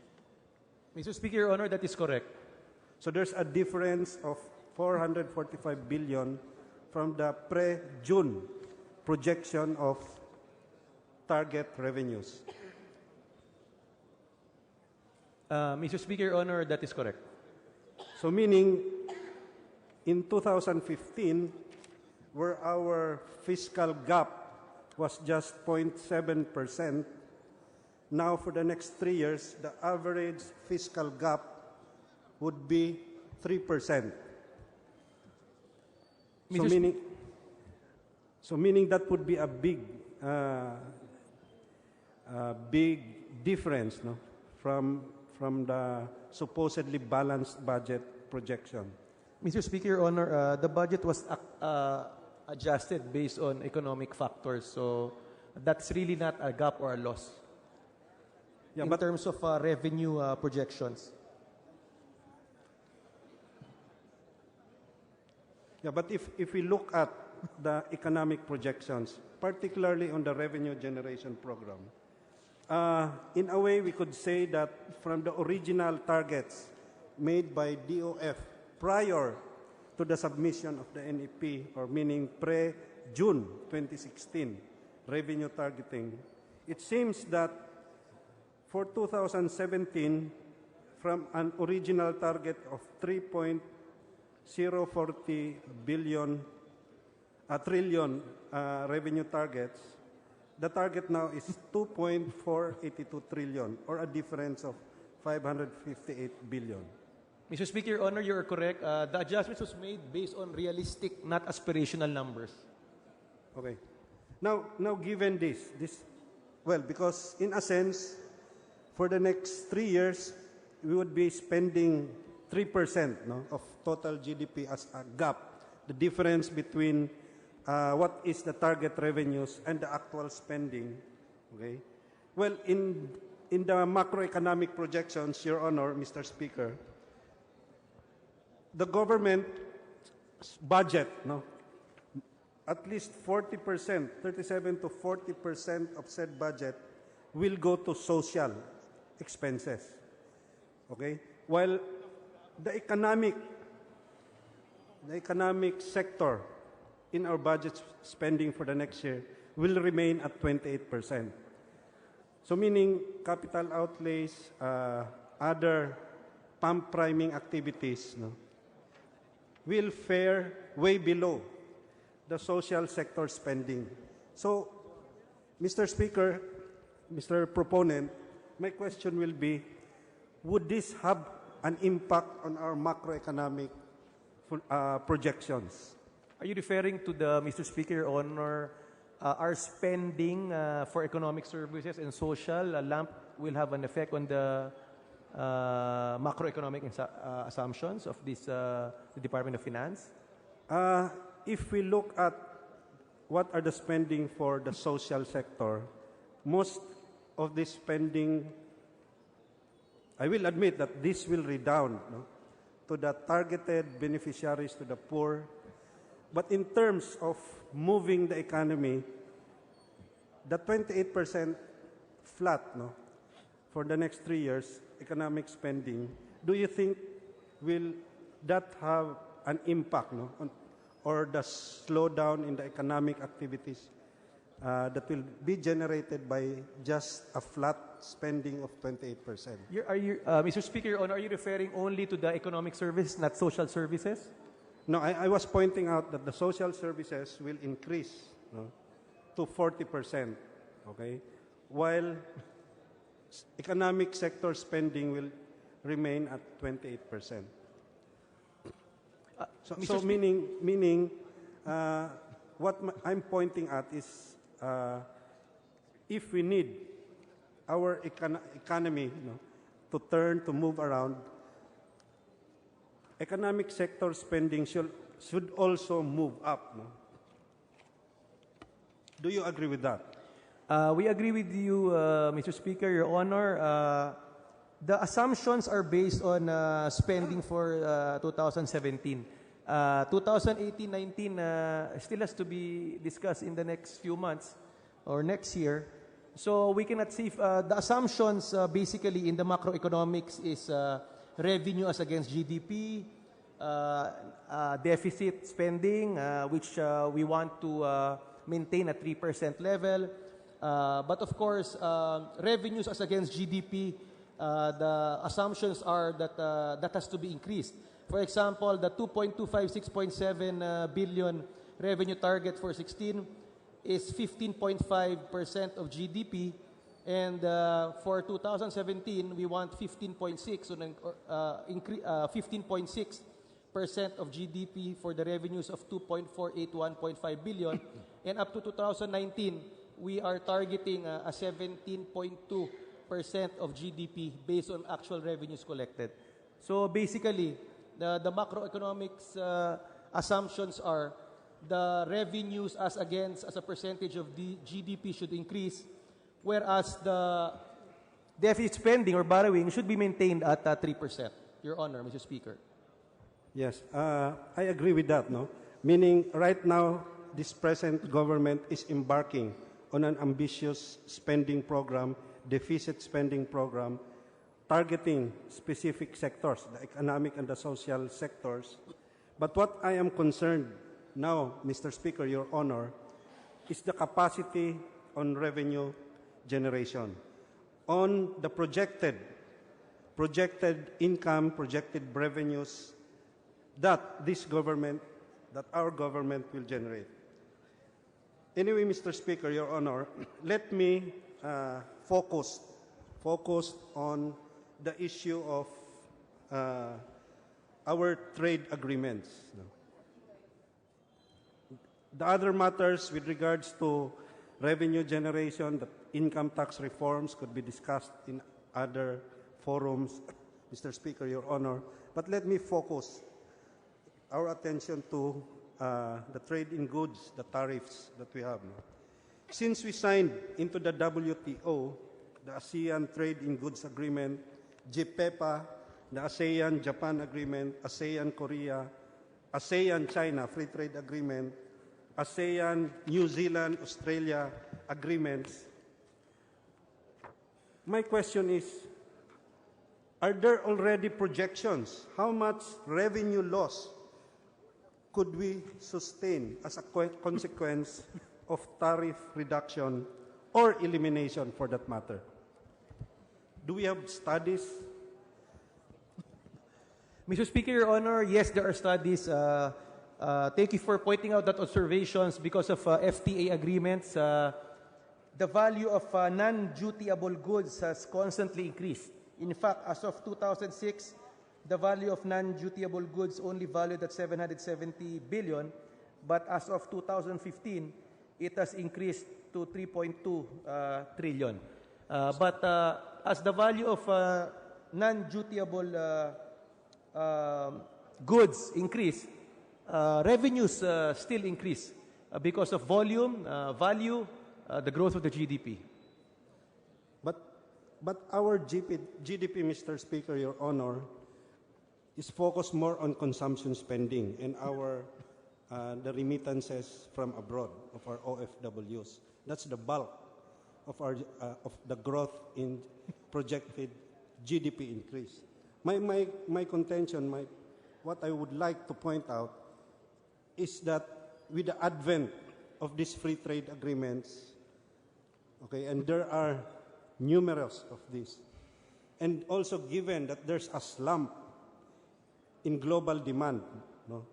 And that would also affect our exports. No? And now we are faced with imports that, again, with these agreements, will have zero tariff or drastically reduced tariffs. So my point is it prudent that in our revenue generation program, we should look into how these free trade agreements will impact in the long run or even in the medium term to our revenue generation targets? Mr. Speaker, Your Honor, yes, it has been inputted. FTAs, non-dutiable goods increasing, various factors, of course. But let me just correct. The computation for the remittances for coming from abroad is not computed, it's not part of the GDP. GDP is only the total value of goods and services that are produced in the country. Yeah. That's part of the computations for GNI or previously GNP. Yes. But I'm focusing on our revenue generation program. Anyway, Mr. Speaker, Your Honor, going to the next point. No? We just concluded trade negotiations with the European Free Trade Association, the EFTA. Has this agreement been transmitted to the Senate for concurrence?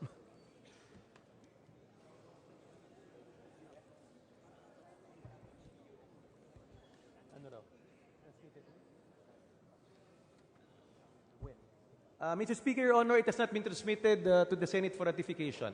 It has been submitted. It has not been submitted. It has Mr. not Speaker, been submitted. Your Honor. Anyway, for the information of this body, if we sign and this treaty is ratified, we would have a lowering or reduction of tariffs on goods imported from Norway, Liechtenstein, Iceland, and Switzerland.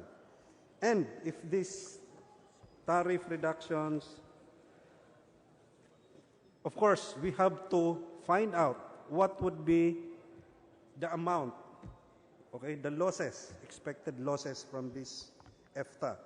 And of course, we should also look at what would be the projected, the generated revenue increase when our goods and services gain additional market to these countries as a consequence of EFTA. So I think DOF projecting proactively should look into this. And also especially coming from the pronouncements of our President with regards to the European Union and of course the preferential trade agreements that we have now with Europe. So as a matter of policy, with this EFTA and all the trade agreements that we will enter into, especially with Europe, which gives preferential treatment, again, for a prudent course, our relations with the European Union should also be considered, especially in making policy pronouncement. I hope that DOF would look into this matter. Thank you, Mr. Speaker. Thank you, Your Honor. This has been duly noted.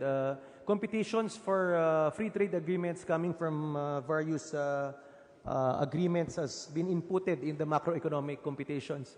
Honoring these commitments will lead to more investments. It is the trust of this government that growth is not driven by consumption, but more through investments. Going to the APEC agreement, what is being pursued and what we have now is this Trans-Pacific Partnership, this TPP, and the Regional Comprehensive Economic Partnerships. So what are the possible revenue source? Does the DOF, or the possible revenue losses for that matter, that the DOF has projected with regards to our entry with the TPP and the RCEP? Mr. Speaker, Your Honor, can you be more specific on what trade agreements? Well, pertaining to the the Trans-Pacific Partnership Agreement, of which I believe Philippines as a member of APEC.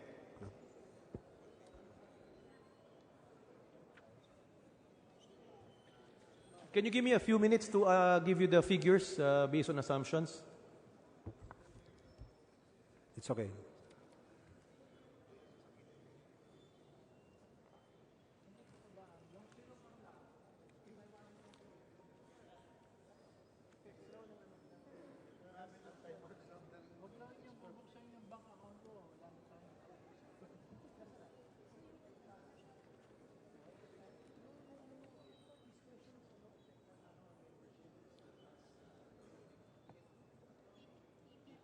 Session suspended.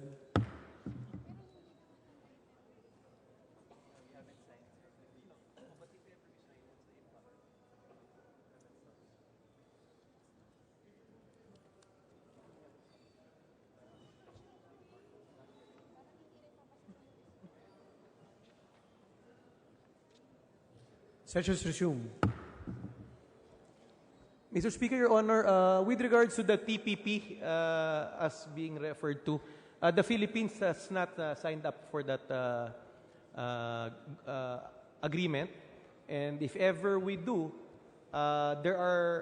we still have to compute on assumptions, as you mentioned, Mr. Speaker, Your Honor. Okay. Thank you, Mr. Sponsor, Mr. Speaker. My next question would focus on the issue of the quantitative restrictions on rice. As signatory to the WTO, we have pushed for the postponement or the extension of the lifting of the QRs on rice importation. Next year, by June 2017, that extension will expire. What is the position of DOF on the expiration of, do we seek for an extension? Or if we don't seek for an extension, what will be the impact of such lifting to our small rice farmers? Have we done a study? Like right now, we would plan for a budget on irrigation, 4 billion. But if we lift the QRs, our farmers will be at the mercy of very cheap imported rice. But we are planning to invest on a 4 billion irrigation, free irrigation for farmers, and other subsidies to our rice sector. Do you think that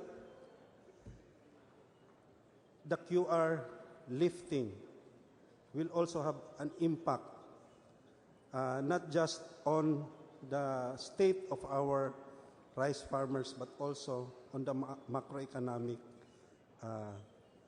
situation, especially on the issue of maybe we'll have some spending that will not redound anything at all to the benefit of the poor and disadvantaged. Mr. Speaker, Your Honor, there will be no extension of the QR, and we believe that that if this is not extended, it would lead to the reduction of the price of rice. While the assumption is the price of rice will go down, the government is fully committed in providing more assistance to farmers, such as irrigation and other programs to increase their productivity. With the lowering of pricing of rice, of course, they will have more take-home pay, and this will have an effect, positive effect on consumption. Well, the consumption would benefit the urban consumers, the lowering of the price of rice, or even indirectly the rice farmers. But on a general scale, our agriculture, our industry, where the supposedly benefits or the gains from pump priming that sector, if we don't extend these QRs, I think this will have a negative effect in terms of on the GDP of the rural, of the agricultural sector. Do you agree with that?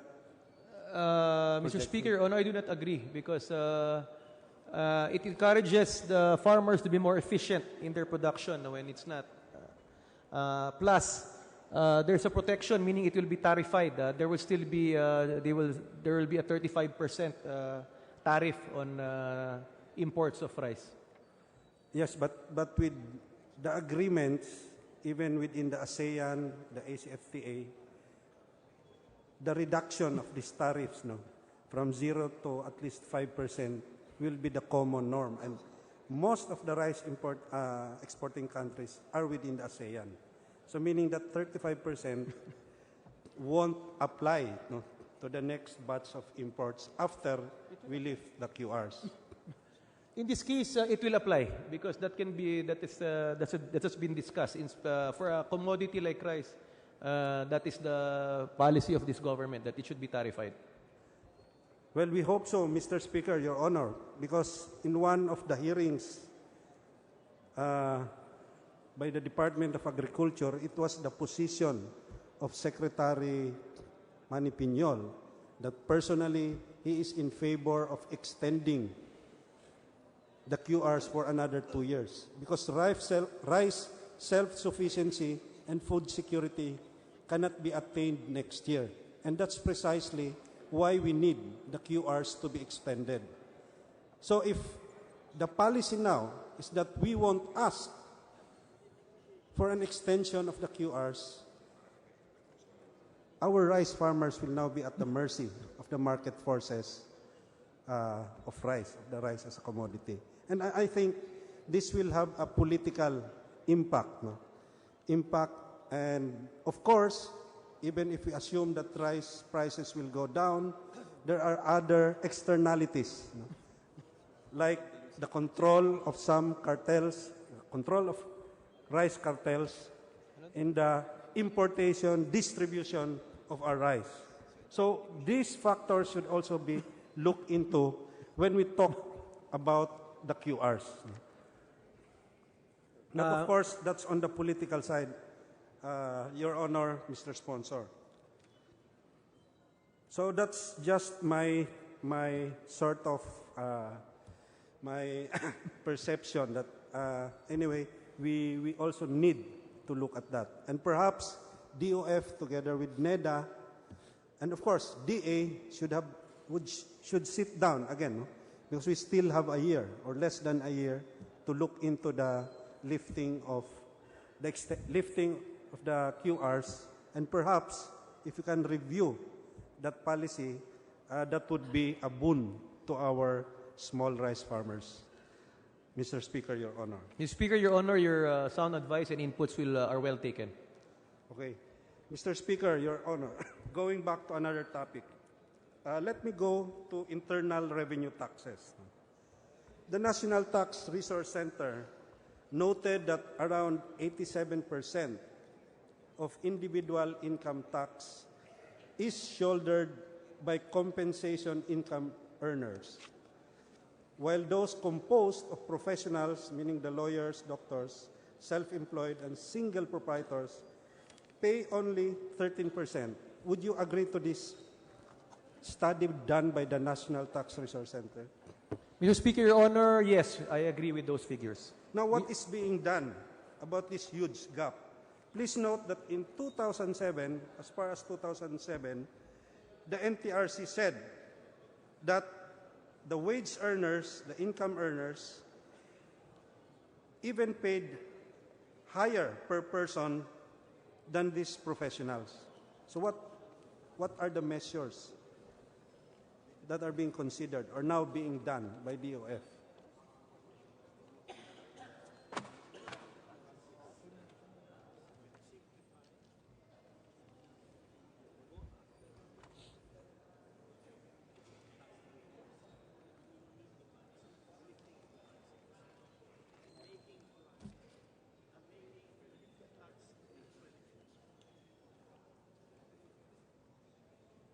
Thank you for those inputs.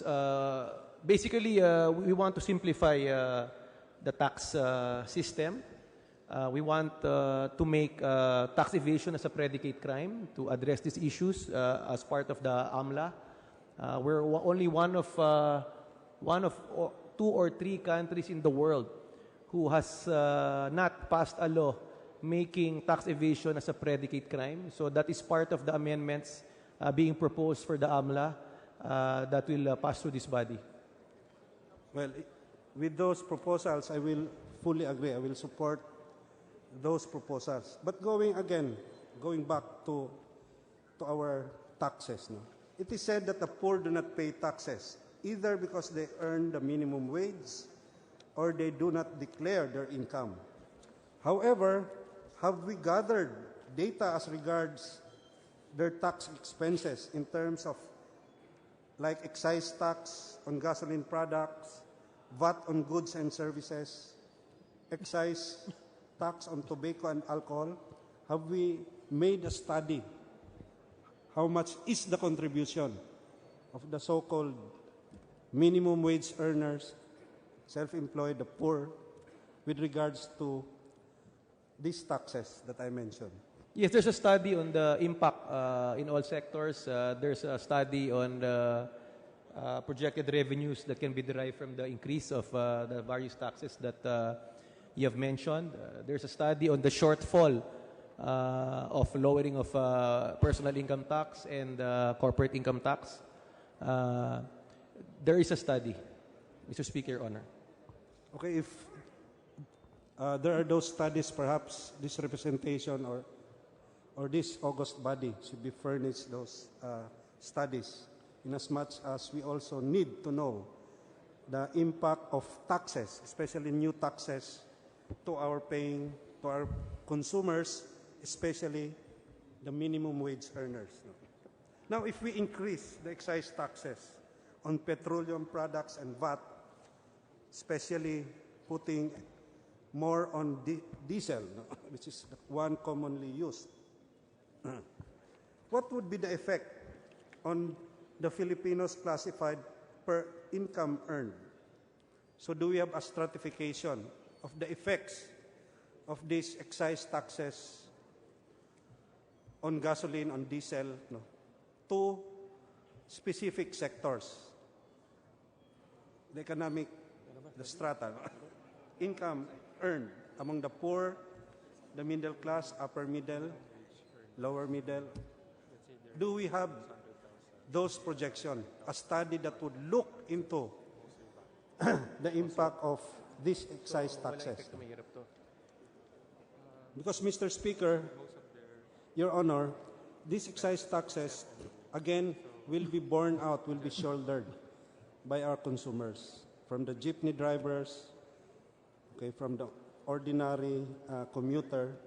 So, again, Congress should also have this information on the effect, the impact of this.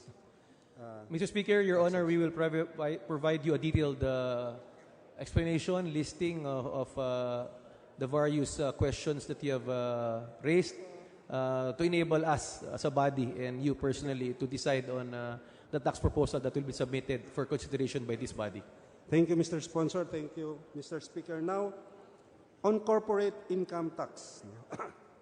Well, there has been comparisons made between our corporate income tax, which is at 30%, and corporate taxes of different countries. But what is not being compared would be on the nature of the deductible expenses afforded to our corporate taxpayers. There is a public perception that corporations, professionals, self-employed, and single proprietors abuse deductible expenses by including those that are not business-related or those that are actually personal. So meaning the salary of the driver, the grocery expenses, household grocery expenses, are made part of those deductible expenses. Have we looked into this, Your Honor, Mr. Speaker? Yes, Your Honor, your Speaker, we have looked into that. The Department of Finance has looked into that. Basically, your concern basically can be addressed by more intense tax administration, and just fully complying with the law will suffice in terms of addressing that concern.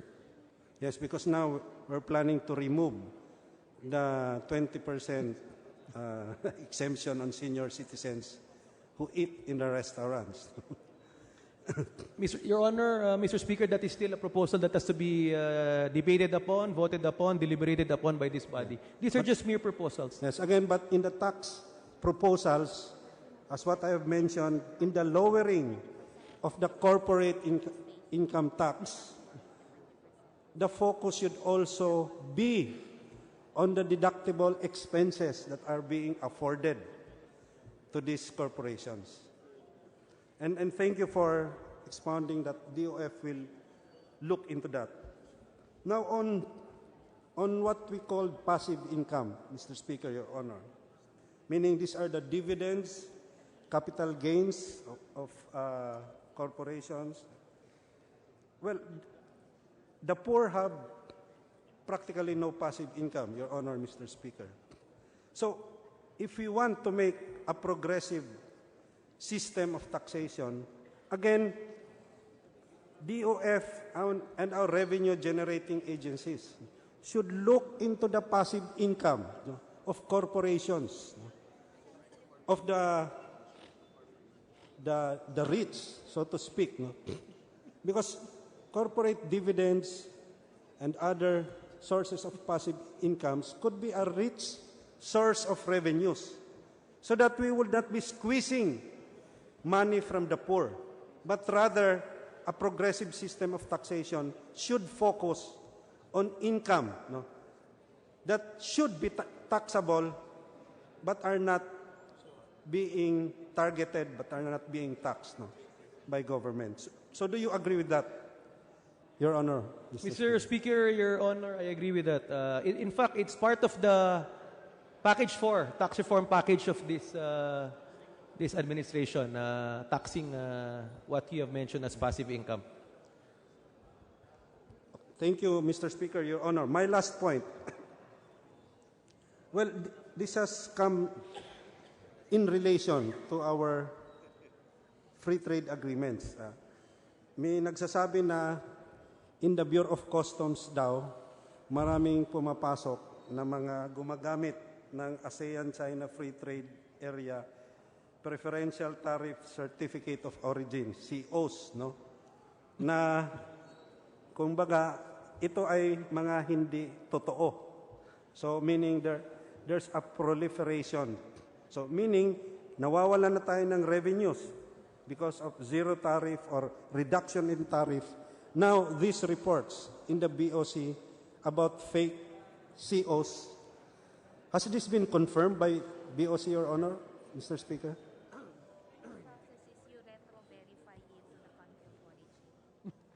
Because I think this has been going on for a long time, taking advantage of this zero tariff or lower tariffs for imports based on free trade agreements. And how much is government losing because of these fake COs? Mr. Speaker, Your Honor, thank you for bringing that up. The BOC has filed cases in instances where there are fake CO certificates of origins. Right now, there are, as an additional measure, they are confirming from the origin where the goods came from to avoid this kind of situation. Let me assure you that the BOC has actually apprehended some personnel and they have filed cases with regards to this issue. Thank you for that update, Your Honor, Mr. Speaker. Again, I would like to reiterate that these questions are meant to propound on how we could help raise revenues for our country and also to look into the possibility of an increasing deficit, deficit spending. I won't project, Mr. Speaker, Your Honor, that perhaps maybe next year, if the needed revenues won't come, then we have to resort again to borrowings. And I think the borrowings, well, the policy would be 80% local borrowings and 20% borrowings. Do I got the figure right, Mr. Speaker, Your Honor? Mr. Speaker, Your Honor, for 2017, that is the mix. 80% domestic borrowings and 20% external. Anyway, with that, Mr. Speaker, Your Honor, I would thank the proponent, the honorable gentleman from the 2nd District of Camarines Sur, for his elucidation on the discussions about revenue generation. Thank you, Mr. Speaker. Thank you, Your Honor. Mr. Speaker, Your Honor, thank you for your interpellation. The debonair congressman of Akbayan. The Majority Floor Leader. Mr. Speaker, I move that we respectfully recognize the gentle lady from Kabataan Party List, Representative Sara Jane Ilago, for her interpellation. So move, Mr. Speaker. The lady from Kabataan Party List, Honorable Sara Jane Ilago, is recognized. Mr. Speaker, point of order. What's the point of order? The agreement, Mr. Speaker, was the order of interpellators would be minority, majority, independent. The majority the last interpellator was from the independent. It is the turn of the minority again, Mr. Speaker, to interpellate. The Majority Floor Leader. I move for suspension, Mr. Speaker. Session suspended.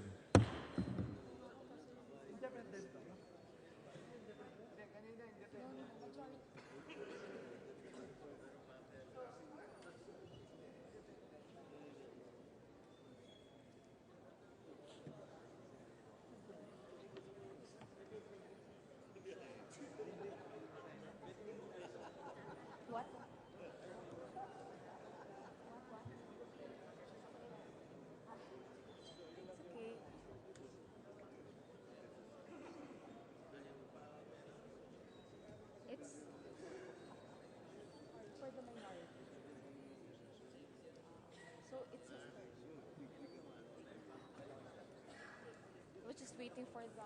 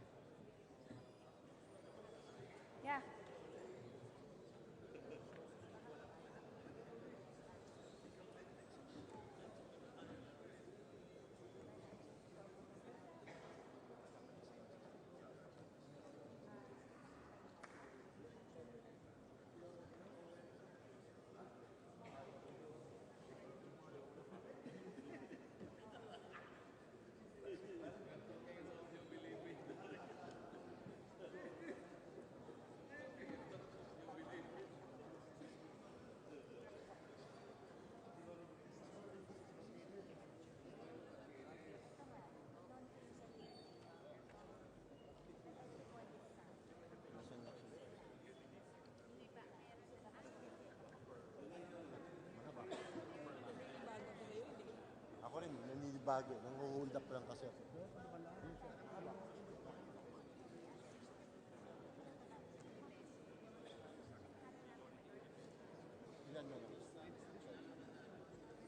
Ilan na lang to?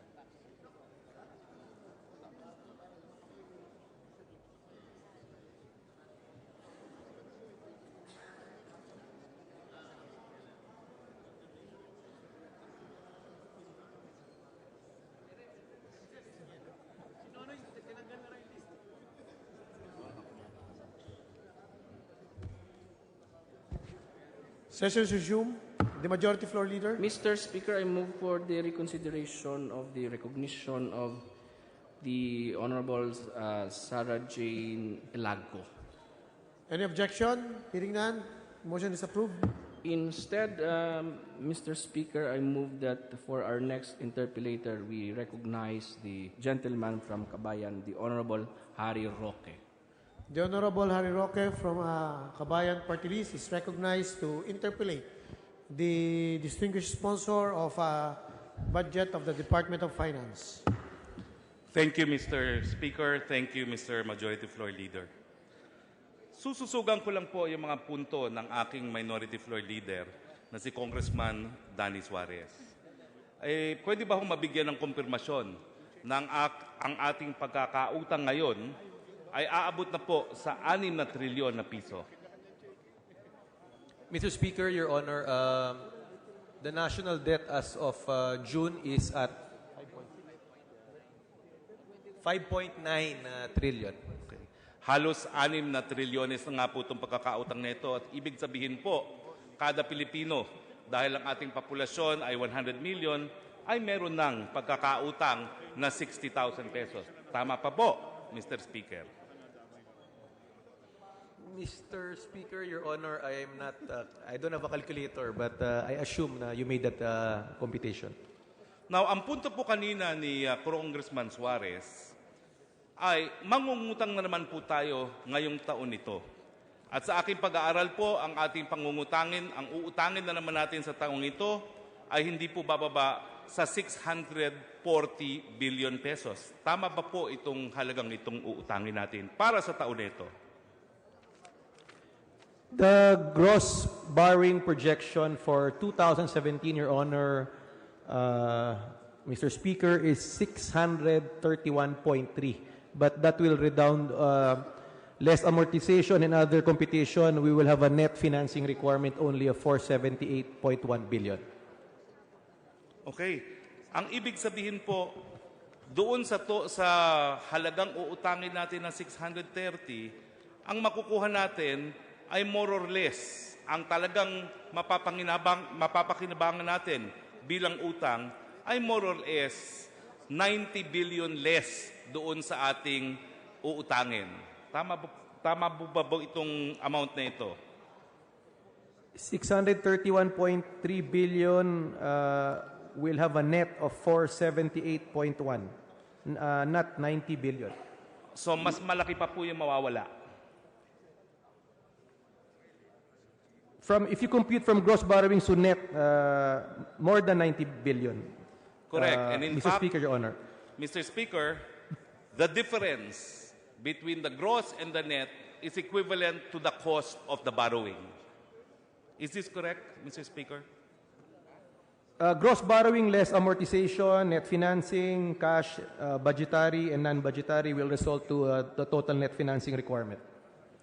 Now, would the kind sponsor have the figure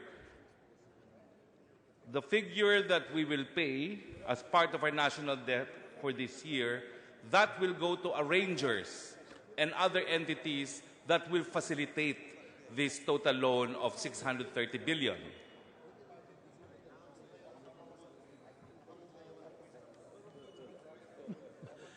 Borrowings will have a 80-20 mix, Mr. Speaker, Your Honor.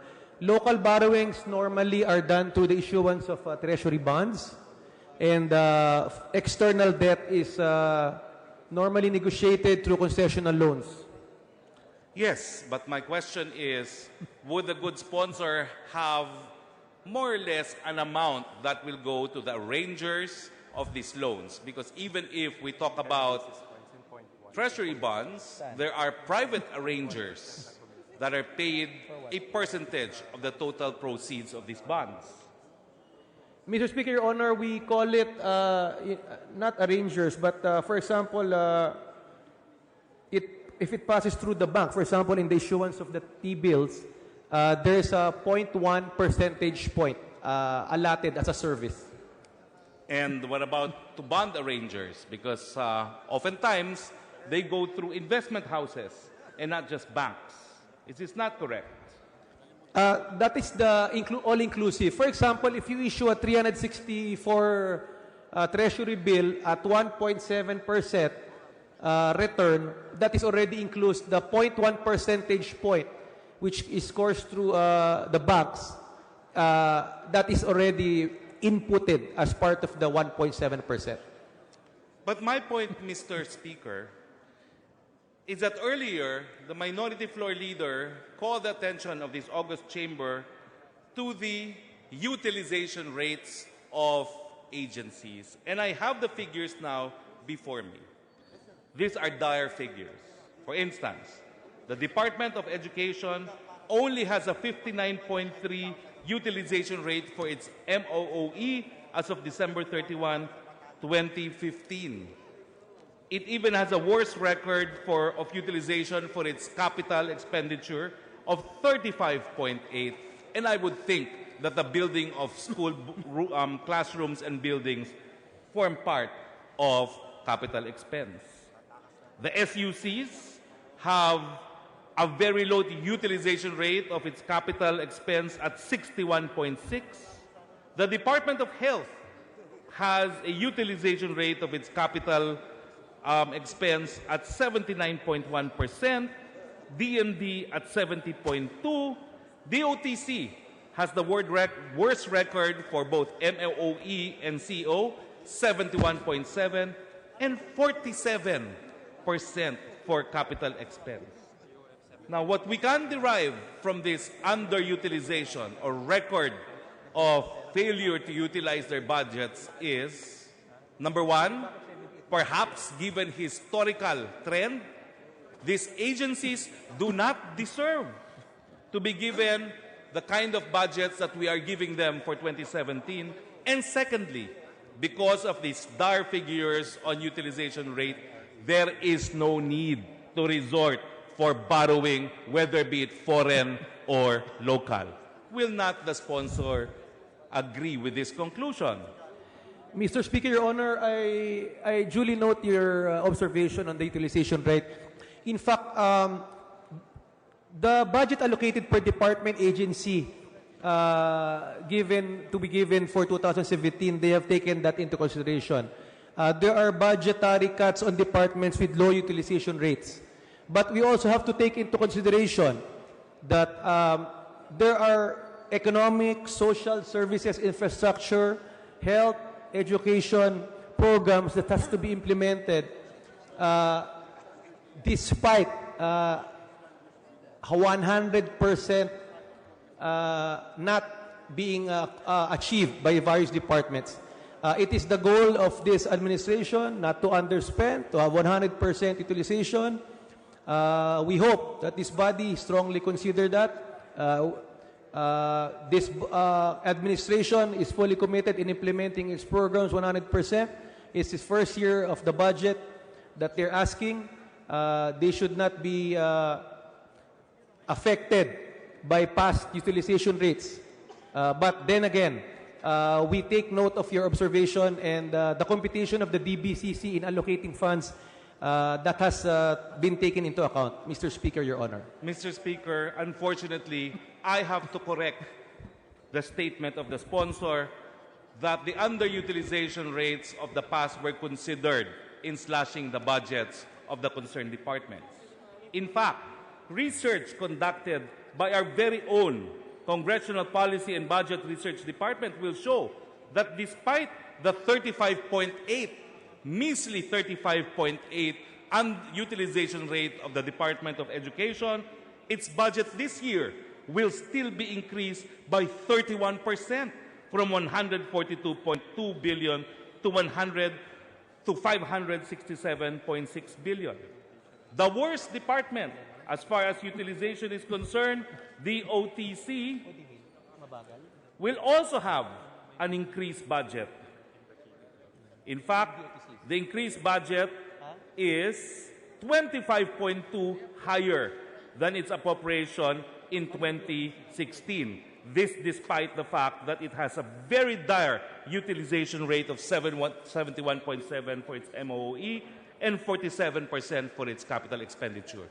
I could go on, Mr. Speaker, but the reality is the conclusion of the sponsor that the underutilization rates have resulted to less budget for these underutilizing agencies have been slashed. It simply is not the case.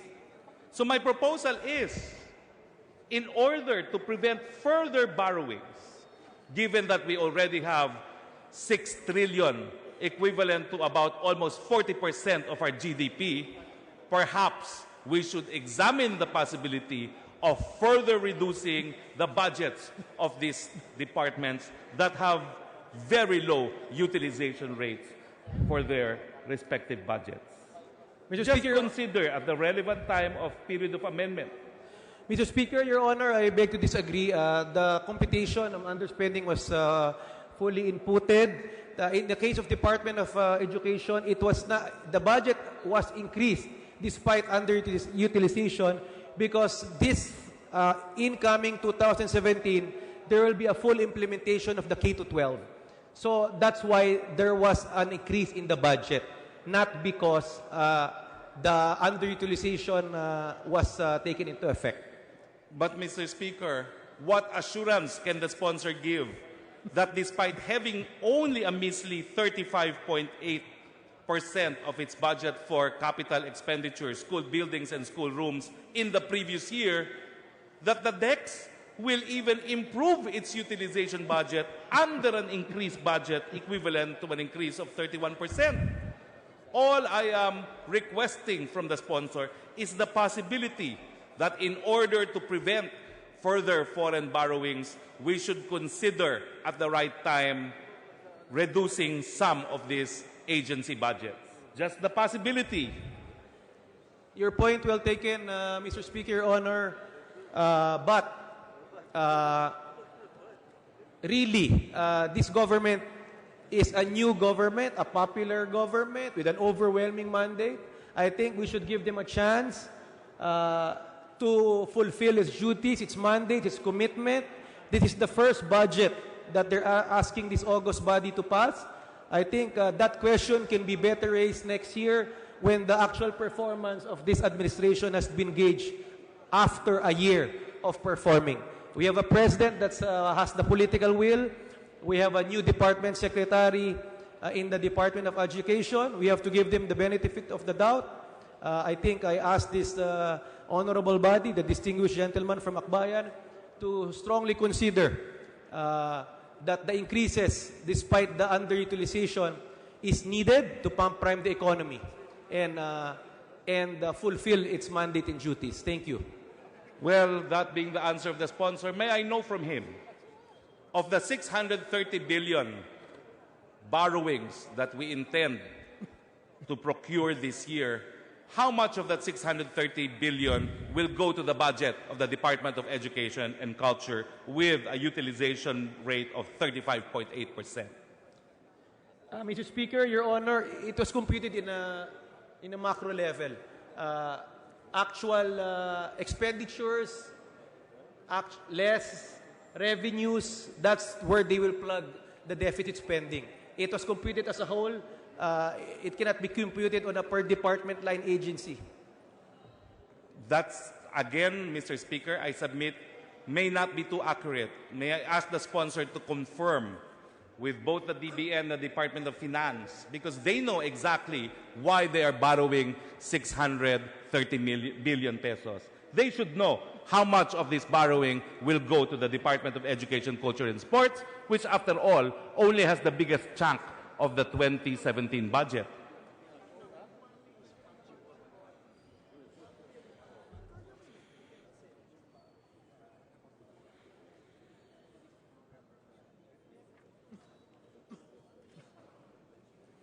Mr. Speaker, Your Honor, the Department of Finance is practicing a one-fund concept rule, meaning they cannot say that we will borrow X amount to fund this X project, we cannot borrow Y amount to fund Y project. It is taken as a whole figure. They compute the expenditure programs on a line-per-line item, get the total, less the revenues, and that's where they compute the deficit spending. So in this instance, how did the Department of Finance come to the conclusion that they would have to borrow 630 billion?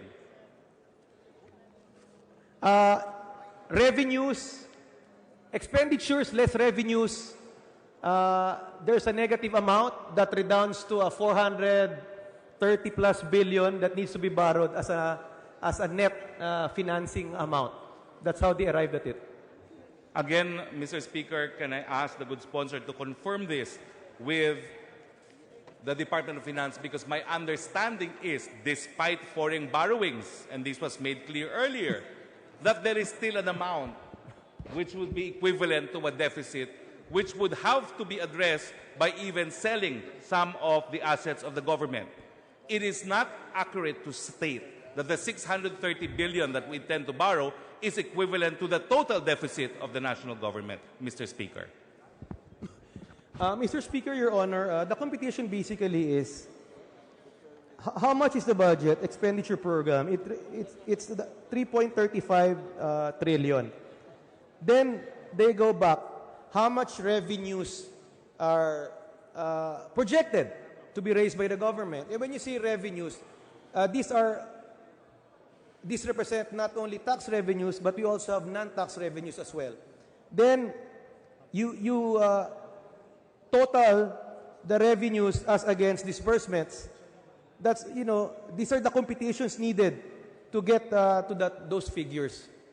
And it arrived at an amount of 478.1 billion deficit, which this government will resort to borrowings, which is within the 3% level of GDP. Well, Mr. Speaker, even assuming the statement to be accurate, there is still a discrepancy because what we will seek to borrow is 630 billion, and the computation of the sponsor is that the deficit is only equivalent to 400 or so billion pesos. Why will we borrow extra 200 billion if we do not need that extra 200 billion, Mr. Speaker? Mr. Speaker, Your Honor, the gross borrowing you're referring to is the 631.29. And if you deduct there the amortizations, change in cash, deficit, that's where the net financing amount of 478.1 redounds to. Your Honor, Mr. Speaker. Again, I will not belabor this point, but I will raise it at the appropriate time. Let me now go to the budget of the Bureau of Customs, given my undertaking that I will not take too much time of this chamber so we can adjourn for the day. But I noticed that in the budget of the Bureau of Customs, the budget for information technology is only 300 million. Now, Mr. Speaker, again, pursuant to Article 6, Section 17, I declare I have a conflict of interest because I acted as legal counsel to the winning bidder to the computerization program of the Bureau of Customs, which consisted of two particular procurement, single window procurement system, and an ASEAN computing system that would make the Bureau of Customs IT compatible with the rest of ASEAN. And these two projects already cost 600 million. My conflict of interest is precisely I represent the winning bidder. But my concern, Mr. Speaker, is until today, we do not know what will happen to this contract because it is now engaged in litigation. I have heard the Bureau of Customs say that they will try to persuade the Office of the Solicitor General to withdraw its objections to the award of the project to the winning bidder, my client. But there simply is no guarantee that this can be done legally given that the legal challenge of the Bureau of the national government had to do with the failure of the bidding entity to award this project to the winning bidder. So my question is, in the event that this compromise that I am looking forward to will not happen,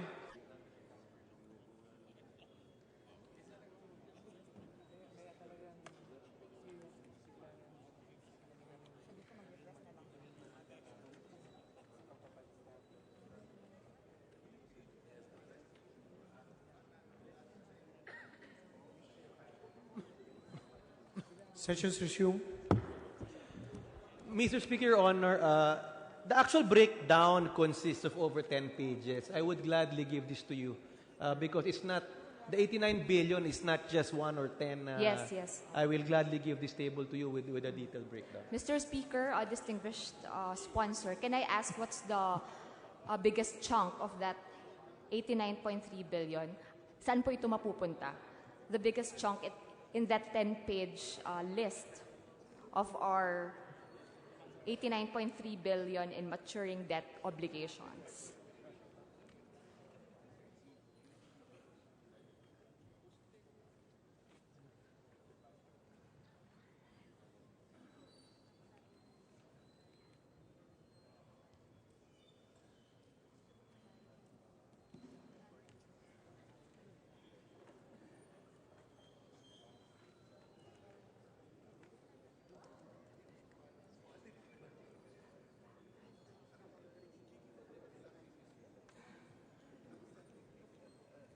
Mr. Speaker, Your Honor, it basically, the biggest chunk comprises the domestic loan, which is 5.8 billion. Come again, distinguished sponsors. The biggest chunk of that loan, the maturing obligation of 89 billion comes from domestic loans. From domestic loans. All right. And now, can the distinguished sponsor relate to us the total debt service expenditure for 2017, including interest payments, net lending, and principal amortization? And what percent of the GDP will the total debt service eat up for 2017? So you're asking, Mr. Speaker, Your Honor, the debt service as a percentage to GDP. Yes. Is that your question? Yes, Mr. Speaker, distinguished sponsor. Yes, we will get that. So,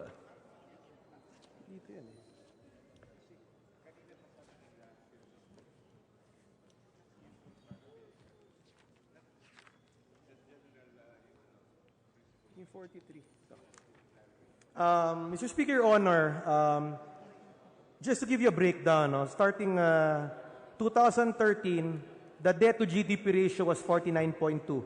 2014, we have improved, 45.4. 2015, 44.7. 2016, as of June, 43%. We're projecting to have a debt to GDP ratio of 42.7 by year end. And by 2017, the assumption would be 40.9. Let me just, put it on record for you to note that the downward trend of the GDP as against the debt to GDP has been going down. As of 2004, we had a debt to GDP ratio of 74.4%. And as of June 2016, we already reached 43%. This reflects improvement in the country's debt sustainability on the back of prudent debt management. I asked this question, Mr. Speaker, distinguished sponsor, because that percentage, while declining over the past years because of the prudent financial management of our government, when compared to the share, for example, of education to the GDP, isn't it clear then that debt servicing is still the top priority for 2017 of this budget? No, the priority is really to fulfill, to implement more infrastructure, health, education, social services. That's why while the debt to GDP ratio has been going down, the revenues has been increasing, but there is more need to pump prime the economy, to have more money for public investments, for health, education. This is the reason why we need to raise revenues through tax. This is the reason why we need to borrow money. Maraming salamat. At dapat nga na palakasin pa ang laban natin sa tax evasion, ang laban sa korupsyon, upang matiyak natin na ang pondo ng bayan ay mapupunta sa serbisyo para sa mamamayan. At nakakapag-alala lang din na sa ngayon ang bawat member ng ating Filipino people, ang kada isa, halos nasa 60,000 ang utang ng kada tao. Kahit yung hindi pa napapanganak, ayan, kahit ako na walang personal na debt, ayan, ay dahil sa mga debts na ito ay may utang na halos nasa 60,000. Kaya nga naman, panahon na upang talagang itulak natin ang pambansang industrialisasyon, ang genuine agrarian reform, upang magkaroon ng sustainable na pagkukunan ng kaban ng bayan, di ba? Mas progressive na tax reform, upang sa mga susunod pa ay talagang ma-ensure natin na meron tayong sapat na pondo sa serbisyong bayan. Yun lang, Mr. Speaker, distinguished sponsor. Maraming salamat at magandang gabi. The Majority Floor Leader. Mr. Speaker, I move that we recognize the gentleman from Camarines Sur, Representative Rolando Andaya Jr., for his interpellation. The gentleman from 2nd District of Camarines Sur, the Deputy Speaker, Rolando Andaya, is recognized. Thank you, Mr. Speaker. A few questions, if I will be permitted by the sponsor. With pleasure, Your Honor. Always with pleasure. Thank you.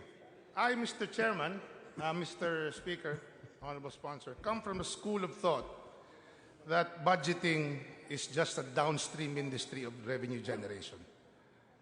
All of this talk of expenditures, underspending, doesn't mean anything if there are no revenues. So even if I was not scheduled to ask any question today, I took the chance of asking a few points. The chairman of the Committee on Appropriations earlier this morning mentioned that the president has adopted a policy to cure underspending, has adopted the policy of use it or lose your job.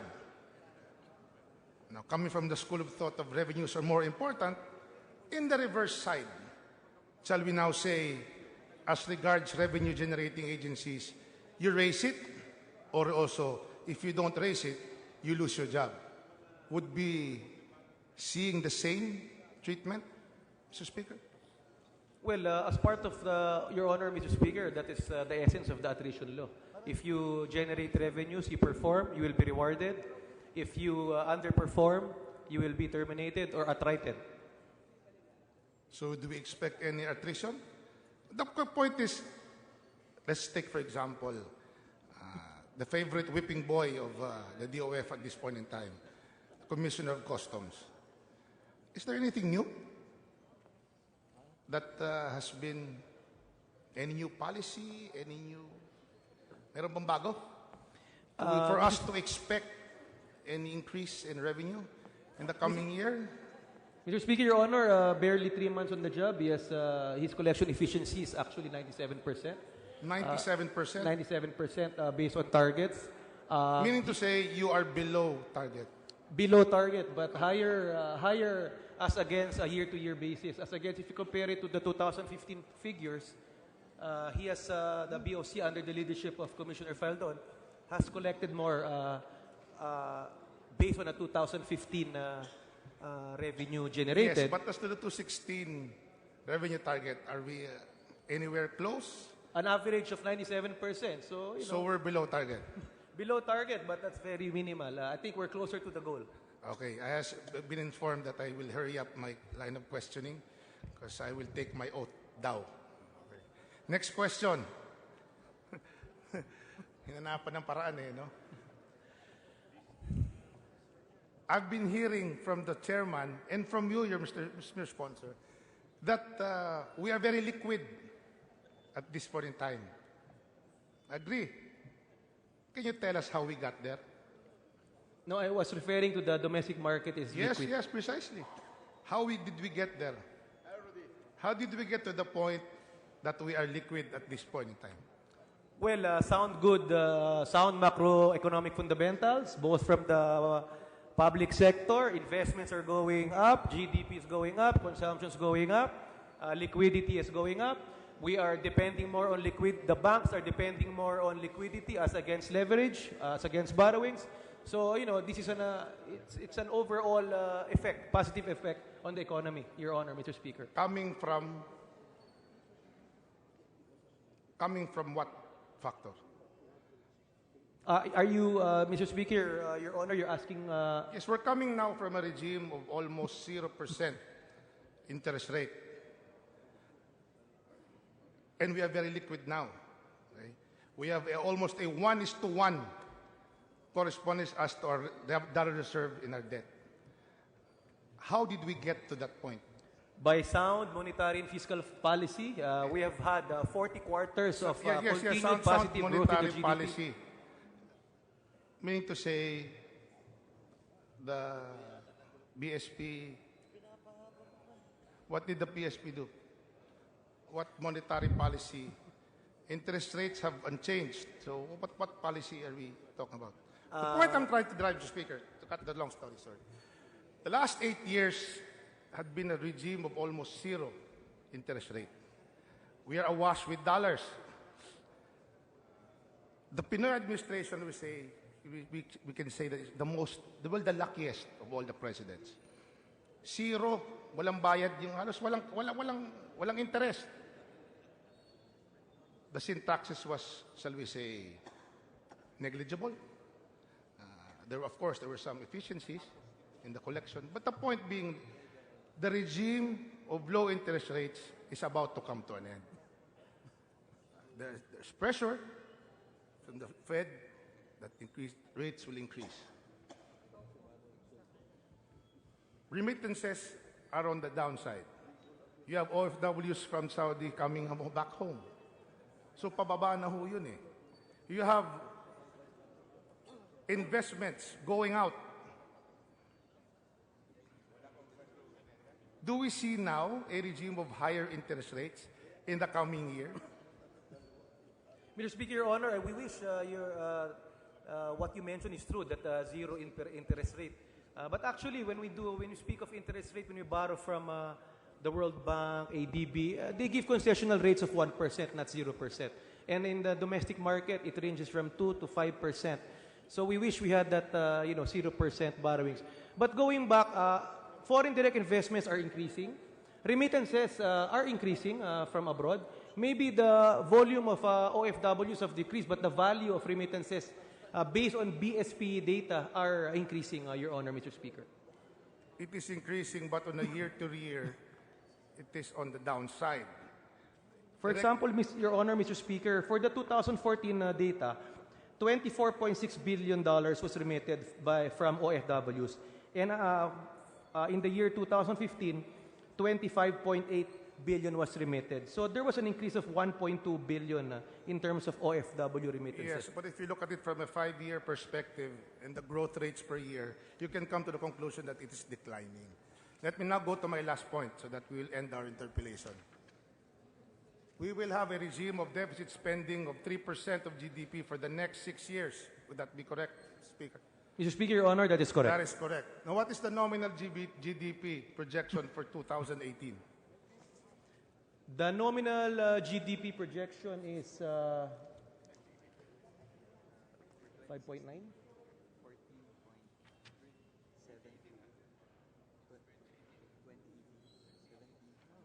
17.564 trillion, Your Honor, Mr. Speaker. So at 3% of GDP, ang deficit mo, magkano yun, ang uutangin?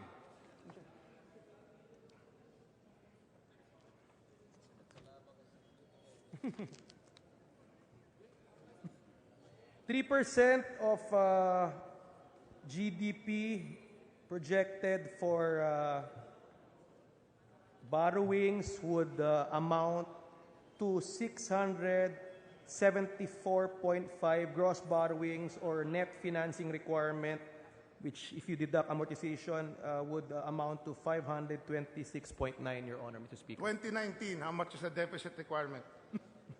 Deficit requirement, Your Honor, Mr. Speaker, would be 580.7 billion. Till the end of the Duterte administration, how much will be the total deficit requirement, financial requirement for the deficit? The projection would be 3% of projected Yes, GDP. the total amount. This is in order to maintain spending on committed projects for I infrastructure, agree. health, education. I agree. How much is the total deficit or financing requirement to fund the deficit? 777 billion for 2022. No, till 2022. You want me to total from 17 to 22? Yes. From Can you give me a few minutes, Your 2017 Honor? to 2022. Till the end of the term.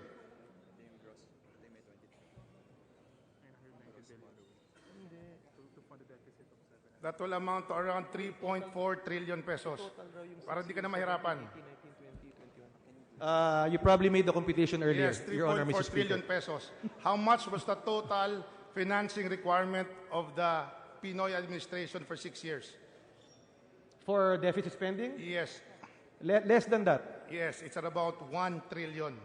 What I'm trying to say is, if we do not get our tax reforms done, the Duterte administration will end up racking up 3 times the debt which was incurred by the Pinoy administration. That's all I'm trying to say.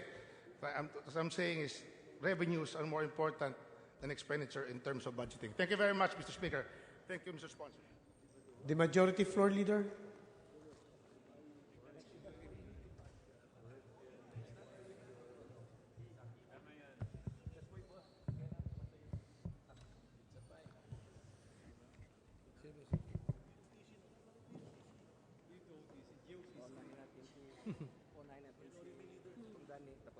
Wala na.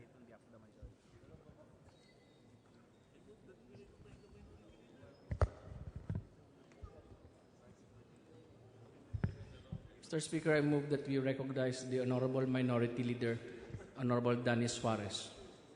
The Minority Floor Leader, Honorable Danny Suarez, recognized. Mr. Speaker, there being no other member from the minority who wishes to ask questions, I move to terminate the period of interpellation on the budget of the Department of Finance. I so move, Mr. Speaker. The Majority Floor Leader. Mr. Speaker, on behalf of the majority, we join the minority in terminating the period of interpellation on the budget of the Department of Finance. There is a joint motion from the majority and the minority to terminate the period of interpellations for the budget of the Department of Finance and its attached agencies and corporations. Is there any objection? The chair hears none. The period of interpellation on the budget of the Department of Finance is hereby terminated. The Majority Floor Leader. Mr. Speaker, I move for suspension.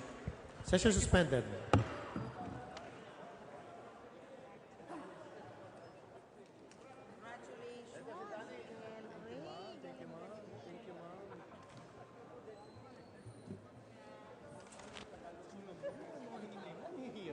Pinakamahirap na tanong.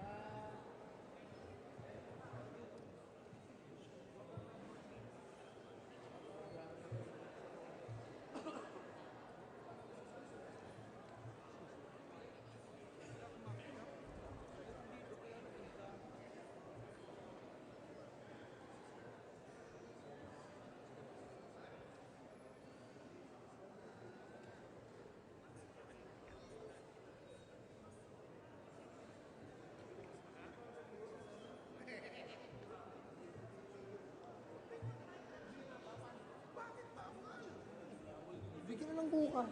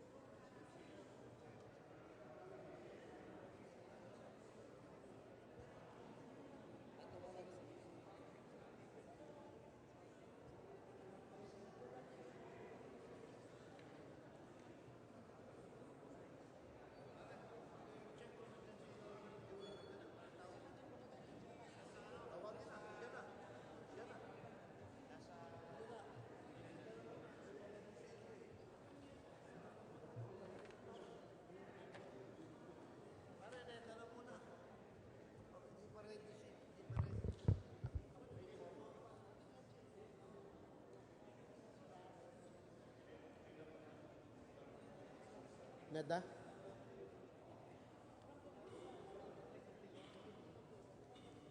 Manong Neda?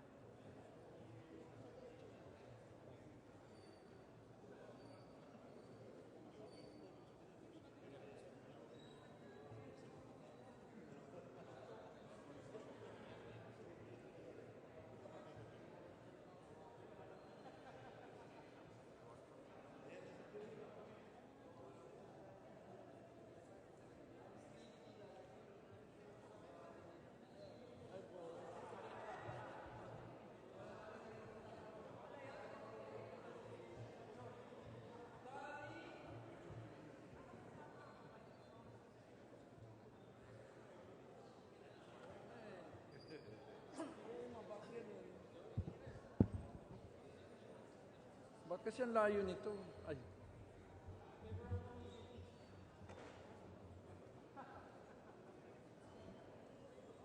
Okay.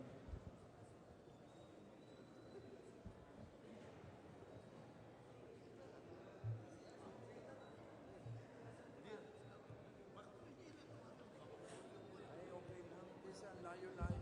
Ang layo-layo. Salamat, wala nang tao. Huwag kang magtatanong. No?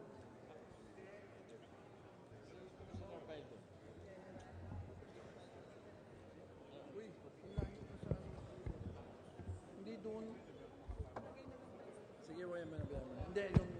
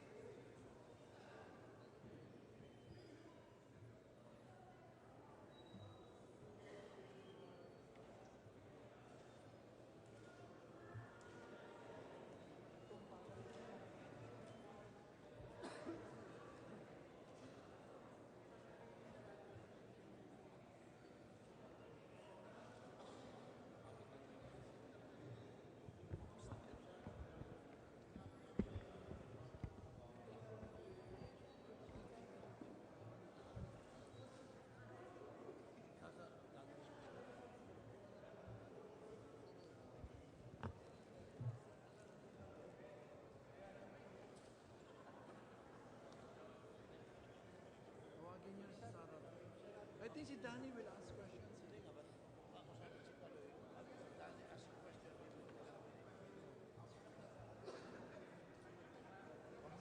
Diyan ka lang.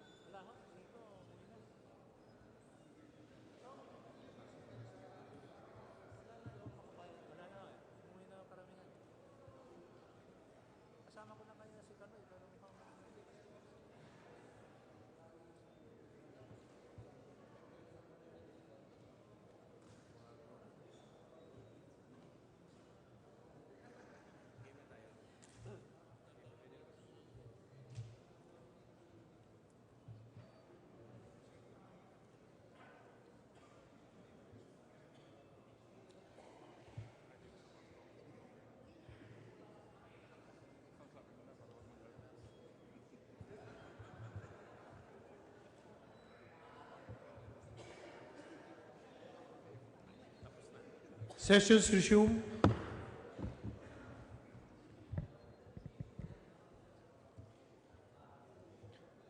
The Majority Floor Leader. Mr. Speaker, I move that we begin consideration of the budget of the National Economic and Development Authority, including attached agencies corporation.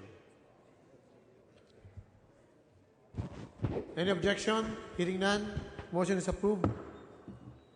Mr. Speaker, I move that we recognize the gentleman from the 3rd District of Quezon, our minority lead. Sorry. I recognize the gentleman from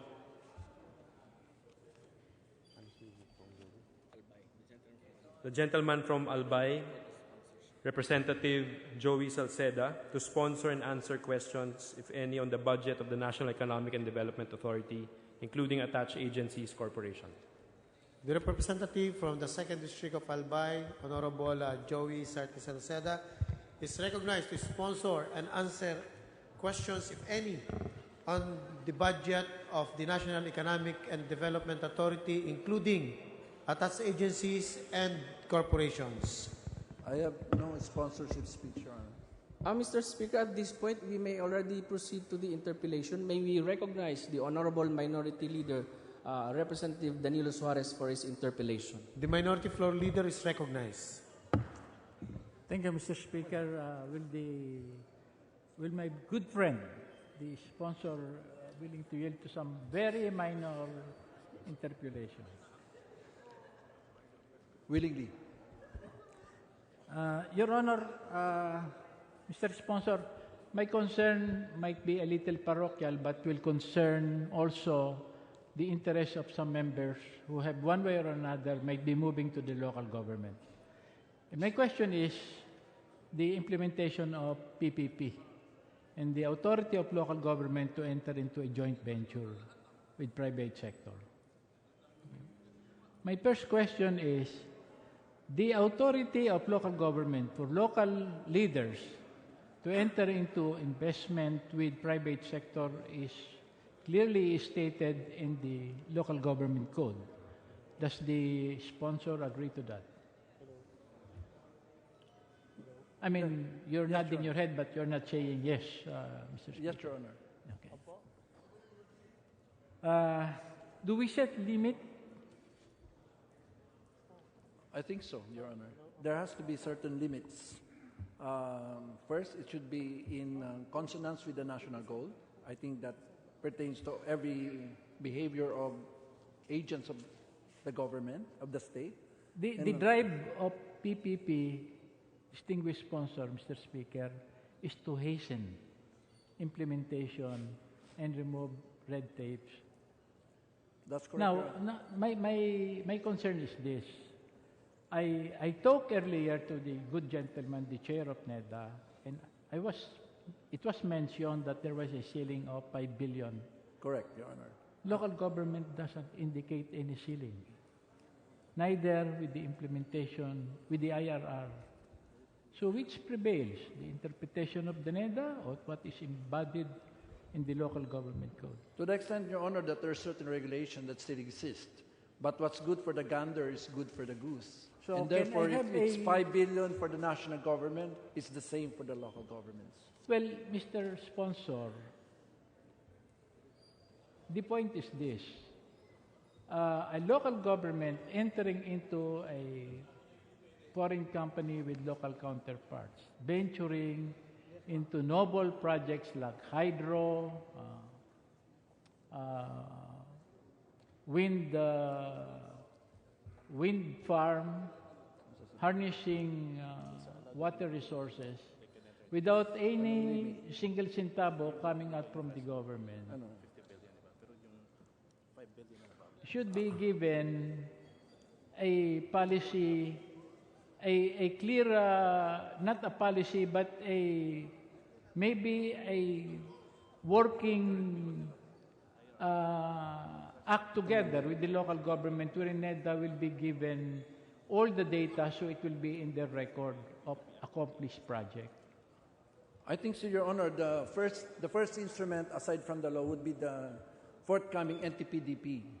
And I guess, Your Honor, that we're moving towards the finalization of the MPTB PDP, and therefore this will form inputs into the preparation of the MTPDP, wherein, for example, that as a matter of policy of the national government, that those prescribed under the law, because I think, I guess, Your Honor, that the BOT law, which essentially provides guidance to all the players in the market, local governments, states, the national government, as well as private sector, are pretty fixed, Your Honor. Like the municipal government can do up to 20, the provincial up to 50, the city up to 50, and of course, those going to the RDC up to 200. I guess we need to revise this, Your Honor, in terms of the regulatory limitations as to the projects that can be entered into. And number two, Your Honor, is in terms of expanding, that if it refers, for example, Your Honor, to such projects that are essentially income generating, like what you've said, for example, Empower, then I guess, Honor, that these limits may be higher than the usual projects that are conducted, let's say, under the purview of the economic development funds, such as irrigation or the usual roads, bridges, and the other things, Your Honor. And therefore, Your Honor, my answer is clear, that we need to amend the law, but the MTPDP that will be prepared by NEDA will essentially reflect already the need that the local government should be major participants in a more responsive in terms of the limitations and the expansion of the activities that may be entered into by the local government with private sector players, Your Honor. Well, Mr. Speaker, Your Honor, distinguished sponsor, there are two conflicting views. What's the mandated authority of the local government in terms of what's provided by the local government code?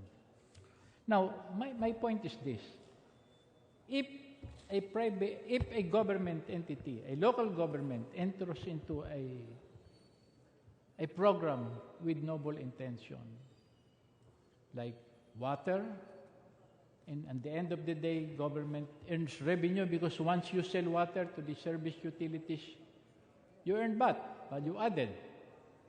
Now, will the NEDA come up with a position that this project can be questioned or is not?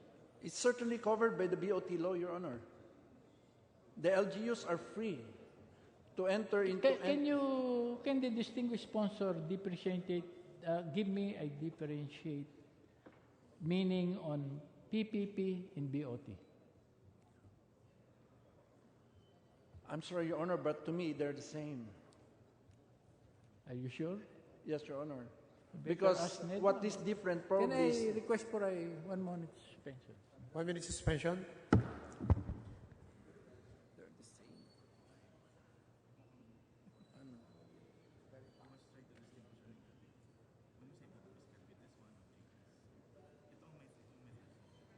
Itong JB wala. Bakit wala? They can enter into 10 billion. Oh.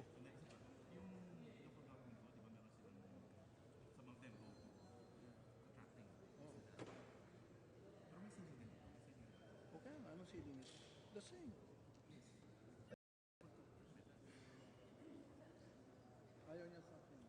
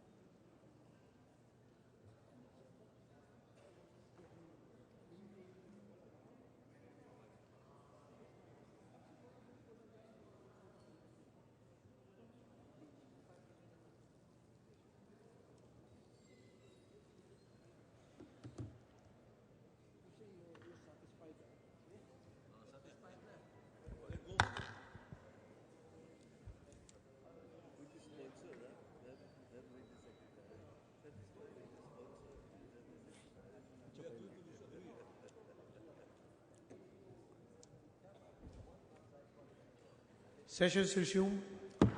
Thank you, Mr. Speaker. Mr. Speaker, I just have clear answer from the distinguished sponsor and from the leadership of NEDA that the 5 billion is an indicator. But in as much as what we call motherhood project that involves structures that will benefit the entire population, especially of National Capital Region, the statement that was given to me is that local government that enters into a PPP or a BOT contract with a proponent, and as long as those data in terms of agreement will be submitted to NEDA, they'll interpose no objection. Are we clear on that? Yes, Your Honor. As I said already, that what's good for the gander, it's good for the goose. Okay. So if it's 5 billion, and therefore it's also 5 billion for everyone. Mr. Speaker, there being no other member from the minority wishes to ask questions, I move to terminate the period of interpellation on the budget of NEDA. I so move, Mr. Speaker. The Majority Floor Leader. Mr. Speaker, on behalf of the majority, we join the minority in terminating the period of interpellation on the budget of National Economic Development Authority, including its attached agencies or corporations. There is So a move, joint Mr. motion Speaker. from the majority and the minority to terminate the period of interpellations for the budget of National Economic and Development Authority. Is there any objection? The Chair hears none. The period of interpellation on the budget of National Economic and Development Authority is hereby terminated. The Majority Floor Leader. I move to suspend the session. Session suspended. Mr. Speaker.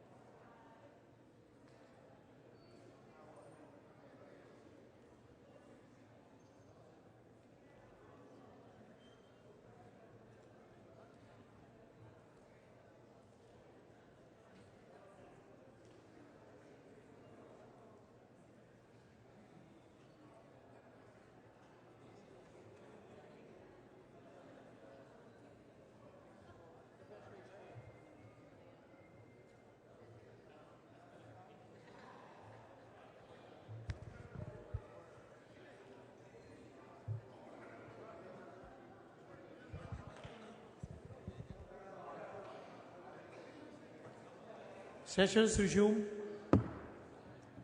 Mr. Speaker, I move that we begin consideration of the budget of the Governance Commission for GOCCs. Is there any objection? The chair hears none. The motion is approved.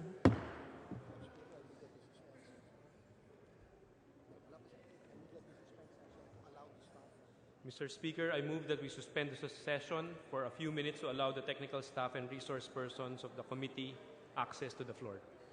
Any objection? Hearing none. The motion is approved.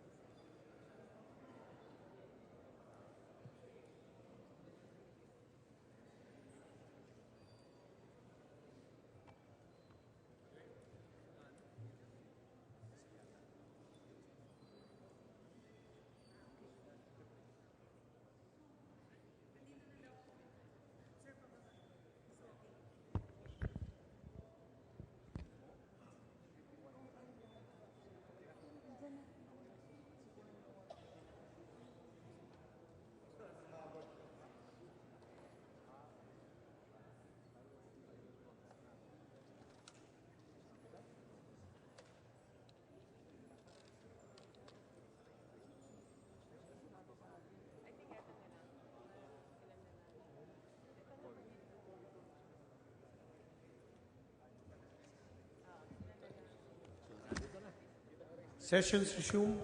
The Majority Floor Leader. Mr. Speaker, I move that we recognize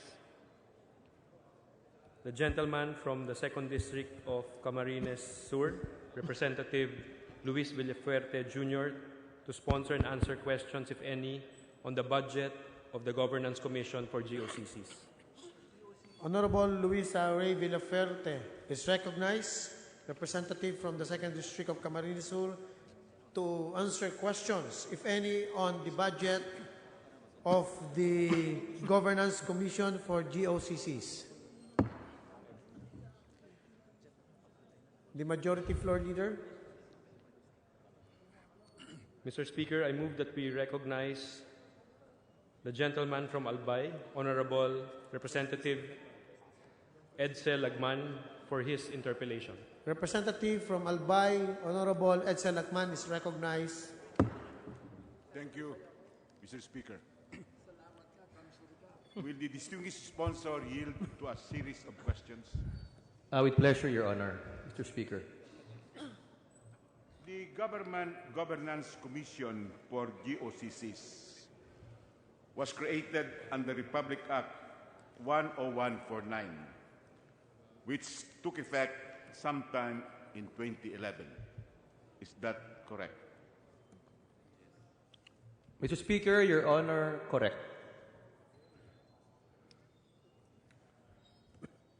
And since its establishment, this Governance Commission for GOCCs is under a cloud of constitutional infirmities. Mr. Speaker, distinguished sponsor, is the distinguished sponsor aware of these infirmities? Mr. Speaker, Your Honor, there is a pending case on the constitutionality of the law, wherein the distinguished gentleman from Albay is the petitioner. Case number GR number 197422, now pending at the Supreme Court, Your Honor, Mr. Speaker. Irrespective of the pendency of that case before the Supreme Court, this chamber is not precluded from discussing these infirmities in connection with the recommended appropriations for this agency. Is that a correct statement, Mr. Speaker? Honorable sponsor. Mr. Speaker, Your Honor, in relation to the budget, we can discuss. Although I'm not a lawyer, the parameters to be drawn in terms of sub judice can be validly raised, depending on the question, Your Honor, Mr. Speaker. One of the infirmities of the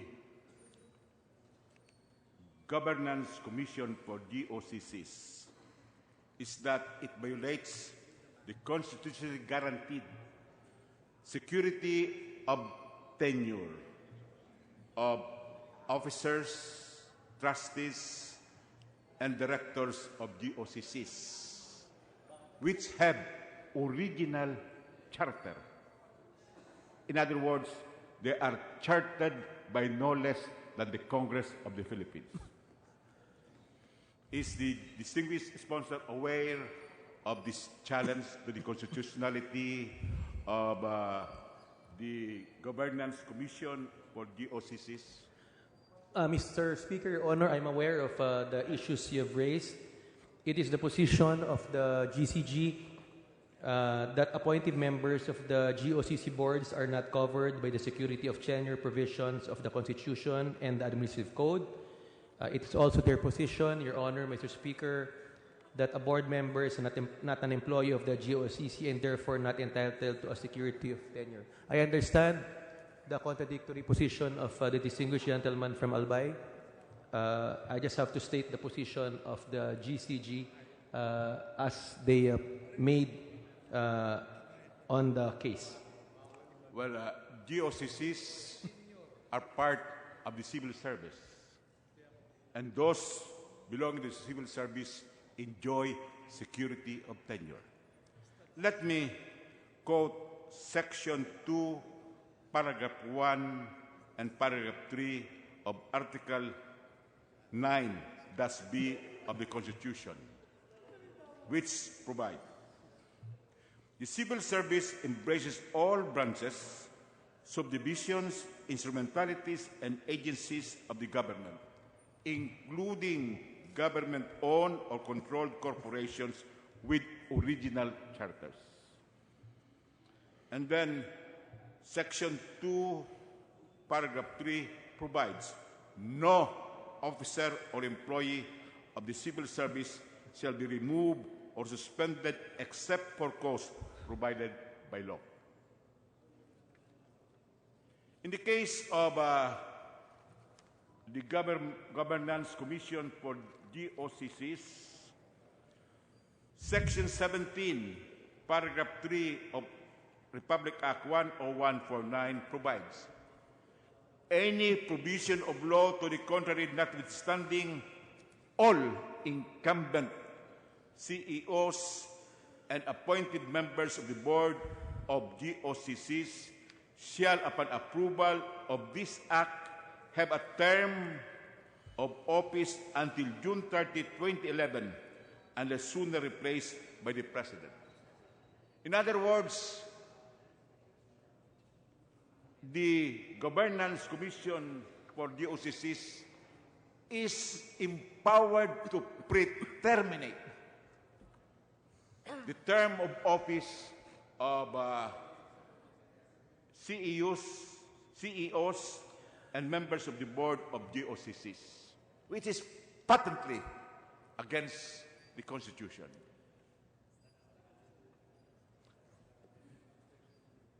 Will the distinguished gentleman, Mr. Speaker, agree to this proposition? Mr. Speaker, Your Honor, I highly appreciate the points you have made, but I feel that the GCG already made their position the same way you have made your position. I think let us leave it to the court to decide regarding the constitutionality, Your Honor. The GCG is committed to follow pending upon final resolution of the case, Your Honor, Mr. Speaker. Well, I am bringing this out, Mr. Speaker, distinguished sponsor, so that the members of the House can be guided accordingly in providing appropriations for this Governance Commission for GOCCs, which has been created under a constitutional infirmity. I can go to the other infirmities, Your Honor, very briefly. Another infirmity is that this Governance Commission for GOCCs had been given legislative authority, which is an undue delegation of legislative powers. And under the law, no less than the Congress of the Philippines abandoned its legislative authority in the enactment and repeal of laws it has passed. Because under the Challenge Republic Act 10149, this Governance Commission for GOCCs can even repeal or recommend the repeal of GOCCs with original charter. That is a heresy in our constitutional system because only Congress can repeal laws it has passed. But in this particular case, this agency, this super agency, is granted the power to repeal charters of GOCCs, which it cannot do because only Congress can repeal laws it has enacted. Another infirmity, Your Honor, is we have a civil service, which is the central personal agency. But the law duplicated and particularly invaded the jurisdiction of the Civil Service Commission. The law cannot amend the Constitution because granting equal powers or even more powers to the Governance Commission for GOCCs will be a virtual amendment of the Constitution by ordinary legislation. So there is a litany of infirmities. But I will not go to that anymore because the answer of the distinguished sponsor will be always, we are going to defer to the eventual decision of the Supreme Court. Incidentally, the petition I have filed has been given due course by the Supreme Court. And it is now pending decision by the Supreme Court. But in any event, are we going to appropriate funds for an agency whose constitutionality has been challenged and the challenge has been given due course by the Supreme Court? In 2016, Mr. Speaker, distinguished sponsor, the appropriations for the Governance Commission for GOCCs totaled 115,965,000. May we know what is the recommended appropriation for this agency for 2017? Mr. Speaker, Your Honor, just a point. The distinguished gentleman from Albay has raised issues on constitutionality. Let me reiterate that the issues have been raised and actually the parties have already submitted their respective memorandum and the petitions are now ripe for decision at the Supreme Court. Pending decision of the Supreme Court, there is a presumption of constitutionality on RA number 1049. Therefore, it deserves appropriation, a budget for it to continue its operation. RA number 10149 has been scrutinized, deliberated, and voted upon by this august body. So, pending decision, may we respectfully ask the distinguished gentleman from Albay that it's really the position of the GCG of its constitutionality. With regards to your question on the budget for 2017, the budget, few minutes. The total budget as per submitted will require a 65,825,000 for personal services, 60,734,000 for MOEE, and 400,000 pesos for capital outlay, Your Honor, Mr. Speaker. Or a total of? For a total of 126,959,000.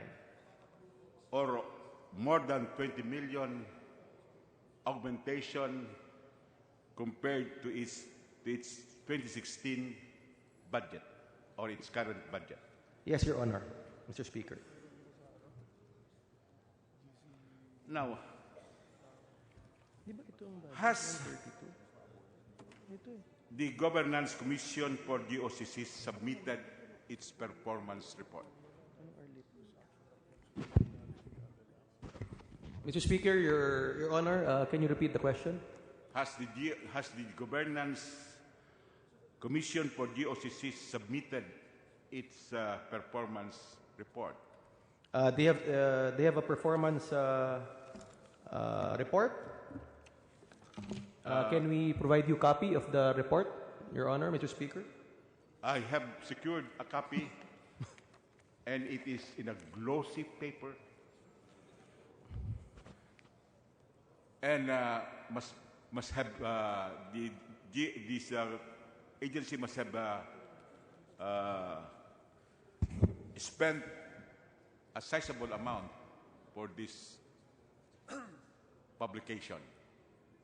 But may we know, Mr. Speaker, distinguished sponsor, in a capsule, what are the basic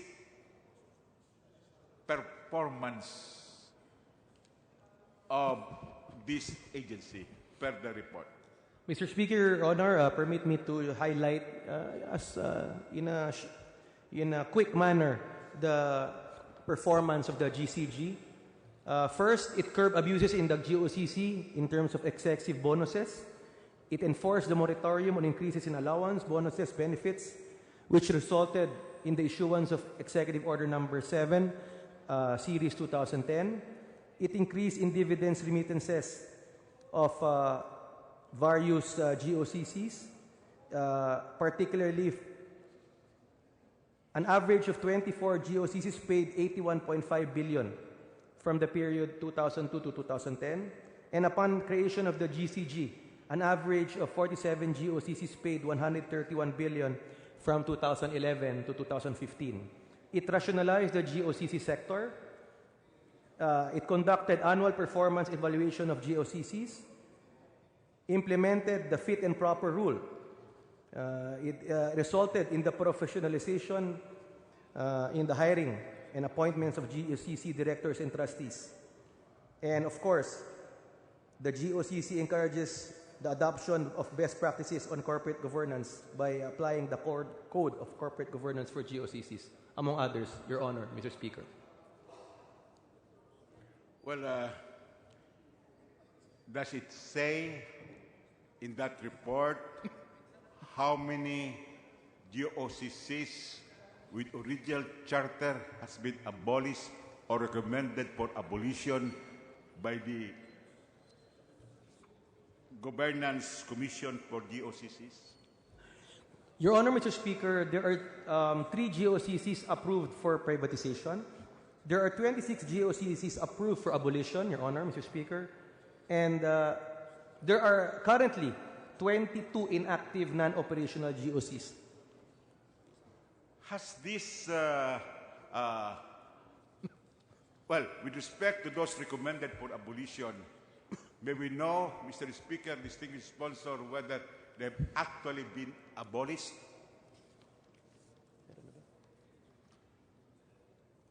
Mr. Speaker, Your Honor, can you give me a few minutes?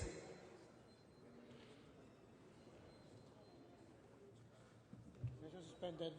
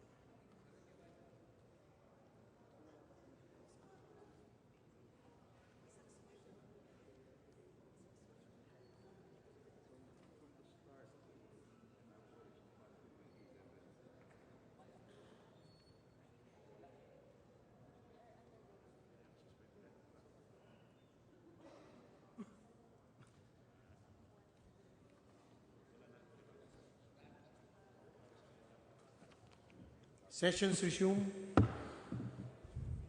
Mr. Speaker, Your Honor, there are 26 GOCs approved for abolition, but in relation to your question, distinguished gentleman, they are in the process of liquidation. So technically, they are not abolished. Okay. Well, in the event that the liquidation is completed and they are eventually abolished, but the Supreme Court strikes down RA 10149 as unconstitutional, what will happen? Then that has to be determined by the GCG at this point. At this point, they have not discussed that issue. If they abolished and there is an adverse decision, Your Honor, distinguished gentleman, Mr. Speaker. May we request the distinguished sponsor to confer with the incumbent head of the Governance Commission for GOCCs and ask what they intend to do, just in case those which are eventually abolished, but the Supreme Court declares the law unconstitutional, creating this agency. What is the recommendation? What are they going to do? Mr. Speaker, Your Honor, can I be given a few minutes to confer with the GCG in answer to the question and suggestion of the distinguished gentleman from Albay? Session suspended.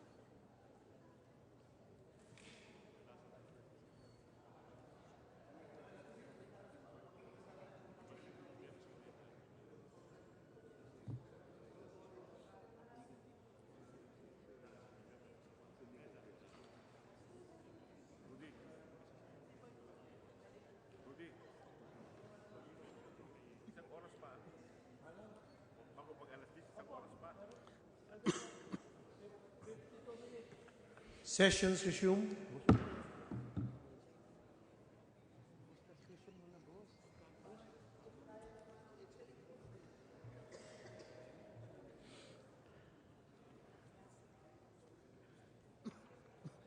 Mr. Speaker, Your Honor, I have confirmed with GCG present here with us.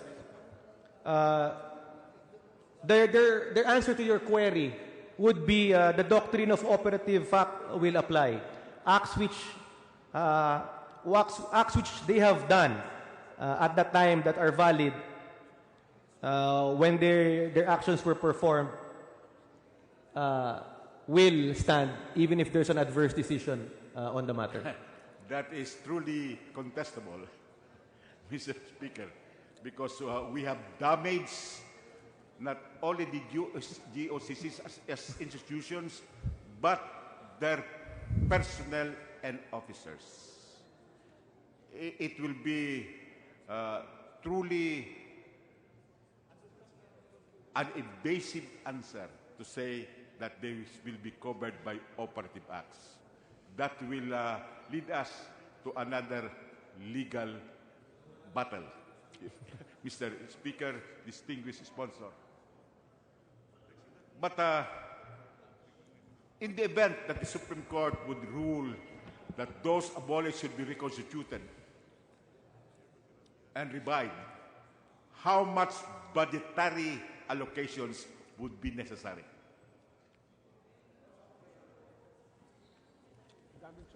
Mr. Speaker, Your Honor, that has to be carefully studied. It covers 26 GOCCs. I think it's prudent to have a study on that. We are not in a position to answer that now. We can ask them to try, but at this point, that's speculative, pending resolution of the case at the Supreme Court, Your Honor, Mr. Speaker. Not really speculative, Your Honor, Mr. Speaker, because there is a contest before the Supreme Court. It has been given due course. And at this point in time, the agency should be preparing for the eventuality that they will lose the case. But if they have not done so, I think they are well advised to do so. Now, let me go to the terms of office of CEOs and members of the Board of Trustees of GOCCs, which have been pre-terminated as of June 30, 2011. May we know from the records of the agency how many CEOs and members of the board of GOCCs have been affected by this pre-termination of terms? Mr. Speaker, Your Honor, I will confer with the GCG regarding that matter. Now, can we get an answer? They should be prepared because they are appearing before this chamber. They should be prepared with all of these very relevant questions. May I request for a 1 minute, 2 minute suspension, Your Honor, Mr. Speaker. Session suspended.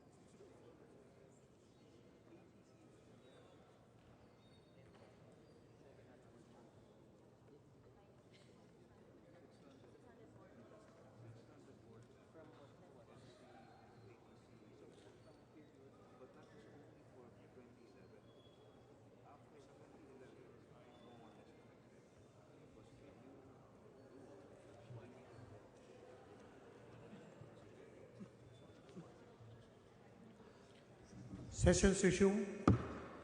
Mr. Speaker, Your Honor, in answer to your question, there are roughly 80 CEOs affected and 600 board members, which happened upon implementation of the law. After that, there were no. It has no effect because there was a fixed term of 1 year for board members and CEO, Your Honor, Mr. Speaker. In the event the Supreme Court declares Republic Act 10149 as unconstitutional,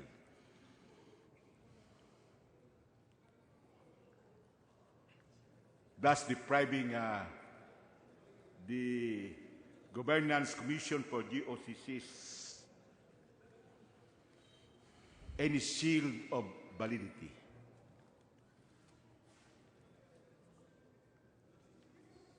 These pre-terminated CEOs and members of the board should be granted back wages consistent with the rulings of the Supreme Court that those who are illegally dismissed or severed from the service should be given back pay for the term they have been pre-terminated or dismissed illegally. My question is, how much budgetary outlay is needed in order to recompense or pay back wages to the illegally dismissed or pre-terminated CEOs and members of the board? Mr. Speaker, Your Honor, it is the position of the GCG that their actions are legal. The Republic Act is constitutional. We will await the decision of the Supreme Court with regards to that matter. If indeed it declares it unconstitutional, then we also have to wait for read thoroughly the facts as per the decision. But as of now, it's purely speculative to say that we should be computing the back pay, as you mentioned. But let me also point out clearly that the board members and CEOs were not paid salaries. They were paid only per diems, only for actual attendance. Thank you. Whatever it is, there is monetary consideration owing to them. And just in case the Supreme Court would say that they should be paid the per diems they have not received because of their illegal pre-termination, then that would entail budgetary outlay. And this is the reason why I am ventilating these issues, because in the final analysis, Congress may have to allocate funds for these illegally pre-terminated CEOs or the reconstitution of the illegally abolished GOCCs. That is the point, Mr. Chairman, Mr. Speaker, distinguished sponsor. I hope that the agency would take this into consideration, and it is high time that they should make some pencil pushing, because I don't think it is far-fetched from now that a decision will be forthcoming from the Supreme Court. Mr. Speaker, Your Honor, it's the position of the GCG that all its actions are legal, constitutional. We will wait for the decision of the Supreme Court. We are positive that the actions will be upheld. But in the case, just in case it's not, we still wait for the decision, because the Supreme Court can declare it constitutional or unconstitutional, but specify in the decision that it was done in good faith and no back wages will be due. So it's purely speculative and presumptuous at this point to be considering budget amounts for compensation for an act that is valid at this point. Your Honor, may I impress that if an act is declared unconstitutional, that retroacts to the very start of the existence of the agency. They have no claim for any legitimacy or validity after the Supreme Court has declared the law unconstitutional. And there should be adverse consequences consequent to the decision of the Supreme Court. Let me go to another point.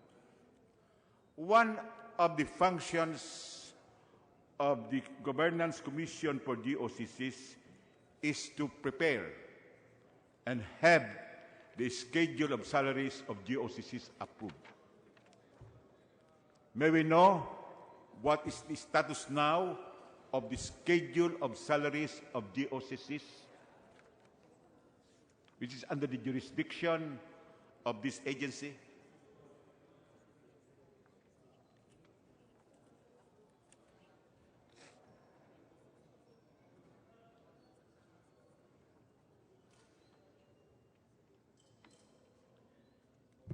Your Honor, Mr. Speaker, the CPCS, or the Position Classification System, has been approved on March 22, 2016, but they're still awaiting for compliance from GOCCs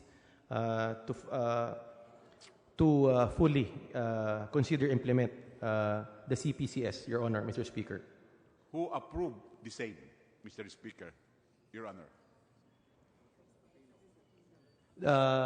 It was approved by former President Benigno Aquino, Your Honor, Mr. Speaker. May we have a copy of such approval? Because GOCCs have called me up that until now they are waiting for this schedule of salaries to be approved and to be dispensed with. Your Honor, Mr. Speaker, we will gladly give you a copy of Executive Order 203 signed and approved by former President Benigno Aquino. I would understand that before this schedule of salaries was referred or recommended for approval to the President, all of the requisites have already been submitted by the GOCCs concerned. What are we waiting for from the GOCCs?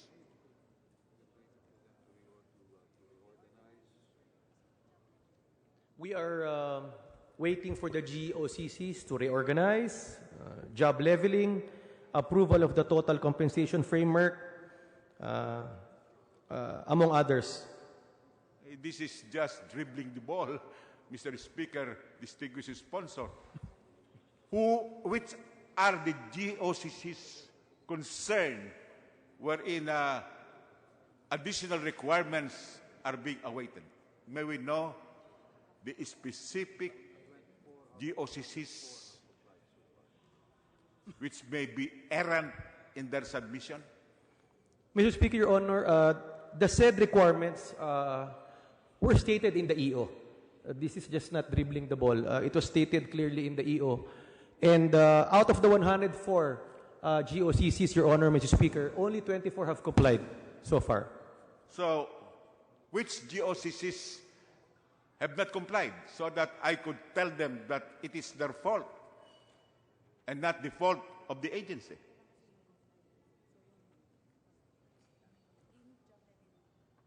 I can give you a copy of the list of GOCCs that complied and have not complied, Your Honor, Mr. Speaker. Thank you. I will await that list. Now, the distinguished sponsor said that among the conditions precedent for finalizing the schedule of salaries would be the reorganization of some GOCCs.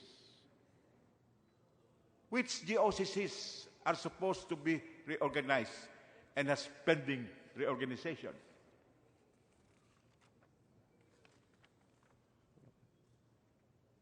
Can we give you a copy of the list of these GOCCs, Your Honor, Mr. Speaker? I think that the officials of the agency would have the copy. They should be prepared for all of these questions, Your Honor. Otherwise, they are not worth their budget. Your Honor, Mr. Speaker, can you give me 1 minute to gather the required information? Your Honor, you can have 1 long minute. Session suspended.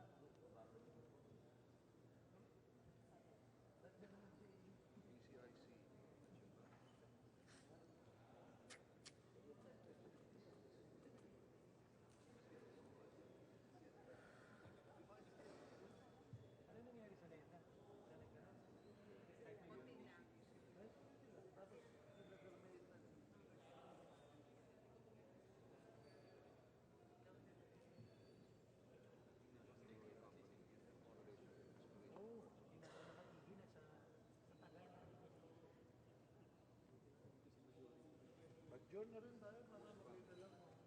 May swerte pa tayo buwan. So wala kang black mo.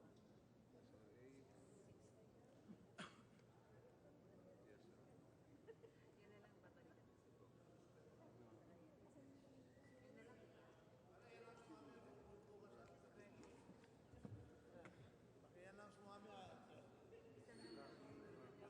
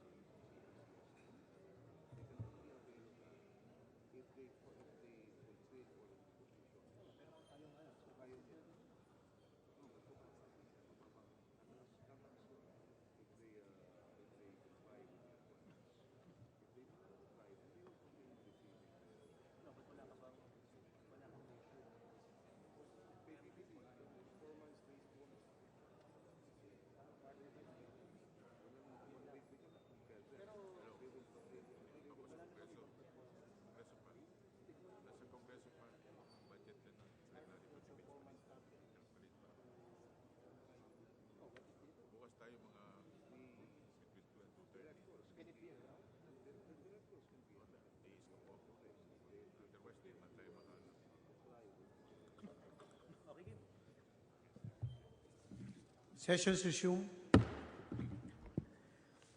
Your Honor, Mr. Speaker, I have here a list of a total of 104 GOCCs. 24 have complied with the reorganization requirement, Your Honor, and 80 have not. It's a long list. I can give it to you, submit it to you, with your permission, Your Honor, Mr. Speaker. My question really is, what are these GOCCs which have to reorganize in order to avail of the approved salary schedule?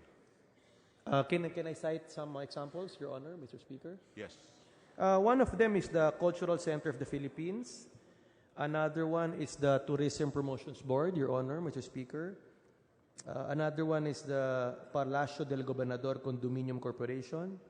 The Duty Free Philippines Corporation have not submitted their reorganization requirements, Your Honor, Mr. Speaker. Mm-hmm.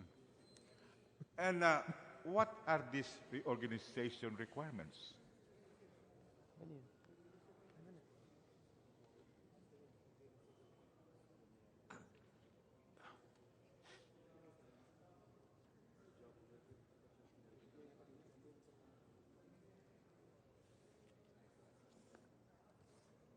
Can you give me one more minute? One long minute, Your Honor. Long minute.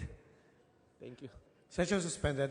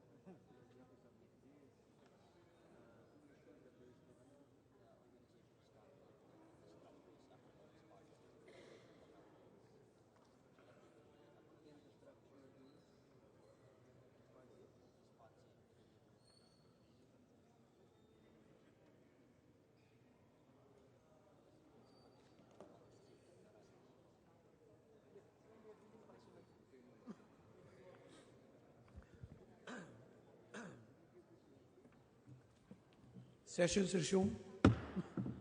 Your Honor, Mr. Speaker, reorganization entails organization structure, submission of staffing patterns, organizational structures, to ensure that the organization is not bloated and it is responsive to deliver their mandate.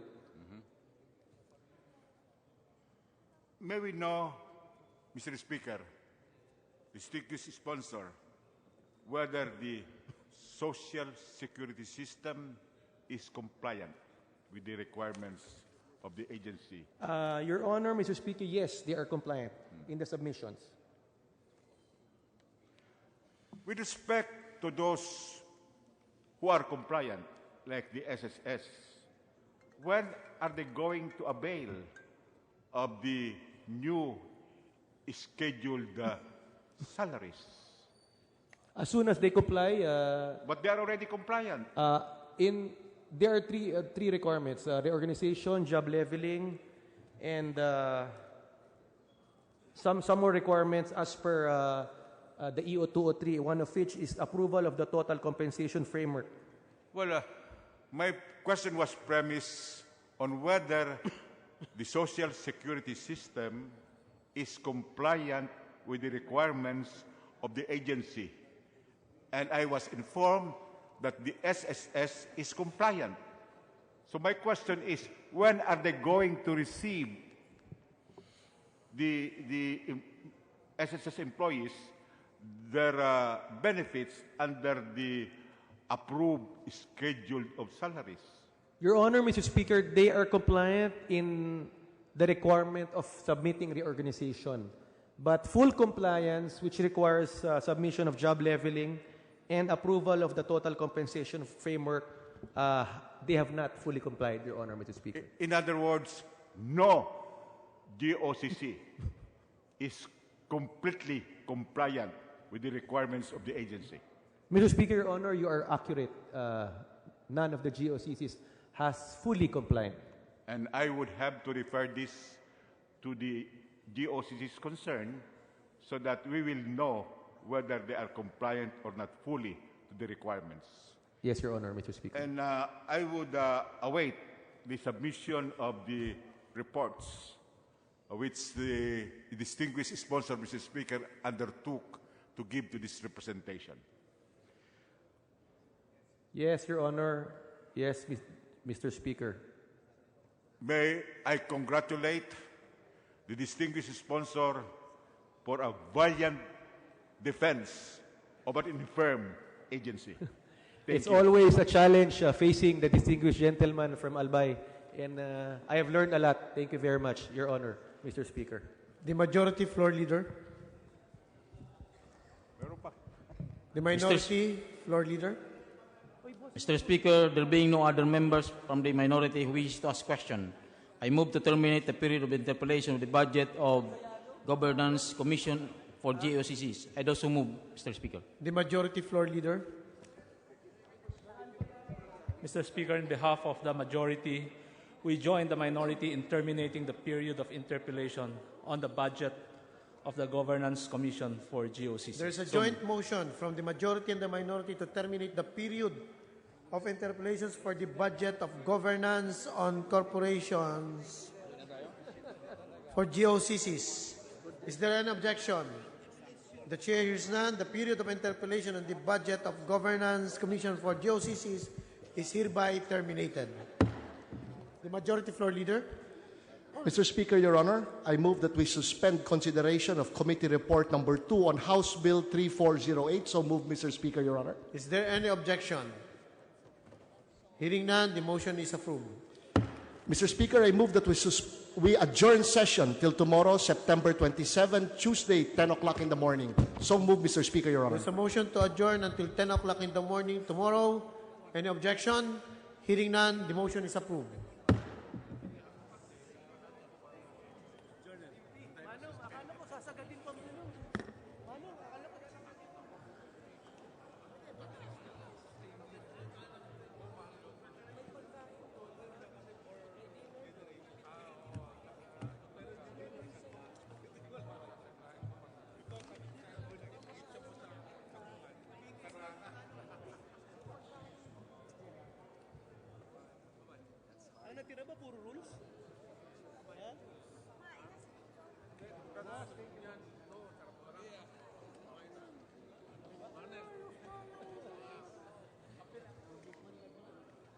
Kayo talaga nagpupuri ako ng mga taga-Bicol. Puro bakit mga Isabela, puro tirahan.